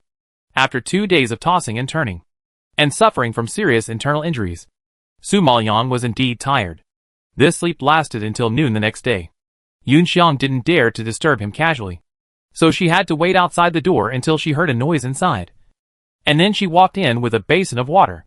"Master, Yunxiang heard today that a big thing happened in the imperial capital." Yunxiang chatted with gossip while serving Su Maoyang to wash. Su Maoyang was slightly shocked, frowned and looked at her. What big thing? Could it be that the matter of Shirring was exposed? Yunxiang pretended to be mysterious and whispered, "I heard that a big man came to the imperial capital. A super strong man in the middle stage of Dan King. And what's more terrifying is that she is still a young girl. Tell me, is it infuriating or not? Why is she so powerful?" Yunxiang's face was full of envy and jealousy, and her tone was full of deep admiration. The most powerful person in the imperial capital is Elder Zhao. But Elder Zhao is still at the early stage of Dan King, and has not yet been promoted to the middle stage of Dan King. Now a little girl has reached the middle stage of Dan King. With this kind of talent, wouldn't it be possible for her to reach Dan Zong in a few years? Dan Zong. Such a strong man. They have never heard of it, let alone seen it. Su Maoyang was amused by her jealous expression. What's so annoying? Everyone has their own advantages. If you have to compare with others, then life is too tiring. Well, that's right. But Yunxiang also envies the feeling of being praised by others. I heard that this master is very mysterious. Several families in the imperial capital, even the royal family, are asking about her whereabouts. But they don't know where she is hiding. They have used so much power, but still can't find her. I think if they find her, the big families will treat her like a treasure. When Yunxiang thought of the feeling of standing at the top, she was intoxicated and laughed. Su Maoyang was amused by her imagination and shook his head. If she knew that the super strong man who was being tracked by the big families was sitting in front of her, she would probably faint from excitement. Just when Su Maoyang and Yunxiang were chatting, a loud roar suddenly came from outside. Su Maoyang, get out of here! The gloomy voice was deafening, and Yunxiang trembled with fear. She quickly opened the door and saw a thin man in a brown gown standing in the yard. Yunxiang had been in the sect for so many years, so she naturally recognized his identity. She was shocked and said, Zhao Zhao. Elder Zhao. At this moment, many people gathered outside Su Maoyang's yard, because Elder Zhao, who rarely shows up, ran to the low-level house angrily. He attracted many people's attention along the way, so everyone followed to watch the excitement. Su Maoyang also stood up in confusion and walked out the door. Seeing Elder Zhao again, Su Maoyang's eyes flashed with surprise, and he had a rough idea in his heart. I didn't expect him to find me so soon. It seems that the stone infant is very tempting to him. Elder Zhao, you are so angry so early in the morning. What can you do? Su Maoyang looked at him, then looked at the disciples watching behind him, and asked coldly, Humph, Su Maoyang, you stole our Zhao family's flame thunder spirit blood cauldron. Today, I must catch you and bring you to the Zhao family to punish you. Elder Zhao roared fiercely, and his voice shook, bringing a lot of shock to everyone's hearts. Su Maoyang stole the Zhao family's flame thunder spirit blood cauldron? Oh my god! Is she tired of living? Chapter 225 Feng Mohan meddles in other people's business. Su Maoyang didn't expect that Elder Zhao would be so shameless. In order to find a reason to arrest her, he actually framed her for stealing the flame thunder spirit blood cauldron. The Zhao family is so shameless. It's fine if they let Zhao Yuqing go through the back door, but now they are framing her. Su Maoyang calmed down, suppressed the anger in his heart, and retorted loudly, Elder Zhao, you like to talk nonsense at your age. Do you have any shame? I have never heard of your shitty cauldron, let alone stealing it. Everyone gasped in fear when they heard Su Maoyang's angry rebuttal. No one in the entire Jaime sect has such courage to talk to Elder Zhao like this. Even Gong Yui and Feng Mohan were polite. After all, Elder Zhao was the most powerful alchemist in Sanyuan country. I didn't expect that Su Maoyang, a low-level outer disciple, would have such courage. It was really amazing. This was probably the first time that Elder Zhao was talked back to, and he was insulted by an inferior disciple whom he looked down upon. This anger rushed straight to his head, and he was so angry that he gasped, Su Maoyang, you are so bold. Not only did you steal the treasures of my Zhao family, but you also insulted me. Today, I will execute you on the spot. As he said this, Elder Zhao waved his sleeves fiercely, and immediately summoned a giant wolf with a shiny black body. Look! It's the Black Nether Demon Wolf ranked second on the Fierce Beast list. The disciples watching shouted in shock. The spirit beasts on the Fierce Beast list are extremely powerful, and the second-ranked Black Nether Demon Wolf in front of him is an 8th-level spirit beast, cruel and violent by nature. Elder Zhao is an alchemist, and he lacks talent in spiritual power. If there is a fight, it is basically the Black Nether Demon Wolf that comes forward. It is Elder Zhao's right-hand man, so the entire Jaime sect knows its fierce reputation. TSK. Elder Zhao usually doesn't summon the Black Nether Wolf easily. I think he is very angry. Yes, Su Maoyang stole the treasure of the Zhao family. How can he not be angry? The Flame Thunder Spirit Blood Cauldron is a blue-grade alchemy furnace, which is considered an excellent treasure. Now it has been stolen. Who can bear this breath? Yes, the Flame Thunder Spirit Blood Cauldron is the most precious thing of the Zhao family. Su Maoyang did go too far. Hearing this, Su Maoyang was also furious at this group of disciples who followed the crowd. What is 3 people make a tiger? This is it. Nothing has been investigated clearly, but they are talking nonsense. One person said it, and the others followed suit. They are simply a group of brainless people. Su Maoyang, I advise you to surrender as soon as possible. Otherwise, you will be torn to pieces by my spirit beast. Elder Zhao didn't want to make things too ugly, and didn't want to alarm too many people. His goal is to capture Su Maoyang alive, and let her hand over the stone baby obediently. Seeing this, everyone shook their heads. It was obvious that Su Maoyang was no match for the 8th level spirit beast. If she wanted to show off, she would die. Su Maoyang looked at the black devil wolf baring its teeth at her, her heart sinking slightly, her eyes cold. As a general spirit master, she really couldn't beat the spirit beasts on the list of fierce beasts. It seemed that she had no choice but to release the heavenly demon Martin. Su Maoyang clenched her fingers and was about to summon the heavenly demon Martin. But the black devil wolf suddenly flew from the air and opened its bloody mouth towards her. Seeing that Su Maoyang was about to be swallowed, everyone was horrified. However, at this moment, a spiritual power suddenly came from the side, and with a loud bang, the black devil wolf that had already pounced into the air was instantly knocked away and fell to the ground with a plop. Before everyone could calm down, they were shocked by the sudden scene. Elder Zhao, you are old. An old man of the Jaime sect. Why do you get angry with a little girl? A clear and spring-like voice came from afar, and the elegant voice was a little cold, like a grain of sand falling into a calm cold pond, stirring up a layer of cold ripples. Everyone heard the voice and looked in astonishment, only to see a handsome man in green clothes slowly walking in the distance. He had long eyebrows like willows, a body like a jade tree, a slight smile on his lips, and a soft curve like the crescent moon in the sky. But the pair of crystal eyes that seemed to be immersed in crystal exuded a trace of cold light. Obviously, that smile was not a smile, but just a mask. His sickly white skin was shining with a faint silver light under the sunlight, and his otherworldly face made everyone unable to open their eyes. He just walked over like this. His noble and elegant temperament actually covered up the hostility around him, and everyone followed his figure, moving their eyes obsessively. Elder Zhao was shocked to see his proud spirit beast being beaten away. His whole old face was dark and heavy, and he looked at the newcomer angrily. Mr. Feng, why is it you? Everyone in the Jaime sect respectfully called Feng Mohan Mr. Feng. Even the extremely high-ranking Elder Zhao was no exception. Elder Zhao was really shocked when he saw Feng Mohan's figure. Everyone knew that Feng Mohan didn't like to show up. His whereabouts were mysterious, and he was the most precious disciple of the sect master. Perhaps due to the environment, he had a cold personality and didn't like to interact with others. He didn't have the heart of a bodhisattva to care about such trivial matters. They absolutely believed that even if the entire Jaime sect was destroyed, he probably wouldn't even raise an eyebrow.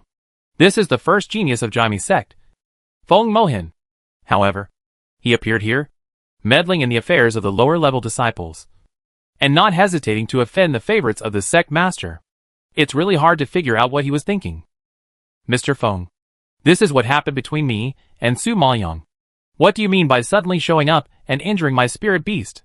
Elder Zhao was shocked, his eyes slightly condensed, trying to suppress his anger and asking calmly, Feng Mohan, this big Buddha, he was still a little bit afraid of. Feng Mohan glanced at him inconspicuously, and his cold voice without any joy or anger sounded calmly, it doesn't mean anything. I just don't want to see Elder Zhao lose his status because of a lower-level disciple. I don't want to hear anyone say that the elders of our Jaime sect bully disciples and ruin the reputation of our Jaime sect. Although the tone was cold and low, it was not light.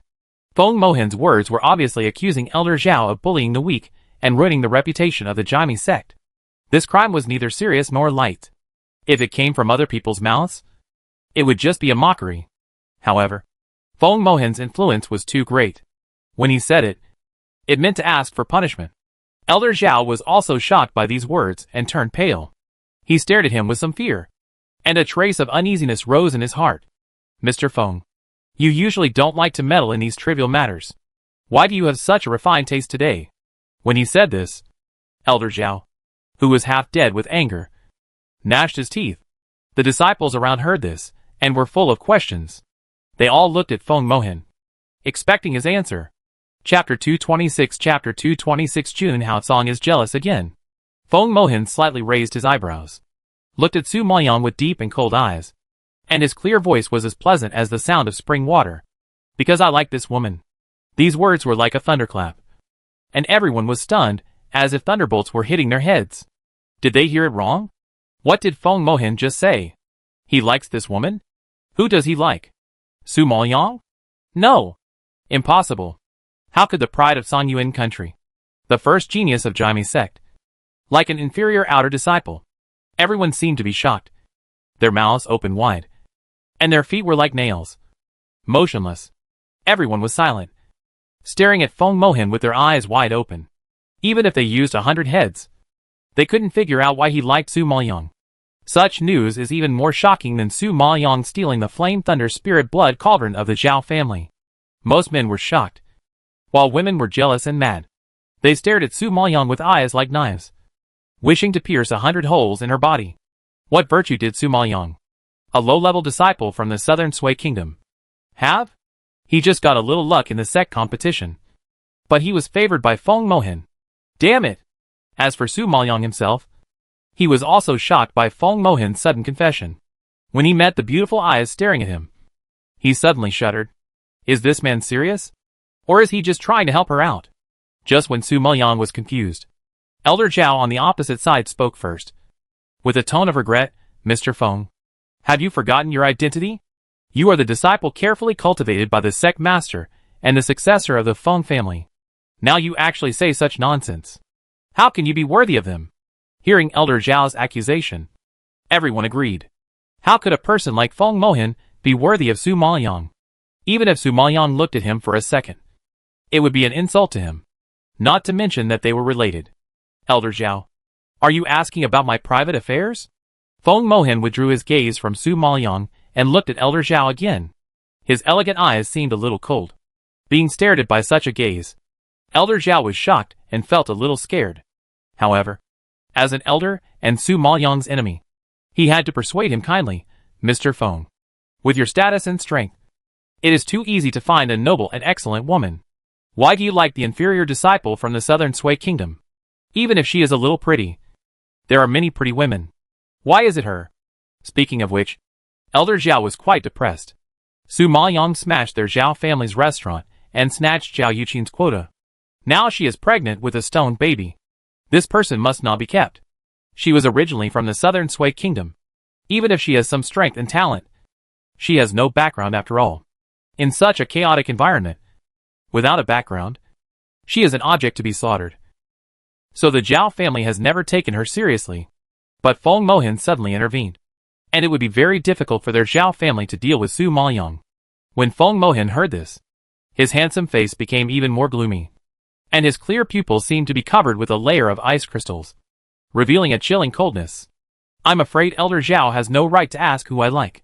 What's more, even the Jaime sect and the Feng family can't control who I like, let alone your Zhao family. Yu Zhao Jia was immediately blocked by his impolite rebuttal. When everyone heard this, they gasped in shock.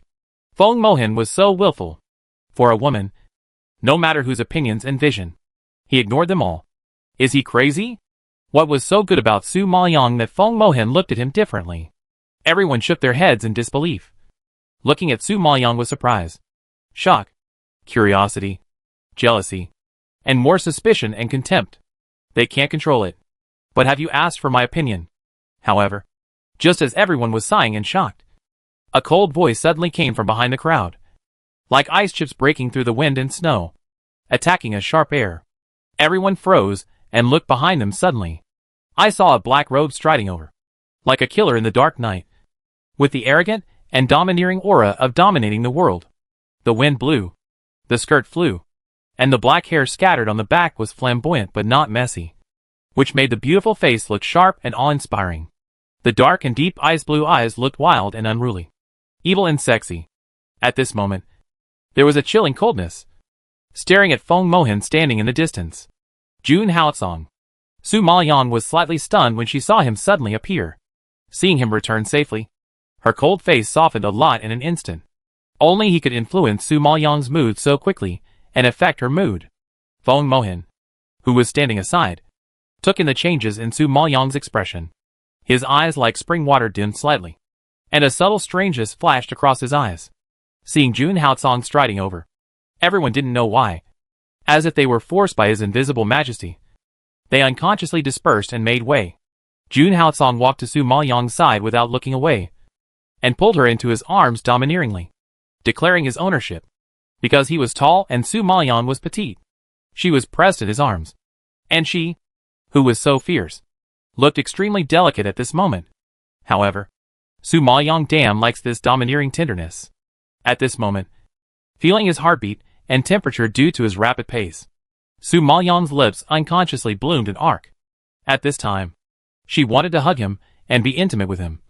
But there were many people standing around, watching them in surprise. This feeling was too uncomfortable.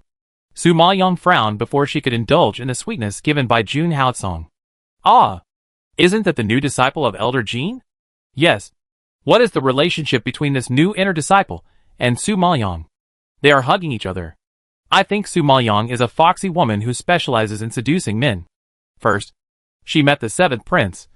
Then even young Master Feng spoke for her. And now even the new disciples are under her spell. I think her ability to seduce people is much stronger than her spiritual power. Isn't it? Hey, the cheap woman of southern Sui has never seen any men.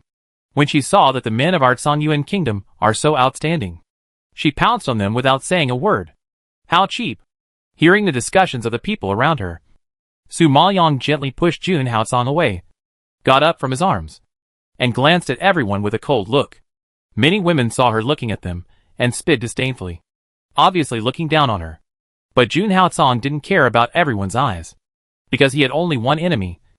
That was Feng Mohan. Feng Mohan, you flirted with my woman in front of so many people. Did you ask for my consent? Jun Haotsong's sinister eyes met Feng Mohan directly, and their eyes met, and sparks flew faintly. Chapter 227 ruined his reputation. Feng Mohan chuckled, seemingly not caring about Jun Haotsong's existence. I like her. Why do I need your consent? Even if she is your woman, I think I have the right to like someone. It was a soft word, but it was like a steel needle piercing the ear. Jun Haotsong was even more angry, and clenched his fist. Su Maoyang saw him angry, immediately held his hand, and whispered to comfort him, I can't control other people's feelings, but only you can control my feelings. Su Maoyang has always been a poisonous tongue, and the words he said were hard and unpleasant to hear. But now he said such love words, which immediately made Jun Haotsong excited, and the jealousy in his chest also dissipated a lot, leaving only touching. In fact, he understood Su Maoyang's personality, and knew that she was not the kind of person who would change her mind easily. But he cared too much, and wished to keep her in his arms every day. So as long as there was a man coveting her, Jun Haotsong could not control his temper. When Feng Mohan heard this, his handsome face was expressionless, seemingly unconcerned, but the cold light flashed in his eyes, revealing his emotions that he had always disguised very well. Under the blue cuffs embroidered with white flowers, his bony fingers quietly clenched, pale and bloodless. Elder Zhao, who was watching everything coldly at this moment, sneered and spoke, with a little more joy in his heart, Mr. Feng. Look, this Su Maoyang doesn't take you seriously at all. Why do you still want to protect her? She stole our Zhao family's treasure.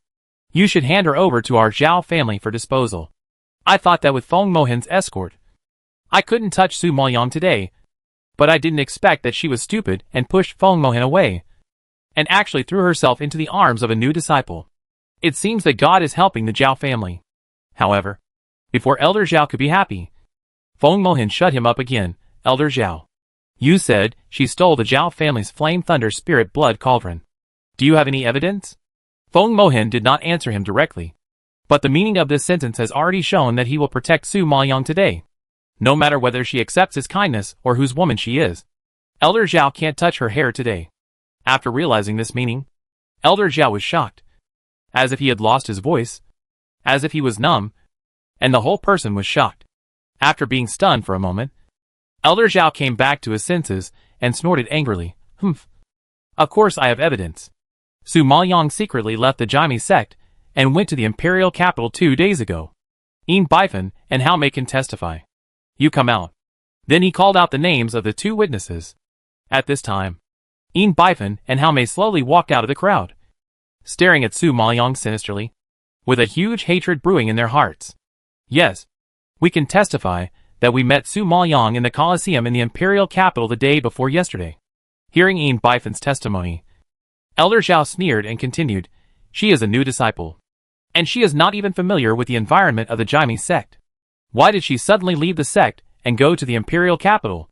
She is a lowly person from the southern Sui kingdom. How can she have the money to gamble on beasts in the Colosseum? Don't you think there are many doubts? When everyone heard this, they all nodded in agreement. Yes. Why did Su Maoyang go to the imperial capital? And why did she appear in the Colosseum? Besides, where did she get the money to fight beasts? This is indeed very strange. It just so happened that our Zhao family lost the Flame Thunder Spirit Blood Cauldron on that day. At that time, the Zhao family's guards saw a woman sneaking in. According to the description, her figure and appearance were 90% similar to Su Maoyang. So I have reason to suspect that Su Maoyang stole the Flame Thunder Spirit Blood Cauldron and used it as a bet. Elder Zhao is indeed a tough guy. He is just guessing. But his smooth logic seems to reveal the truth in just a few words, which is convincing enough. Su Maoyang almost applauded him. Haha. Elder Zhao. I didn't expect that you were not only good at alchemy, but also very eloquent. But every word you said just now is full of loopholes. Which is ridiculous. Indeed. I went to the imperial capital 2 days ago. But why did I go to the imperial capital? Yunxiang. Come here.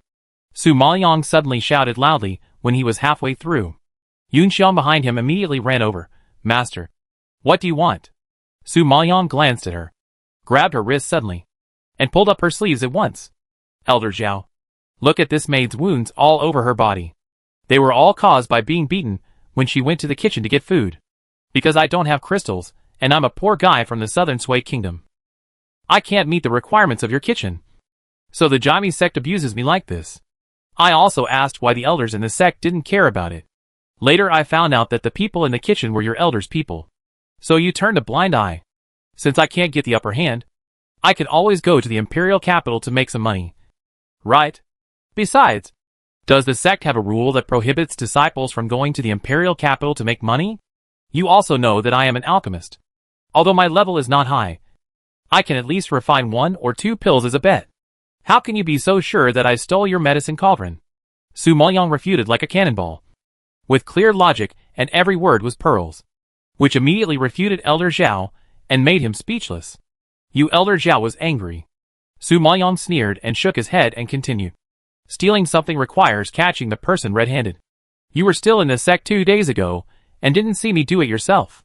No one from the Zhao family caught me on the spot. How can you insist that I stole it? Or, Elder Zhao, do you have ulterior motives and think that I stole your niece Zhao Yuqing's place and want to harm me?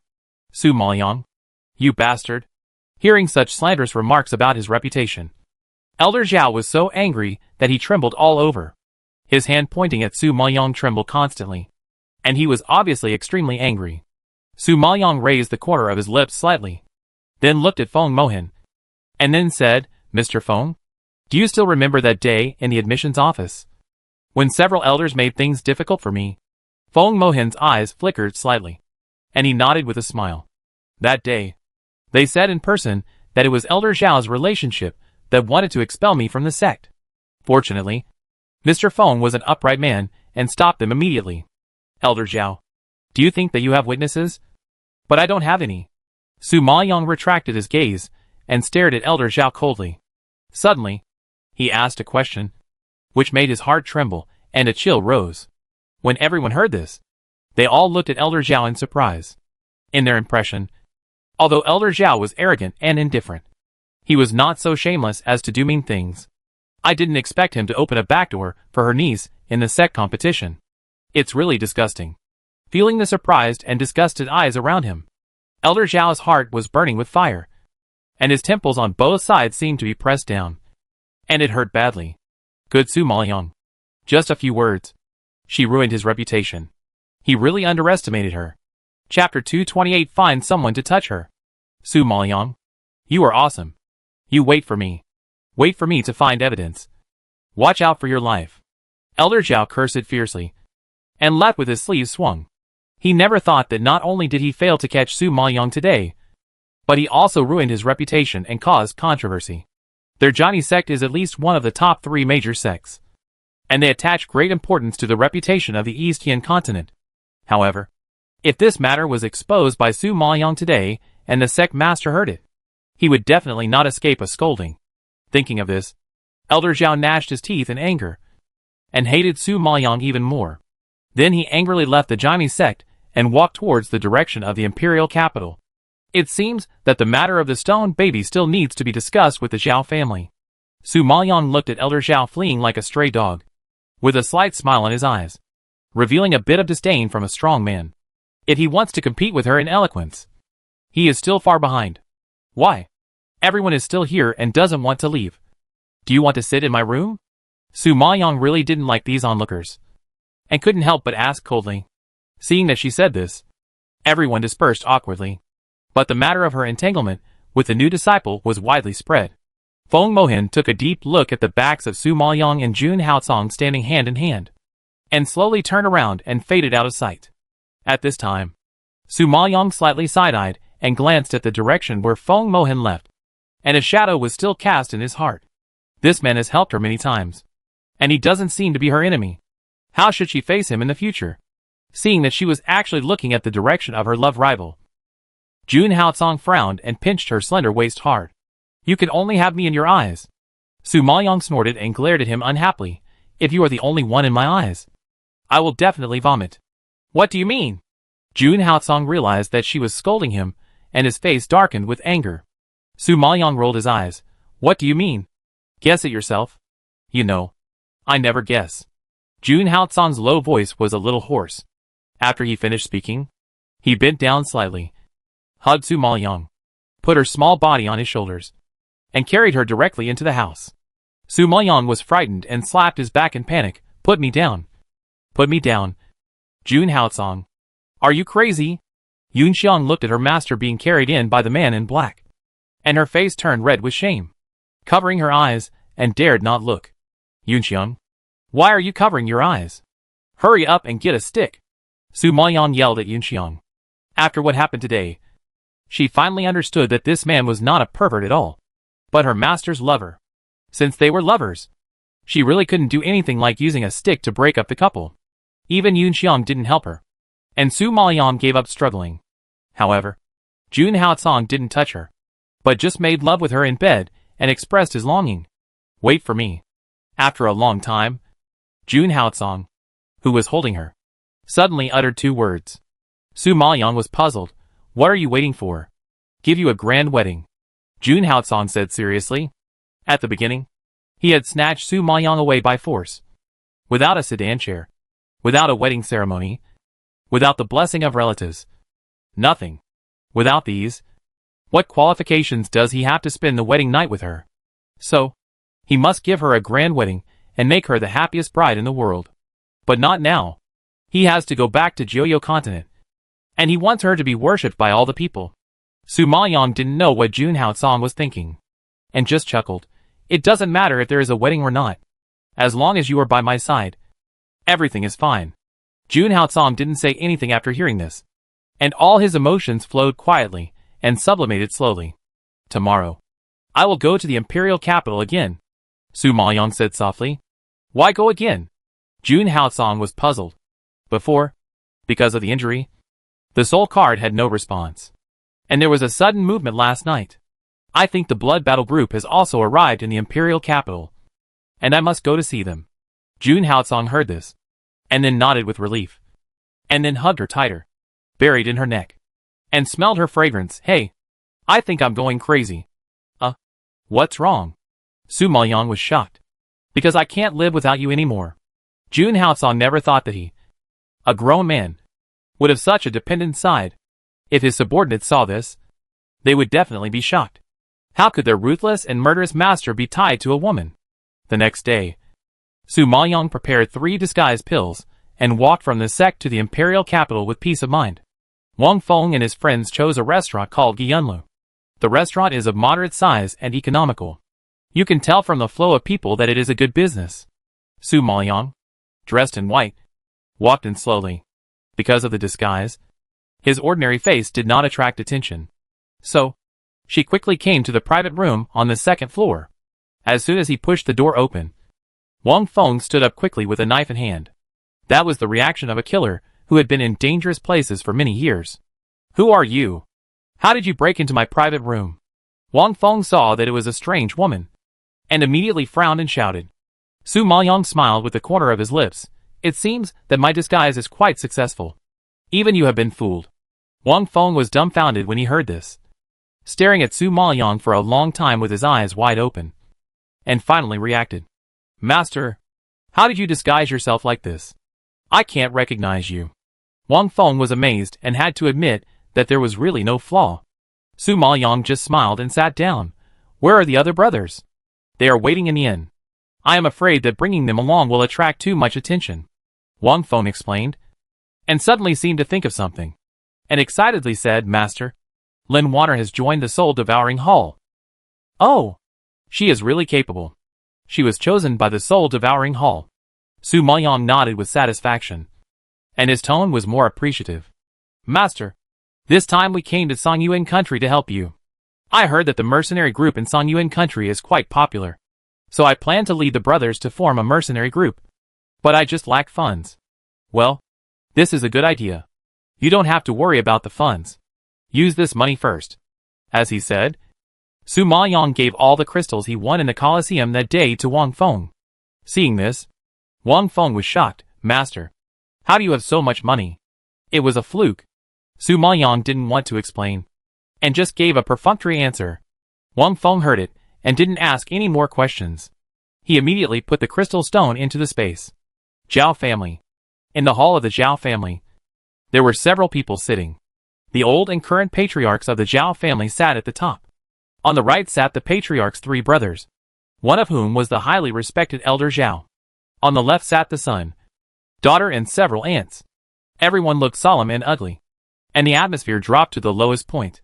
Su Maoyang, that bitch, is protected by Feng Mohan. What should we do? Should we watch the stone baby being taken away? The head of the Zhao family said angrily, and his whole old face wrinkled into a ball. Zhao Chengsheng. Say something. Zhao Chengsheng is the real name of Elder Zhao. The head of the Zhao family called him by his full name because he was angry. Elder Zhao raised his eyes slightly and said solemnly, We can't touch her. We could only find someone to touch her. The head of the Zhao family heard this, and his eyes lit up. Who to find? Just then, a servant hurriedly ran in from outside and shouted loudly, Master, the master has been found by me. She is in Guiyun restaurant. Chapter 229. Someone is going to be in trouble. When Elder Zhao heard this, he immediately jumped up from his seat, rushed forward, and grabbed the servant's wrist. What did you say? Master, is it the master in the middle stage of Dan King? The servant was shocked by Elder Zhao's excited expression, and then nodded quickly. Yes, it's her.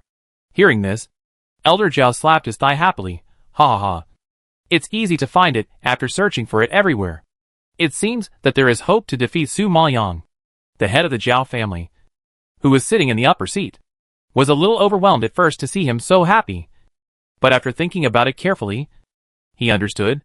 That master is considered the top powerhouse in Dongyan continent. Such a person, anyone would give face to him. She waved her hand, and I don't know how many powerhouses are willing to work for her. No matter how strong Feng Mohan is, no matter how superior his background is, he can't afford to provoke such a big man. At that time, they will kill Su Maoyang with the help of the master, and Feng Mohan will never dare to say no.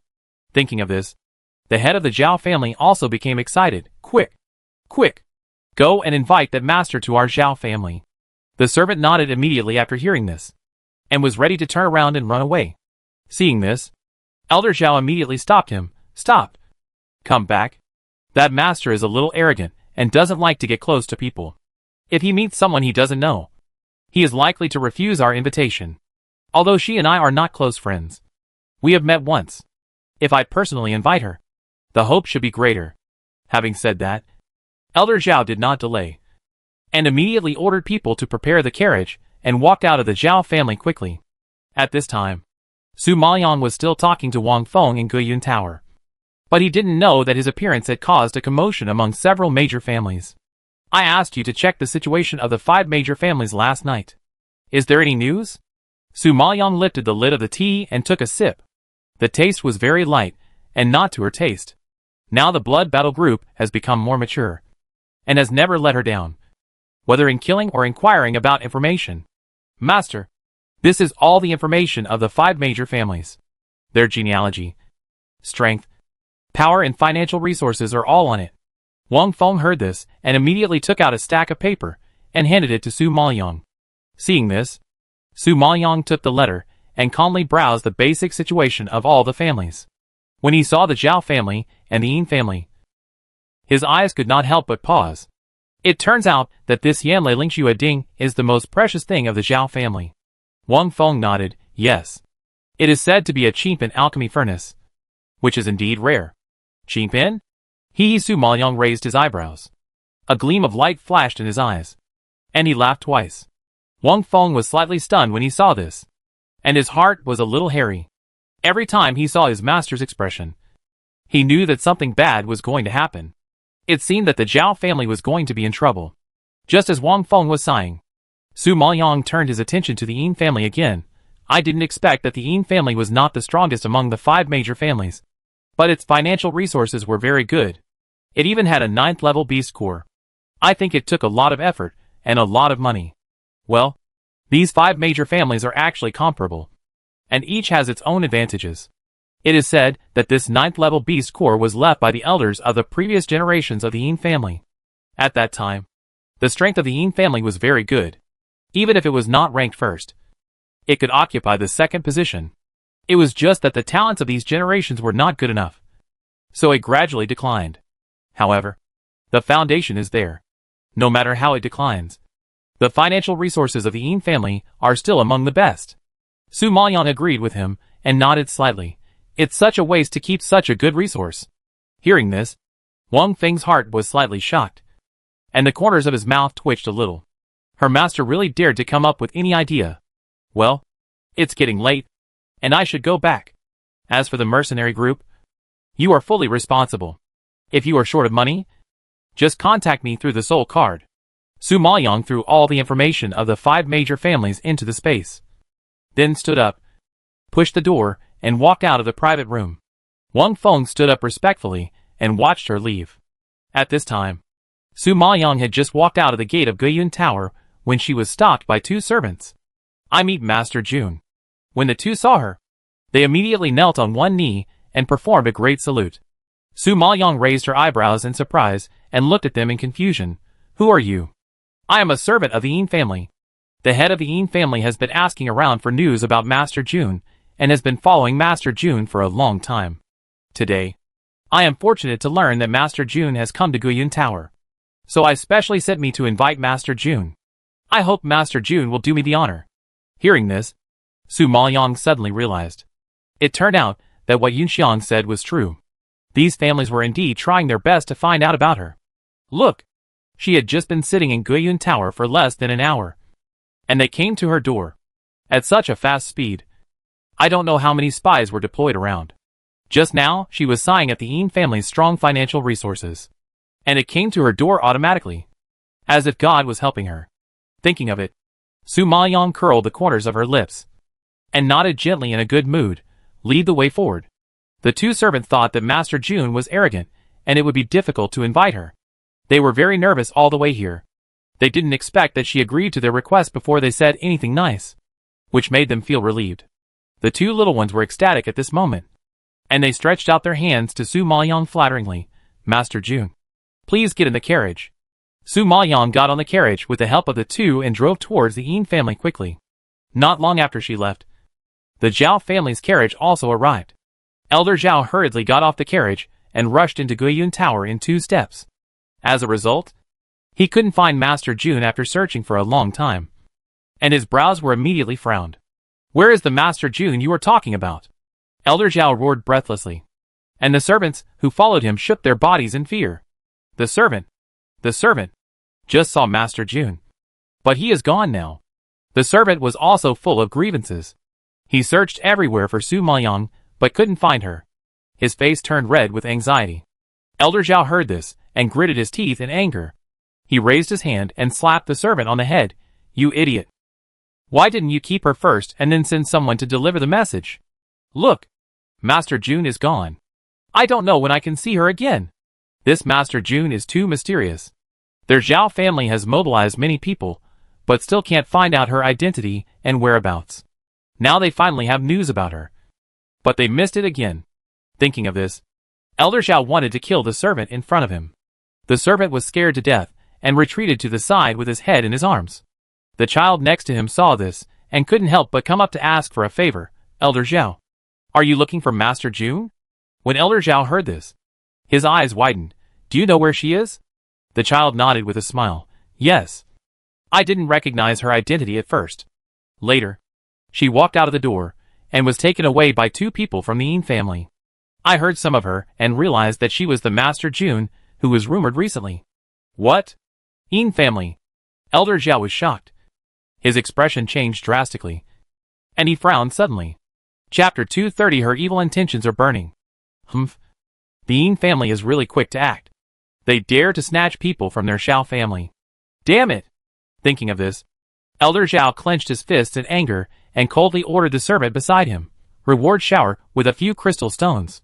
Shower smiled and nodded. Haha. Thank you, Elder Zhao, for taking care of me. In the future, if there is any news about Master June, notify the Zhao family as soon as possible. Understand? Elder Zhao glanced at him coldly and reminded him in a deep voice. Shower got the benefit and nodded like pounding garlic. Yes. Yes. I remember it. After speaking, Elder Zhao didn't waste any words and strode out of Guiyun Tower. Fortunately, knowing that she went to the Yin family, at least he didn't have to look for her all over the world. Elder Zhao's side was empty, but Su Maoyang's side had already arrived at the Yin family. It must be said that the momentum of the 5 major families is indeed unmatched by other families. When Su Maoyang walked outside the courtyard, she saw pink walls and green willows hanging around. The vast walls could occupy 2/3 of the street. When she walked in, the whole courtyard was full of flowers and elegant. The winding corridors accompanied the pond, winding and spreading, extending a kind of elegant and noble beauty. Going further in, you can see slightly old-fashioned buildings. Although they are old, they give people a sense of majesty and heaviness that cannot be ignored. 2 servants enthusiastically led Su Maoyang all the way, and soon they arrived at the hall. At this time, the hall was already full of people. As soon as Su Maoyang entered, she felt everyone's expectant and excited eyes, all gathered on her. Before she could speak, everyone stood up, and the head of the Yin family, who was sitting in the upper seat, personally came forward and bowed to her. Master June, you are here, and my humble home is honored. Seeing this, Su Maoyang was secretly surprised. The Yin family treated her with such courtesy, which was indeed full of sincerity. Master Yin is too polite. Su Maoyang concealed his inner thoughts and raised his hand to Master Yin. Master Yin then stood up and hurriedly ordered the maid beside him, hurry up and serve tea to Master June. After saying that, he immediately led Su Maoyang to the seat next to him and sat down. Master June, please sit down. Su Maoyang saw that it was the main seat of the Yin family, which was higher than the seats of other people in the hall, and a trace of surprise flashed in her eyes. Afterwards, she did not refuse and sat down calmly and naturally, which really had the demeanor of a master. At this time, she roughly glanced at the people of the Yin family who were sitting below. On the left sat 2 middle-aged men, who looked 8 points like Master Yin. I think they were Master Yin's brothers. And on the right sat 3 women, who should be 3 wives judging by their clothes. There were 2 young men and 2 young girls sitting next to the lady. It was obvious that they were the children of the Yin family, because Yin Bifan was one of them. Yin Bifan was much more disciplined today, with a gloomy face and a sullen expression. It seemed that the killing of the spirit beast was too much of a blow, or that he was reprimanded by the head of the Yin family. He didn't look very mentally well. Su Maoyang saw this, and a layer of chuckle appeared in his cold eyes. The smile was fleeting and could not be captured. Just as Su Maoyang was thinking, the head of the Yin family spoke up. Haha. Master June, last time I heard that you helped His Majesty the Emperor refine the blood-melting pill. I wonder if this is true. Su Maoyang nodded slightly. Yes. Yes. Ha ha ha. Even the arrogant alchemist of the Zhao family can't refine this pill. You have such strength at such a young age. It's really a great skill.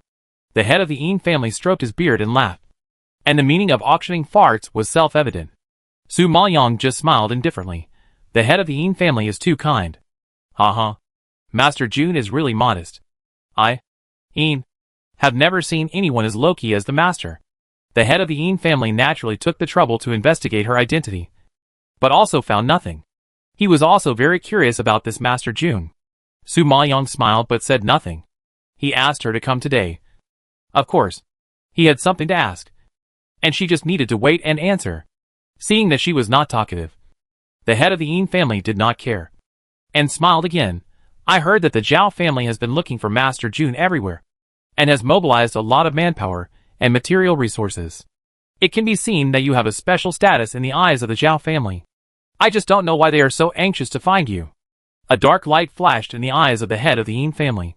It seemed that he mentioned it unintentionally, but he was intentionally trying to find out the relationship between Su Maoyang and the Zhao family. Su Maoyang knew it well, but pretended not to understand and smiled and answered, actually, it's not a big deal. You should know that the Zhao family has been hunting down a girl named Su Maoyang recently. Su Maoyang? The head of the Yin family frowned in confusion. Yin Bifan below heard the name, and stood up excitedly. His pretty face flushed and his expression was twisted with hatred. Su Maoyang. It turned out to be her. Father. It was this Su Maoyang who killed my spirit beast. The head of the Yin family had heard Yin Bifan mention this person before, and at that time, he just thought it was an insignificant little character, and he could just find someone to kill him. Now he heard the name again, and he had to pay attention. Master Jun. Why is the Zhao family chasing after Su Maoyang? The head of the Yin family frowned and asked in a deep voice. Su Maoyang's eyes flashed with cunning, and his cold face pretended to be deep, because Su Maoyang not only smashed the Zhao family's restaurant, but also stole the Zhao family's Flame Thunder Spirit Blood Cauldron. Oh! This woman is so bold. The head of the Yin family was shocked. He really didn't expect that a disciple of the Jaime sect would dare to offend the Zhao family. After hearing this, Yin Bifan immediately agreed, yes. Father, I saw Elder Zhao find Su Maoyang yesterday and asked her to hand over the Flame Thunder Spirit Blood Cauldron. Many disciples were watching at the time, so it must be true. After hearing his daughter's words, the head of the Yin family believed it even more. Seeing that the head of the Yin family took the bait, Su Maoyang was delighted and fanned the flames again. Haha. This woman is not only daring, but also has a great background. She actually has Feng Mohan's support. So, it is really difficult for the Zhao family to get back the Flame Thunder Spirit Blood Cauldron now. The head of the Yin family was shocked and widened his eyes. Feng Mohan. How is he related to the Feng family? Seeing his father confused, Yin Bifan twirled his fingers and explained angrily, Humph. Father, you don't know that Su Maoyang is a foxy woman who specializes in seducing men. Even Mr. Feng fell for her. In order to protect her, he did not hesitate to offend the Zhao family. So Elder Zhao got a lot of frustration and did not find the Flame Thunder Spirit Blood Cauldron back. So that's it. The head of the Yin family nodded in sudden realization, and was even more surprised by Su Maoyang. However, from this incident, the head of the Yin family also roughly guessed something. The Zhao family was afraid of Feng Mohan and couldn't do anything to Su Maoyang. So they looked for someone who could touch her. And this person is Master Jun in front of him. Master Jun is a top alchemist. Even the Feng family would be wary of him. Not to mention Feng Mohan. Thinking of this possibility, the head of the Yin family was shocked. No wonder the Zhao family did not hesitate to use all their strength to find Master Jun. That eagerness. At first glance, there is something fishy. Now thinking about it, it is indeed the case. Su Maoyang saw that the head of the Yin family looked like he had suddenly realized something, and he laughed in his heart. But his face remained calm. She didn't say anything yet. To be precise, she didn't say anything clearly, and the head of the Yin family followed her misleading thoughts, and did not disappoint her expectations. Chapter 231 Waiting for her good news. Su Maoyang suppressed his laughter and spoke quietly. Not as if he was deliberately reminding her, but as if he was sighing naturally. What a pity. Such a good treasure actually fell into the hands of a low-level outer disciple. The Zhao family must be so angry that they vomited blood. The head of the Yin family heard this, and his heart moved. He couldn't help but suggest, as far as I know, the Flame Thunder Spirit Blood Cauldron is a blue-grade alchemy furnace, which is rare. Since Master Jun is an alchemist, why don't you get involved? Su Maoyang smiled and waved his hands. Not caring at all, It's just a blue grade one. The head of the Yin family was shocked when he heard this. And then laughed, ha ha ha. Yes. Yes. Master Jun is a person. Naturally he has a better alchemy furnace than the blue grade one. How can he look down on a mere flame thunder spirit blood cauldron? Su Maoyang heard this and didn't comment, as if he tacitly agreed with his statement. But at this time, the head of the Yin family had a complicated mind. Since the Zhao family wants to get the flame thunder spirit blood cauldron back through Master Jun, can't the Yin family also snatch the flame thunder spirit blood cauldron through Master Jun? In the past few years, the Zhao family has been expanding its power and gradually threatening the Yin family. If they can successfully snatch the flame thunder spirit blood cauldron this time, it will be a fatal blow to the Zhao family. The Zhao family's backyard is on fire. So how can the Yin family not take advantage of the fire to rob? What's more, there is a master sitting in front of them who can help take advantage of the fire. Thinking of this, the head of the Yin family flashed a dark look in his eyes, and the smile on his face became even more unfathomable. His enthusiasm for Su Maoyang only increased. Master Jun, you also heard just now that my daughter's spirit beast was killed by Su Maoyang. You must know that it is a 7th level spirit beast ranked 10th on the fierce beast list. It is extremely precious and is my daughter's treasure. Now that I have not gotten rid of this anger, it is really uncomfortable to hold it in my heart. So Yin wants to ask Master Jun for a favor. Hearing this, Su Maoyang knew that he had completely walked into his trap. He sneered in his heart, but he continued to say, Master Yin wants me to help you catch Su Maoyang. Haha. That's right. If Master Jun can help with this, my Yin family will be grateful. The head of the Yin family said that he was seeking revenge. But what he was thinking about was stealing the Flame Thunder Spirit Blood Cauldron from the Zhao family. If he knew that everything today was fabricated by Su Maoyang, and that the Flame Thunder Spirit Blood Cauldron was not stolen at all, and was still in the Zhao family, I wonder if he would be so angry that he would spit out a mouthful of blood. Su Maoyang raised the corners of his lips slightly, and shook his head pretending to be thoughtful. This Su Maoyang has no grudges against me, and Feng Mohan is backing him up. If I help you, wouldn't it be a waste to offend Su Maoyang and the Feng family? Hearing this, the head of the Yin family laughed and said soothingly, Master Jun, you are considered the top alchemist in the East Tian continent. If you say a word, who dares to say no? I think even the Feng family is afraid of you. Why should you be afraid of Feng Mohan? Besides, if you are willing to help our Yin family, you can set any conditions. Only our Yin family has and can do it, and we will satisfy you. Su Maoyang spent so much time talking, waiting for this sentence. Fortunately, the head of the Yin family is a sensible person, and she is very satisfied. Ha ha ha. The head of the Yin family is a straightforward person. I, Jun, have made a friend of you. Seeing Master Jun smile with satisfaction, the head of the Yin family knew that she agreed, and couldn't help but breathe a sigh of relief and asked, I wonder what Master Jun's conditions are? Su Maoyang raised his eyebrows and said quietly, it is said that your Yin family has a 9th level beast core. I wonder if the head of the Yin family is willing to give it up. Hearing this, the people in the audience were stunned. Those who had just greeted him with a smile could not laugh now. They looked pale and stared at Su Maoyang with stiff expressions. They were stunned for a long time and did not know how to react. You know, the 9th level beast core is a very precious thing for their Yin family. If I give it away, I really can't bear it. Seeing that the head of the Yin family was silent, Su Maoyang knew that he was tangled in his heart. He could not help but stand up slowly and clasped his fists and said, sorry. It was Jun who was abrupt. Although your beast core is not as precious as the Flame Thunder Spirit Blood Cauldron, it is also a treasure that you value very much. I really shouldn't have the idea of taking the beast core. The head of the Yin family, please pretend that it didn't happen. Jun has other things to do, so I'll leave first. Speaking, Su Maoyang was ready to turn around and leave. When the head of the Yin family heard this, he knew that Master Jun was angry, and immediately called her, Master Jun, please stay. If you have anything to say, let's sit down and discuss it slowly. I didn't say that I wouldn't give you the beast core. So why are you angry? The younger middle-aged man sitting next to him frowned and growled when he heard what the head of the Yin family said. Brother, you are crazy. That 9th level beast core is a treasure left by our ancestors. How can we give it away so easily? The head of the Yin family, who was called the eldest brother, glared at him fiercely. What do you know? Shut up. Although the beast core is precious, it is not as precious as the Yanlei Lingxue Ding of the Zhao family. What's more, the beast core has been useless all the time, so it is better to exchange it for something valuable. If the beast core is given to Master Jun, not only can it be exchanged for the Flame Thunder Spirit Blood Cauldron, severely hitting the Zhao family, but it can also please a top alchemist. At that time, the entire Yin family will rise with Master Jun and rank first among the 5 major families. Their Yin family has been in decline for many years, and there are no descendants with outstanding strength and talent in this generation. So if they want to revive the Yin family, they can only rely on others. It was because of this that the head of the Yin family thought of it, that he made up his mind and planned to give the beast core to Master Jun.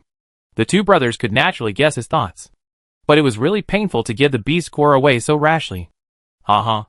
Master Jun, don't worry about this beast core. If you want it, take it. It's just that Su Maoyang, the head of the Yin family, looked at Su Maoyang pleadingly, looking forward to her answer. Haha. The head of the Yin family is so straightforward. What else can I say? Don't worry. Both Su Maoyang and the Flame Thunder Spirit Blood Cauldron will be in your hands. Su Maoyang smiled and nodded with understanding. Seeing this, the head of the Yin family also laughed. He liked dealing with such smart people. After a while, the head of the Yin family ordered the servants to bring up the 9th level beast core. Su Maoyang took a brown box, gently opened the lid, and saw that there was indeed a full and round beast core with a faint luster inside. He was delighted and immediately threw it into the medicine cauldron space. Face to face the head of the Yin family, and clasped his fists with satisfaction. Thank you, head of the Yin family today. The head of the Yin family saw that she was polite, and immediately stood up and waved his hands. The Yin family still needs Master Jun's support and care, and we should thank Master Jun. Haha. No need. You just wait for my good news. Su Maoyang smiled and walked out of the door. Chapter 232, Crazy Acting. Su Maoyang, who came out of the Yin family, was intercepted by the Zhao family before he took a few steps. Su Maoyang had never felt so popular before. Looking at the flattering face of Elder Zhao, Su Maoyang sneered in his heart. Oh, Master Jun. What a coincidence. I actually met you here. Elder Zhao got off the carriage and greeted him in a fake way, but the intimacy made Su Maoyang get goosebumps all over his body. What a coincidence. It's so fake. Master Jun, where have you been during this period? I miss you very much. Elder Zhao's servile appearance, coupled with the exaggerated flattering voice, instantly attracted many passers-by to look at him frequently. Zhao Chunsheng is a famous big shot in Sanyuan country, and his every move is watched by people. Now, even he wanted to please someone, which was even more surprising. Su Maoyang also received a lot of looks for a while. I was just a guest at the Yin family. Look, I just came out. Su Maoyang answered bluntly. Hearing this, Elder Zhao's face flashed dark, and his eyes were full of anger, but he still had a smile on his face. Haha. Master Jun, since you are a guest at the Yin family, how can you forget our Zhao family? After all, we are old acquaintances. You won't even give us this face. Old acquaintances. It's really amazing that he can say that. But it was just a one-time encounter. But from his mouth, it became a close friend. What's more exaggerated is that Elder Zhao bowed while speaking, and his sincere attitude was completely different from that in the sect. Su Maoyang suspected that this Elder Zhao was the one who really took the disguise pill. However, since he took the initiative to invite her, she had no reason to refuse. After all, the Zhao family had been hunting her down and accusing her in such a shameless way. If she didn't give him some retaliation, it would be too easy for them. Thinking of this, Su Maoyang nodded, her face much gentler. Elder Zhao has invited me so much. If I refuse, it would be really unkind of me. Elder Zhao felt relieved after hearing her say this. He immediately invited Su Maoyang to get on the carriage happily and ordered the coachman to speed up. After a while, Su Maoyang arrived at the Zhao family. Master, please come in. The head of the family is waiting for you in the hall. Elder Zhao smiled and pointed in the direction. Su Maoyang was a little amused by his enthusiasm, but he still pretended to be serious and walked into the hall slowly. Along the way, Su Maoyang found that the Zhao family was very different from the Yin family. The Yin family's decoration is more luxurious, while the Zhao family is more stable. Although the color tone is dark, the things inside are also priceless. not worse than the Yin family. At this time, Su Maoyang had already arrived at the hall, and saw that there were also many people sitting in the hall of the Zhao family, including brothers, wives and sisters-in-law, and children. The head of the Zhao family also treated her as a guest of honor and arranged her in the main seat. Su Maoyang sat down with ease, and couldn't help but sigh in her heart. She was being hunted by the Zhao family and framed by the elders the previous second, and she became their honored guest and guest of honor the next second. Life is really unpredictable. Just as Su Maoyang was sighing, the head of the Zhao family sitting next to him spoke, Master Jun. It is a blessing for our Zhao family to visit our humble home today. Zhao has always admired Master Jun's name for a long time. Today, I have met him, and I admire him even more. Su Maoyang was so tired of hearing such flattering words. Although there was nothing to be happy about, she still had to pretend to be very happy and nodded with a smile. The head of the Zhao family saw that she was so happy that she lost her direction and sneered in his heart. Although she had a great talent for alchemy, she was still a little girl after all. She didn't have any scheming, and she believed whatever others said. Her emotions were all shown on her face. I think she is also an easy person to fool. Thinking of this, the head of the Zhao family was happy and spoke again, smiling and asking, Master Jun, I heard that you just came out of the Yin family. I wonder when Master Jun got so close to the Yin family. Su Maoyang glanced at him and smiled and replied, the head of the Yin family said that he had something important to discuss with me. So I went there. Oh, I don't know what the important matter is. It's so big that Master Jun has to come out. Hearing this, the head of the Zhao family leaned forward slightly, showing a very interested look. Su Maoyang raised her eyebrows when she saw this, took the teacup beside her, opened the lid and took a sip. The slow and leisurely movements ruined everyone's appetite. I don't know the details. The head of the Yin family only said that they wanted to capture a woman named Su Maoyang, because they have the support of the Feng family. They can't do it, so they want my help. Su Maoyang's seemingly unintentional answer did not hide anything. The head of the Zhao family looked at her innocent face and believed it a little. But everyone was shocked to hear such news. When did the Yin family have a feud with Su Maoyang? Elder Zhao was shocked and had a bad premonition. He frowned and couldn't help asking, why did the Yin family capture Su Maoyang?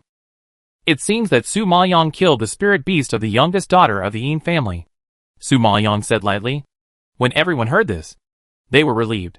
They thought that the Yin family also knew about the stone infant. Then is the master going to help the Yin family? The head of the Zhao family asked anxiously. The other party offered a condition of a 9th level spirit beast.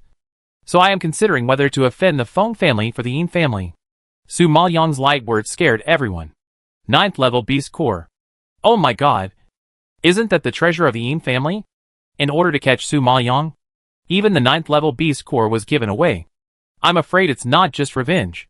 When everyone heard this, they were all shocked and widened their eyes, and their hearts that sank were lifted again. It seems that the Yin family's revenge on Su Maoyang is fake, and they want to snatch the stone infant. Now, the Yin family probably knows that the Zhao family is also chasing Su Maoyang for the stone infant. Obviously, their closely guarded secret has been leaked. However, the Zhao family has never been afraid of the Yin family. Since the Yin family dares to go against the Zhao family, it depends on whether they have the ability. Thinking of this, Elder Zhao narrowed his eyes slightly, and obviously had murderous intentions towards the Yin family. Other members of the Zhao family also had ulterior motives, and had ideas about the Yin family. At this time, the head of the Zhao family, who had been silent for a long time, suddenly smiled and shook his head, kindly reminding Master Jun, the Yin family has no good intentions at all. How could they give away the 9th level spirit beast just because they captured a woman? You must have been deceived by them. Su Maoyang looked at the head of the Zhao family with surprise. Really? I had such concerns before, so I didn't agree. Now that you say this, it seems to make sense. When the head of the Zhao family saw that she believed him, he smiled. Yes. The head of the Yin family is cunning and treacherous. He probably wants to use you to do things. You can't get the beast core at all. Su Maoyang heard this and snorted in anger. Master said that people in big cities are all cunning bad guys, and told me not to get close to them. I didn't expect it to be true. Ha ha ha. Master Jun, don't be angry. There are good people in big cities, such as our Zhao family. The head of the Zhao family stroked his beard and laughed. Su Maoyong couldn't help laughing when he heard this. It seemed that the highlight was about to come. Chapter 233, Playing Them Around. Seeing this, Elder Zhao nodded solemnly. Master Jun, the Yin family likes to cheat people the most. Don't believe it. But don't worry. As long as our Zhao family is here, the Yin family will not get a single cent from you. When Su Maoyong heard this, he clasped his fists with gratitude and Thank you, Elder Zhao, for your protection. Ha ha ha. Master Jun, that's serious. Zhao is also an alchemist. I admire and respect your alchemy skills, so I really don't want to see you being cheated by others. Elder Zhao smiled and waved his hands, being humble but hypocritical, and his face was almost broken by laughter. When Su Maoyong heard this, he just smiled gratefully, and seemed to have a good impression of the Zhao family. The head of the Zhao family saw that Su Maoyong had let down his guard against the Zhao family. So he slowly spoke, Master Jun, you should have heard that Su Maoyong not only smashed our Zhao family's restaurant, but also stole our Zhao family's most precious alchemy furnace, the Flame Thunder Spirit Blood Cauldron. The Yin family probably wanted you to help capture Su Maoyong, and then rob our Zhao family's alchemy furnace, because they learned about this news. They are clearly taking advantage of the situation. Su Maoyong frowned slightly when he heard this, and his face showed a little more disgust. Isn't this a mean act? The head of the Zhao family. He nodded repeatedly, yes. The Yin family is a villain. They will do anything for the sake of profit. They think our Zhao family threatens their Yin family's status, and have been trying every means to attack the Zhao family, and have done a lot of small tricks behind the scenes. Now they are dragging an upright person like Master Jun into the water. It is easy to imagine that after you catch Su Maoyong, they will secretly snatch the Flame Thunder Spirit Blood Cauldron, and finally frame you for the crime of losing the Flame Thunder Spirit Blood Cauldron, and put you in this unkind and unjust situation. What a vicious method. Hearing this, Su Maoyong had to admit that these old foxes were too cunning. Every word and every sentence could be rounded so perfectly, without any flaws. If it wasn't for Su Maoyong directing this play himself, I'm afraid I would really jump into the big pit they dug. Su Maoyong lamented that these old foxes were cunning. But the old man Jinjuan in the medicine cauldron space was lamenting that his master was so black-bellied. He admitted that these old guys were indeed treacherous and scheming. But they were old after all, had experienced a lot, and had lived in family struggles for many years, so their brains were naturally active. But his master was just a little girl. I don't know where so many ghost ideas came from. But they actually made this group of cunning old Jianghu people go around in circles. Every time, the old man Jinjuan would be shocked by her methods. I really don't know how her brain grows, and what she puts in a day. He lives with her day and night every day. But he hasn't figured out this problem. Just when the old man Jinjuan was complaining, Su Maoyong started acting again. She frowned in anger and slapped the table with one hand, making a loud noise. Everyone trembled and looked at her in astonishment. Humph. How unreasonable. The Yin family actually set their sights on me. Damn it! Seeing Master Jun's pretty face flushed with anger, the Zhao family members present were all secretly happy. Elder Zhao was happy to see this, but pretended to be a common enemy. Master Jun, the Yin family not only wants to use you, but also wants to rob our Zhao family's treasures. Our Zhao family is now desperate. I hope Master Jun can make a decision for our Zhao family. As he said this, Elder Zhao actually stood up, knelt in front of Su Maoyong, and cowed out heavily. His sad and angry expression and his hoarse voice were very contagious, and he really looked like a poor man who had suffered a great injustice. Su Maoyong had to admit that Elder Zhao had some skills. With just 2 or 3 sentences, he tied her and the Zhao family together and made them a group. Su Maoyong found that the longest road she had walked was the routine of the Zhao family. At first, they flattered each other, then made powerful analysis, then shared the same hatred for the enemy, and finally came a decisive and self-inflicted trick. This series of routines was perfect. If Su Maoyong rejected Elder Zhao's request at this time, it would be a big spoiler. It was indeed a good method and a good skill. Elder Zhao, please get up and talk quickly. You are so old and you still kowed out to me. Do you want to shorten my life? Su Maoyong made a false salute. The head of the Zhao family next to him also nodded slightly. Master Jun is kind-hearted and upright. How could he stand by and watch someone die without helping? Please get up and talk quickly. Don't make it difficult for Master Jun. The two sang in unison and immediately put a big hat on Su Maoyong. Su Maoyong didn't know whether to laugh or cry in his heart. Elder Zhao heard this and slowly stood up and sat back in his seat. Master Jun, our Zhao family is in urgent need of your help now. If you don't help us, the Yin family's conspiracy will succeed. Su Maoyong nodded empathetically and slowly said, well, I can help the Zhao family. Hearing this, everyone was overjoyed and their expressions suddenly jumped into excitement. But before the head of the Zhao family could say thank you, Su Maoyong's second half of the sentence blocked them from speaking. But I have a condition. Elder Zhao's heart was filled with gloom. But thinking that he could get the stone infant, no matter what the conditions were, it was worth it. And then he said, Master Jun, whatever conditions you have, just mention them. As long as our Zhao family can do it, we will definitely satisfy you. Su Maoyong nodded with satisfaction. I am an alchemist. I don't have much pursuit. I just want a better alchemy furnace. Everyone understood what she meant. It turned out that Master Jun had set his eyes on the Flame Thunder Spirit Blood Cauldron. Although the treasure was not stolen, it would never be given away, because it is the lifeblood of the Zhao family. Elder Zhao was a little embarrassed. His expression was tangled, and he said bitterly, Master Jun, you also know that the Flame Thunder Spirit Blood Cauldron was stolen by Su Maoyong, and now I really can't give it to you. However, after Master catches Su Maoyong, we will take back the alchemy furnace and hand it to Master in person. Please rest assured. I thought that Master Jun in front of me was a fool. Unexpectedly, as soon as the words fell, she waved her hand to refuse, with a look of disapproval, and her cold face instantly kept people away. No, I must see the alchemy furnace. Just now, you also analyzed that the Yin family promised to give me the beast core in order to use me. After the matter was done, it was probably a lie. So I don't want to believe anyone. Only believe in the treasures you bring out. If you can't bring me satisfaction, why should I offend Su Maoyong and Feng Mohan for your Zhao family? Hearing this, everyone in the Zhao family was shocked.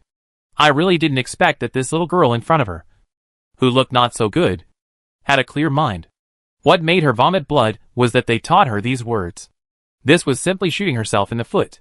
After going around in circles, she was blocked by her own words and couldn't speak. Is it so deceiving? The head of the Zhao family instantly felt that they dug a big pit for Master Jun. But they jumped into it first. It was really incredible. Chapter 234, Uncovering a Big Secret. Hearing this, the people who were smiling just now all turned pale and froze. They were nervous and uneasy. They thought they were being led by Master Jun. But when they looked back, they found that their noses were actually held by Master Jun. Elder Zhao was secretly shocked, but he didn't dare to show it. So he pretended to be wronged. Master Jun, you are forcing me. The Flame Thunder Spirit Blood Cauldron is not in the Zhao family. How can we get it now? Su Maoyong saw that he was still unwilling to give in. So he stood up and said unhappily, since the Zhao family is so insincere, there is no need to discuss it.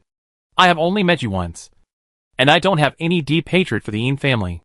It's really not worth offending Feng Mohan for your two families. I'll leave now. As she said that, Su Maoyong was about to leave, but the head of the Zhao family was quick and grabbed her arm. Oh, Master Jun, let's talk nicely. There's really no need to get angry over such a small matter.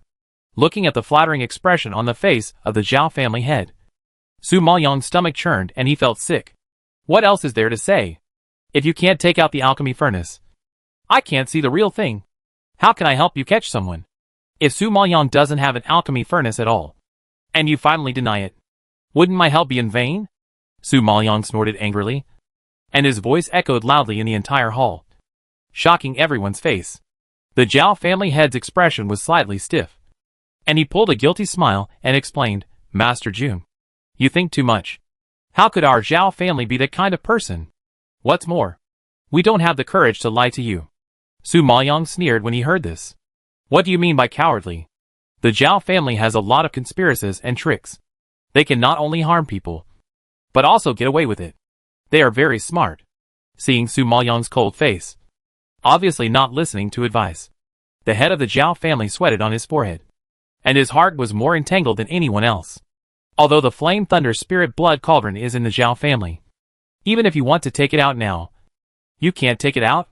They, the Zhao family, lied so big that not only can't justify themselves, but also break themselves. but will make Master June angry and disgusted. Besides, if it weren't for this reason, how can they arrest Su Maoyang with confidence?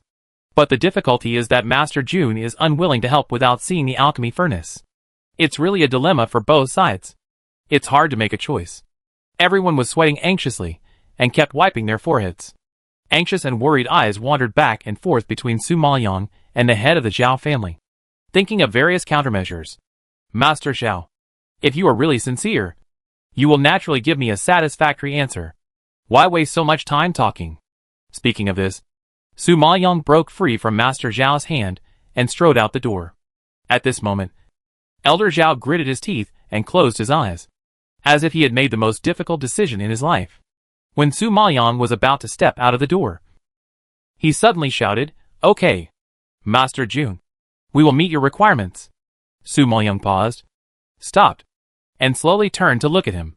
I saw Elder Zhao clenched his fists. His eyes bulged scarlet, as if blood could be squeezed out at any time. It can be seen that he has endured emotions that ordinary people cannot endure. Su Maoyang raised his eyebrows slightly, looking forward to his answer. "Master June, you want an alchemy furnace. We will give it to you." Elder Zhao said it word by word, shocking everyone. The head of the Zhao family was the first to yell, "Zhao Chengsheng, are you crazy? Third brother, where does our Zhao family have an alchemy furnace? The Flame Thunder Spirit Blood Cauldron has been stolen by Su Maoyang." In fact, everyone instantly understood what Elder Zhao meant, and all shouted in disagreement. After all, the alchemy furnace is too precious. Even the Flame Thunder Spirit Blood Cauldron is not as good as it. Now they have to pay such a high price. Is it really worth it? Su Maoyang looked at Elder Zhao's painful expression and everyone's excited and horrified expressions, and his heart skipped a beat. And he had different ideas. TSK. It seems that the Zhao family is still hiding an incredible secret, Su Maoyang was thinking. And Elder Zhao said with pain, "Master June, to be honest, our Zhao family has a blue-grade alchemy furnace, named Jiutian Yin Devouring Cauldron, which is the most precious thing in our Zhao family. No one knows about this except our Zhao family. Today, I will give this cauldron to Master June, and I hope that Master June can keep his promise and help us catch Su Maoyang." When everyone heard that Elder Zhao really had such an idea, they all slapped their thighs angrily and were speechless. Such a treasure. If he gave it away like this, anyone would collapse in a hurry. The head of the Zhao family also shook his head angrily, and sat back on the chair dejectedly, his whole face wrinkled. In fact, as an alchemist, Elder Zhao was the most reluctant to give it up. But he knew that the stone infant was a treasure hundreds of times more precious than the blue-grade alchemy furnace. If the stone infant was eaten, not to mention the entire Dongyan continent, even the nearby Yunbi continent would crawl at his feet. By then, he would be the strongest person in this dimension. Would he still be afraid of the middle-stage Dan King Master in front of him? When he reaches that point, not to mention the blue-grade alchemy furnace, even the purple-grade alchemy furnace is possible. Thinking of this, Elder Zhao felt a little better. Su Maoyang was moved and ecstatic when she heard this. She thought she could blackmail the Zhao family, but she didn't expect to blackmail such a large sum, which was completely beyond her expectations. You know, the blue-grade alchemy furnace is one level higher than the green-grade alchemy furnace, and it is considered the treasure of the Zhao family. However, the people of several other families in Sanyuan country did not know about this, and even the Blood Battle Group did not investigate it. It can be imagined how deeply the Nine Heavens Devouring Yin Cauldron was concealed by the Zhao family. However, it was dug out by her today, which is really a big gain. Thinking of this, Su Maoyang's cold expression changed, and a smile suddenly rose at the corner of her lips, and her tone became much gentler. Elder Zhao is really generous. In this case, I will definitely live up to the Zhao family's trust and help you capture Su Maoyang.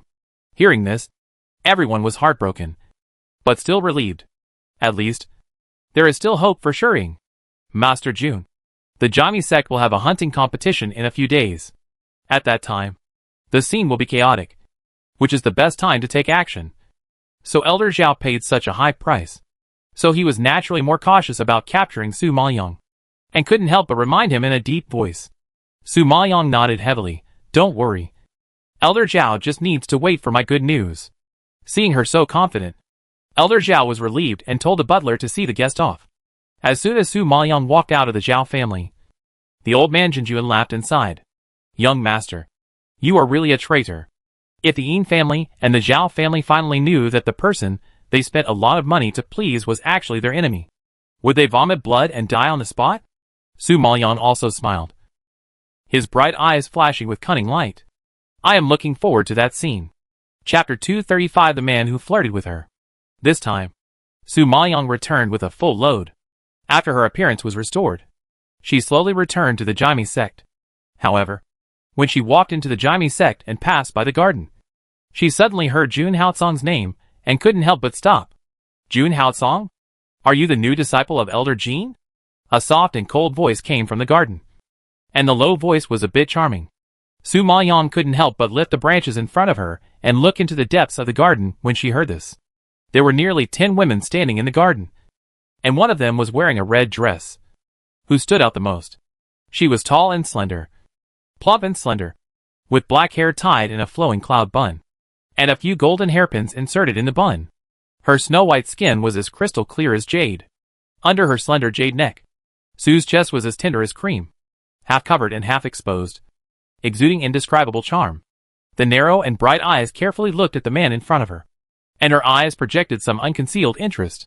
Suddenly, the corners of her small lips were slightly raised, and she smiled charmingly, which was simply soul-stirring and touched the man's nerves. I didn't expect that he was quite good-looking. She looked Jun Haocong up and down, smacking her lips and sighing. Su Maoyang frowned slightly when she saw this. She didn't expect that someone would tease her man after she left for only one day.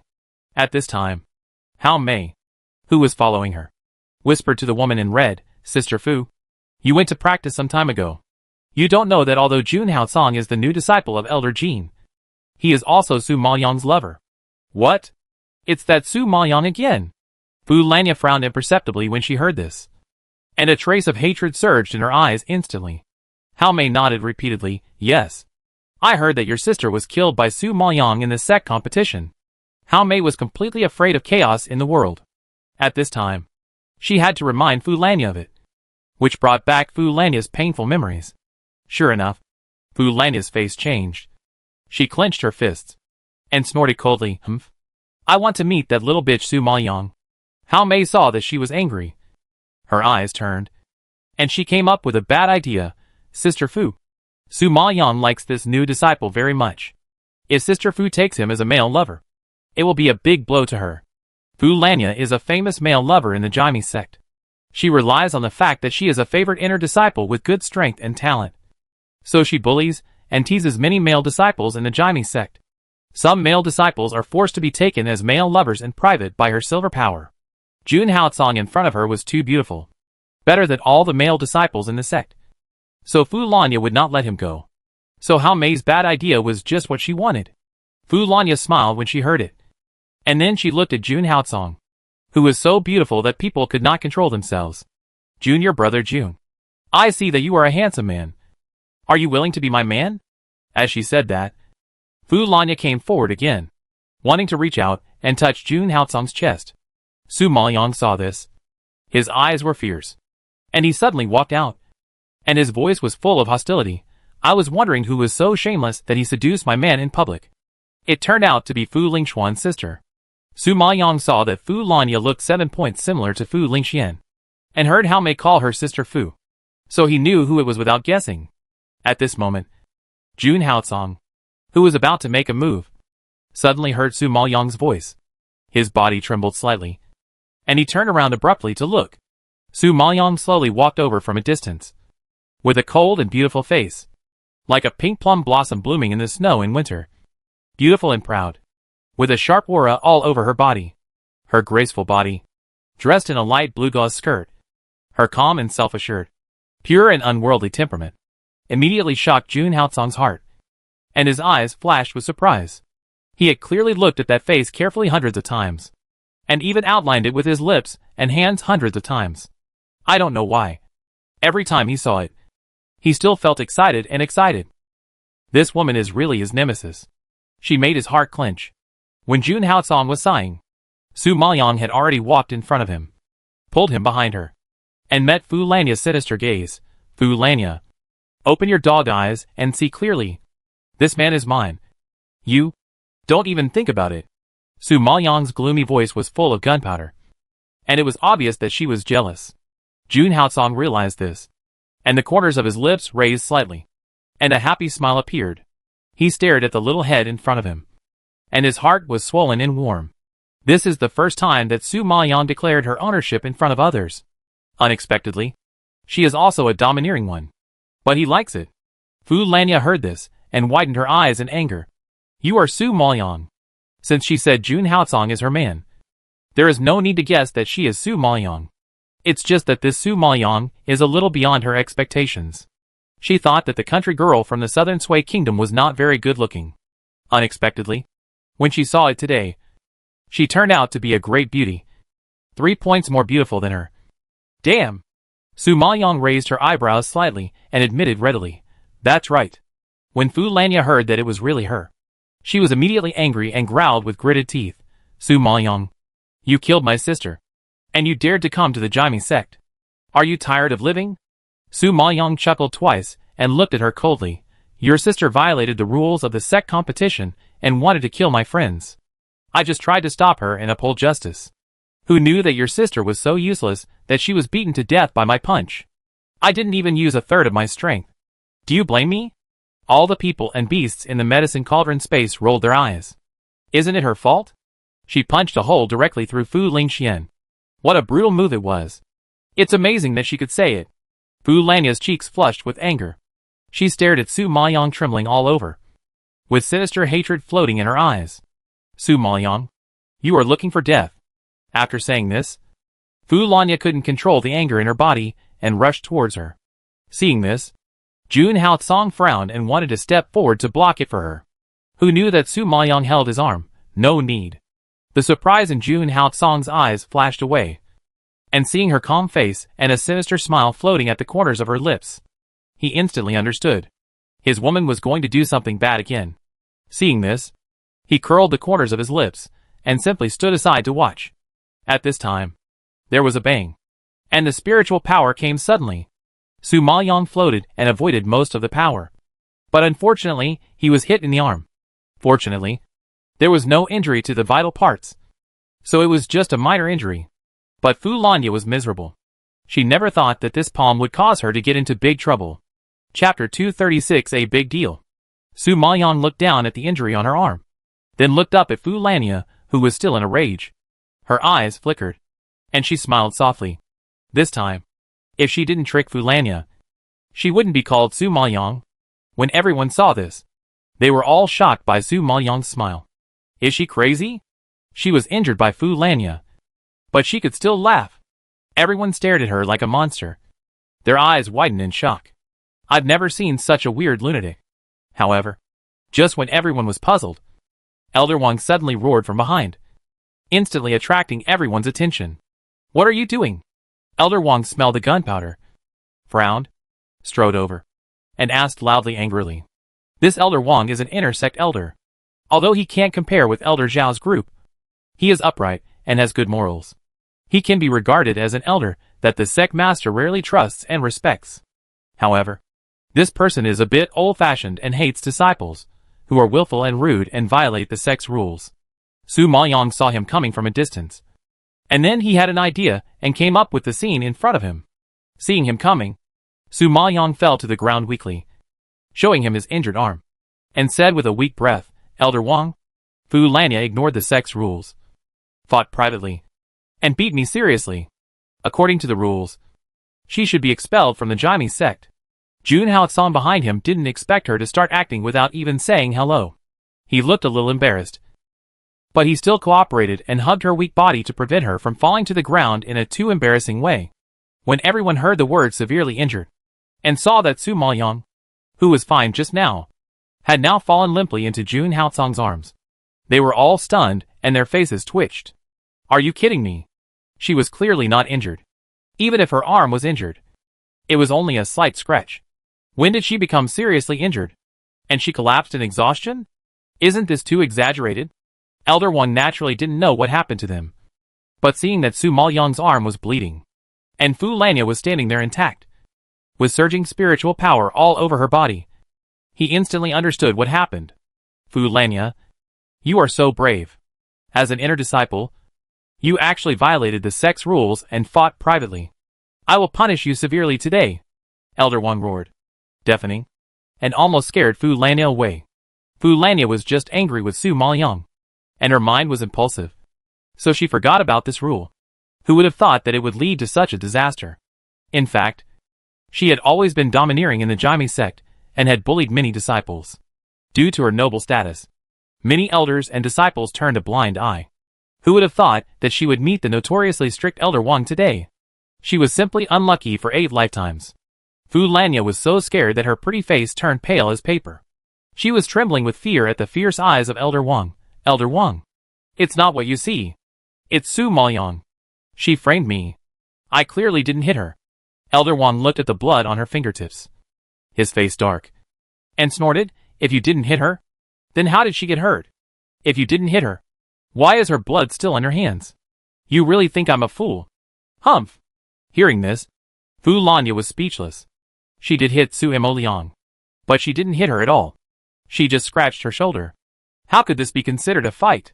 Thinking of this, Fu Lanya stamped her feet anxiously and cursed Su Liang. You bitch. You did it on purpose. You deliberately framed me. You knew all this, so you deliberately angered me. Now you put on a good show and let Elder Wang believe you. Su Liang covered her shoulder and frowned in pain. Fu Lanya, you hit someone and violated the sect's rules. It was your fault. How can you blame me? You Su Liang. I will tear you into pieces. Fu Lanya was so angry at her innocent and righteous expression that she trembled all over and was about to explode. Seeing her going crazy, Su Maoyang immediately said to Elder Wang, Look, Elder Wang. She wants to cut me into pieces. I am an outer disciple. My status is not as good as hers. And my strength is not as good as hers. I really don't know where I provoked her to make her bully others so much and dare to ignore the rules of the sect. Besides, now that you are standing here, she still doesn't repent and says such nonsense. If you are not here, I don't know how she will be lawless. Su Maoyang's words were undoubtedly a catalyst, which immediately made Elder Wang's anger burn even more. Fu Lanya, you dare not take the rules of the sect and the majesty of this old man into your eyes. I will drag you to the master of the sect and let him expel you from the Jaime sect personally. As he said, Elder Wang stepped forward and grabbed Fu Lanya. No matter how talented Fu Lanya was, she was no match for an elder and was dragged several steps away. Elder Wang, I was wronged. It was Su Maoyang who hurt me. I don't accept it. I don't accept it. Fu Lanya screamed miserably and tried to break free, but her meager strength was obviously useless. She had finally joined the Jaime sect and finally got to where she is today. If she was expelled from the Jaime sect, all her efforts over the years would be wasted. Her sister was dead. If she made a mistake again and was driven back to Dongjun City, her father would definitely not be able to bear such a blow. Dongjun City could not bear such a blow either. Therefore, she must not be expelled from the Jaime sect. When Elder Wang saw her shouting that she was not convinced, he immediately turned to Su Maoyang and shouted, You come with me and confront the sect master. Even if he didn't say it, Su Maoyang would have to go. After all, she had only watched half of this good show. If she didn't watch it to the end, wouldn't it be a big loss? Thinking of it, Su Maoyang leaned close to Jun Haotsong's ear and whispered, Carry me over. Jun Haotsong was naturally eager to carry her. He held back his smile, carried her sideways, and followed Elder Wang all the way to the sect master's bedroom. Soon, the 4 of them arrived at the sect master's bedroom, Fengyan Palace. The sect master received the news that Elder Wang wanted to see him, and he also walked quickly from the side hall to the main hall. The sect master was a middle-aged man over 50 years old, with white hair on his temples, tall stature, and deep and stylish facial features. He could see the shadow of his handsomeness when he was young. At this moment, he saw that Elder Wang was holding a female disciple in his hand, and he looked ferocious. He frowned and asked loudly, Elder Wang, what happened? Elder Wang was always calm, and it was really shocking to see him get so angry. Chapter 237, Fu Lanya is killed. Elder Wang was so angry that he was panting. He grabbed Fu Lanya fiercely and threw her over. Fu Lanya fell to the ground carelessly, and immediately knelt in front of the sect master. Sect master. This Fu Lanya ignored the sect's rules, fought privately, and seriously injured this disciple. This is so rebellious. I hope the sect master will expel her from the Jaime sect to set an example.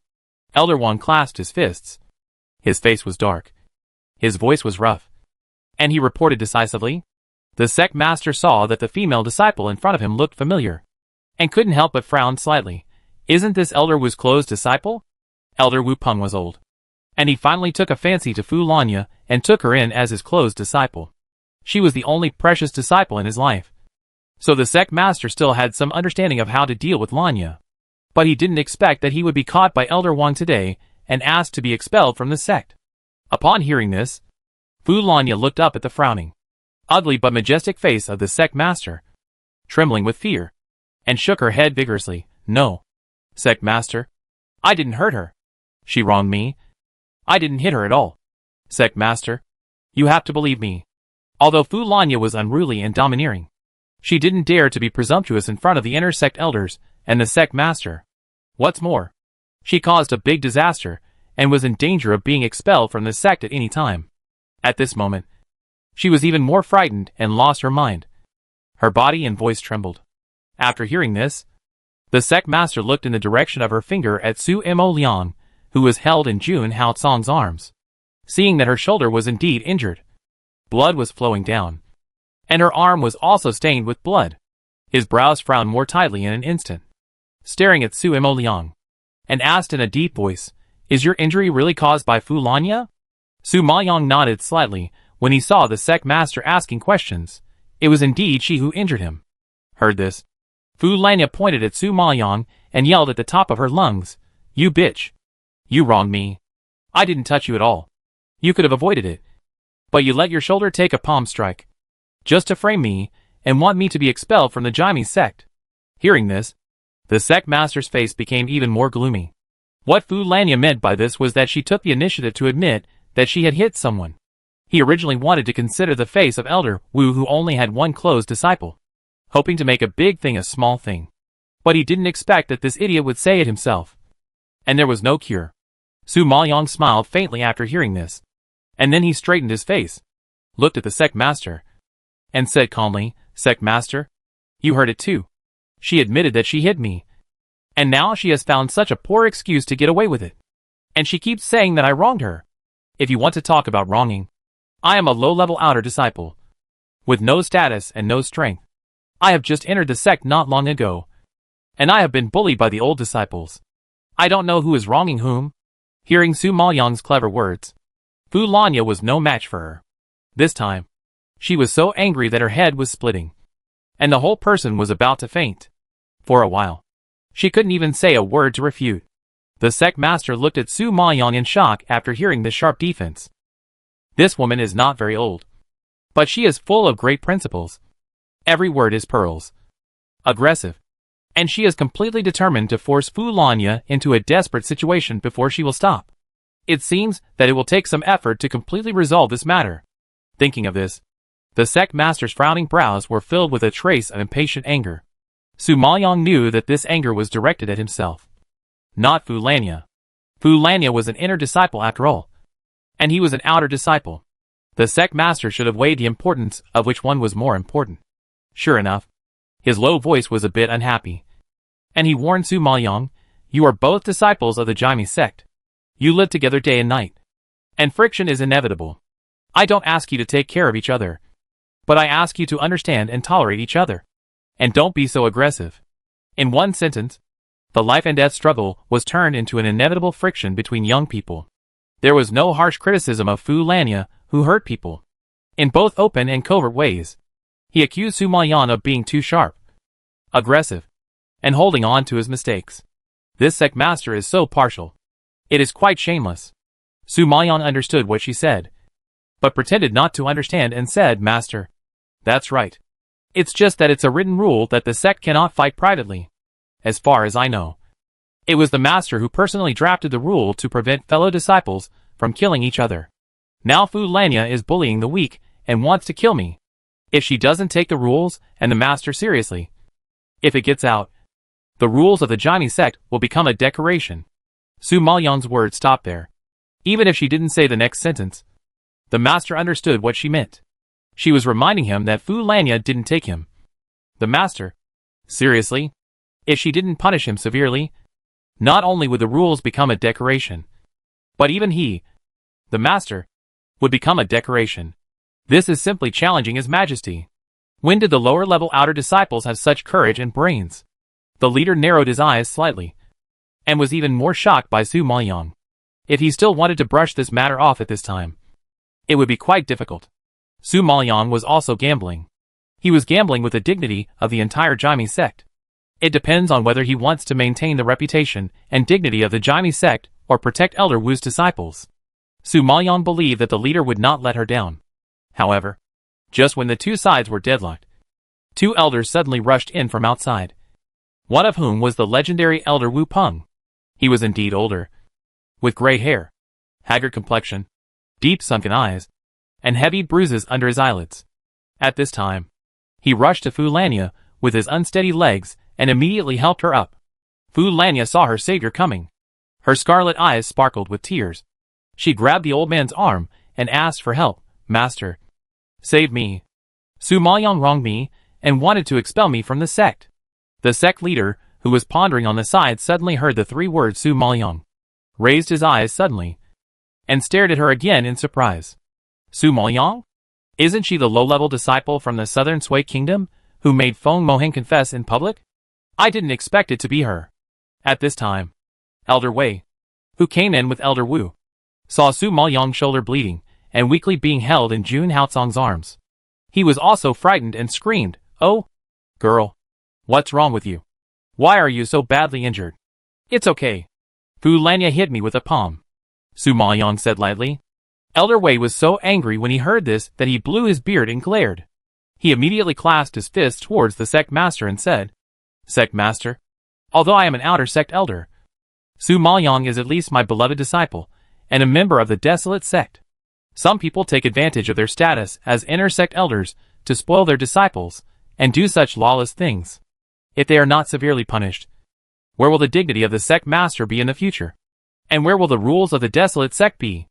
If this continues in the future, won't the entire sect be in chaos?" Elder Wei's words immediately made Wu Peng tremble all over. "Elder Wei, you are slandering me.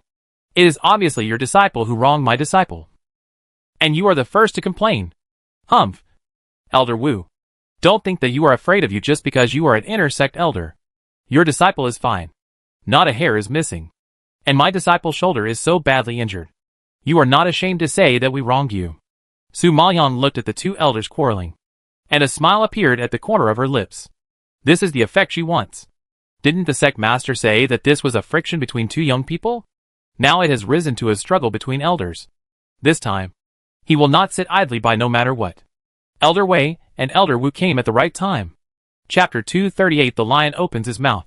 Sure enough, the sect master saw two people who were several hundred years old quarreling in his hall, and immediately rubbed his forehead with a headache. "Okay. Shut up. Shut up." A fierce roar immediately shocked the two people to stop. Elder Wu knew that his disciple was in the wrong, so he could only beg for the sect master's help. "Sect master, you know, she is my only precious disciple, and I have carefully cultivated her for so many years. If she is expelled from the Jaime sect, do you want me to live? If you really want to drive her away, I will die in this hall today." The sect master knew how important Fu Lanya was to him, but now these words seemed to annoy him. At this moment, he realized that he was indeed too partial to the inner sect elders and inner sect disciples. And as a result, he spoiled them like this. Made a big mistake. Not only did he not repent, but also threatened him in front of him. "Asshole. Elder Wu, do you know what you are talking about? It's not just you who cherishes your disciple. Every elder cherishes his own disciple. Now Fu Lanya violated the sect's rules and hurt this disciple, which is a taboo of the sect." The sect master roared in unbearableness, and the loud voice echoed in the hall, causing a big shock. Elder Wu was frightened, and then he restrained himself a lot, trying his best to explain, "Sect master, they are young and energetic. It's just a spiritual power exchange. How can you take it seriously?" "Humph. Elder Wu, don't tell me that you don't know that the sect has exchange competitions every month. If it is really an exchange, why not on the ring? Not in the competition, but in private. You are not telling lies with your eyes open. Listening to the tone, Elder Wu knew that the sect master was completely angry. Usually, the sect master always favors their inner sect. But he didn't expect that he would be so ruthless today. What's going on? Thinking of this, Elder Wu's resentful eyes immediately shot towards Elder Wei and Su Maoyang, gritting his teeth with hatred. Su Maoyang, what do you want?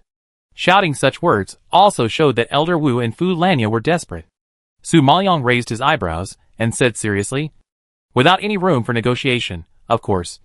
According to the regulations, expel her from the Jaime sect. You don't go too far. Elder Wu shook his loose flesh. His face was livid with anger. Seeing her so determined, the sect master couldn't help but ask in a deep voice, Su Maoyang, do you have to be so decisive? Su Maoyang knew that the sect master didn't want to drive Fu Lanya away from the bottom of his heart. If the stalemate continued, I'm afraid both sides would be in trouble. For Su Maoyang, whether Fu Lanya leaves the Jaime sect or not has no impact. She just wants to use this incident to warn her and squeeze some benefits by the way, which basically achieves the purpose of her action. Thinking of this, Su Maoyang relaxed his expression and breathed a sigh of relief. If the sect master does not want to drive her away, I naturally have nothing to say. After all, the arm cannot bend the thigh. We, the outer disciples, can only listen to what the sect master says. But I was injured. She must compensate me for medical expenses and mental damages. Listening to that tone, the sect master was already full of anger. And at this moment, he wanted to strangle her to death. Even though she softened her attitude, she still had to be sarcastic about him, mocking him for being partial to the inner sect, which was unfair. Hateful. Fu Lanya was relieved when she heard that she didn't have to be driven away. But what are those expenses? Su Maoyang, you said medical expenses? I can compensate you. But what is the mental damage compensation? Why should I compensate you? It's obviously a shoulder injury. What does it have to do with the mental state? Fu Lanya is naturally not stupid enough to be the scapegoat. Su Maoyang glanced at her coldly and slowly said, you suddenly attacked me and scared me. My spirit was traumatized. Do you think I should be compensated? Fu Lanya gritted her teeth in anger. But she could do nothing. Seeing this, Wu Peng immediately stopped her. It's a blessing that she doesn't have to be expelled from the sect now. So just pay some money. Okay. What are our identities? Do we still need that money? Elder Wu's words naturally meant to elevate his own status and belittle Su Maoyang. Seeing Elder Wu glaring at her sternly, Fu Lanya restrained her arrogance and closed her mouth. Seeing that he was so confident and didn't need that little money, Su Maoyang nodded with satisfaction. Since Elder Wu doesn't need that little money, he must be a straightforward person. According to my injury, the medical expenses are estimated to be around 300,000 crystal stones, plus 200,000 for mental damage. A total of about 500,000. I believe that according to the financial resources of Elder Wu and Miss Fu, this little money is not worth mentioning. Hearing this, Elder Wu was shocked and stunned. His head was dizzy, and he almost fainted. What does it mean to be a lion opening his mouth? Today he has seen it. 500,000 crystal stones. It's a pity that she shouted it out. This heart is too dark. Su Maoyang, you are too much. Is there anyone who bids so much like you? Fu Lanya was so angry that her cheeks flushed, and she roared unbearably. How could she have so much money? It would be difficult for her to take out 100,000 crystals, let alone 500,000. Seeing her refusal, Su Maoyang shrugged helplessly. There is no way. Sect Master, you should do things according to the rules. According to the rules, of course, means expulsion from the Jaime sect. Fu Lanya was frightened and stepped back a few steps when she heard this, shaking her head in fear. She doesn't want to be kicked out. Seeing this, Elder Wu really had no choice. Although he was so angry that his face was shaking, he still gritted his teeth and endured it. Okay.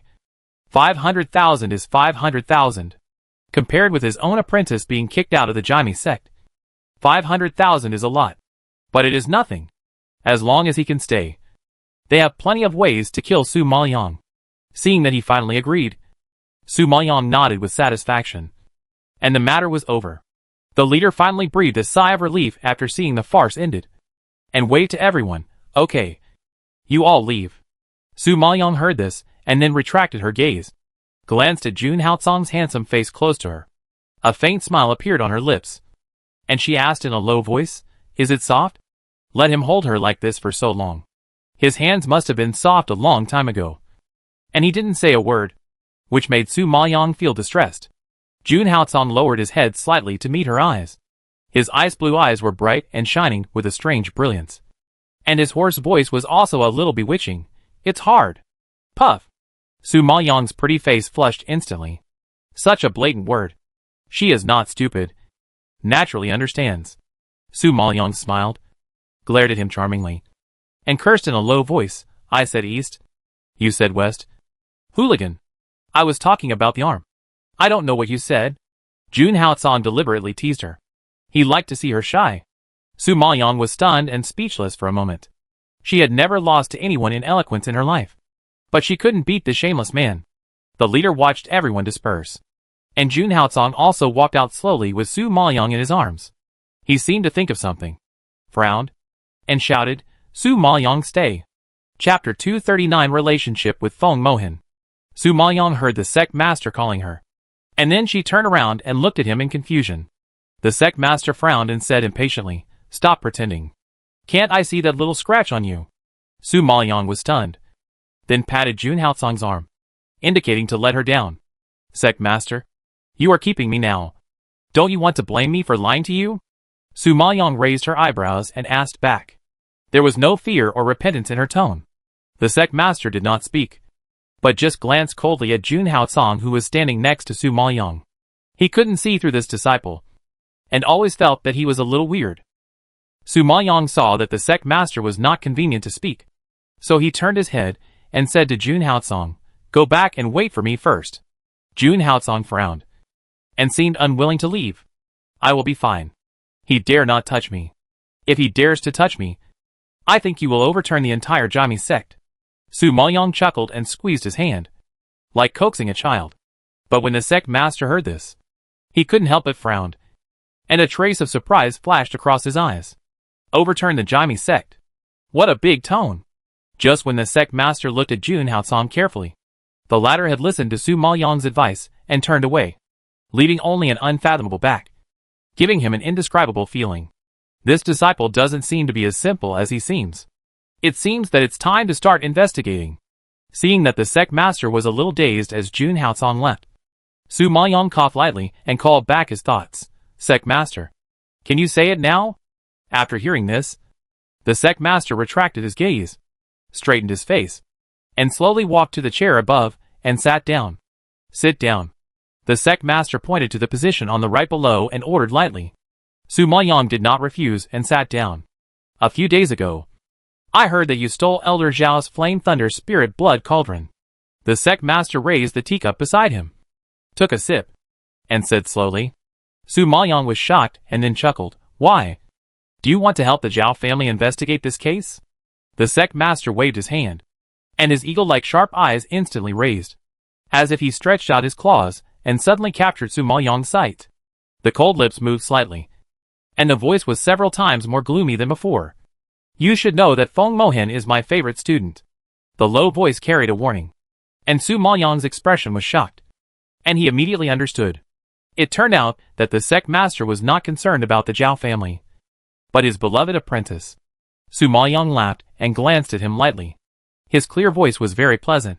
"Of course I know that he is your favorite student, but I don't know what the sect master meant by suddenly mentioning this." "Humph. Playing dumb. I didn't know you before, and I only thought you were a country girl with little knowledge. But today you really opened my eyes. Not only are you not stupid, but you are also very smart. I think Hinner also values you for this. However, the sect master is worthy of being the sect master. After such a commotion today, he has seen clearly what kind of person Su Maoyang is." However, he changed his tone halfway through his words. "However, you are from the southern Sui kingdom, which is a shame that you can never wash away. In addition, you are now the lowest outer disciple of the Jami sect. If you are related to Hinner, how will others look at him? How will they look at the Feng family? And how will they look at my Jami sect?" The sect master's solemn face was full of murderous intent, and his eyes staring at Su Maoyang were as sharp as a knife. Su Maoyang had thought about being disliked by the man's family, but she had never thought about being disliked by the elders of a man who had nothing to do with her. At this moment, Su Maoyang wanted to laugh, and he couldn't control it, and the smile covered his face. Seeing this, the sect master frowned and growled, "What are you laughing at? Sect master, you seem to have misunderstood something. Feng Mohan and I are just nodding acquaintances. How can we be related? If we really have to talk about relationship, then he and I are only senior and junior brothers and sisters." Su Maoyang replied with a chuckle, and her face was actually a little disdainful. Obviously, she had no intention of getting involved with Feng Mohan at all. But the suspicious sect master didn't believe it. He knew Feng Mohan too well. The child had a cold personality and was indifferent to everything. If it weren't for this woman seducing him, how could he suddenly care so much about a woman? It was this kind of self-righteousness that the sect master thought it was Su Maoyang's trick. Humph. Don't try to argue. Whether it's related or not. I'm not blind. I saw it all. Today. I said it very clearly. I just hope you remember it in your heart and don't provoke Hinner. Otherwise I don't mind getting rid of you. The cold eyes of the sect leader flashed coldly, and the blunt warning was like a sharp sword drawn from its sheath, pressing straight into people's throats. Su Maoyang was slightly shocked, and her heart felt a little cold when she met those black eyes. It seems that she and Feng Mohan really need to keep their distance. However, they had no intersection before, and I really don't know what kind of distance to keep. Okay. You can leave now. He has said what he should say. If Su Maoyang is smart, he will naturally understand what he means. If he is not smart, don't blame him for being cruel. Su Maoyang didn't want to say a word to the suspicious sect leader, so she stood up, not even bothering to say a word, and turned around and walked out of the hall. Along the way, she was worried, recalling the 3 times Feng Mohan rescued her. The first time in the restaurant, he helped her block Lu Jian's attack. The second time in the admissions office, he blocked the elder's difficulties for her. And the third time in her yard, he blocked Elder Zhao's killing for her. Every time she was in danger, he would always appear in time. Su Maoyang suddenly realized this, and was secretly shocked. Her face changed. Before she could think about what was going on, she heard the sound of a piano not far away. Now it was night, and the sound of the piano seemed cold and arrogant in the somewhat bleak night wind. But it was also touching and fascinating. Su Maoyang stopped involuntarily and looked to the right. I saw a handsome man sitting under the pavilion not far away, under the stars and the moon. His eyes were as bright as stars. His skin was as white as snow, and his elegant and refined face was like a piece of jade shining in the dark night. So beautiful that people couldn't take their eyes off him. He gently stroked the strings of the zither with his slender and elegant hands, and played layers of music with ripples. The sound of the zither was gentle but resolute, and it came in a circle, like the lingering white clouds in the sky, slowly stretching, and like noble water, rushing. The ethereal sound of the zither matched his spotless noble temperament, as if he was an immortal falling from the sky, like a dream. Su Maoyang was stunned for a while before she realized that this person was Feng Mohan. She was shocked in her heart, and immediately reacted, and raised her foot to rush forward. She was warned by the sect master today, and she really didn't want to have anything to do with him. However, things went against her wishes. At this time, the sound of the zither stopped abruptly, and what she heard was Feng Mohan's cold voice. "Are you that afraid of me?" Chapter 240, always investigating her. Su Maoyang replied in her heart. Of course she was afraid, but she put on a gentle smile on her face, looked around the cold surroundings, and whispered, "Mr. Feng, you are not sleeping so late, hiding here to play the piano. What a refined taste. Because I'm waiting for someone." The clear voice suddenly rose in the night, shocking Su Maoyang's heart, and she couldn't help but look up at him. Feng Mohan's deep eyes like spring water were staring at her without blinking, and his pupils were fluctuating with indescribable emotions. Such eyes were too focused, and Su Maoyang was stunned. Her expression became extremely unnatural, and she pulled up her lips stiffly and smiled softly. "Since Mr. Feng is waiting for someone, I won't disturb you." With that, she said goodbye and left. "I'm waiting for you." But before she could move, Feng Mohan answered, leaving her nowhere to hide. Su Maoyang looked at him again, this time with a straight face, and became serious. "Mr. Feng, although I am grateful for your repeated rescue, I have no other feelings for you." Feng Mohin had a cold face, and his emotions could not be seen clearly. He replied coldly, I know. Su Maoyang was speechless. Since you know, why are you still acting like this? Knowing that she doesn't like him, why is he waiting for her here? Feng Mohin glanced at her, then lowered his head, stroked the strings, and said faintly, if Jun Haotsong doesn't love you one day, will you care about him? Su Maoyang was stunned. She didn't expect him to ask such a question suddenly, but she didn't know why. But she actually calmed down and thought about this question. Even if Jun Haotsong didn't love her, she couldn't help but care about him. Thinking of this, Su Maoyang was speechless for a moment, and suddenly raised her eyes and stared at him deeply, with astonishment in her eyes. How much thought did this Feng Mohin have for her? At this moment, Su Maoyang was suddenly a little frightened. She didn't know the man in front of her at all, and even more so, she couldn't guess his words and deeds. Sometimes he was like a warm spring breeze, always lending a helping hand when she was in trouble. But when facing others, the smile on his lips seemed like a mask, and his gentle attitude always revealed the indifference that kept people away from him. He was an extremely contradictory person, with a sickly white face and a pale body. He was obviously weak, but he had great power. Su Maoyang only felt that Feng Mohin was full of secrets, but he did not threaten her interests, and she was not interested in him. So Su Maoyang did not investigate him. It seems that you have forgotten everything. Feng Mohin stroked the strings of his zither, and a few notes rang out slowly, which seemed a little frightening in the silent night. Su Maoyang's heart sank, and his face became a little confused. Forgot? Forgot what? Feng Mohin. Who are you? Su Maoyang frowned instantly, and it was rare to ask such a serious question. Feng Mohin chuckled twice, and his voice seemed a little dull. You called my name, but you didn't even know who I was. Then, those deep spring-like eyes fell on Su Maoyang's face again, and that look had a complex flow of emotions. She felt that she really needed to investigate this Feng Mohin. Feng Mohin. I don't know what you mean, and I don't know why you helped me out, but I don't want to know, because there is no intersection between us. Su Maoyang suddenly felt a little scared of this man. She would always feel a little fearful of people she couldn't control and unknown things. Feng Mohin ignored her rejection and made a crisp sound with his hands, which was as shocking as a torn silk. It echoed around and made a whimpering sound. His deep voice was more decisive than the sound of the piano. You must know that I like you. Su Maoyang's heart skipped a beat, as if she had been hit by a stick, and her mind went blank, looking at that cold and serious face in the night. Su Maoyang knew that he was not joking, and the words he said to help her out before were not a joke.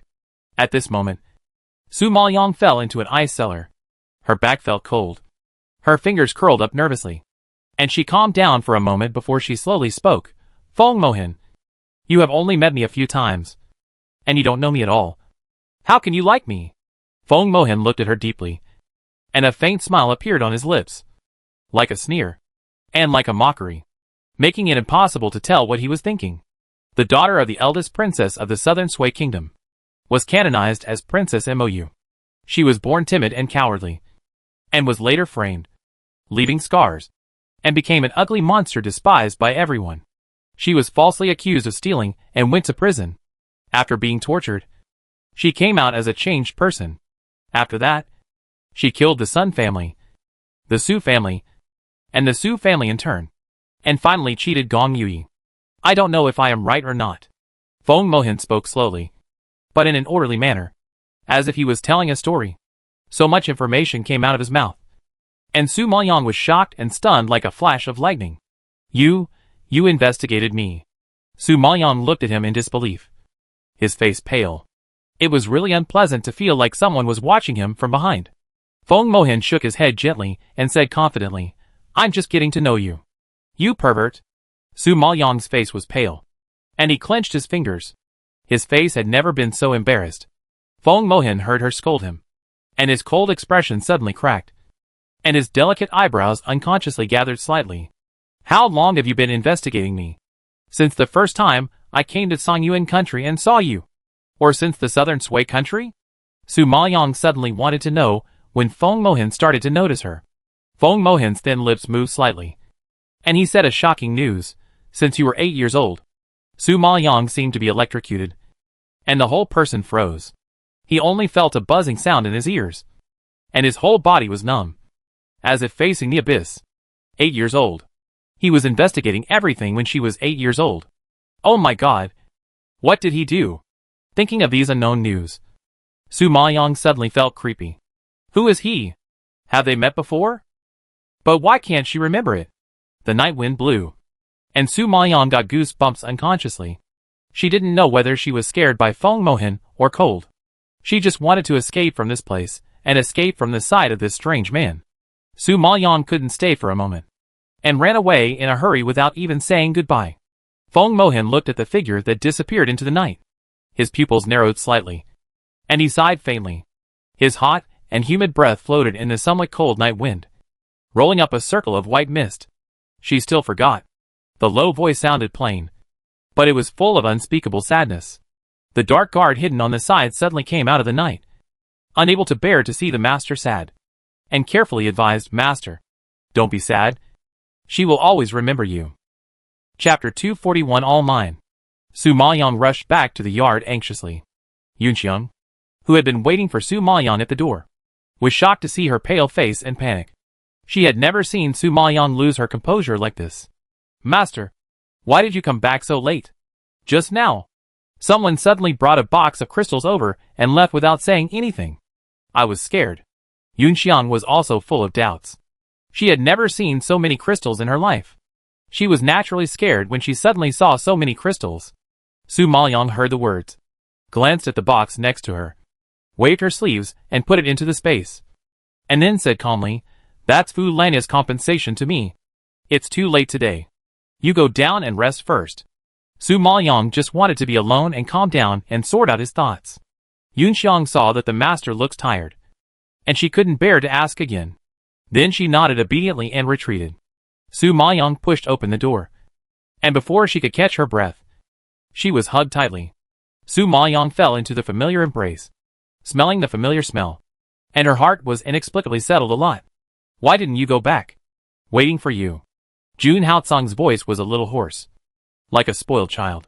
Su Maoyang's lips curled up a smile, then pushed him away, glared at him unhappily. "Tell me, how many women seduced you when I was away?" She had only been away for a short time, and a woman came up to her. It was hard to imagine whether he was always surrounded by beauties in the past. "My little lady, you are jealous." Jun Haotsong's beautiful lips were slightly raised, although he had seen it many times. Su Maoyang still felt it was too amazing. "Answer me honestly." Su Maoyang frowned, stretched out her hand, and grabbed his waist fiercely. Jun Haotsong groaned. His eyes flashed with darkness, then lowered his head to Su Maoyang's ear and whispered, "I can't count them all." Su Maoyang was a little hot from his ambiguous heat, but when she heard such words, she was very angry. "Get out of here." Su Maoyang pushed him hard and pushed him out of the door immediately, and slammed the door shut. She was so angry that she couldn't count them all. I really don't know how many women he had played with. Thinking of this, Su Maoyang's heart, liver, spleen, stomach and kidneys were about to explode. At this time, Jun Haotsong, who was outside the door, felt innocent and wronged. He was just joking, but he didn't expect Su Maoyang to take it seriously. "Leon, open the door." "Leon, go find those women of yours. Don't bother me." Su Maoyang roared angrily. Jun Haotsong was really troubled. He was a grown man, but he had never coaxed a woman in his life. He didn't know what to do when a woman got angry. "Leon, Jun Haotsong shouted bitterly outside the door for a while, and Su Maoyang hid in the room and ignored him, thinking of the look Fu Lanya gave him. Su Maoyang suddenly regretted that he should have expelled her from the Jiming sect. After an unknown amount of time, there was no movement outside the room. Su Maoyang was startled and frowned slightly. Leaving so soon? It was too insincere. Thinking of this, she stood up angrily, opened the door, walked a few steps, looked around, and couldn't find Jun Haotsong. However, at this moment, a magic claw suddenly stretched out from behind, and immediately picked her up horizontally. Before Su Maoyang could react, she fell into Jun Haotsong's arms. You didn't leave." Su Maoyang stared at him in shock and anger. Jun Haotsong smiled and lowered his head to kiss her pink lips. "I know you don't want me to leave." Su Maoyang's cheeks flushed with anger, and she refused to admit it. "Go quickly. I don't want to keep you." Jun Haotsong smiled at her hypocrisy, held her in his arms, and strode into the room, and immediately closed the door with a hook of his legs. Don't even think about touching me today. Su Maoyang was still angry. Jun Haotsong laughed twice. You know, you're damn hard to serve. Su Maoyang was furious when she heard this. Since you're hard to serve, don't. Before she finished speaking, Jun Haotsong kissed her lips fiercely. The kiss lasted for a long time, until Su Maoyang was almost kissed to death. Jun Haotsong let her go, smiled and whispered, but I like to serve. What should I do? Su Maoyang finally felt better after hearing this. I am much harder to serve than the beauties around you. Are you sure? Jun Haotsong frowned and expressed doubt. Beauty? Who is a beauty? Isn't that Fu Lanya a beauty? She is dressed up and so bold. I am afraid that many men's souls have been seduced by her. Hearing this, Jun Haotsong knew that Su Maoyang was still jealous of Fu Lanya. The woman looked at him twice more, and didn't expect his little woman to be so angry. Jun Haotsong shook his head dissatisfiedly, and his ice blue eyes carefully looked at Su Maoyang's outline. She doesn't look as good as you when she is made up. Su Maoyang finally chuckled when he heard this. Jun Haotsong is getting better and better at pleasing her. Thinking of this, Su Maoyang reached out and touched his face. This is mine from now on. Jun Haotsong nodded. Seeing that he was well behaved, Su Maoyang pointed to his chest, arms, thighs, and even his feet. Here, here, here, and here, all of them are mine. No other women are allowed to touch them. Not even a light touch. Jun Haotsong laughed. He had never seen such a domineering woman. Fortunately, he was not close to women, so this possibility was basically zero. Jun Haotsong was in a good mood. He stole a kiss on her delicate cheek and explained in a low voice, I want to tell you that here, here, here, and here, no one has enjoyed them yet, and they are waiting to serve you. Su Maoyang was so embarrassed when she heard this that she didn't know what to do. She tried to break free from his hand and took it back tremblingly. At this moment, she could hear her violent heart beating as if it was about to jump out of her throat. She really couldn't imagine how nervous she would be if the day came when she was eaten. Fortunately, Jun Haotsong had promised her that it was still a rule. And that night, the two of them slept in each other's arms. The next day, Su Maoyang used the soul card to notify the blood battle group to help investigate Feng Mohan's affairs. At night, Wang Feng quickly went to the silent sect and appeared in Su Maoyang's bedroom. How is the investigation going? Chapter 242. The two quarreled. Wang Feng shook his head calmly, his expression somewhat frustrated. Master, this Feng Mohan is too mysterious. We only investigated the news after he entered the Jaime sect. The previous news is completely unavailable, as if this person does not exist. Su Maoyang frowned in shock. What? There is no such person. How is it possible? Feng Mohan must exist. Otherwise, how could he investigate her? Or he has known her since he was 8 years old. Su Maoyang waved his hand, totally unconvinced. Impossible. I want you to pay attention to his movements at any time. Don't make a fuss. Understand? Wang Feng's face turned pale when he heard this. Master, it's too late. His secret guards have already discovered us. Su Maoyang was shocked, and then thought of such a powerful person. Any slight movement would naturally not escape his eyes, and could only sigh helplessly and waved his hand, go down.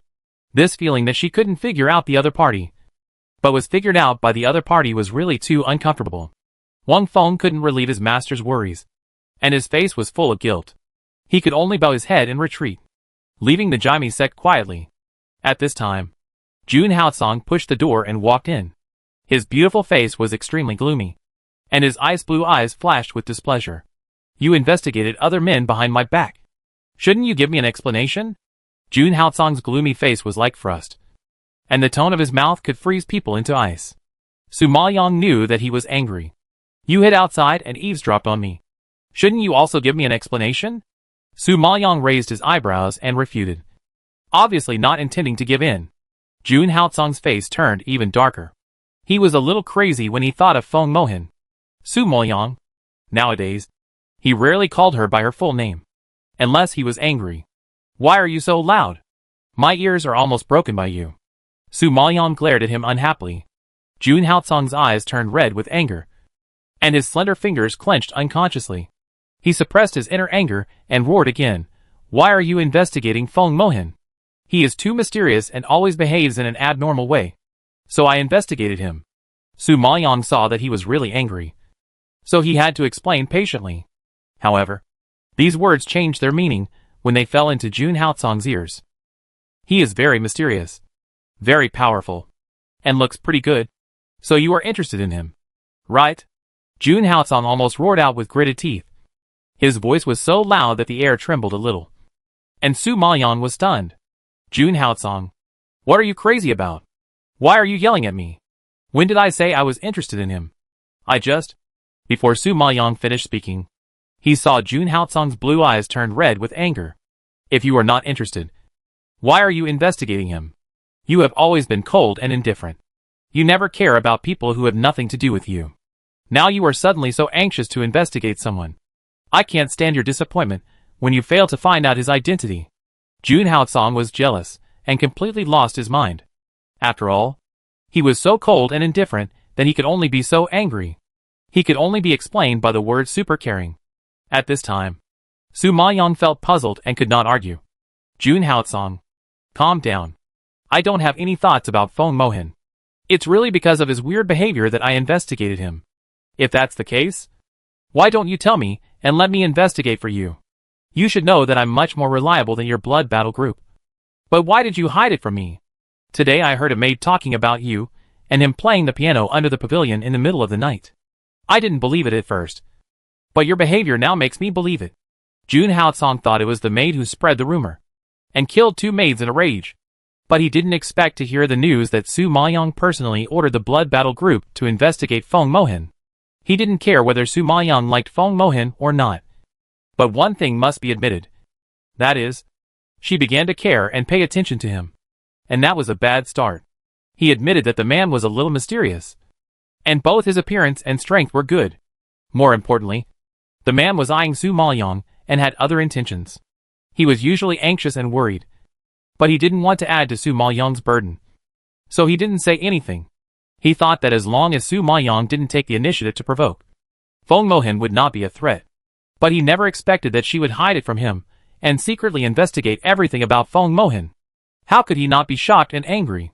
Su Maoyang's ruddy face turned pale little by little when he heard him say such words. She asked the blood battle group to investigate, but did not ask him, because she was afraid that he would think too much. Now, seeing him mad with anger, Su Maoyang was more certain that her decision was right. But when she heard his questioning without belief, her heart still ached dully, and a layer of hurt appeared in her dark pupils. She stared at him and asked, "Am I such a person in your mind?" Jun Haotsong was shocked by her questioning, and his expression was particularly stiff. He wanted to believe her very much. But he couldn't tolerate the fact that she paid attention to Feng Mohan. He was furious now. Furious, and couldn't control himself. Su Maoyang's heart ached badly. She thought Jun Haotsong could understand and listen to her explanation. But he didn't. He was only angry and threw her sincere heart aside and turned a blind eye to it. Jun Haotsong, do you really love me? Su Maoyang stared at him with a suspicious look and said something heartbreaking. Jun Haotsong's angry expression froze. He couldn't believe that the woman he protected with his life would ask such a question. If he didn't love her, would he care about Feng Mohan? If he didn't love her, he was so seriously injured and refused to go back. And he had to stay by her side. Was he crazy? If he didn't love her, he ignored his physical injuries and urgently unsealed the seal of the extreme body, causing great trauma to his soul, and was invaded by cold diseases for life, and endured inhuman torture for many years. What was all this for? He loved her and wanted to dig out his heart and lungs. But in the end, he got such a heart-wrenching question. Jun Haotsong, you disappoint me so much. Su Maoyang looked at him coldly, with indescribable emotions flowing in his eyes. Heartache, grievance, and more disappointment. After hearing this, Jun Haotsong's nails sank into the flesh, pinching out a blood mark. As strong as he was, his cold eyes were also covered with dazzling mist. He disappointed her. What a simple sentence. What a hurtful sentence. She spit it out so easily. At this moment, Jun Haotsong felt as if thousands of arrows were piercing his heart. He had no strength to continue arguing with her. And the coldness in his body was also showing signs of flaring up. He couldn't flare up in front of her. and couldn't let her see his miserable state. He had to leave. Thinking of this, Jun Haosong turned around and was about to leave. Seeing this, Su Maoyang was even more heartbroken and yelled, "Jun Haosong, if you walk out of this door today, I will never talk to you again." Chapter 243 Feng Mohan's Trick. Su Maoyang thought he would stay, or at least hesitate for a moment. But he didn't even turn his head, but strode out and disappeared into the night. He obviously didn't take her seriously. Su Maoyang watched his back as he left. Her fingers tightly clenched. Her heart felt like it was being stabbed by a knife. The pain was unbearable. It would have been fine if he didn't listen to her explanation. But he left without hesitation despite her obstruction. What did he think of her? This time, she would never forgive him. At this time, Jun Haosong ran far away, until Su Maoyang could no longer see him. He could not bear it, and knelt on one knee on the ground. Spitting out blood, a terrifying cold air surged from his body. His face was quickly covered with a layer of ice crystals, and even his thick and long eyelashes turned white. In the night, a black figure suddenly came and helped Jun Haosong up in a panic. "Master, what's wrong with you?" Jun Haosong waved his hand and broke free from his support. "It's okay. Just a cold attack." The man in black was slightly shocked when he heard this, and his brows were tightly knitted. How could this happen? That person said that as long as you don't use a lot of spiritual power, and your emotions are not stimulated, the pill will work for a while, and won't attack so quickly. Jun Haosong didn't answer, but slowly stood up, staggered, and quickly held onto a tree trunk beside him. Seeing him so weak, the man in black instantly got angry. "Damn it! It must be that woman who made the master angry again. Damn it! I'm going to kill her now!" Even though he was so weak that he had difficulty speaking, Jun Haosong still reached out and grabbed him. "Come back! If you dare to touch her hair, I'll kill you." The man in black saw that his master was already in such a state, and he still cared about that woman. He was so angry that he gnashed his teeth. "Master, there are all kinds of women in Joyo continent. Why is it her? A weak ant who can only make the master angry. Shut up. If I hear her say anything bad from you again, don't even think about talking anymore." As he said that, Jun Haosong waved him away and reluctantly walked towards his yard. Although the man in black hated Su Maoyang to death, he could do nothing about it. His master had sacrificed too much for that woman, and now it seemed that it was not worth it. Just when the man in black was lost in thought, he suddenly realized that there was someone nearby, and he shouted fiercely, "Who? Who is there? Come out!" When he roared and was about to chase, the black shadow in the distance flashed by like a rainbow and flew away in an instant. At this time, Lingshu Palace, located at the easternmost end of the Jaime sect, looked a little cold under the cover of the night. The whole yard was surrounded by a pond, with duckweed all over the ground, green and clear. The waning moon was reflected on the water surface. The night wind blew, and sometimes a layer of ripples appeared, instantly breaking the shadow of the moon into pieces, and the silver light was shaking. At this time, a man in green was sitting by the pond. He raised his cup and took a sip. His eyes were deep and far away. I don't know what he was thinking. At this moment, a man in black suddenly jumped out of the bushes, panting and kneeling on one knee, clasping his fists and reporting, "Master, the two maids you sent have conveyed the news." Sure enough, Jun Haosong couldn't sit still and went to find Su Maoyang. He also heard clearly about Su Maoyang's investigation of you. Feng Mohan drank the wine without looking away, just by listening to his voice. He guessed, has he been discovered by his people? Yes. His secret guards are too powerful. I was discovered before I even got close. Fortunately, I ran fast. Otherwise, I would have been killed in the hands of that man. Thinking of this, the man in black was still in shock. He was arranged to work beside Feng Mohan because he boasted of his great kung fu. He didn't expect that there would be a secret guard who was more powerful than him. It was really shocking. Feng Mohan expected it. He knew that Jun Haosong was not an ordinary person. So how could the secret guards around him be so bad? Next time, be careful. Go down. Seeing that the master had no intention of punishing him, the man in black breathed a sigh of relief and disappeared into the night. Su Maoyang opened the door and sat in the hall. Although he was very angry, his eyes still looked out of the yard involuntarily. Just then, footsteps suddenly sounded outside the yard, and a man's shadow slowly walked over. Su Maoyang was startled and stood up immediately. But when he saw the face of the person clearly, his expectations suddenly vanished. Hey, Mo Liang. Did you know I was coming? They had the door open waiting for me. Elder Wei's face flashed with surprise. And he strode into the hall. Su Mo Liang saw that it was him. And his expression faded a little. He said weakly, no. I felt a little stuffy in the room. So I opened the door to get some fresh air. Elder Wei was a thick-skinned man. He didn't notice her depressed mood. He looked at her shoulder and asked with concern, girl, your shoulder injury is much better. Right? Su Mo Liang nodded slightly. Well, it's okay. It's just a little scratch. It's not a big deal. Hearing her say this, Elder Wei nodded with relief. The hunting competition will be in a few days. You have to perform well. If you get first place, you can not only go to the library to choose martial arts, but also go to the most famous Holy Spirit pool of the Silent Sect to take a bath. The Holy Spirit pool is very precious. After soaking in it, you can directly upgrade to the next level. There is only one quota per year. Oh! This pool is so magical. If you soak in it a few more times, wouldn't it be amazing? Su Maoyang was surprised. It was the first time he heard of such a pool. Elder Wei laughed and shook his head. Scolding, you are dreaming. Not to mention the scarcity of quotas. Even the water in this pool is also particular. Many people can only soak in it once in their lifetime. If you soak in it more than once, you will destroy your meridians and die. How can it be so good to soak in it a few times? Letting you soak in it once is already very good. After reaching the level of a general spiritual master, it is extremely difficult to upgrade to the next level.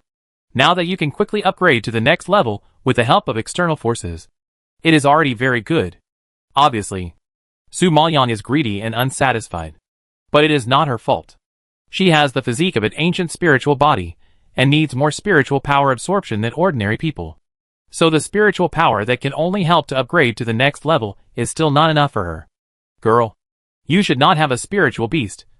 Hey, you came from the place of Southern Sui Kingdom. You are penniless. And you have no spiritual beast to protect you. It is really difficult. But this hunting competition is a good opportunity. You can catch a slightly better spiritual beast. Not to mention a 7th level spiritual beast. Even a 6th level spiritual beast is also good. When Elder Wei thought of her humble birth, he felt a little sad. Although he didn't mean to despise her. In addition, he was an outer sect elder and couldn't afford to help her. So, he could only hope that she could make some money on her own. Su Maoyang knew his good intentions, and just nodded calmly. The sky demon Martin in the space waved his fist unconvincedly. What 6th level spirit beast? I am an ancient fierce beast. With me here, all the spirit beasts in your Songyuan country are not good enough. Ugh. The Qingyan leopard on the side also had to smile bitterly. Now even he has been promoted to a 7th level spirit beast. So why catch a 6th level one? Chapter 244 Hunting Competition. The old Jinjuan, who was holding the stone baby and coaxing him to sleep, shushed him anxiously, and looked like a mother who could take care of a child. Keep your voice down. Don't wake him up. Besides, Elder Wei can't see you at all and doesn't know you exist. Why are you yelling? The old Jinjuan scolded speechlessly. The heavenly demon Martin looked at the sleeping stone baby, who was holding the old Jinjuan's chest and biting it randomly, and rolled his eyes immediately. He refused to talk to the super dad. Elder Wei naturally didn't know that Su Maoyang's body was in a mess. And he sighed. It's just that it will be difficult to stand out in this hunting competition. Because Fu Lania and Zhao Gaohan have already returned from training and are ready to sprint for the first place. In addition, you have a grudge against Fu Lania. So she will make things difficult for you in every way. You must be careful. Su Maoyang knew about Fu Lania. But this Zhao Gaohan.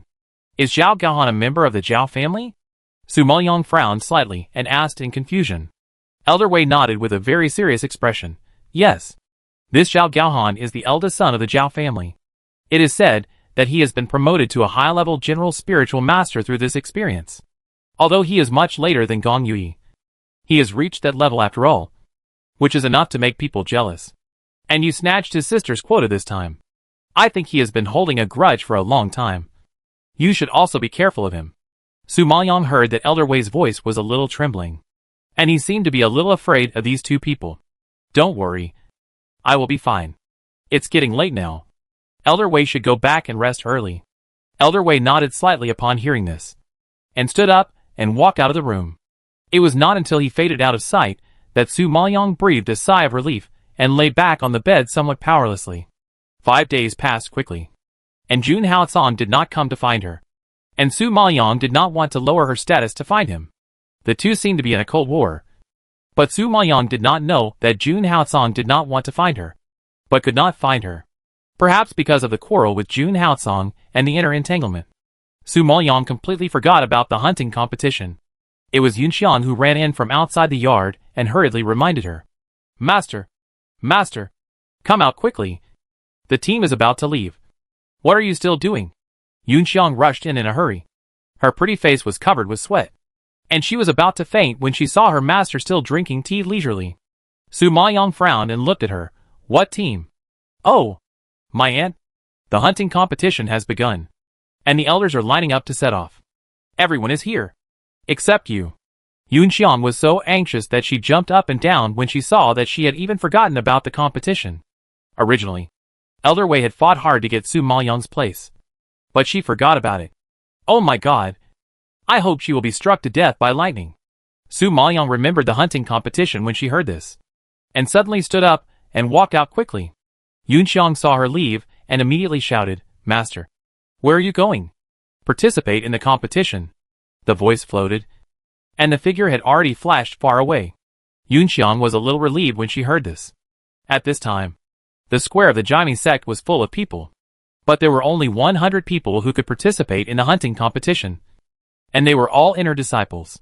Elder Wei had originally been unable to get Su Maoyong's place, but for some reason, Gong Yui suddenly pleaded for Su Maoyong and agreed to let her go to the Kanwu forest together. Elder Zhao, for some reason, actually agreed to Gong Yui's request, so Su Maoyong was allowed to join.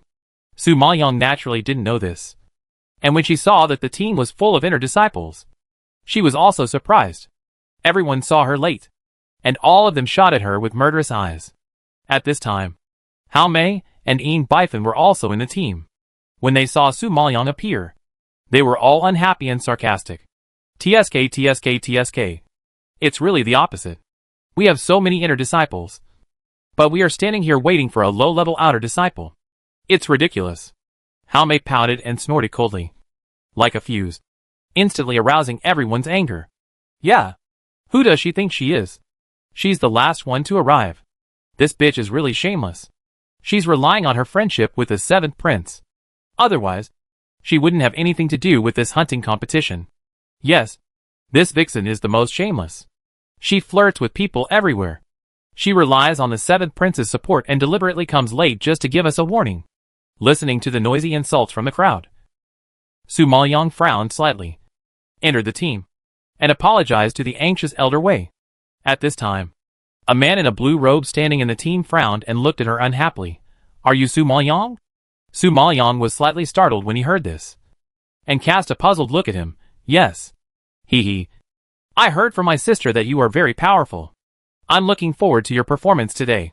When he said this, the blue-clothed man had a smile on his face, but his eyes were cold and sharp, making it impossible to look directly at him.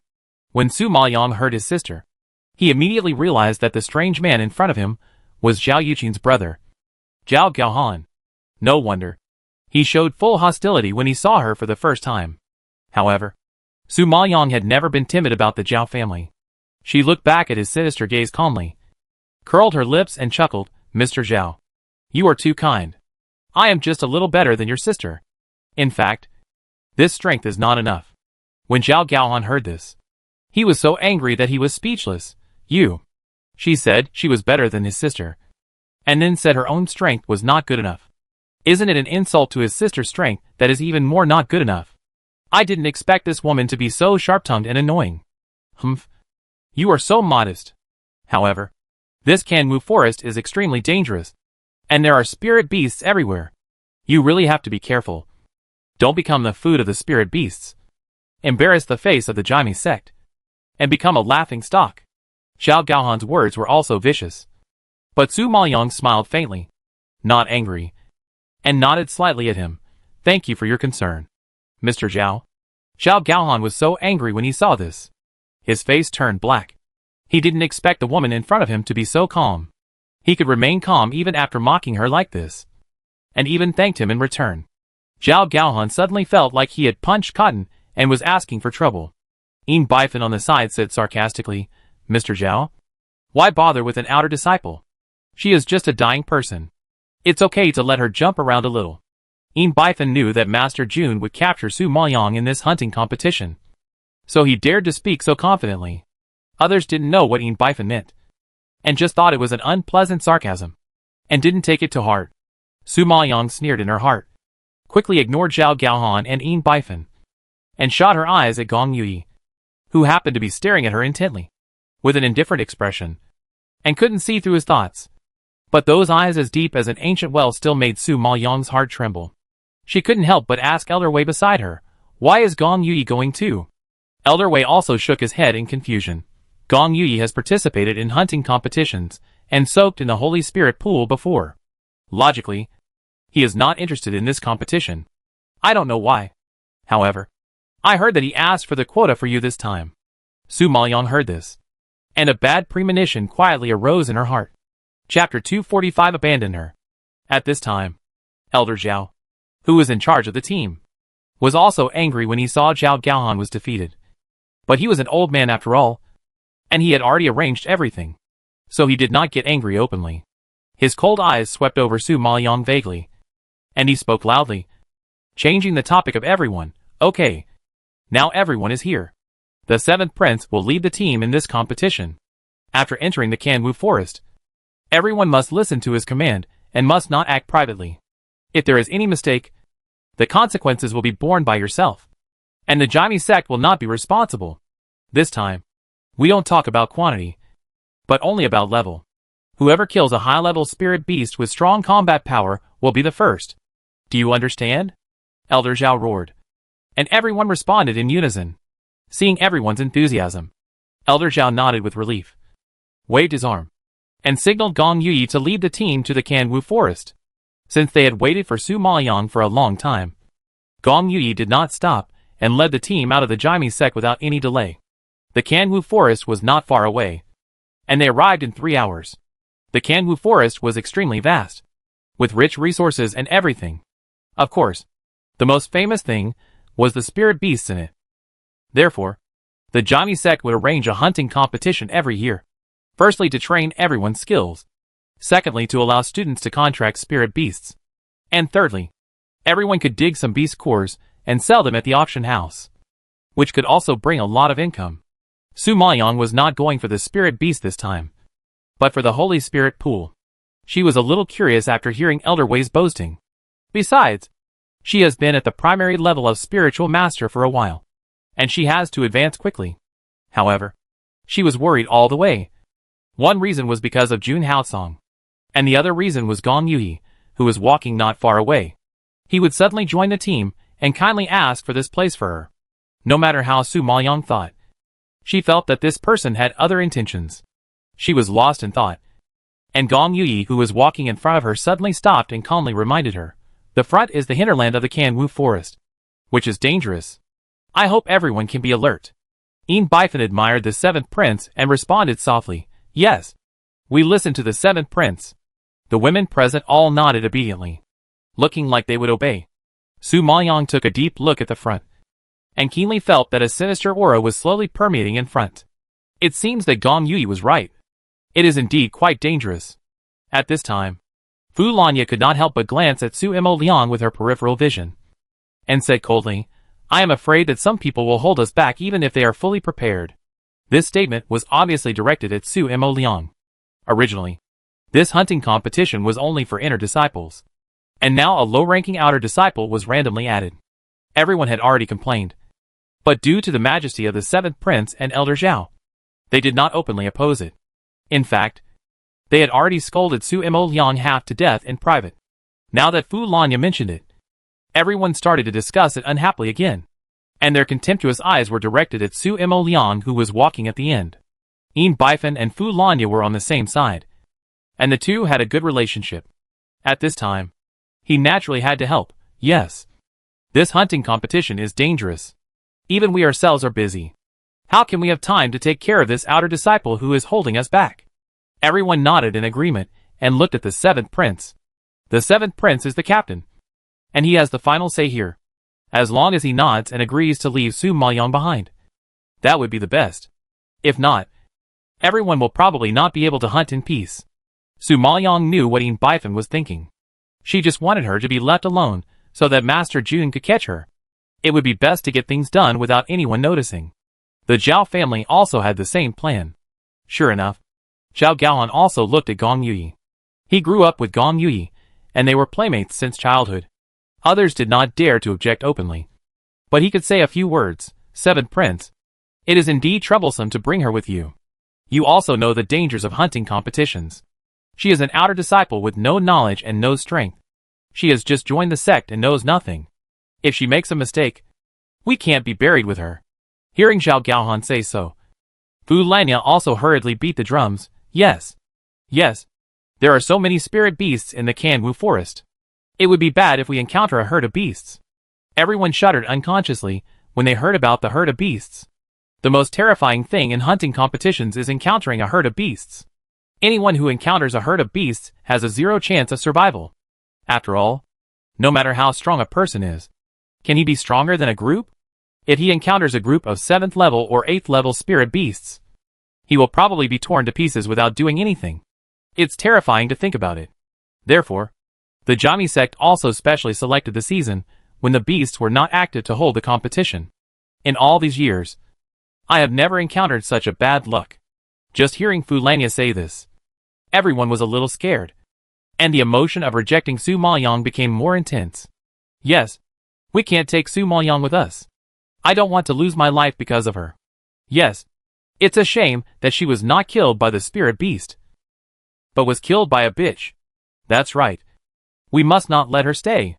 Seeing that everyone was shouting excitedly, Gong Yuyi, who was under pressure, had no choice but to follow everyone's wishes and looked at Su Maoyang. Su Maoyang saw the meaning in his eyes without waiting for him to speak, and then nodded slightly. It's okay. Anyway, the hunting competition doesn't stipulate that everyone must be together. I can act alone. When everyone heard this, they were a little surprised at Su Maoyang's straightforward reaction, and they had to sigh at her courage. Although the hunting competition did not force everyone to act together, it was too dangerous, and everyone was willing to stick together and not go alone. I really don't know if Su Maoyang is stupid or a newborn calf who is not afraid of tigers. However, Yin Bifan, Fu Lanya, and Zhao Gaohan were happy. Su Maoyang's move was exactly what they wanted. Su Maoyang, you are quite sensible. Since you have decided not to go with us, then keep your distance from us and don't let us get in trouble. Yin Bifan glanced at Su Maoyang coldly and warned him sternly. Su Maoyang was not angry at all when she heard this, but respectfully made a gesture of invitation. Okay. You go first. Yin Bifan saw that she looked like she was eager for them to leave, and her pretty face immediately blushed with anger. But when she thought that she was about to fall into Master Jun's hands, a sly smile came out of her lips, and she turned around and walked forward with a good hum. Anyway, she was a dying person, so there was no need for her to get angry with her.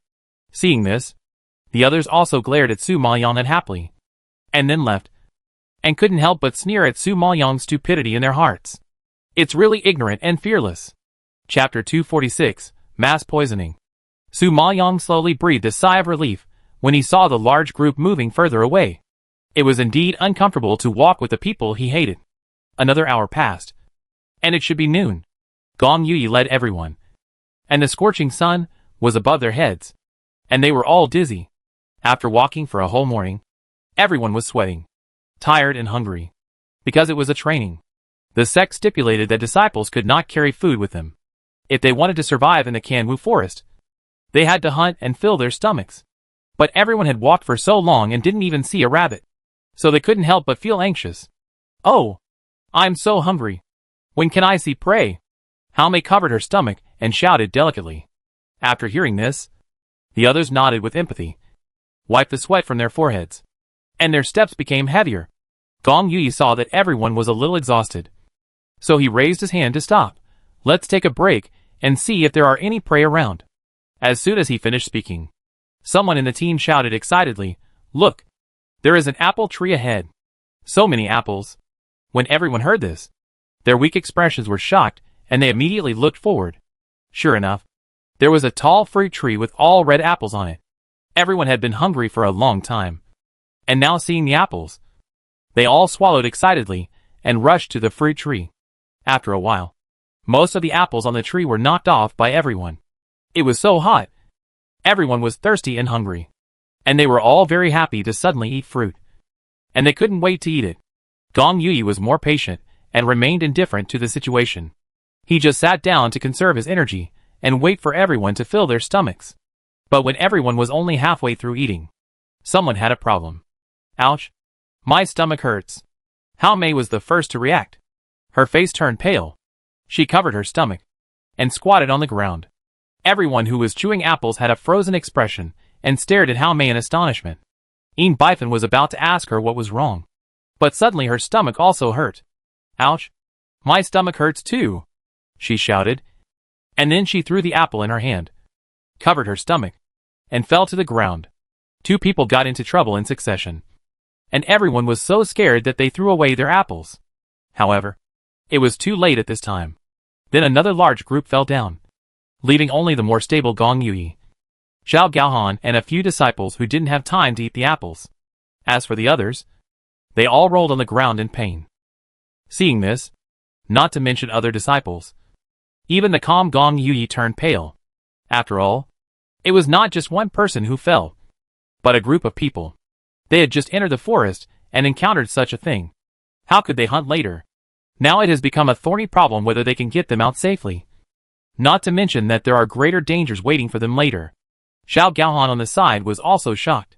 He frowned and looked at Gong Yu, saying solemnly, "Seventh Prince, their faces are pale, and their lips are purple.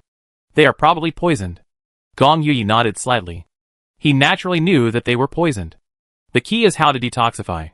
Do you have a detoxification pill? He glanced at Zhao Gaohan and asked in a deep voice. Zhao Gaohan was stunned for a moment. Yes. But not that much. After all, a large group of people were poisoned. And even if he donated generously, he couldn't help them all. Gong Yu looked at everyone rolling around in a mess. If they continued like this, they might endanger their lives. After a moment of silence, he said, "Take out the detoxification pills first, and give them to a few strong ones. We'll find another way to deal with the rest." Gong Yu said so. Zhao Gaohan couldn't hide it. In this emergency, if he didn't help, their entire team wouldn't be able to move forward. It would also affect his own interests. Thinking of it, Zhao Gaohan gritted his teeth, took out a bottle of detoxification pills, and fed them to Fu Lanya, EP171, and other strong disciples. He thought he could at least save the core strength of the army. But he didn't expect that the few people who took the pills were still wailing in pain, with no signs of improvement at all, which stumped Zhao Gaohan. Gong Yu frowned when he saw this. "I didn't expect the detoxification pills to be ineffective. It seems that we need the lower grade being pills." Zhao Gaohan spread his hands helplessly. "I really can't do anything.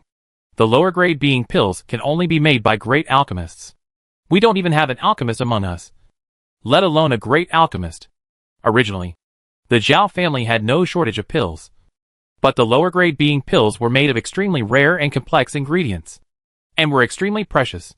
Even if the Zhao family had them, they would not easily take them out, let alone let him carry them on his body for self-defense.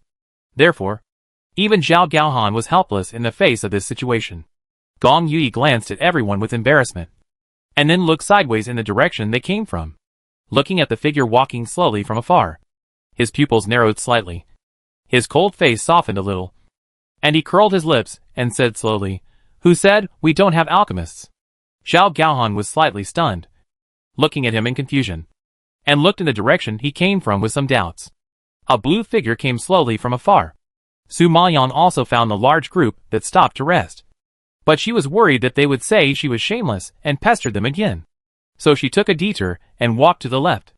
Gong Yu saw this and quickly stood up and called her, "Miss Su, please stay." Su Maoyang didn't expect that it was Gong Yu who spoke this time. Then he stopped and stared at him with a little impatience. "Seventh Prince, there is only one way to enter the heart of the forest. I have tried my best to keep a distance from you." Gong Yu was stunned when he heard the words. And then he laughed flatteringly. "Miss Su, What are you talking about? The heart of the forest is very dangerous. You are a woman. It is better for you to join our big team.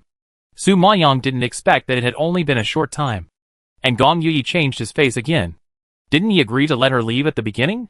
Su Maoyang couldn't help but look around and glanced at the other disciples. Only then did he suddenly realize that many people were poisoned and rolled on the ground in pain. Haha. So you have something to ask her? Su Maoyang raised his eyebrows, looked at Gong Yuyi indifferently, and said in a clear and sarcastic voice, "No. I'm fine alone. At least I don't have to be implicated by those idiots." At this time, Bifan, who was rolling on the ground, heard it. Even though his face was distorted with pain, he still retorted unconvincedly to Su Maoyang's sarcasm. "Su Maoyang, you bitch. Who are you calling an idiot?" Su Maoyang chuckled. Everyone knows that the Kanwu forest is extremely dangerous. But there are actually people who are stupid enough to eat the fruit on it without looking at what kind of fruit tree it is. If you are not an idiot, what are you? You, Su Maoyang? You knew there was such a poisonous tree in it a long time ago. Right? Why didn't you say it in advance? Bifan heard the words, and his face, which was originally pale with pain, was actually a little red with anger at this moment. Chapter 247, She was just blackmailing me. Su Maoyang rolled her eyes. These people were like this. They were stupid and got into trouble. But they blamed her for not telling them in advance. Fortunately, she hadn't left with them yet. Otherwise, they would probably say that it was all her fault for eating the apple. Thinking of this possibility, Su Maoyang laughed and shook his head. "Miss Yin, what you said is ridiculous. Although I know this tree and know that this tree can bear apples like an apple tree, it is poisonous. If you don't check it carefully, it can easily be confused with an apple tree. But I'm not so smart as to predict that you will encounter this tree, or even that you will be stupid enough to eat it. I really don't know if you are too stupid or I overestimate your IQ." Su Maoyang shook his head gently and sighed, obviously looking extremely disappointed. When everyone heard this, they were even more angry. It would be fine if Su Maoyang didn't help them, but he was still here to make sarcastic remarks and add insult to injury. It was really hateful. Xiao Gaohan was so angry that his face turned blue. He took a step forward and shouted, "Su Maoyang, I know you are an alchemist, and you definitely have the lower grade being pill. We are a team. Are you going to watch me die without helping me?" Su Maoyang smiled. Her beautiful face shone brightly under the sunlight. So beautiful that people couldn't take their eyes off her. However, the words that came out of her red lips were not pleasing. "Mr. Zhao, who said at the beginning that we were not a team? Who said that it would be troublesome to bring me along and that it would implicate all of you? Who asked me to keep my distance from you? You suddenly said this now. I really can't believe my ears. Because I can't believe that someone would be so shameless." Xiao Gaohan was so angry when he heard such sharp sarcasm that his face froze. His throat seemed to be blocked by a ball of cotton and he couldn't speak. "You." Su Maoyang smiled and looked gentle. But the meaning of his words was extremely cold. "Since we have parted ways just now, we are not members of the same team. What does their life or death have to do with me? Why should I give you the pills I worked so hard to refine?" Su Maoyang raised a contemptuous arc at the corner of his lips and sneered, which was full of irony. Xiao Gaohan was so angry that he trembled all over. His face was black and blue. He clenched his fists, gritted his teeth and growled, "Su Maoyang, don't refuse a toast and drink a penalty. If you don't hand over the being pill today, don't blame me for being cruel." Su Maoyang sneered and shook his head when he heard this. He had never seen such a shameless scum. It was obviously asking someone to do something. But he was so arrogant and domineering, with a face of "I am your uncle," which made people really disgusted. "Mr. Zhao, are you mistaken? Is this your attitude when you ask for help?" As the eldest son of the Zhao family, Xiao Gaohan is used to being bossy. In addition, he hates Su Maoyang, so he is naturally angry. However, Su Maoyang is a stubborn person and doesn't fall for his tricks. "Su Maoyang, I think you are the one who is mistaken. I am not begging you, but warning you. If you know what's good for you and hand over the pills, I can let you rejoin the team and go with us. If you don't know what's good for you." Xiao Gaohan's already represents thousands of words. "Okay. I want to see what you want to do to me." Su Maoyang stared at him coldly, and the sneer on his face disappeared, leaving a violent temper. Su Maoyang is not afraid of him now. Although her spiritual power level is not as good as his, She still has the heavenly demon Martin. That guy yells every day that he wants to eat human flesh. If Zhao Gaohan dares to provoke her, let the heavenly demon Martin taste the tender skin and flesh of the young master of the Zhao family. Anyway, the Zhao family has been offended. And it doesn't matter if it is offended again. Zhao Gaohan saw Su Maoyong so stubborn and dared to ignore his majesty. The anger in his heart rose 8 feet high. And he burst out with spiritual power, and was about to attack Su Maoyong. However, at this critical moment, Gong Yui on the side stopped him immediately. And his low voice was calm and a little flattering. Miss Su, for the sake of our acquaintance, can you save their lives? Su Maoyong didn't expect that Gong Yui, who wanted to skin her alive, would actually beg her in a friendly way. This was beyond her expectation. However, she also understood. What he meant was that she had cheated him last time in Southern Sway, and now was the time for her to repay him. Since he said so, if she didn't give him face, she would feel really guilty. Thinking of this, Su Maoyong raised his eyebrows, softening his attitude, walked over slowly, looked at the people in front of him who were in pain, and raised his cold voice, bringing hope of survival to everyone. For the sake of the 7th prince, I can save your lives. But I have a condition. When Gong Yui heard this, his eyes lit up and he asked hurriedly, what condition? Su Maoyong glanced at him, then took out a medicine bottle from the space, shook it in front of everyone. I only have 20 being pills here, which can be divided among 20 people. Whoever offers the highest price will get it. Yin Bifan was so angry when she heard this that she grimaced and shouted while enduring the pain. Who wants your being pill? I don't want it. Fu Lanya also gasped with a twisted face. Su Maoyong, you bitch. You just cheated me of a large sum of money. And now you are taking advantage of others' misfortune. Do you have any shame? She really didn't expect that when human lives were at stake, Su Maoyong would be so cruel and ask them for money, which was too abominable. But from Su Maoyong's point of view, these people had nothing to do with her, and many of them were her enemies. So it was very rare for her to take out the pill to save people. Miss Fu, watch your words. I saw that you were poisoned, and I saved you with good intentions. How can it be considered taking advantage of others' misfortune? Could it be that I saved the wrong person? In this case, I am meddling in other people's business. So I'll leave now. Speaking, Su Maoyong put away the medicine bottle and wanted to turn around and leave. At this time, someone among the poisoned disciples suddenly shouted, I'll give 50 crystals. I'll give 100 crystals. I'll give 1,000. I'll give 2,000. I'll give 5,000. In an instant, the price of the pills doubled several times. Everyone heard Su Maoyong say that she only had 20 pills, which meant that only 20 people could survive, and the rest had to fend for themselves. Thinking of this possibility, everyone rushed to bid, not caring about the price at all, just to stay alive. Seeing this, Yin Bifan and Fu Lanya were so angry that they almost vomited blood. Aren't these people trying to tear them down? Are you crazy? Su Maoyong has no good intentions at all. She is blackmailing. Blackmailing? Yin Bifan gnashed his teeth and yelled, trying to stop this group of people. But people struggling on the verge of death don't care so much. The price of the pills was instantly called up to 100,000 crystals. And it can only go up. I'll give 200,000. 200,000. Hao Mei couldn't hold on any longer. So she shouted too, seeing that everyone on their side was defeated by Su Maoyong. Yin Bifan and Fu Lanya were almost furious. They had wanted to teach her a lesson through this hunting competition. But in the end, they didn't expect to be slaughtered by her. Chapter 248 The Legendary Hunger Marketing.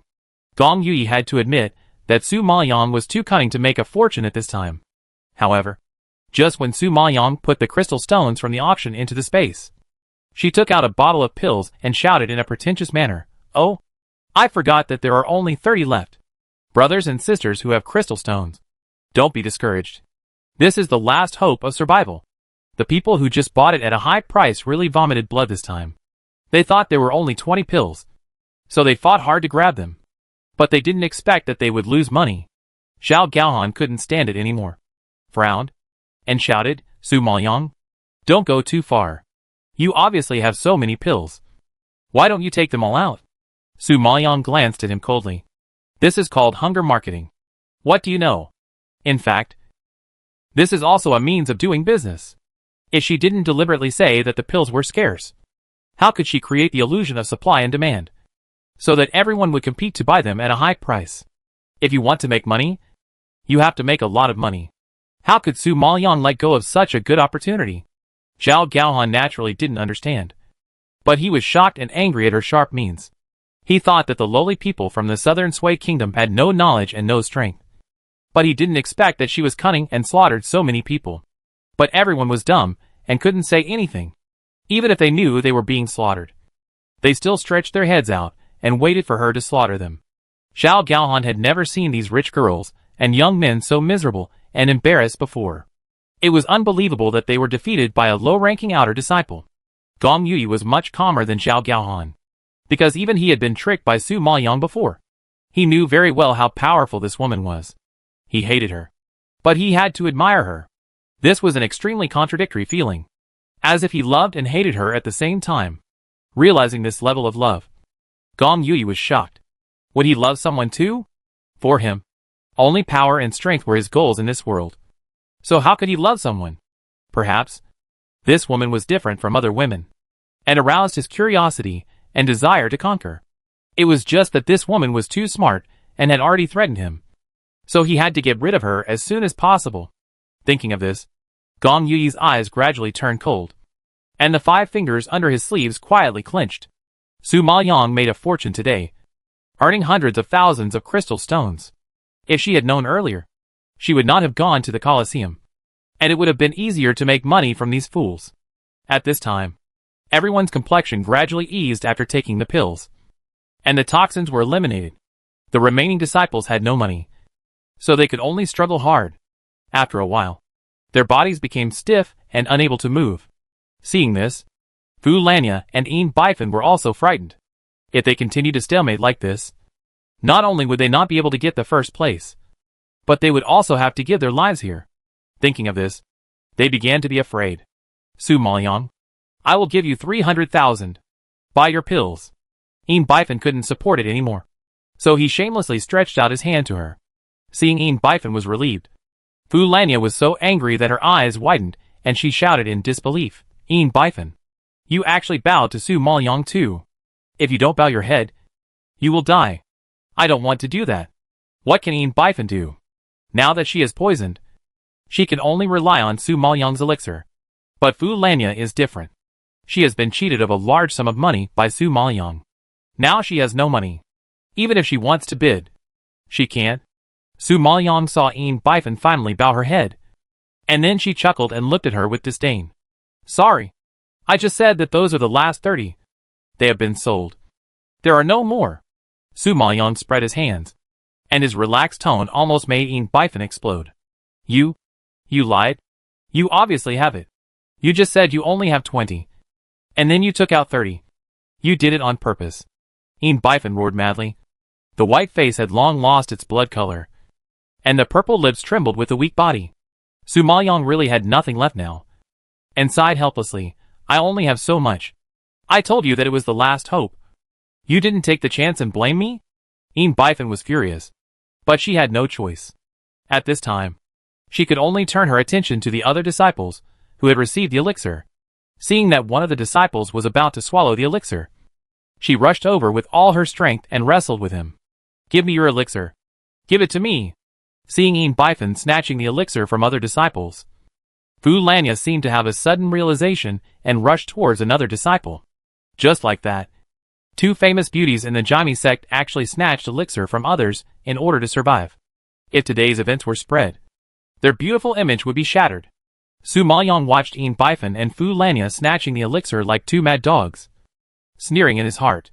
Gong Yui and Zhao Gaohan couldn't bear to look away when they saw this scene. It was really shocking and unexpected. Now, Yin Bifan, who wanted to marry Gong Yui, has lost her dream of becoming a royal concubine in this life. After the poisoning incident, half of the 100 disciples were cut off. However, fortunately, the core strength was preserved. Those who died were disciples who had no money and no strength. The Jaime sect didn't think they cared much. At this time, night fell gradually. Everyone had just finished detoxifying and was still a little weak. So Gong Yui ordered to set up camp and stay there to rest for a night before moving on. Everyone gathered around the fire and roasted it. And then some people entered the tent one after another and prepared to go to bed. I think everyone was tired. Seeing people leaving one after another, Gong Yui looked at Su Maoyang meaningfully. His voice sounded like concern. But Su Maoyang saw the coldness in his eyes. You've been tossing and turning all day. Aren't you going to sleep yet? Su Maoyang sneered in his heart and nodded slightly. Well, I'm going to sleep. Your Highness should also rest early. As he said, Su Maoyang walked into her tent under his gloomy gaze. Su Maoyang found that Gong Yui stood outside her tent for a while, before turning around and leaving. That night, she did not sleep well, because she knew something big was about to happen. Black was like a piece of cloth, covering the entire forest. The night wind blew. The shadows of the trees swayed. And the forest was so quiet that even the buzzing sound of mosquitoes flapping their wings could be heard clearly. But in addition to this sound, Su Maoyang also smelled a murderous aura, coming quickly from a distance. It was about to arrive in front of her. At this moment, a scream broke the silence of the night, waking up everyone who was sleeping. Chapter 249 framed Gong Yui. In the dead silence of the night, a scream suddenly broke out. Come here. Yin Bifan has been killed. Hearing the noise, everyone ran out of the tent. At this time, several black shadows fled from a tent and shot into the depths of the forest. Quick! Quick! Catch those people. They killed Yin Bifan. When everyone heard that Yin Bifan was killed, they gasped in fear and immediately started chasing. The one running in the front was naturally the powerful Zhao Gaohan. Someone was doing tricks under his nose. How could he, who was always conceited, tolerate it? At this time, as the captain, Gong Yui, the team was attacked, and he naturally had no choice but to chase after him. Su Maoyang saw that the man in black was running too fast, and was afraid that someone was deliberately letting him go. The soul-stealing needle that he had already held in his hand flew out instantly, and pierced into the thigh of the man in black. The man in black paused, and was suddenly caught by Zhao Gaohan.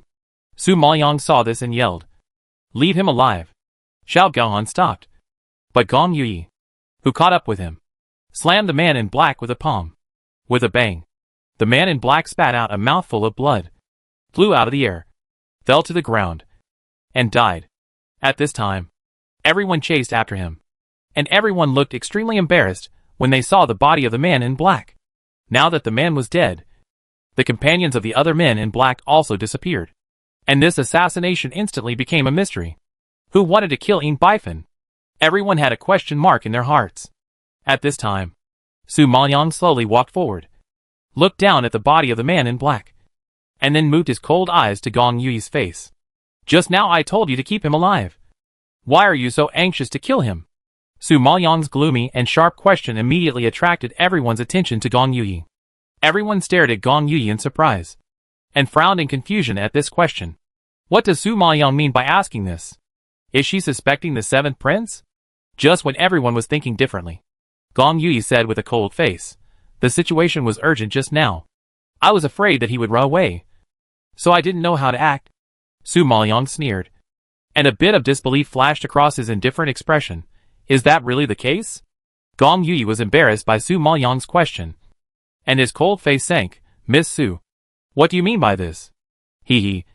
You know what I mean. According to your strength, you can easily catch this man in black, but you let him run away. It would be fine if he ran away, but you could have stopped him by other means. But you killed him. I don't know how your highness will explain these coincidences. Su Maoyang emphasized the word coincidence a little. Obviously, such a coincidence became a little deliberate after she said that. Gong Yui was shocked by her sharp questioning, and his face changed. Miss Su, it's better to say less about such groundless things. Otherwise you will be accused of framing the prince, and you will have to bear the consequences. Su Maoyang knew that he would use his status to pressure her, but she was not afraid. Hee. Did you find out only after investigating based on groundless rumors? Mr. Zhao, you are the closest person to this man in black. Tell me what is wrong with this man in black. Zhao Gaohan was slightly stunned when Su Maoyang asked him, and recalled for a moment, as if there was nothing special. Perhaps he didn't think it through. So he turned over the body of the man in black, and pulled off his veil. Hey, this seems to be a member of the Night Wolf mercenary group. Hearing Zhao Gaohan say this, everyone came over to see, and those who were familiar with the mercenary group nodded in surprise. The Night Wolf mercenary group is considered to be a relatively famous mercenary group in Songyuan country. I didn't expect that they would assassinate Yin Bifan. When did Yin Bifan offend this organization? Seeing this, everyone felt that things became more confusing. Su Maoyang looked at it and reminded in a deep voice, "Search what this person has." Zhao Gaohan heard this and immediately reached out to turn over the clothes of the man in black. After searching for a long time, he actually took out a jade pendant. However, when Gong Yui saw the jade pendant at this time, his calm face seemed to have a crack from his forehead, and all his calmness was broken at this moment. "Oh my god! It says isn't this the jade pendant of the 7th prince? Yes, this is clearly the 7th prince's personal belongings." Seeing the jade pendant is like seeing the person himself. Everyone sighed in disbelief, and the sight of looking at Gong Yui became more weird than ever before. Su Maoyang smiled softly at this, and his cold eyes lingered on Gong Yui's pale face. "Your Highness, if you can't explain those coincidences, then please explain what's going on with this jade pendant." Gong Yui stared at the sneer on Su Maoyang's lips, and looked at the pair of eyes that were as bright as obsidian, but flashing with cold light. At this moment, he felt like he was falling into an ice cellar and facing the abyss. He clearly asked Wei Yong to ask the Black Crow mercenary group to take action. So why did it suddenly become the Night Wolf mercenary group? What's even more strange is that the jade pendant has always been held in Wei Yong's hand to do things for him. But why did it appear on this man in black? Gong Yui himself was full of doubts, and Su Maoyang actually asked him to explain. What did he want to explain? Explain why someone was sent to kill Yin Bifan. Realizing this, Gong Yui's pupils shrank sharply, and he seemed to understand.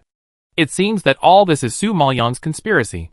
She had long seen that she would send someone to assassinate her, so she made some moves in the process, and she did it so flawlessly that no one knew about it. This time, instead of killing her, Gong Yui was framed by her as the murderer of Yin Bifan. This woman is so vicious. Receiving Gong Yui's murderous gaze, Su Maoyang's expression was calm and composed, but there was a faint smile in his dark eyes. Seeing Gong Yui clenched his fists and gritted his teeth secretly. Damn it. She tricked him again. Now that he is dead, there is no evidence, and only a jade pendant belonging to him was found. He has no way to defend himself, even if everyone is willing to believe him. I am afraid that the Yin family will not let it go. After all, the Yin family is one of the 5 major families, and he has to rely on the support of several families to ascend the throne. But now he has offended one of them, which is simply the most failed battle he has fought in all these years. And this failure and shame are all thanks to the woman in front of him. Su Maoyang, don't slander me. Just relying on a jade pendant can prove that I sent someone to kill Yin Bifan. Naive. Su Maoyang heard this, and snorted disdainfully, and shook his head. Now no matter what Gong Yui said, he was the most suspected person. Even if he refused to admit it, and tried to excuse himself, the Yin family was not so easy to fool. I believe that Gong Yui will be reported soon, and get into big trouble. Chapter 250. You Can't Kill Me. When everyone saw this, they knew that this matter was related to the reputation of the royal family, and the future of Gong Yui. They were all scared, and swallowed their saliva with lingering fear. Zhao Gaohan knew that this matter was difficult, so he immediately returned to the tent to deal with the body on the pretext of cleaning up the mess. This hunting competition was organized by Elder Zhao. It would be fine if other people died, but it happened that the daughter of the Yin family, one of the 5 major families, died. If the Zhao family was implicated in this matter, it would be really troublesome. Therefore, he had to inform Elder Zhao quickly. Seeing this, everyone followed Zhao Gaohan and left, obviously choosing to be deaf and dumb. They had no background, so it was better for them to stay out of these things. At this time, only Su Maoyang and Gong Yui were left alone. Su Maoyang ignored Gong Yui's murderous gaze, leaned over slightly to pick up the jade pendant on the ground, and played with it in his hand. This scene was too dazzling and immediately angered him. Su Maoyang, aren't you afraid of death? Su Maoyang looked up at him. Her lips curled up slightly, and she smiled sweetly. What? Your Highness wants to kill me? Humph. Do you think I don't dare? Gong Yui gritted his teeth, obviously intending to kill. Su Maoyang was not afraid at all, and smiled and shook his head. Your Highness is really confused. Such a big thing just happened, and so many disciples witnessed it. If you kill me now, people will only say that I got your handle, And you killed me to silence me. And your crime of killing Ian Bifan will be confirmed. Hearing this, Gong Yui was shocked and pale with horror. It was terrible. The woman in front of him was too scary. She was so calculating. She put the suspicion of killing the daughter of the Ian family on him, which aroused his hatred with the Ian family. Moreover, he could not touch her casually. Once he touched her, he would be convicted of this crime.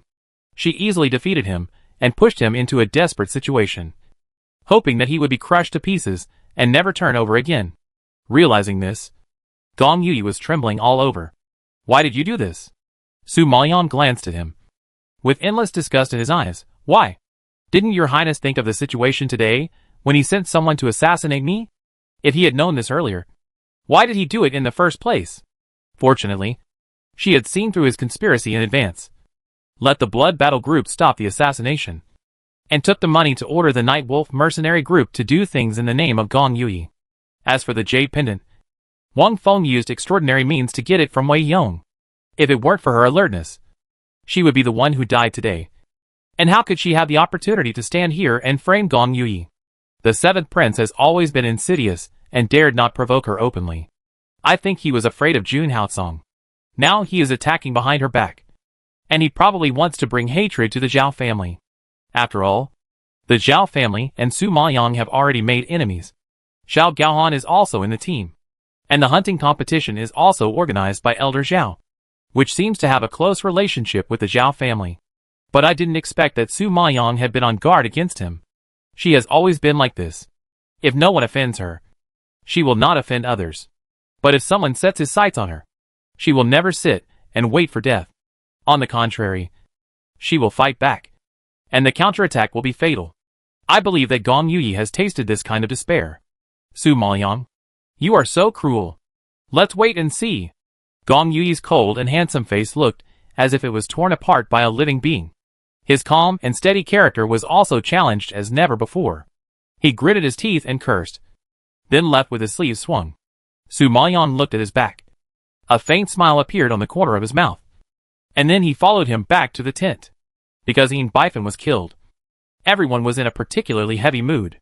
Zhao Gaohan was afraid of implicating the Zhao family, so he informed Elder Zhao of the matter. At dawn, someone from the sect came to deal with Ian Bifan's body. Seeing Ian Bifan's body being transported away, everyone's hearts were still up and down, and they were indescribably uneasy. However, the hunting competition was not over yet. For the reward and the Holy Spirit pool, everyone still had to stay and fight. Gong Yui is indeed the prince, who is supported by others, and has the most hope of ascending the throne. Even though he was tricked so badly by Su Maoyong, he is now calm and composed. There is no panic on his indifferent face. On the contrary, he is still commanding everything very steadily, as if this matter has nothing to do with him. Even Su Maoyong almost thought that last night was like a dream, which was very unreal. However, he pretended to be calm on the surface, and I don't know what he was thinking in his heart. Everyone has seen that even Miss Ying was killed, so we know the danger of Kanwu Forest. So, next, we have to be more cautious. Gong Yui's calm voice is normal, but the look in everyone's eyes when looking at him has changed, and it is hard to explain the complexity. However, due to his majesty, everyone nodded obediently, and did not dare to show any disobedience. Seeing that everyone was quite sensible, Gong Yui stopped talking and just led the way to the depths of the forest. Because the morning mist had not completely dissipated, the road was foggy and people could not tell the direction. After a while, everyone suddenly found that the rugged mountain road was vaguely revealed in front of the smoke. Gong Yui saw this and his face became solemn. He immediately reminded everyone in a deep voice, "We are now in the center of the Kanwu Forest. Be careful." Hearing Gong Yui's serious voice, everyone was shocked and nervous. Something that can make Gong Yui cautious must be extremely dangerous. At this moment, a rugged cliff in the distance came into view. When everyone approached, they found that this was a majestic canyon. The rugged mountain road in the canyon was winding, steep and deep, and spread all the way to the underground. Layers of it were entrenched on both sides of the canyon. Deep and steep, everyone stood on the edge of the cliff valley and looked down. They suddenly felt a sense of fear of falling 1,000 feet. Oh my God! Look! What is that? Just when everyone had no time to sigh at the steepness of the canyon, someone suddenly screamed. Everyone was shocked and looked down. In the deepest part of the canyon, there was a huge pool. And in the center of the pool, there was a black python that was 10 meters thick. The black snake's skin was shiny in the morning light, and the huge body was wrapped around it. With just a slight movement, the pool water splashed and hit the cliffs on both sides, making a loud noise. The pool water was dark, with black waves. I don't know if it was originally black water or was reflected by the giant python. Just one glance at it, people fell into boundless fear. My God, it's a 9th level spirit beast, the dark earth python. In the team, Zhao Gaohan was more knowledgeable and revealed the identity of the black snake in one word. Although others had never seen it, they had heard of the reputation of the dark earth python. Besides, the title of 9th level spirit beast alone was enough to dominate the entire spirit beast world of the East Yin continent. Because the 9th level spirit beast was considered the most powerful spirit beast in the Songyuan kingdom. Everyone was shocked by this scene. If you can contract a 9th level spirit beast, you can not only become the champion of this hunting competition and get the opportunity to enter the Holy Spirit pool, but also have a helper at the level of a Xianling master. The temptation was so great that everyone couldn't help swallowing their saliva, looking at the huge dark earth python below. Their eyes were wide open. Gong Yui was also shocked, trying to calm himself down, and began to think about the dark earth snake. At this time, Su Maoyang's focus was completely different from theirs, because she discovered a more precious treasure. Chapter 251. Such a perverted demon Martin. Su Maoyang couldn't help but sigh that it was convenient to have an encyclopedia in her body. Elder Zhenjuan always told her some key information at this moment. Girl, if you want to contract this dark python, you have to dive into the water and get the water spirit fruit. It just so happens that the water spirit fruit is one of the medicinal materials for the elixir that helps the Golden Lion King detoxify. So you must get it. Elder Zhenjuan reminded him in his heart. Su Maoyang didn't expect that the medicinal material she had been lacking would appear here. It seems that the Golden Lion King is still a little lucky. At this time, the demon Martin in the space was not convinced and shouted unhappily, "What are you doing? You already have an ancient beast like me. Why do you still contract that ugly black monster?" No. I don't want to live in the same room with that ugly monster. Seeing that the demon Martin strongly opposed, Su Maoyang laughed and shook his head. This demon Martin is really a ghost among beasts, and likes to judge people by appearance. However, she already had a Golden Lion King, and she was not short of 9th level spirit beasts. So she naturally did not take the python seriously. So many people here are eyeing the dark python, let alone the contract. It is even a problem whether they can beat it. You think too much. Just when Su Maoyang, the old man Zhenjuan, and the demon Martin were communicating in their hearts, Gong Yui had already organized everyone to prepare for the attack. After all, the 9th level spirit beast was too fierce. But Gong Yui could not win by himself. So everyone had to go together, if you want to share a share of the benefits. Come on! Gong Yui roared. And then he leaped towards the dark python in the pool. When the others heard this, they naturally didn't want to miss such a good thing. They all rushed forward and followed Gong Yui to fight with the python. At this time, the thick black python instantly raised its fat head from the deep pool, fiercely spitting out its tongue at everyone and opening its bloody mouth. Seeing this, everyone was frightened and froze, and immediately dodged to the side. But the python was too flexible. Before everyone could change the angle, the snake head twisted again, chasing behind them, opening its big mouth and biting hard. At this time, the male disciple who was running at the end was swallowed up immediately. The scene was too bloody and terrifying, and everyone was panicked. At this time, the dark and thick body of the dark python slowly rose from the deep pool, like a huge monster, covering everyone with a black shadow. Seeing this, Gong Yui suddenly shouted, "Everyone gather your spiritual power and hit it on the 7 inches." After the roar, everyone also had a tacit understanding, and they all blasted out their spiritual power and hit the 7 inches of the dark python heavily. Boom! There was a loud noise, and the spiritual power exploded. But the dark python was not damaged at all. It still held up its proud chest, swayed its arrogant snake head, and rushed towards the crowd like an arrow. Xiao Gaoan saw this. His face was pale, and he shouted anxiously to Gong Yui not far away, "Your Highness, we are not its opponent. It is more important to save our lives." Gong Yui heard this, and clenched his fists unwillingly. It was so annoying that he finally encountered a 9th level spiritual beast. But he had no ability to contract it. However, between life and spiritual beast, he would naturally not be stupid enough to choose spiritual beast. After all, surviving would have more possibilities. Thinking of this, Gong Yui suppressed all his reluctance and growled, "Retreat!" After hearing this order, everyone did not dare to entangle and immediately followed Gong Yui to flee. However, just when everyone was in a mess, Su Maoyang took advantage of the chaos to dive into the water. With this group of cannon fodder as bait, the dark python ignored Su Maoyang's existence. So, she had no obstacles along the way and soon came to the deepest part of the cold pond. As expected, as the old man Jinjuan said, there was really a small tree at the bottom of the water. The leaves were silver gray and emitted a faint silver light. From a distance, it looked very beautiful. When she approached, Su Maoyang saw a white fruit hanging on the branch. It was only the size of a baby's fist. She picked it lightly and put it in her palm. However, at this moment, the whole cold pond made a sound of shaking the earth. The whole cold pond seemed to be bombed by a bomb. And Su Maoyang was shocked and lost his direction for a while. What's going on? This dark earth python should be the master who suppresses the Kanwu forest. If you steal the treasure he protects, it will definitely shake the entire forest. So run away quickly. Saving your life is the most important thing. The old man Jinjuan's voice was a little anxious. Su Maoyang's face changed drastically when he heard this. And he rushed out of the water. He swam towards the shore at the fastest speed. But at this time, the dark earth python finally discovered Su Maoyang's existence. And with a swing of its tail, the thick snake tail swung instantly and hit Su Maoyang heavily. Fortunately, she was agile and flew a long distance, just barely avoiding its attack. At this time, she could no longer see Gong Yui and others, and she thought they had already escaped. At this critical moment, she didn't care about so much and immediately summoned the Heavenly Demon Marten and the Blue Cloud Leopard. Heavenly Demon Marten, since you don't allow me to contract him, then dig out the beast core for me. Anyway, we have to fight. Su Maoyang will never fight in vain, and must collect some interest from this python.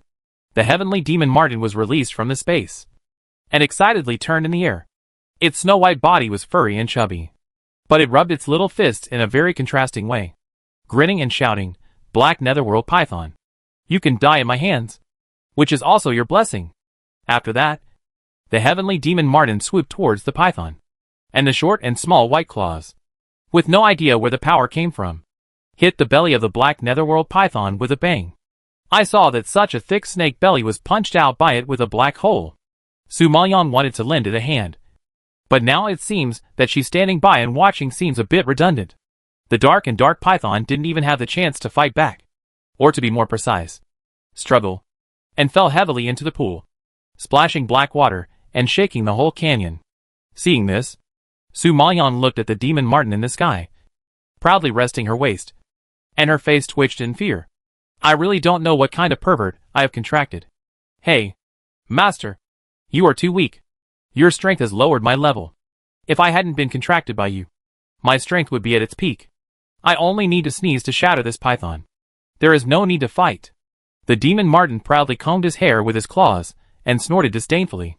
Due to the limitation of Su Maoyang's strength, it can only deal with 9th level spirit beasts now, and can barely deal with spirit beasts 1 or 2 levels higher than 9th level spirit beasts. It is indeed quite aggrieved. However, when Su Maoyang heard this, his legs became weak. If he still thinks he is weak, I really don't know how powerful it was in its heyday. At this time, Gong Yui and others who had escaped had just taken a breath, and they felt a violent sound coming from behind, shaking the ground, as if the whole forest was shaking. Huh? That Su Maoyang didn't escape. Should we save her? One of the disciples suddenly found that Su Maoyang was missing, and couldn't help but exclaimed. Hearing this, Hao Mei glared at him coldly. What are you saving? You didn't escape. You deserve it. Chapter 252 The Golden Lion King is out of retreat. Hao Mei wanted Su Maoyang to die, so how could she risk her life to save her? Other disciples also started to shout, why do you sympathize with that bitch? She slaughtered us before, and took a lot of our crystals. It's good that she's dying, so we don't have to worry about her. Fu Lanya also glared at the disciple who spoke for Su Maoyang, and snorted, if you care about her, Go back and save her. We will never stop you. Hearing this, the only disciple who was worried about Su Maoyang also shut up. This group of people were looking forward to Su Maoyang's death. Seeing that Su Maoyang didn't escape, they almost set off firecrackers to celebrate, let alone saving her. However, just as everyone was talking, there was a rumbling sound behind them. Gong Yui frowned and looked behind him suddenly. The ground behind him was shaking slightly, and the dust on the ground was shaken and floated in the air, forming a yellow mist.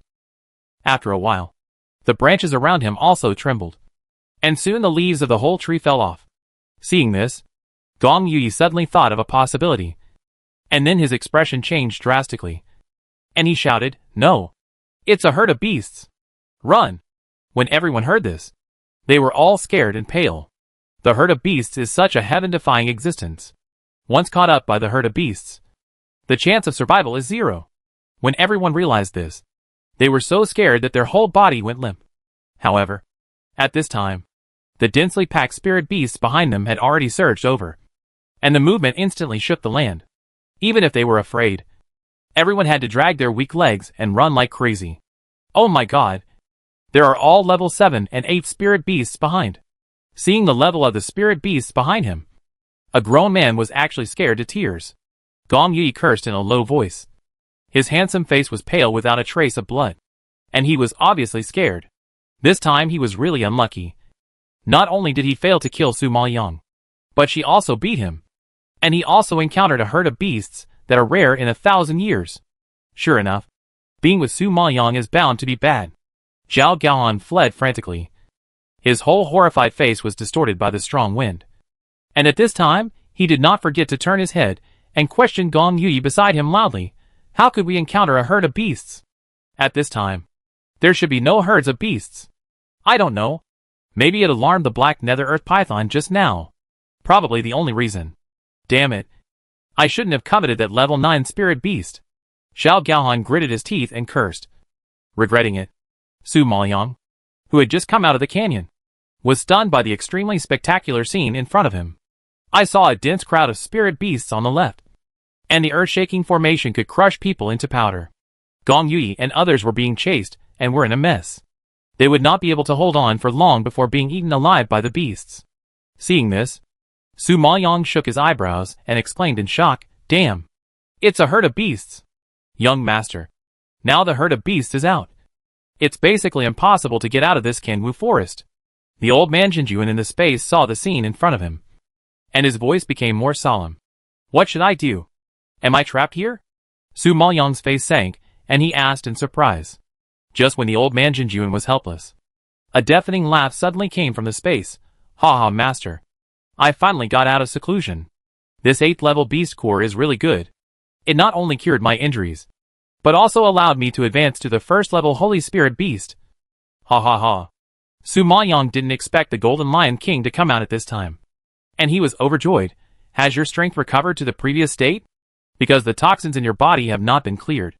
It's still a little bit, but it's more than enough to help you deal with this group of beasts. So, leave this group of garbage to me." The Golden Lion King stood up, stretched excitedly, raised his huge head, shook his domineering golden hair, and looked eager to try. Su Maoyang felt relieved when he heard this. "Okay, I'll leave it to you this time." Just then, there was a lion roar in the air, like a thunderclap. The huge body of the Golden Lion King suddenly jumped into the group of beasts, and the golden hair was shining in the sun, full of domineering. The huge and sturdy body fell into the group of beasts, just like a king who dominated the world, and the majesty of the whole body spread, shocking the group of beasts to stop. The Golden Lion King did not wait for the beasts to retreat. His strong palm slapped the beasts fiercely, and a violent sound was heard. More than a dozen level 8 spirit beasts were slapped away, and they died without even having time to react. Seeing the appearance of the Golden Lion King, the beasts were obviously frightened and had a tendency to retreat. The Golden Lion King did not give the beasts a chance to retreat. He raised his head and roared. The sound was full of overwhelming power and attacked the beasts. With this roar, the spirit beasts standing in front were shot out one after another, and a large group of them were knocked away. At this time, Gong Yui and others who were fleeing also found the clues behind them, and they stopped and looked behind them. At this sight, everyone was shocked.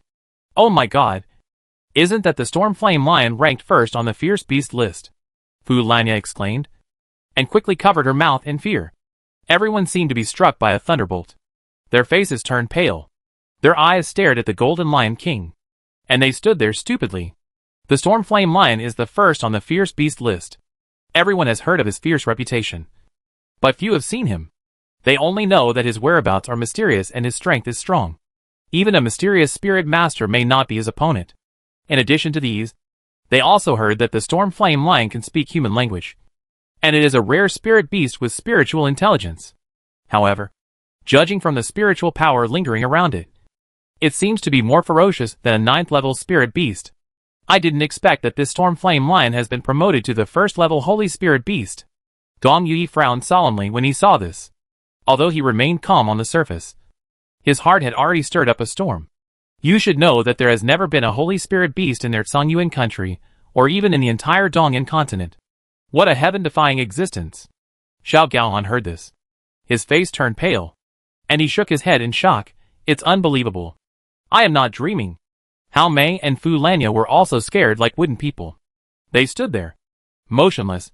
Their eyes seemed to be rusty, staring at the Storm Flame Lion. And they couldn't turn for a long time. Why does the Storm Flame Lion help us deal with the beasts? Isn't it on the same side as the beasts? Fu Lanya racked her brains, but couldn't figure out what was going on. Hao Mei also nodded in shock. Yes, the Storm Flame Lion is famous for its arrogance and hates humans the most. Why would it suddenly help? It's incredible. When Fu Lanya and Hao Mei mentioned this, everyone shook their heads in confusion. Chapter 253 The Master of the Storm Flame Lion. Just when everyone was full of questions, the Golden Lion King killed dozens of spirit beasts in the blink of an eye. Such fierce power directly frightened the surviving spirit beasts behind, trembling and retreating. However, they knew that it was too late to retreat now, because no matter how fast they ran, they were not as fast as the Golden Lion King. In desperation, they could only crawl on the ground, kowtow and admit their mistakes, begging the Golden Lion King to spare their lives. Seeing such a horrifying scene, Gong Yui and others gasped in shock.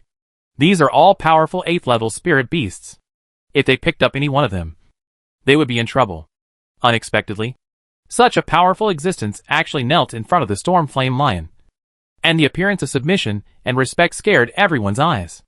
At this time, the Storm Flame Lion was like a king, accepting the kneeling of thousands of beasts.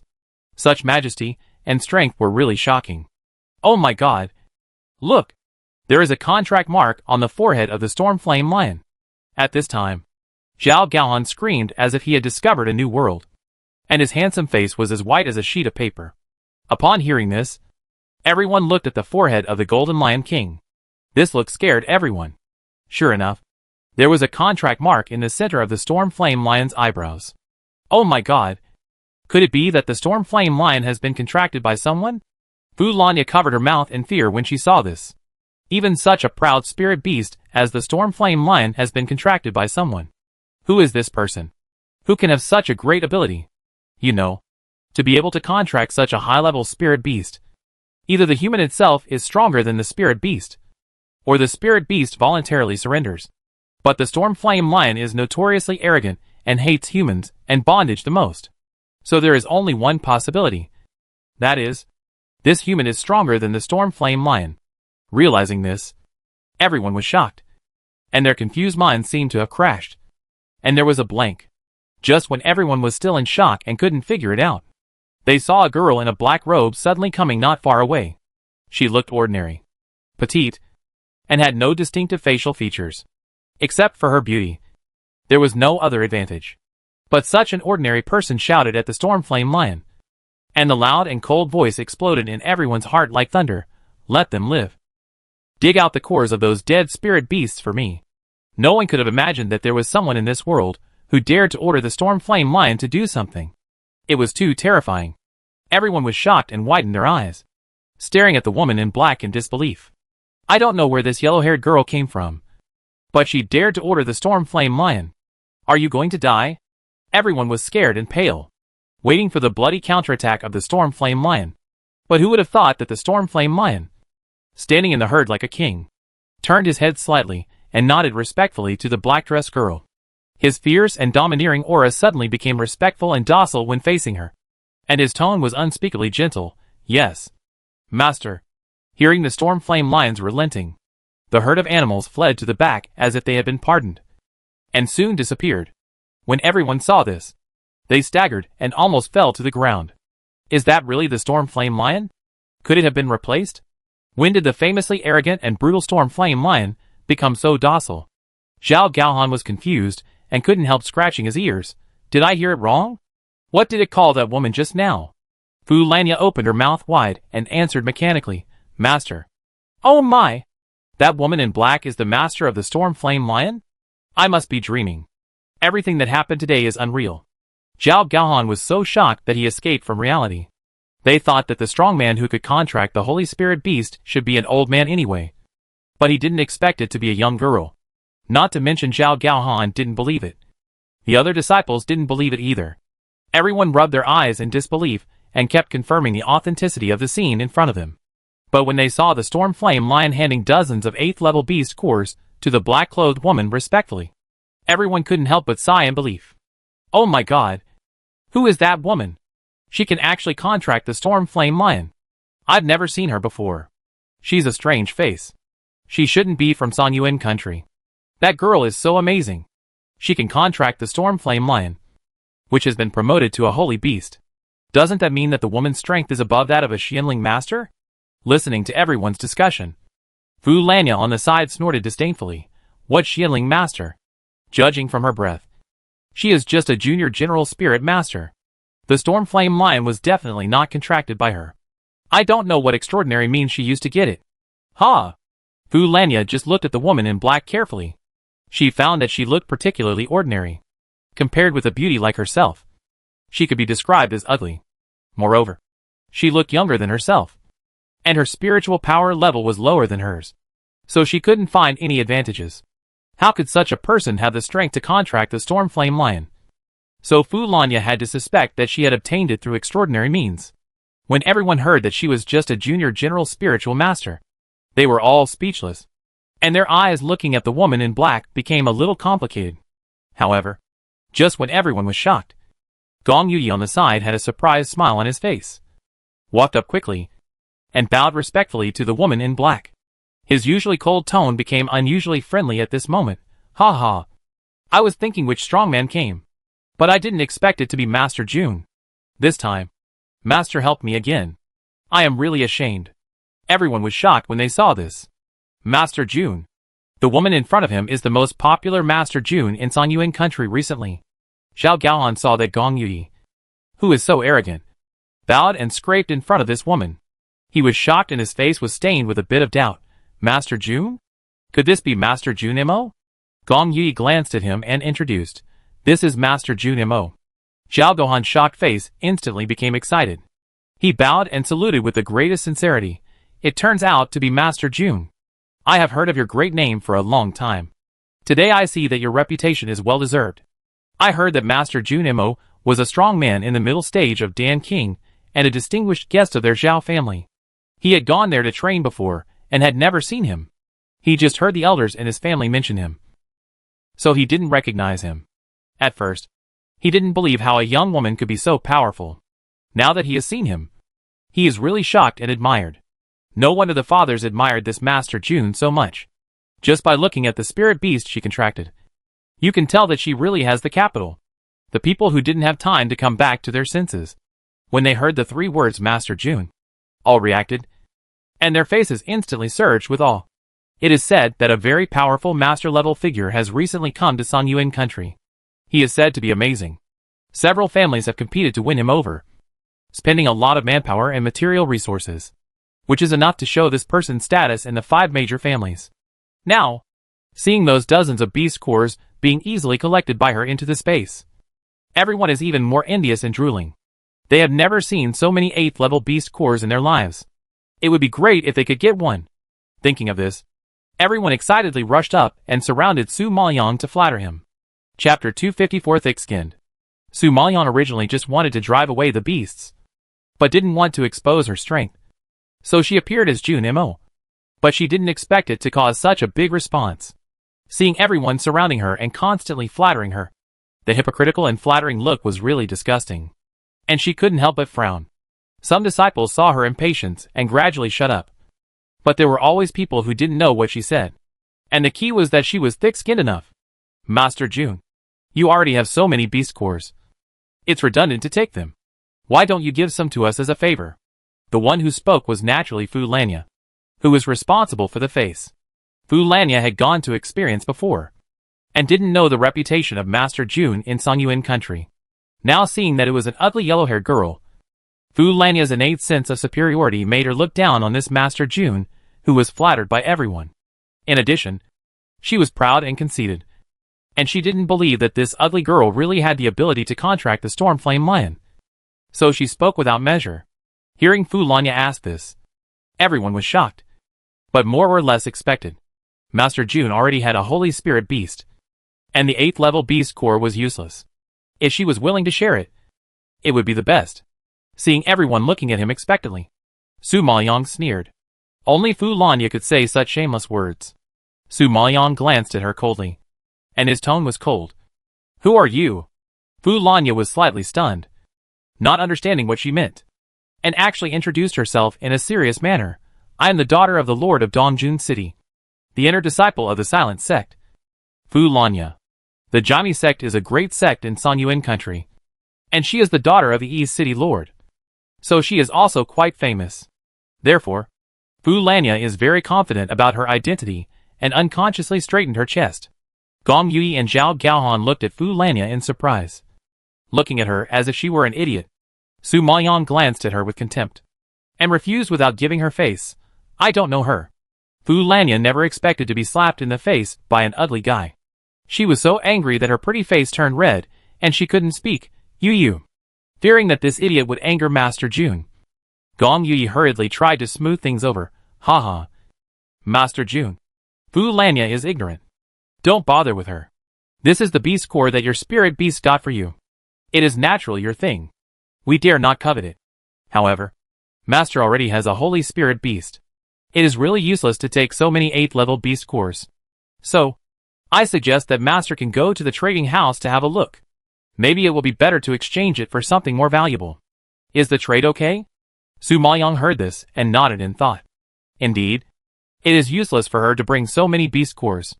Only the Xianyan Silver Snake and the Qinyan Leopard in the space can use these beast cores. As for the Golden Lion King and the Heavenly Demon Marten, they all looked down on the 8th level beast cores. Seeing that Su Maoyong was somewhat interested, Gong Yui was delighted and volunteered. If Master June doesn't mind, I can hold an auction for you.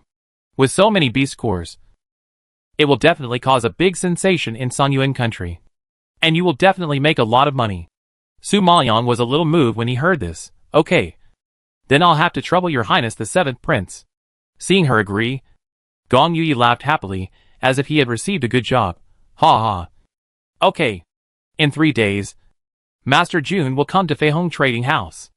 Feihong Trading House? Su Maoyong was stunned when he heard such a name.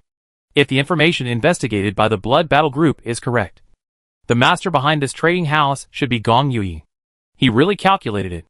I think he was afraid that she would refuse, so he didn't ask her for favors, but led her to his trading house. When so many beast cores are auctioned, he will definitely make a lot of money. As for the 8th level beast core, let alone one, even if it is 10, he has the ability to buy it. To put it bluntly, Su Maoyong's beast core just went through the trading house and finally fell into his hands. As expected of the 7th prince, his means of taking advantage of others are much higher than Fu Lanya. Su Maoyong knew it in his heart, but he didn't expose his thoughts. Now that the beast core was in hand and the beasts were repelled, there was no need for her to waste time here. So she turned around and prepared to leave. Seeing that she was about to leave, Gong Yui hurriedly asked, Master June, where are you going? I have something to do. Su Maoyong replied indifferently. When Gong Yui heard that there was something, he couldn't help but flatter. I wonder if Master June has anything else to do. Do you need our help? Zhao Gaohan was shocked when he heard this, and immediately stopped him. Ha ha ha. Your Highness, Master June is so powerful. We are afraid that we can't help her with what she wants to do, but will cause trouble for her. Besides, it's getting late now. We'd better get on the road and return to the sect. Zhao Gaohan knew in his heart that what Master Jun was talking about was probably about catching Su Maoyang. And to prevent the news of Shiying from leaking, he naturally didn't want Gong Yu to know about it. Gong Yu didn't expect Zhao Gaohan to say that. He looked at him in surprise. Then he just bowed to Master Jun and left with the team. Seeing everyone fade out of sight, Su Maoyang put the Golden Lion King into the space, took the antidote, and restored his original appearance. Because there were too many accidents in this hunting competition, the whole team returned to the Jaime sect without success. The whole square was silent, because the results of this battle were really disappointing. Not only did the whole team not bring back the spoils, but they were injured, which made Elder Zhao frown in embarrassment. Ah, shame. It's really a shame. None of the disciples in the previous few sessions were as embarrassed as you. Elder Zhao cursed bitterly. Fu Lanya was a little unconvinced, and she retorted with anger, "What can we do? We encountered a herd of beasts, and it's very good to be alive. What else do you want from us? I think we can survive in the herd of beasts, which is better than your previous disciples." When Elder Zhao heard this, his face froze, and he became even more angry. "Asshole! You returned empty-handed? And you still think you're right? Elder Zhao. Even the powerful 7th Prince returned empty-handed. How dare you say that to me?" Fu Lanya was really unconvinced. It was obviously their bad luck that they encountered a herd of beasts, but they blamed them for their lack of strength. You Elder Zhao didn't expect that she would use Gong Yu to stop him from talking, and his face turned ashen with anger. Seeing that Elder Zhao was so angry, Gong Yu couldn't help but explain, "Elder Zhao, there were indeed some problems this time. First, Yin Bifan was killed, and then we encountered a group of beasts. After all, our strength is limited, and we can't fight the beasts head-on." Hearing that the 7th Prince said so, Elder Zhao couldn't blame him too much. So he sighed, "Hey, since there is no winner this time, the quota for the Holy Spirit pool will be invalidated." Everyone heard this, and all sighed in frustration. It's a pity to have such a chance that it was invalidated. Who said there was no winner? Why is the quota for the Holy Spirit pool invalidated? At this moment, a crisp voice suddenly rose in the distance, and a blue figure was seen walking slowly from afar. That beautiful face once again broke into everyone's sight, frightening the disciples and the team. Chapter 255. Go find Jun Haosong. Su Maoyang. How come you are not dead? Fu Lanya looked at the enviable pretty face that appeared in front of everyone again. Her body was shocked, and she took a few steps back in horror. Su Maoyang glanced at her lightly, and her dark and deep pupils shone with dazzling light in the sun, showing a bit of charm different from others. Her lips raised slightly, and her clear voice was particularly pleasant. But she was so angry that Fu Lanya turned pale. "You are not dead. How can I die?" You Fu Lanya didn't know where Su Maoyang got such good luck. So many of them fought hard to survive from the hands of the 9th level spirit beast. How could she escape alone? Fu Lanya was shocked. But Elder Zhao and Zhao Gaohan were even more shocked. Zhao Gaohan clearly saw Master Jun go to the Kanwu forest. Shouldn't Su Maoyang have been captured by now? Looking at Elder Zhao's horrified expression, Su Maoyang's smile deepened, and he raised his eyebrows and said, "Elder Zhao, is the quota for the Holy Spirit pool still available?" Elder Zhao's face was pale, as if he was dead, and he just nodded blankly. "Then please lead the way, Elder Zhao." Seeing this, Su Maoyang smiled slightly and made a gesture of invitation. When Fu Lanya heard this, her face became anxious, and she immediately shouted, "Su Maoyang, this competition didn't decide the winner. What right do you have to go to the Holy Spirit pool?" Su Maoyang raised his eyebrows and looked at her. "Who said there was no winner?" "Humph. This competition encountered a group of beasts, and no one got the spoils. So the quota for the Holy Spirit pool is invalid. Just because you are an outer disciple. Don't even dream about it." Fu Lanya didn't have the opportunity to go, so naturally she didn't allow others to go. Moreover, the quota for the Holy Spirit pool is so rare. How can it be given to an inferior outer disciple? Su Maoyang chuckled when he heard this, and slowly took out an 8th level beast core from the space, showing it in front of everyone, and asked with a slightly sarcastic tone, "You don't have a trophy, which only means that you are not strong enough. But it doesn't mean that others are not strong enough. I think my trophy should be the first among you who returned empty-handed." Right? When everyone saw that it was an 8th level beast core, they all gasped in shock. Fu Lanya was even more shocked.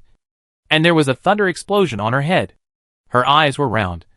And her already gloomy face was even more embarrassed. Even Gong Yu was shocked so much that his pupils shrank slightly. And a hint of doubt was revealed in his eyes. He knew the danger at that time. But he didn't expect Su Maoyang to have such means. However, just when everyone was shocked, Fu Lanya reacted immediately, as if she had discovered her conspiracy, pointing at her and shouting, "Oh! I know. I know." Seeing her look of sudden realization, Su Maoyang's heart skipped a beat, and her expression froze a little. Could it be that her identity as Jun Mo was discovered? Just when she was secretly shocked, Fu Lanya gritted her teeth and told the truth. "This beast core must have been picked up by you. Master Jun killed a lot of spirit beasts at the beginning, and you probably picked it up when you passed by." Everyone heard this and nodded in understanding. Su Maoyang was just a junior general spirit master. How could she kill an 8th level spirit beast alone? Besides, the beasts in the Kanwu forest are out now. Whenever they encounter spirit beasts, they are mostly in groups. How could she defeat the beasts alone? Therefore, there is only one possibility. That is, she picked up this beast core. Su Maoyang couldn't help but breathe a sigh of relief after hearing this. She really overestimated Fu Lanya's IQ. With her brain, she probably couldn't figure out the true identity of Master Jun. Realizing this, Su Maoyang sneered with a hint of sarcasm. "If this beast core is so easy to pick up, why don't you pick one up too?" Fu Lanya was speechless for a moment. Seeing her speechless, Su Maoyang felt bored, and then ignored her troublemaking, turning his head to look at Elder Zhao, who was so shocked that his expression was pale, and his whole body was stiff. "Elder Zhao, it seems that the first place must belong to me.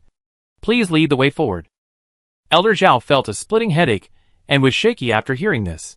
The Zhao family paid the price of a blue-grade alchemy furnace to let Master Jun catch her. But she stood here, and got the chance to go to the Holy Spirit pool. Thinking of this, Elder Zhao felt dizzy. Before he could utter the words that were stuck in his throat, his eyes went black, and he fell down. When Elder Zhao fainted, many disciples and elders were frightened and at a loss. And they all came forward to help him. Su Maoyang watched everything coldly, with a barely perceptible sense of pleasure in his eyes. "I didn't expect Elder Zhao to be so frightened. This was just the beginning. There were many tricks waiting for him later. I didn't expect him to be frightened. It was really useless." Since Elder Zhao fainted, the task of taking Su Maoyang to the Holy Spirit pool was handed over to another inner elder.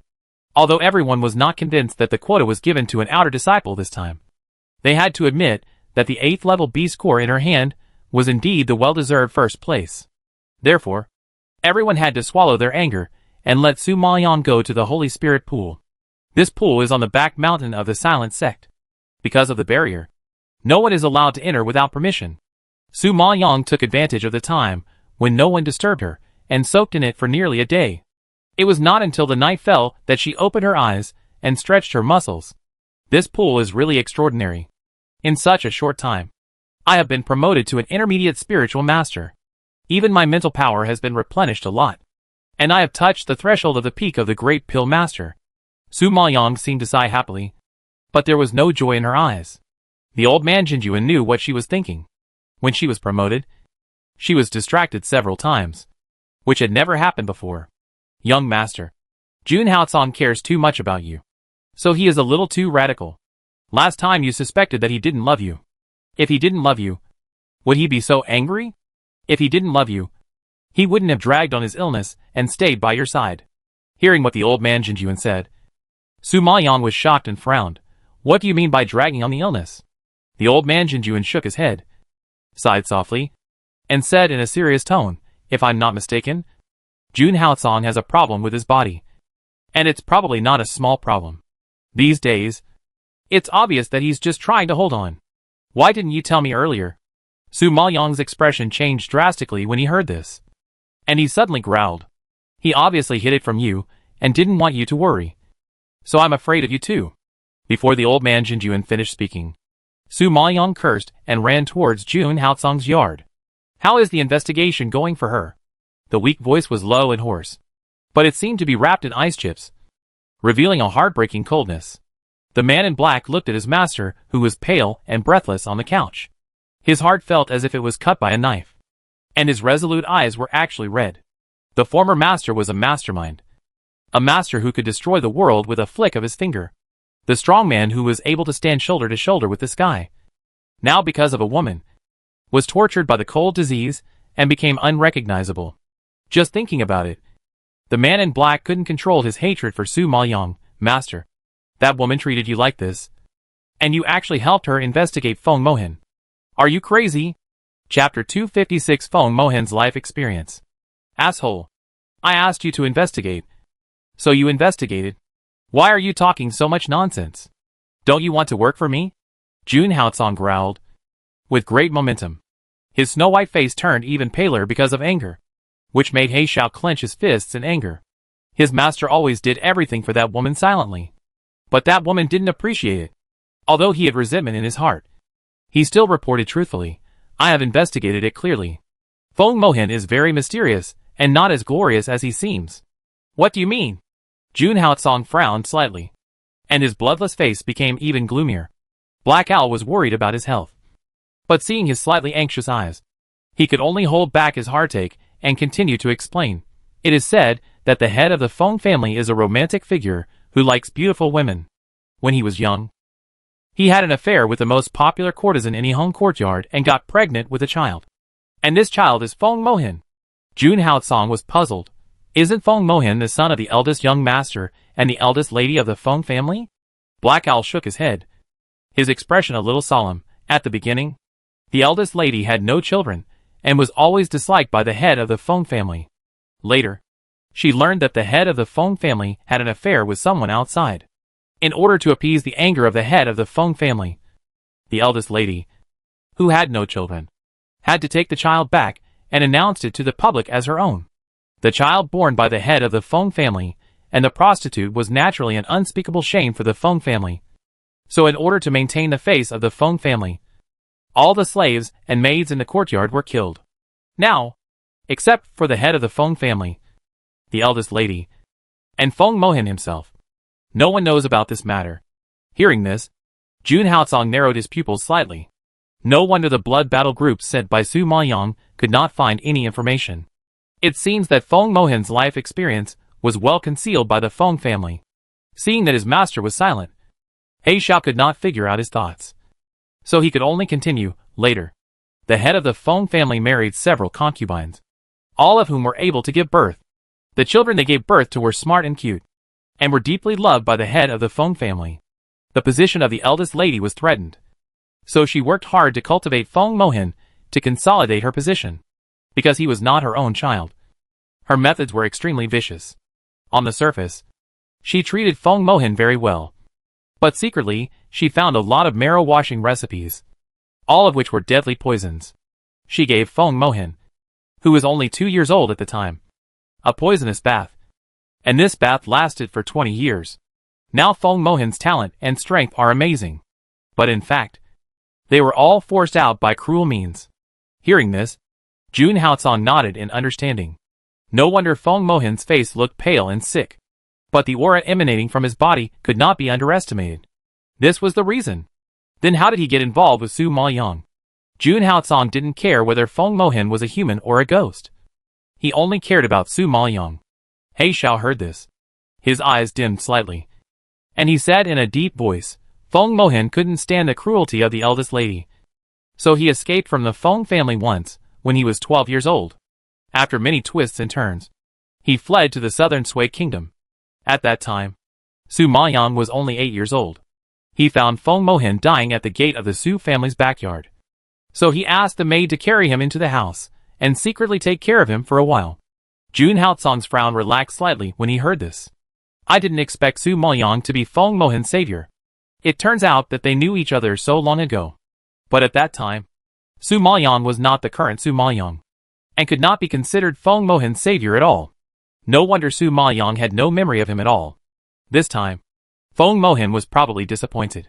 Knowing that the current Su Maoyang had nothing to do with Feng Mohan, Jun Haotsong's mood instantly brightened a lot, and a relieved smile appeared faintly on his cold and thin lips. And even his pale face became a little rosy.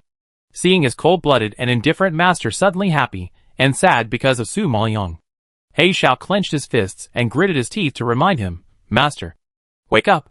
You and Su Maoyang are not from the same world. She has no qualifications and strength to go to your continent. You can't let go of your continent and your responsibilities. Your people still need you. Are you going to give up the whole world for a woman? Jun Haocong raised his eyes slightly.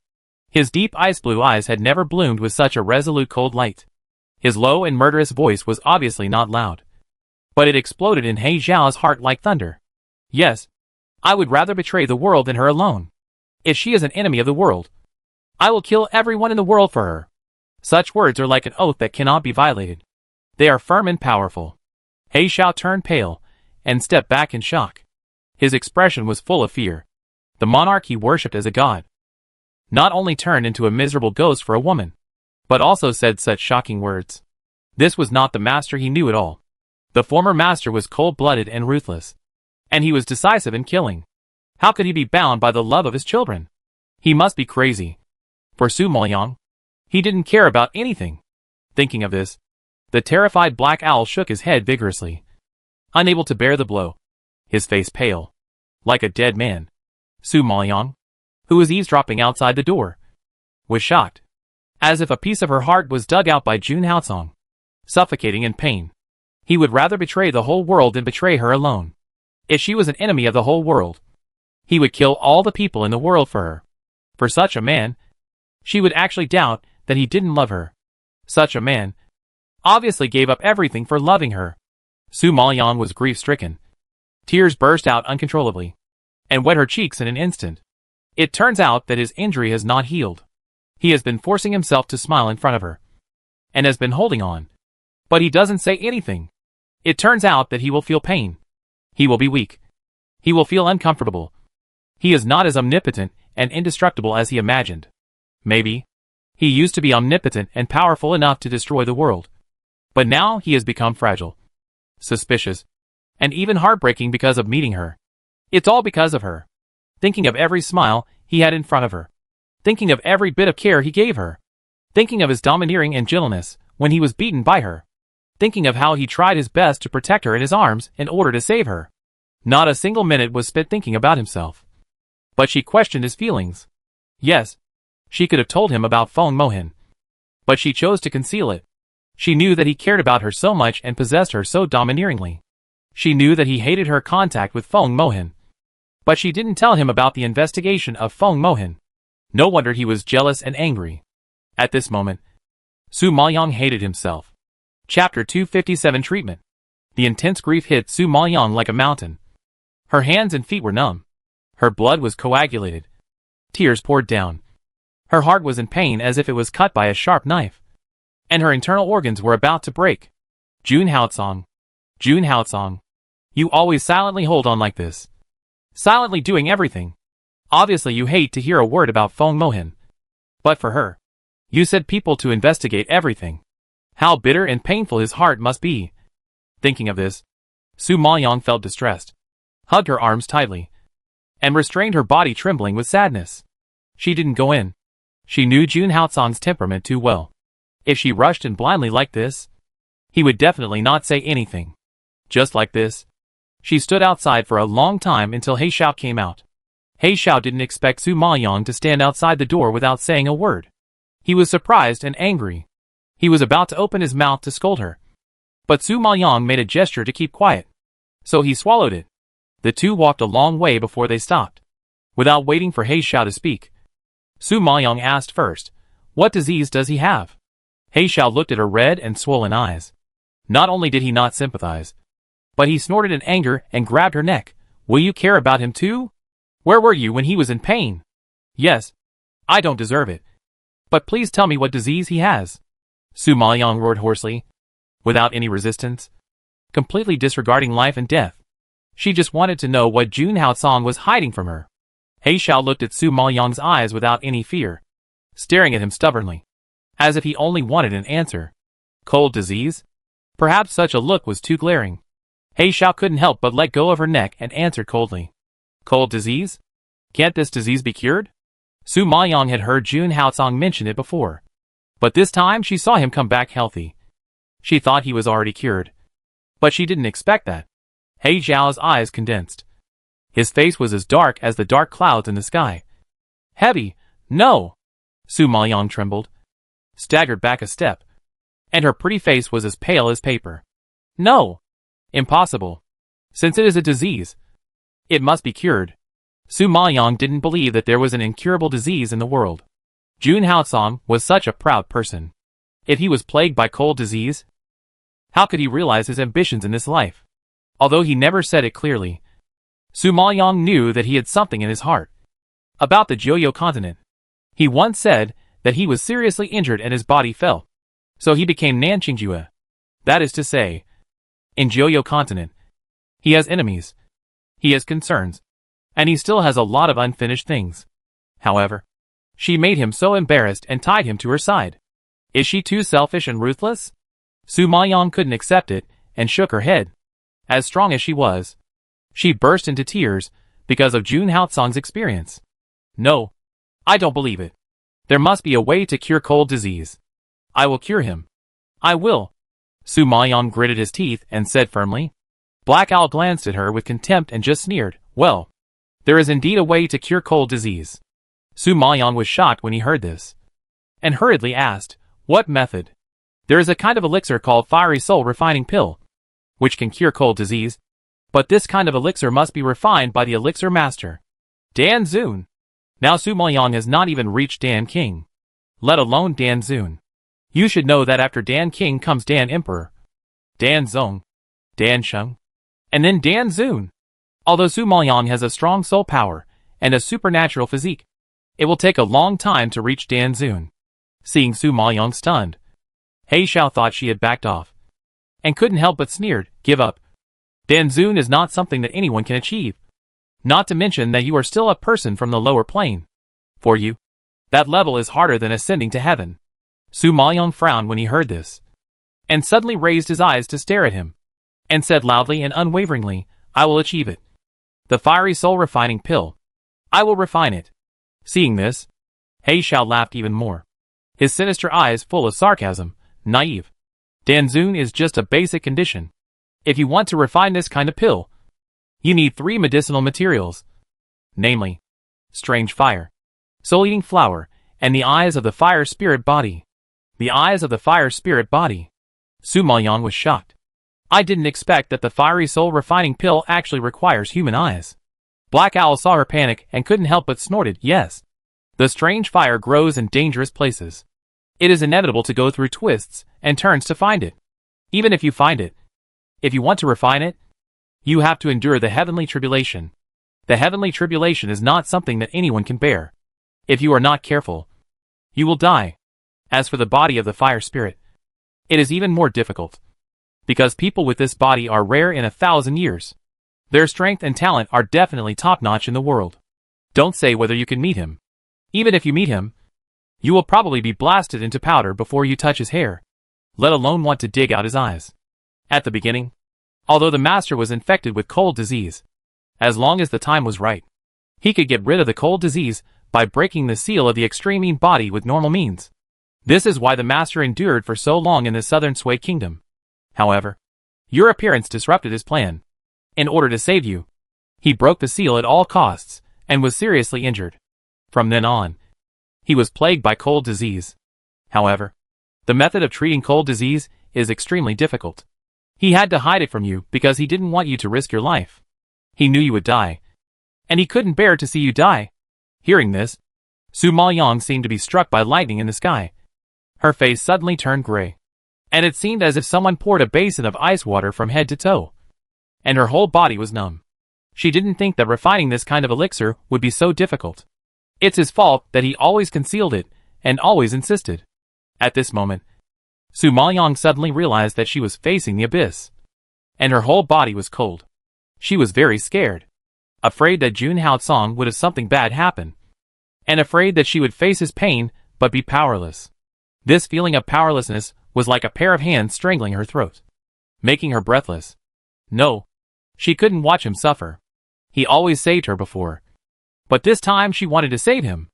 Thinking of this, Su Maoyang widened his eyes and stared at He Xiao, with a firm light in his pupils, and said in a decisive voice, I will cure him, even if it costs me my life. After that, Su Maoyang turned and left, leaving Heishu with a back as firm as a towering mountain. At this moment, Heishu's eyes were instantly filled with a trace of shock that he didn't even notice. Su Maoyang, who returned to the room, was extremely depressed and locked himself in the room for 3 days and 3 nights without eating or drinking. Yunxiang was anxious, but didn't know how to comfort her. Master, come out and take a breath. I heard that there is a grand auction today, held at Feihong Trading House. Feihong Trading House has all kinds of rare treasures. You can go and have a look. Su Maoyang in the room suddenly raised his head when he heard about rare treasures. Yes, now she has nothing but to look for clues of the medicinal herbs. If she keeps locking herself in the room, she won't be able to think of a way to treat Jun Haotsong even if she racks her brains.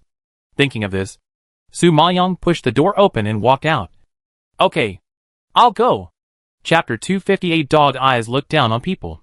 Su Maoyang changed into a black robe, left the Jaime sect, and took the disguise pill, heading straight to the imperial capital. In the imperial capital, the place with the most developed news, besides restaurants and brothels, is this trading house. Those who auction and trade treasures are all dignitaries, who have a certain status and reputation in the imperial capital. So the news and treasures in their hands are the most valuable. It just so happened that Gong Yui said last time that he would help her hold an auction to auction the 8th level beast core. Counting the days, it should be today. When Su Maoyang walked to the road, he could see the news of the grand auction posted everywhere on the street. And the pedestrians on the road were also talking about it, while they were hurrying on their way. Hurry. Hurry up. The auction is about to start. I heard that Master Jun has obtained dozens of 8th level beast cores for public auction. And the auction is held by the 7th prince himself. The imperial capital has never held such a grand auction. Yes, just dozens of 8th level beast cores are enough to make a sensation in the entire Dong'an continent. Coupled with the appeal of the 7th prince, this time it should attract countless dignitaries and sect masters. I can guess the grandeur of the scene just by thinking about it. Hurry up. Don't waste time. There will be no seats later. Looking at the crowds rushing towards the trading house, Su Maoyang had to sigh. It was indeed the 7th prince who had active connections. In just 3 days, the advertising effect was really good, which whetted everyone's appetite. She nodded with satisfaction, walked behind the crowd, and slowly came to the door of Feihong Trading House. At this time, the trading house was overcrowded and there was no room for people. So it was announced that entry was prohibited. Su Maoyang was stopped by the servant waiting at the door, and immediately frowned. Let your 7th prince come out. At this auction, she was the owner of the beast cores to be auctioned, but she was stopped at the door. What the hell? Besides, all the beast cores of this auction were still in her hands. If she didn't go in, what would the auction be? Air? The servant standing at the door to receive people saw a woman dressed in simple clothes and ordinary looks, and she actually asked to see the 7th prince. He immediately sniffed coldly. Bah! You still want to see the 7th prince? Get out of here. Don't get in the way here. The woman in front of him was ugly, and had a strange face. The servant thought that he had been in Feihong auction for many years, and was very familiar with anyone with some status and reputation in the imperial capital. Therefore, based on this pride, he didn't take Su Maoyang seriously. But he didn't expect to offend a big Buddha today. Su Maoyang frowned even more when he heard this. He raised his arm to grab the arm that was blocking him, and gave it a hard slap, causing the servant to scream in pain. Ah! Where did this dead girl come from? How dare you hurt your uncle? Come on! Someone is making trouble in public. Beat him up! The servant's wrist was twisted, and he lost his mind in pain. He didn't have time to think about how a thin, yellow-haired girl could have so much strength. So he shouted loudly. From the tone, although he was a servant, his status in the trading house was not low. Soon, all the thugs waiting around rushed forward and surrounded Su Maoyang. Seeing this, many people around were persuading him. Oh, little girl, forget it. Not everyone can enter Feihong Trading House. What's more, today's grand auction is full of famous people.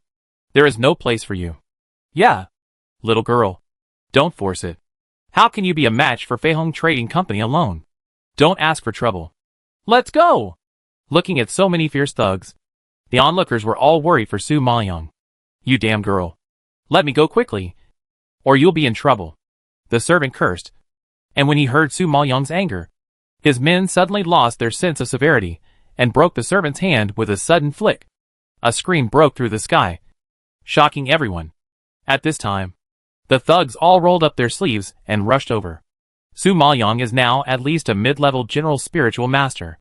Facing this group of minions, the fierce spiritual power was pushed out, directly shaking off more than a dozen thugs.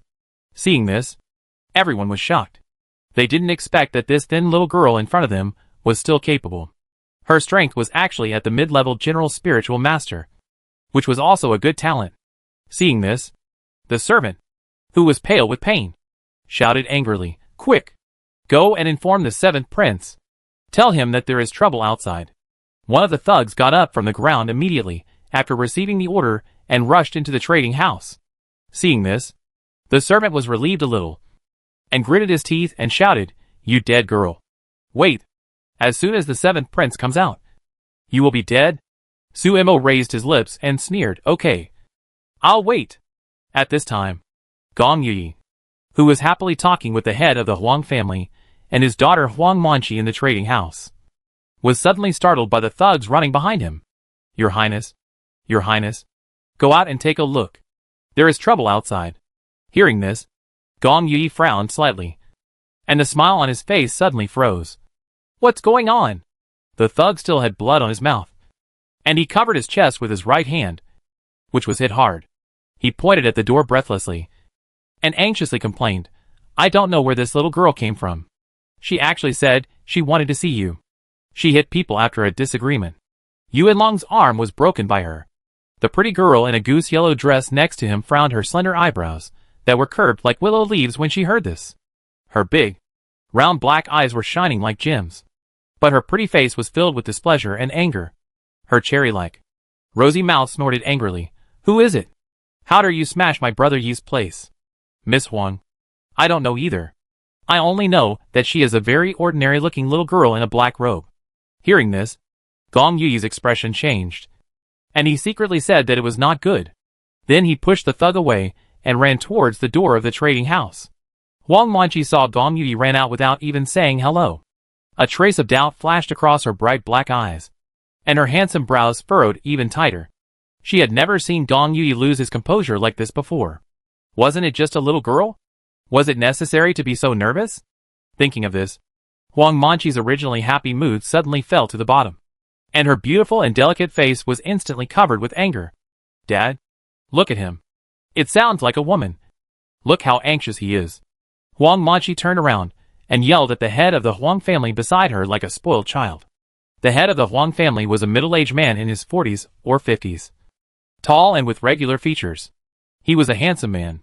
If you didn't look at the wrinkles on his face, you would really think he was a strong young man in his 30s.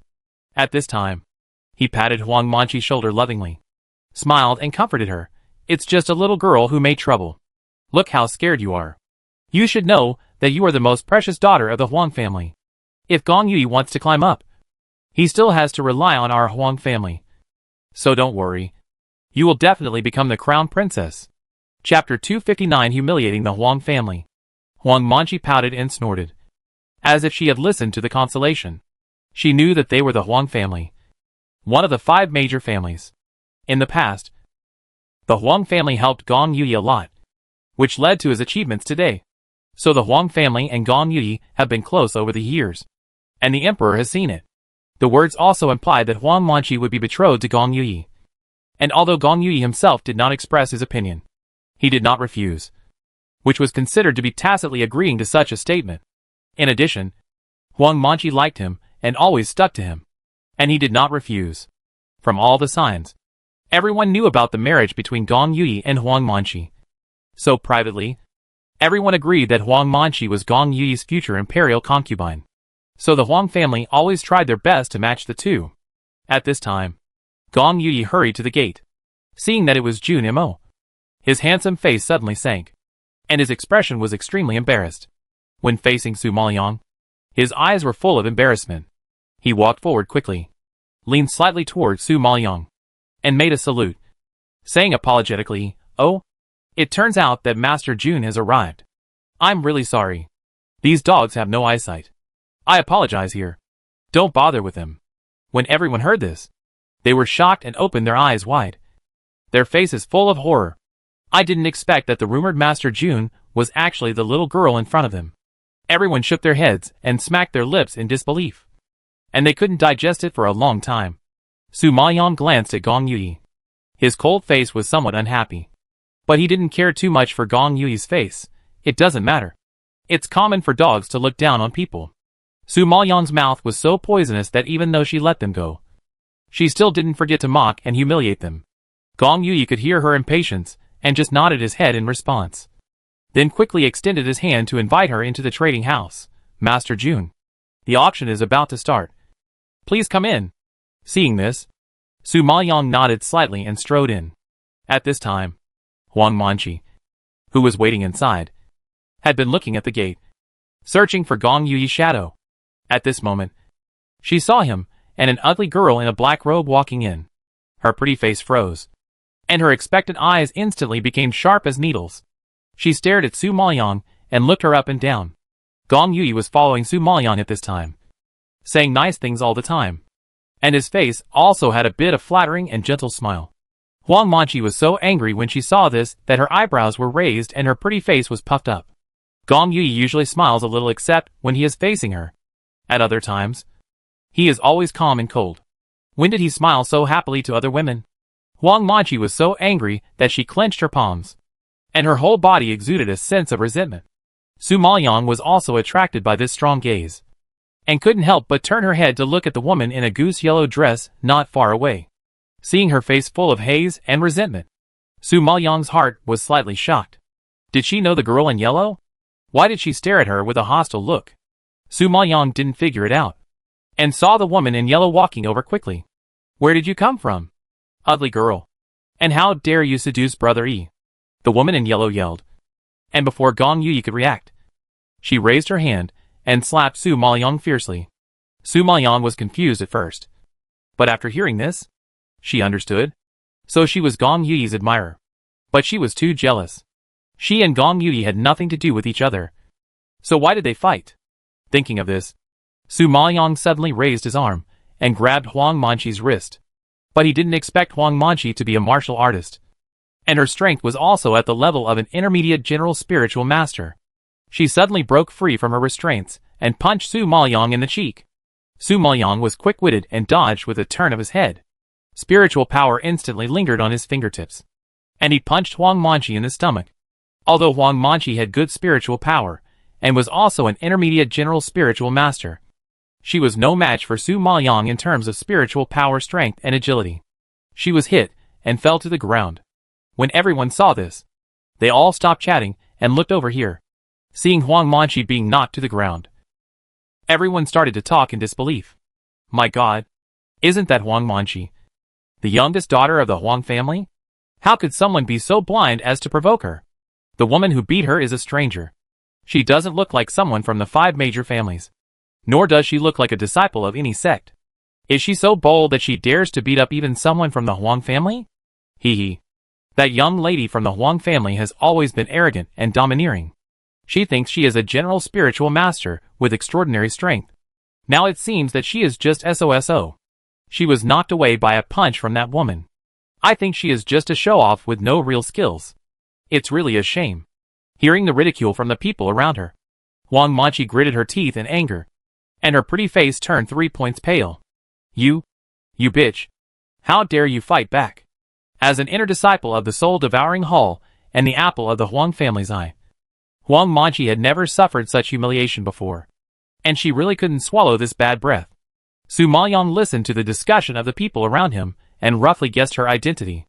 He couldn't help but sneer and said, I thought it was some blind dog slave, but I didn't expect it to be Miss Huang's family. It is said that the Huang family is a big family. How could the young lady raised be so unruly and fight without saying a word in front of so many people? This remark was full of irony. Sometimes she called Huang Manqi a dog slave, and sometimes she called her uneducated. Everyone covered their mouths and laughed. I don't know what the identity of this woman in black is. She actually has such a big courage to humiliate the Huang family in public. Huang Manqi was even more furious when she heard this. Her pretty face turned pale and red. She was so angry. You bitch. I'm going to kill you today. As she said this, Huang Manqi jumped up from the ground and attacked Su Maoyang again. When Gong Yi saw this, his brows wrinkled into a river shape, and he felt that both sides of his forehead were faintly bulging, as if it was about to explode. He was so angry that his face turned blue. He quickly stepped forward to block Su Maoyang and grabbed Huang Manqi's arm with great force. The force was enough to crush her slender wrist. Huang Manqi was so shocked that her eyes widened. She looked at Gong Yuyi's angry face and sinister eyes, and her expression was unbelievable. Gong Yuyi had never given her a cold face, but today he stood in front of a woman and embarrassed her. This is unreasonable. Brother Yi, she bullied me. Huang Manqi shouted in shock and anger. This ugly woman bullied her. Logically, Gong Yuyi should help her to fix it. But he not only did not help her, but also stopped her. This move almost made her internal organs explode. Gong Yuyi narrowed his pupils slightly, and it was obvious that he was angry. His deep voice carried a warning. She, don't be rude. Brother Yi. It was obviously she who was rude first. Huang Manqi was so angry that she took a breath and growled unyieldingly. Su Maoyang rolled her eyes when she heard this. She didn't even know her, but she saw her rushing over to give her a slap. Who was rude first? Anyone with eyes can see it clearly. Chapter 260 Bloody Love Triangle. Looking at Huang Manqi's willfulness, Gong Yuyi's face became more and more ugly. He shook off her wrist and growled, okay. This is not the Huang family. Be careful to restrain yourself. Obviously, Gong Yuyi was already very impatient. Hearing this scolding, Huang Manqi was furious. Brother Yi, you actually helped this bitch to speak. Huang Manqi, what occasion is this? As a lady from a noble family, what are you doing making a fuss about? Gong Yuyi couldn't hold back and roared out. The fierce scolding exploded in the hall, attracting everyone's surprised eyes. I didn't expect that Gong Yuyi and Huang Manqi, who had always been good friends, would quarrel because of the woman in black. TSK. It seems that Gong Yuyi values the woman in black very much. Everyone sighed and instantly imagined the scene in front of them as a bloody love triangle. Huang Manqi had always appeared in front of everyone as Gong Yuyi's future imperial concubine. Now that she was scolded by him and laughed at by the people around her, she lost all her dignity. Even the thickest-skinned people would go crazy. She was so angry that she trembled all over. Her nose was breathing heavily. Her cheeks were as red as apricots, and her eyes were flashing with lightning. You son of a bitch. You dare to confuse Brother Yi. I must deal with you today. Huang Manqi's fierce roar echoed throughout the hall. Su Maoyang heard her scolding her mother, and he also glared in anger. He walked forward, raised his hand suddenly, and slapped Huang Manqi's face hard. A 5-finger mark appeared on her fair and delicate cheek. You Huang Manqi was stunned, and her eyes were horrified. Seeing this, the head of the Huang family in the distance also walked over quickly, pulled over his wronged daughter, and protected her in his arms, staring at Su Maoyang with his vicious eyes. Where did you come from? You wild girl? How dare you hit my daughter? Do you want to die? The head of the Huang family always cherished Huang Manqi, the little princess, who was always held in the palm of his hand.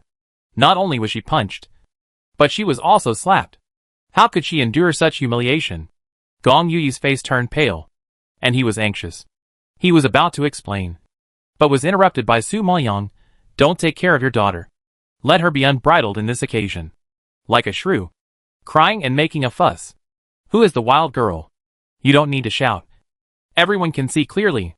Hearing this, everyone covered their mouths and laughed. Yes, the woman in black came in and didn't have time to say anything. And Huang Manqi picked a quarrel. If she hadn't been making a fuss here, Gong Yuyi wouldn't have gotten angry. Patriarch Huang was so choked that his face turned green and red.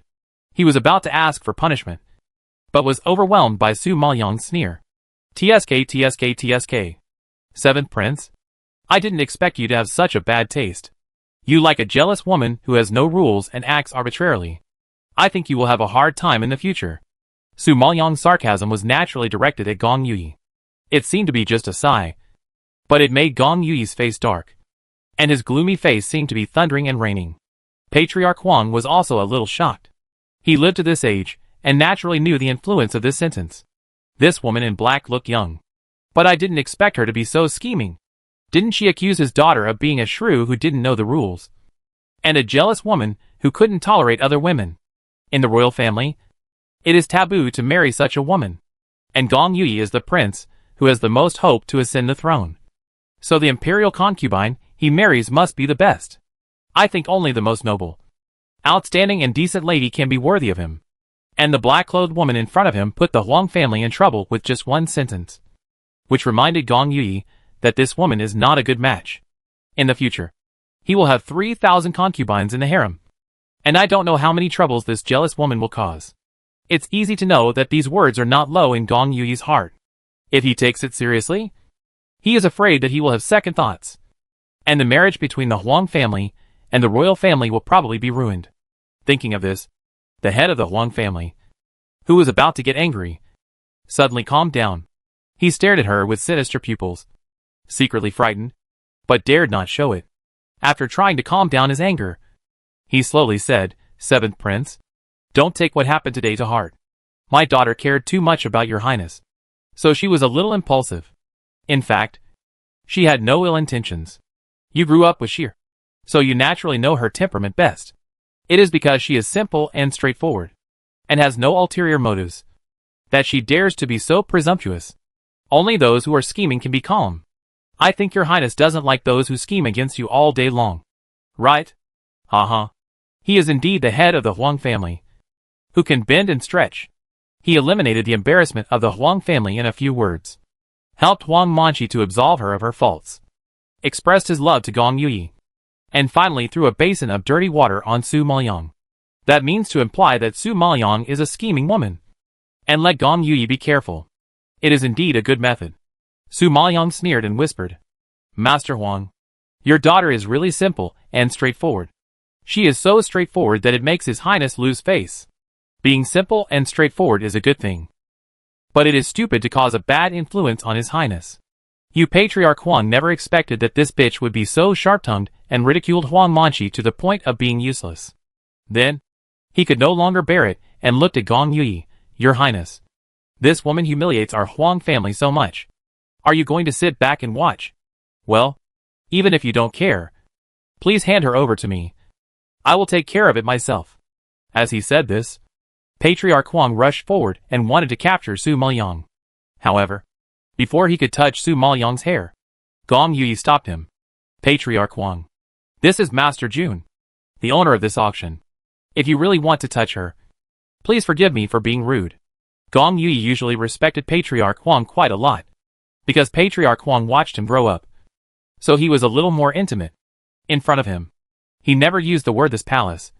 But now he brought out the royal family's heirs, and it was obvious that he was really angry. Patriarch Huang didn't care about his anger, but was shocked by Su Maoyang's identity. Master Jun, the head of the Huang family, obviously didn't expect that the person who would argue with him was the Master Jun, who was rumored to be so amazing recently. At this moment, his heart sank, and his angry face gradually stiffened, turning into some regret and embarrassment. Although he had never seen this Master Jun, he had heard of her reputation. However, looking at the yellow-haired girl in front of him, who was still wet behind the ears and looked ordinary, and just seeing her spiritual power as a mid-level general spiritual master, he now doubted the strength of this Master Jun. Maybe the rumors in the martial arts world were too exaggerated, and people were deified. At this time, Huang Manchi, who was full of anger, said with disdain, "What master? He is just an ugly monster.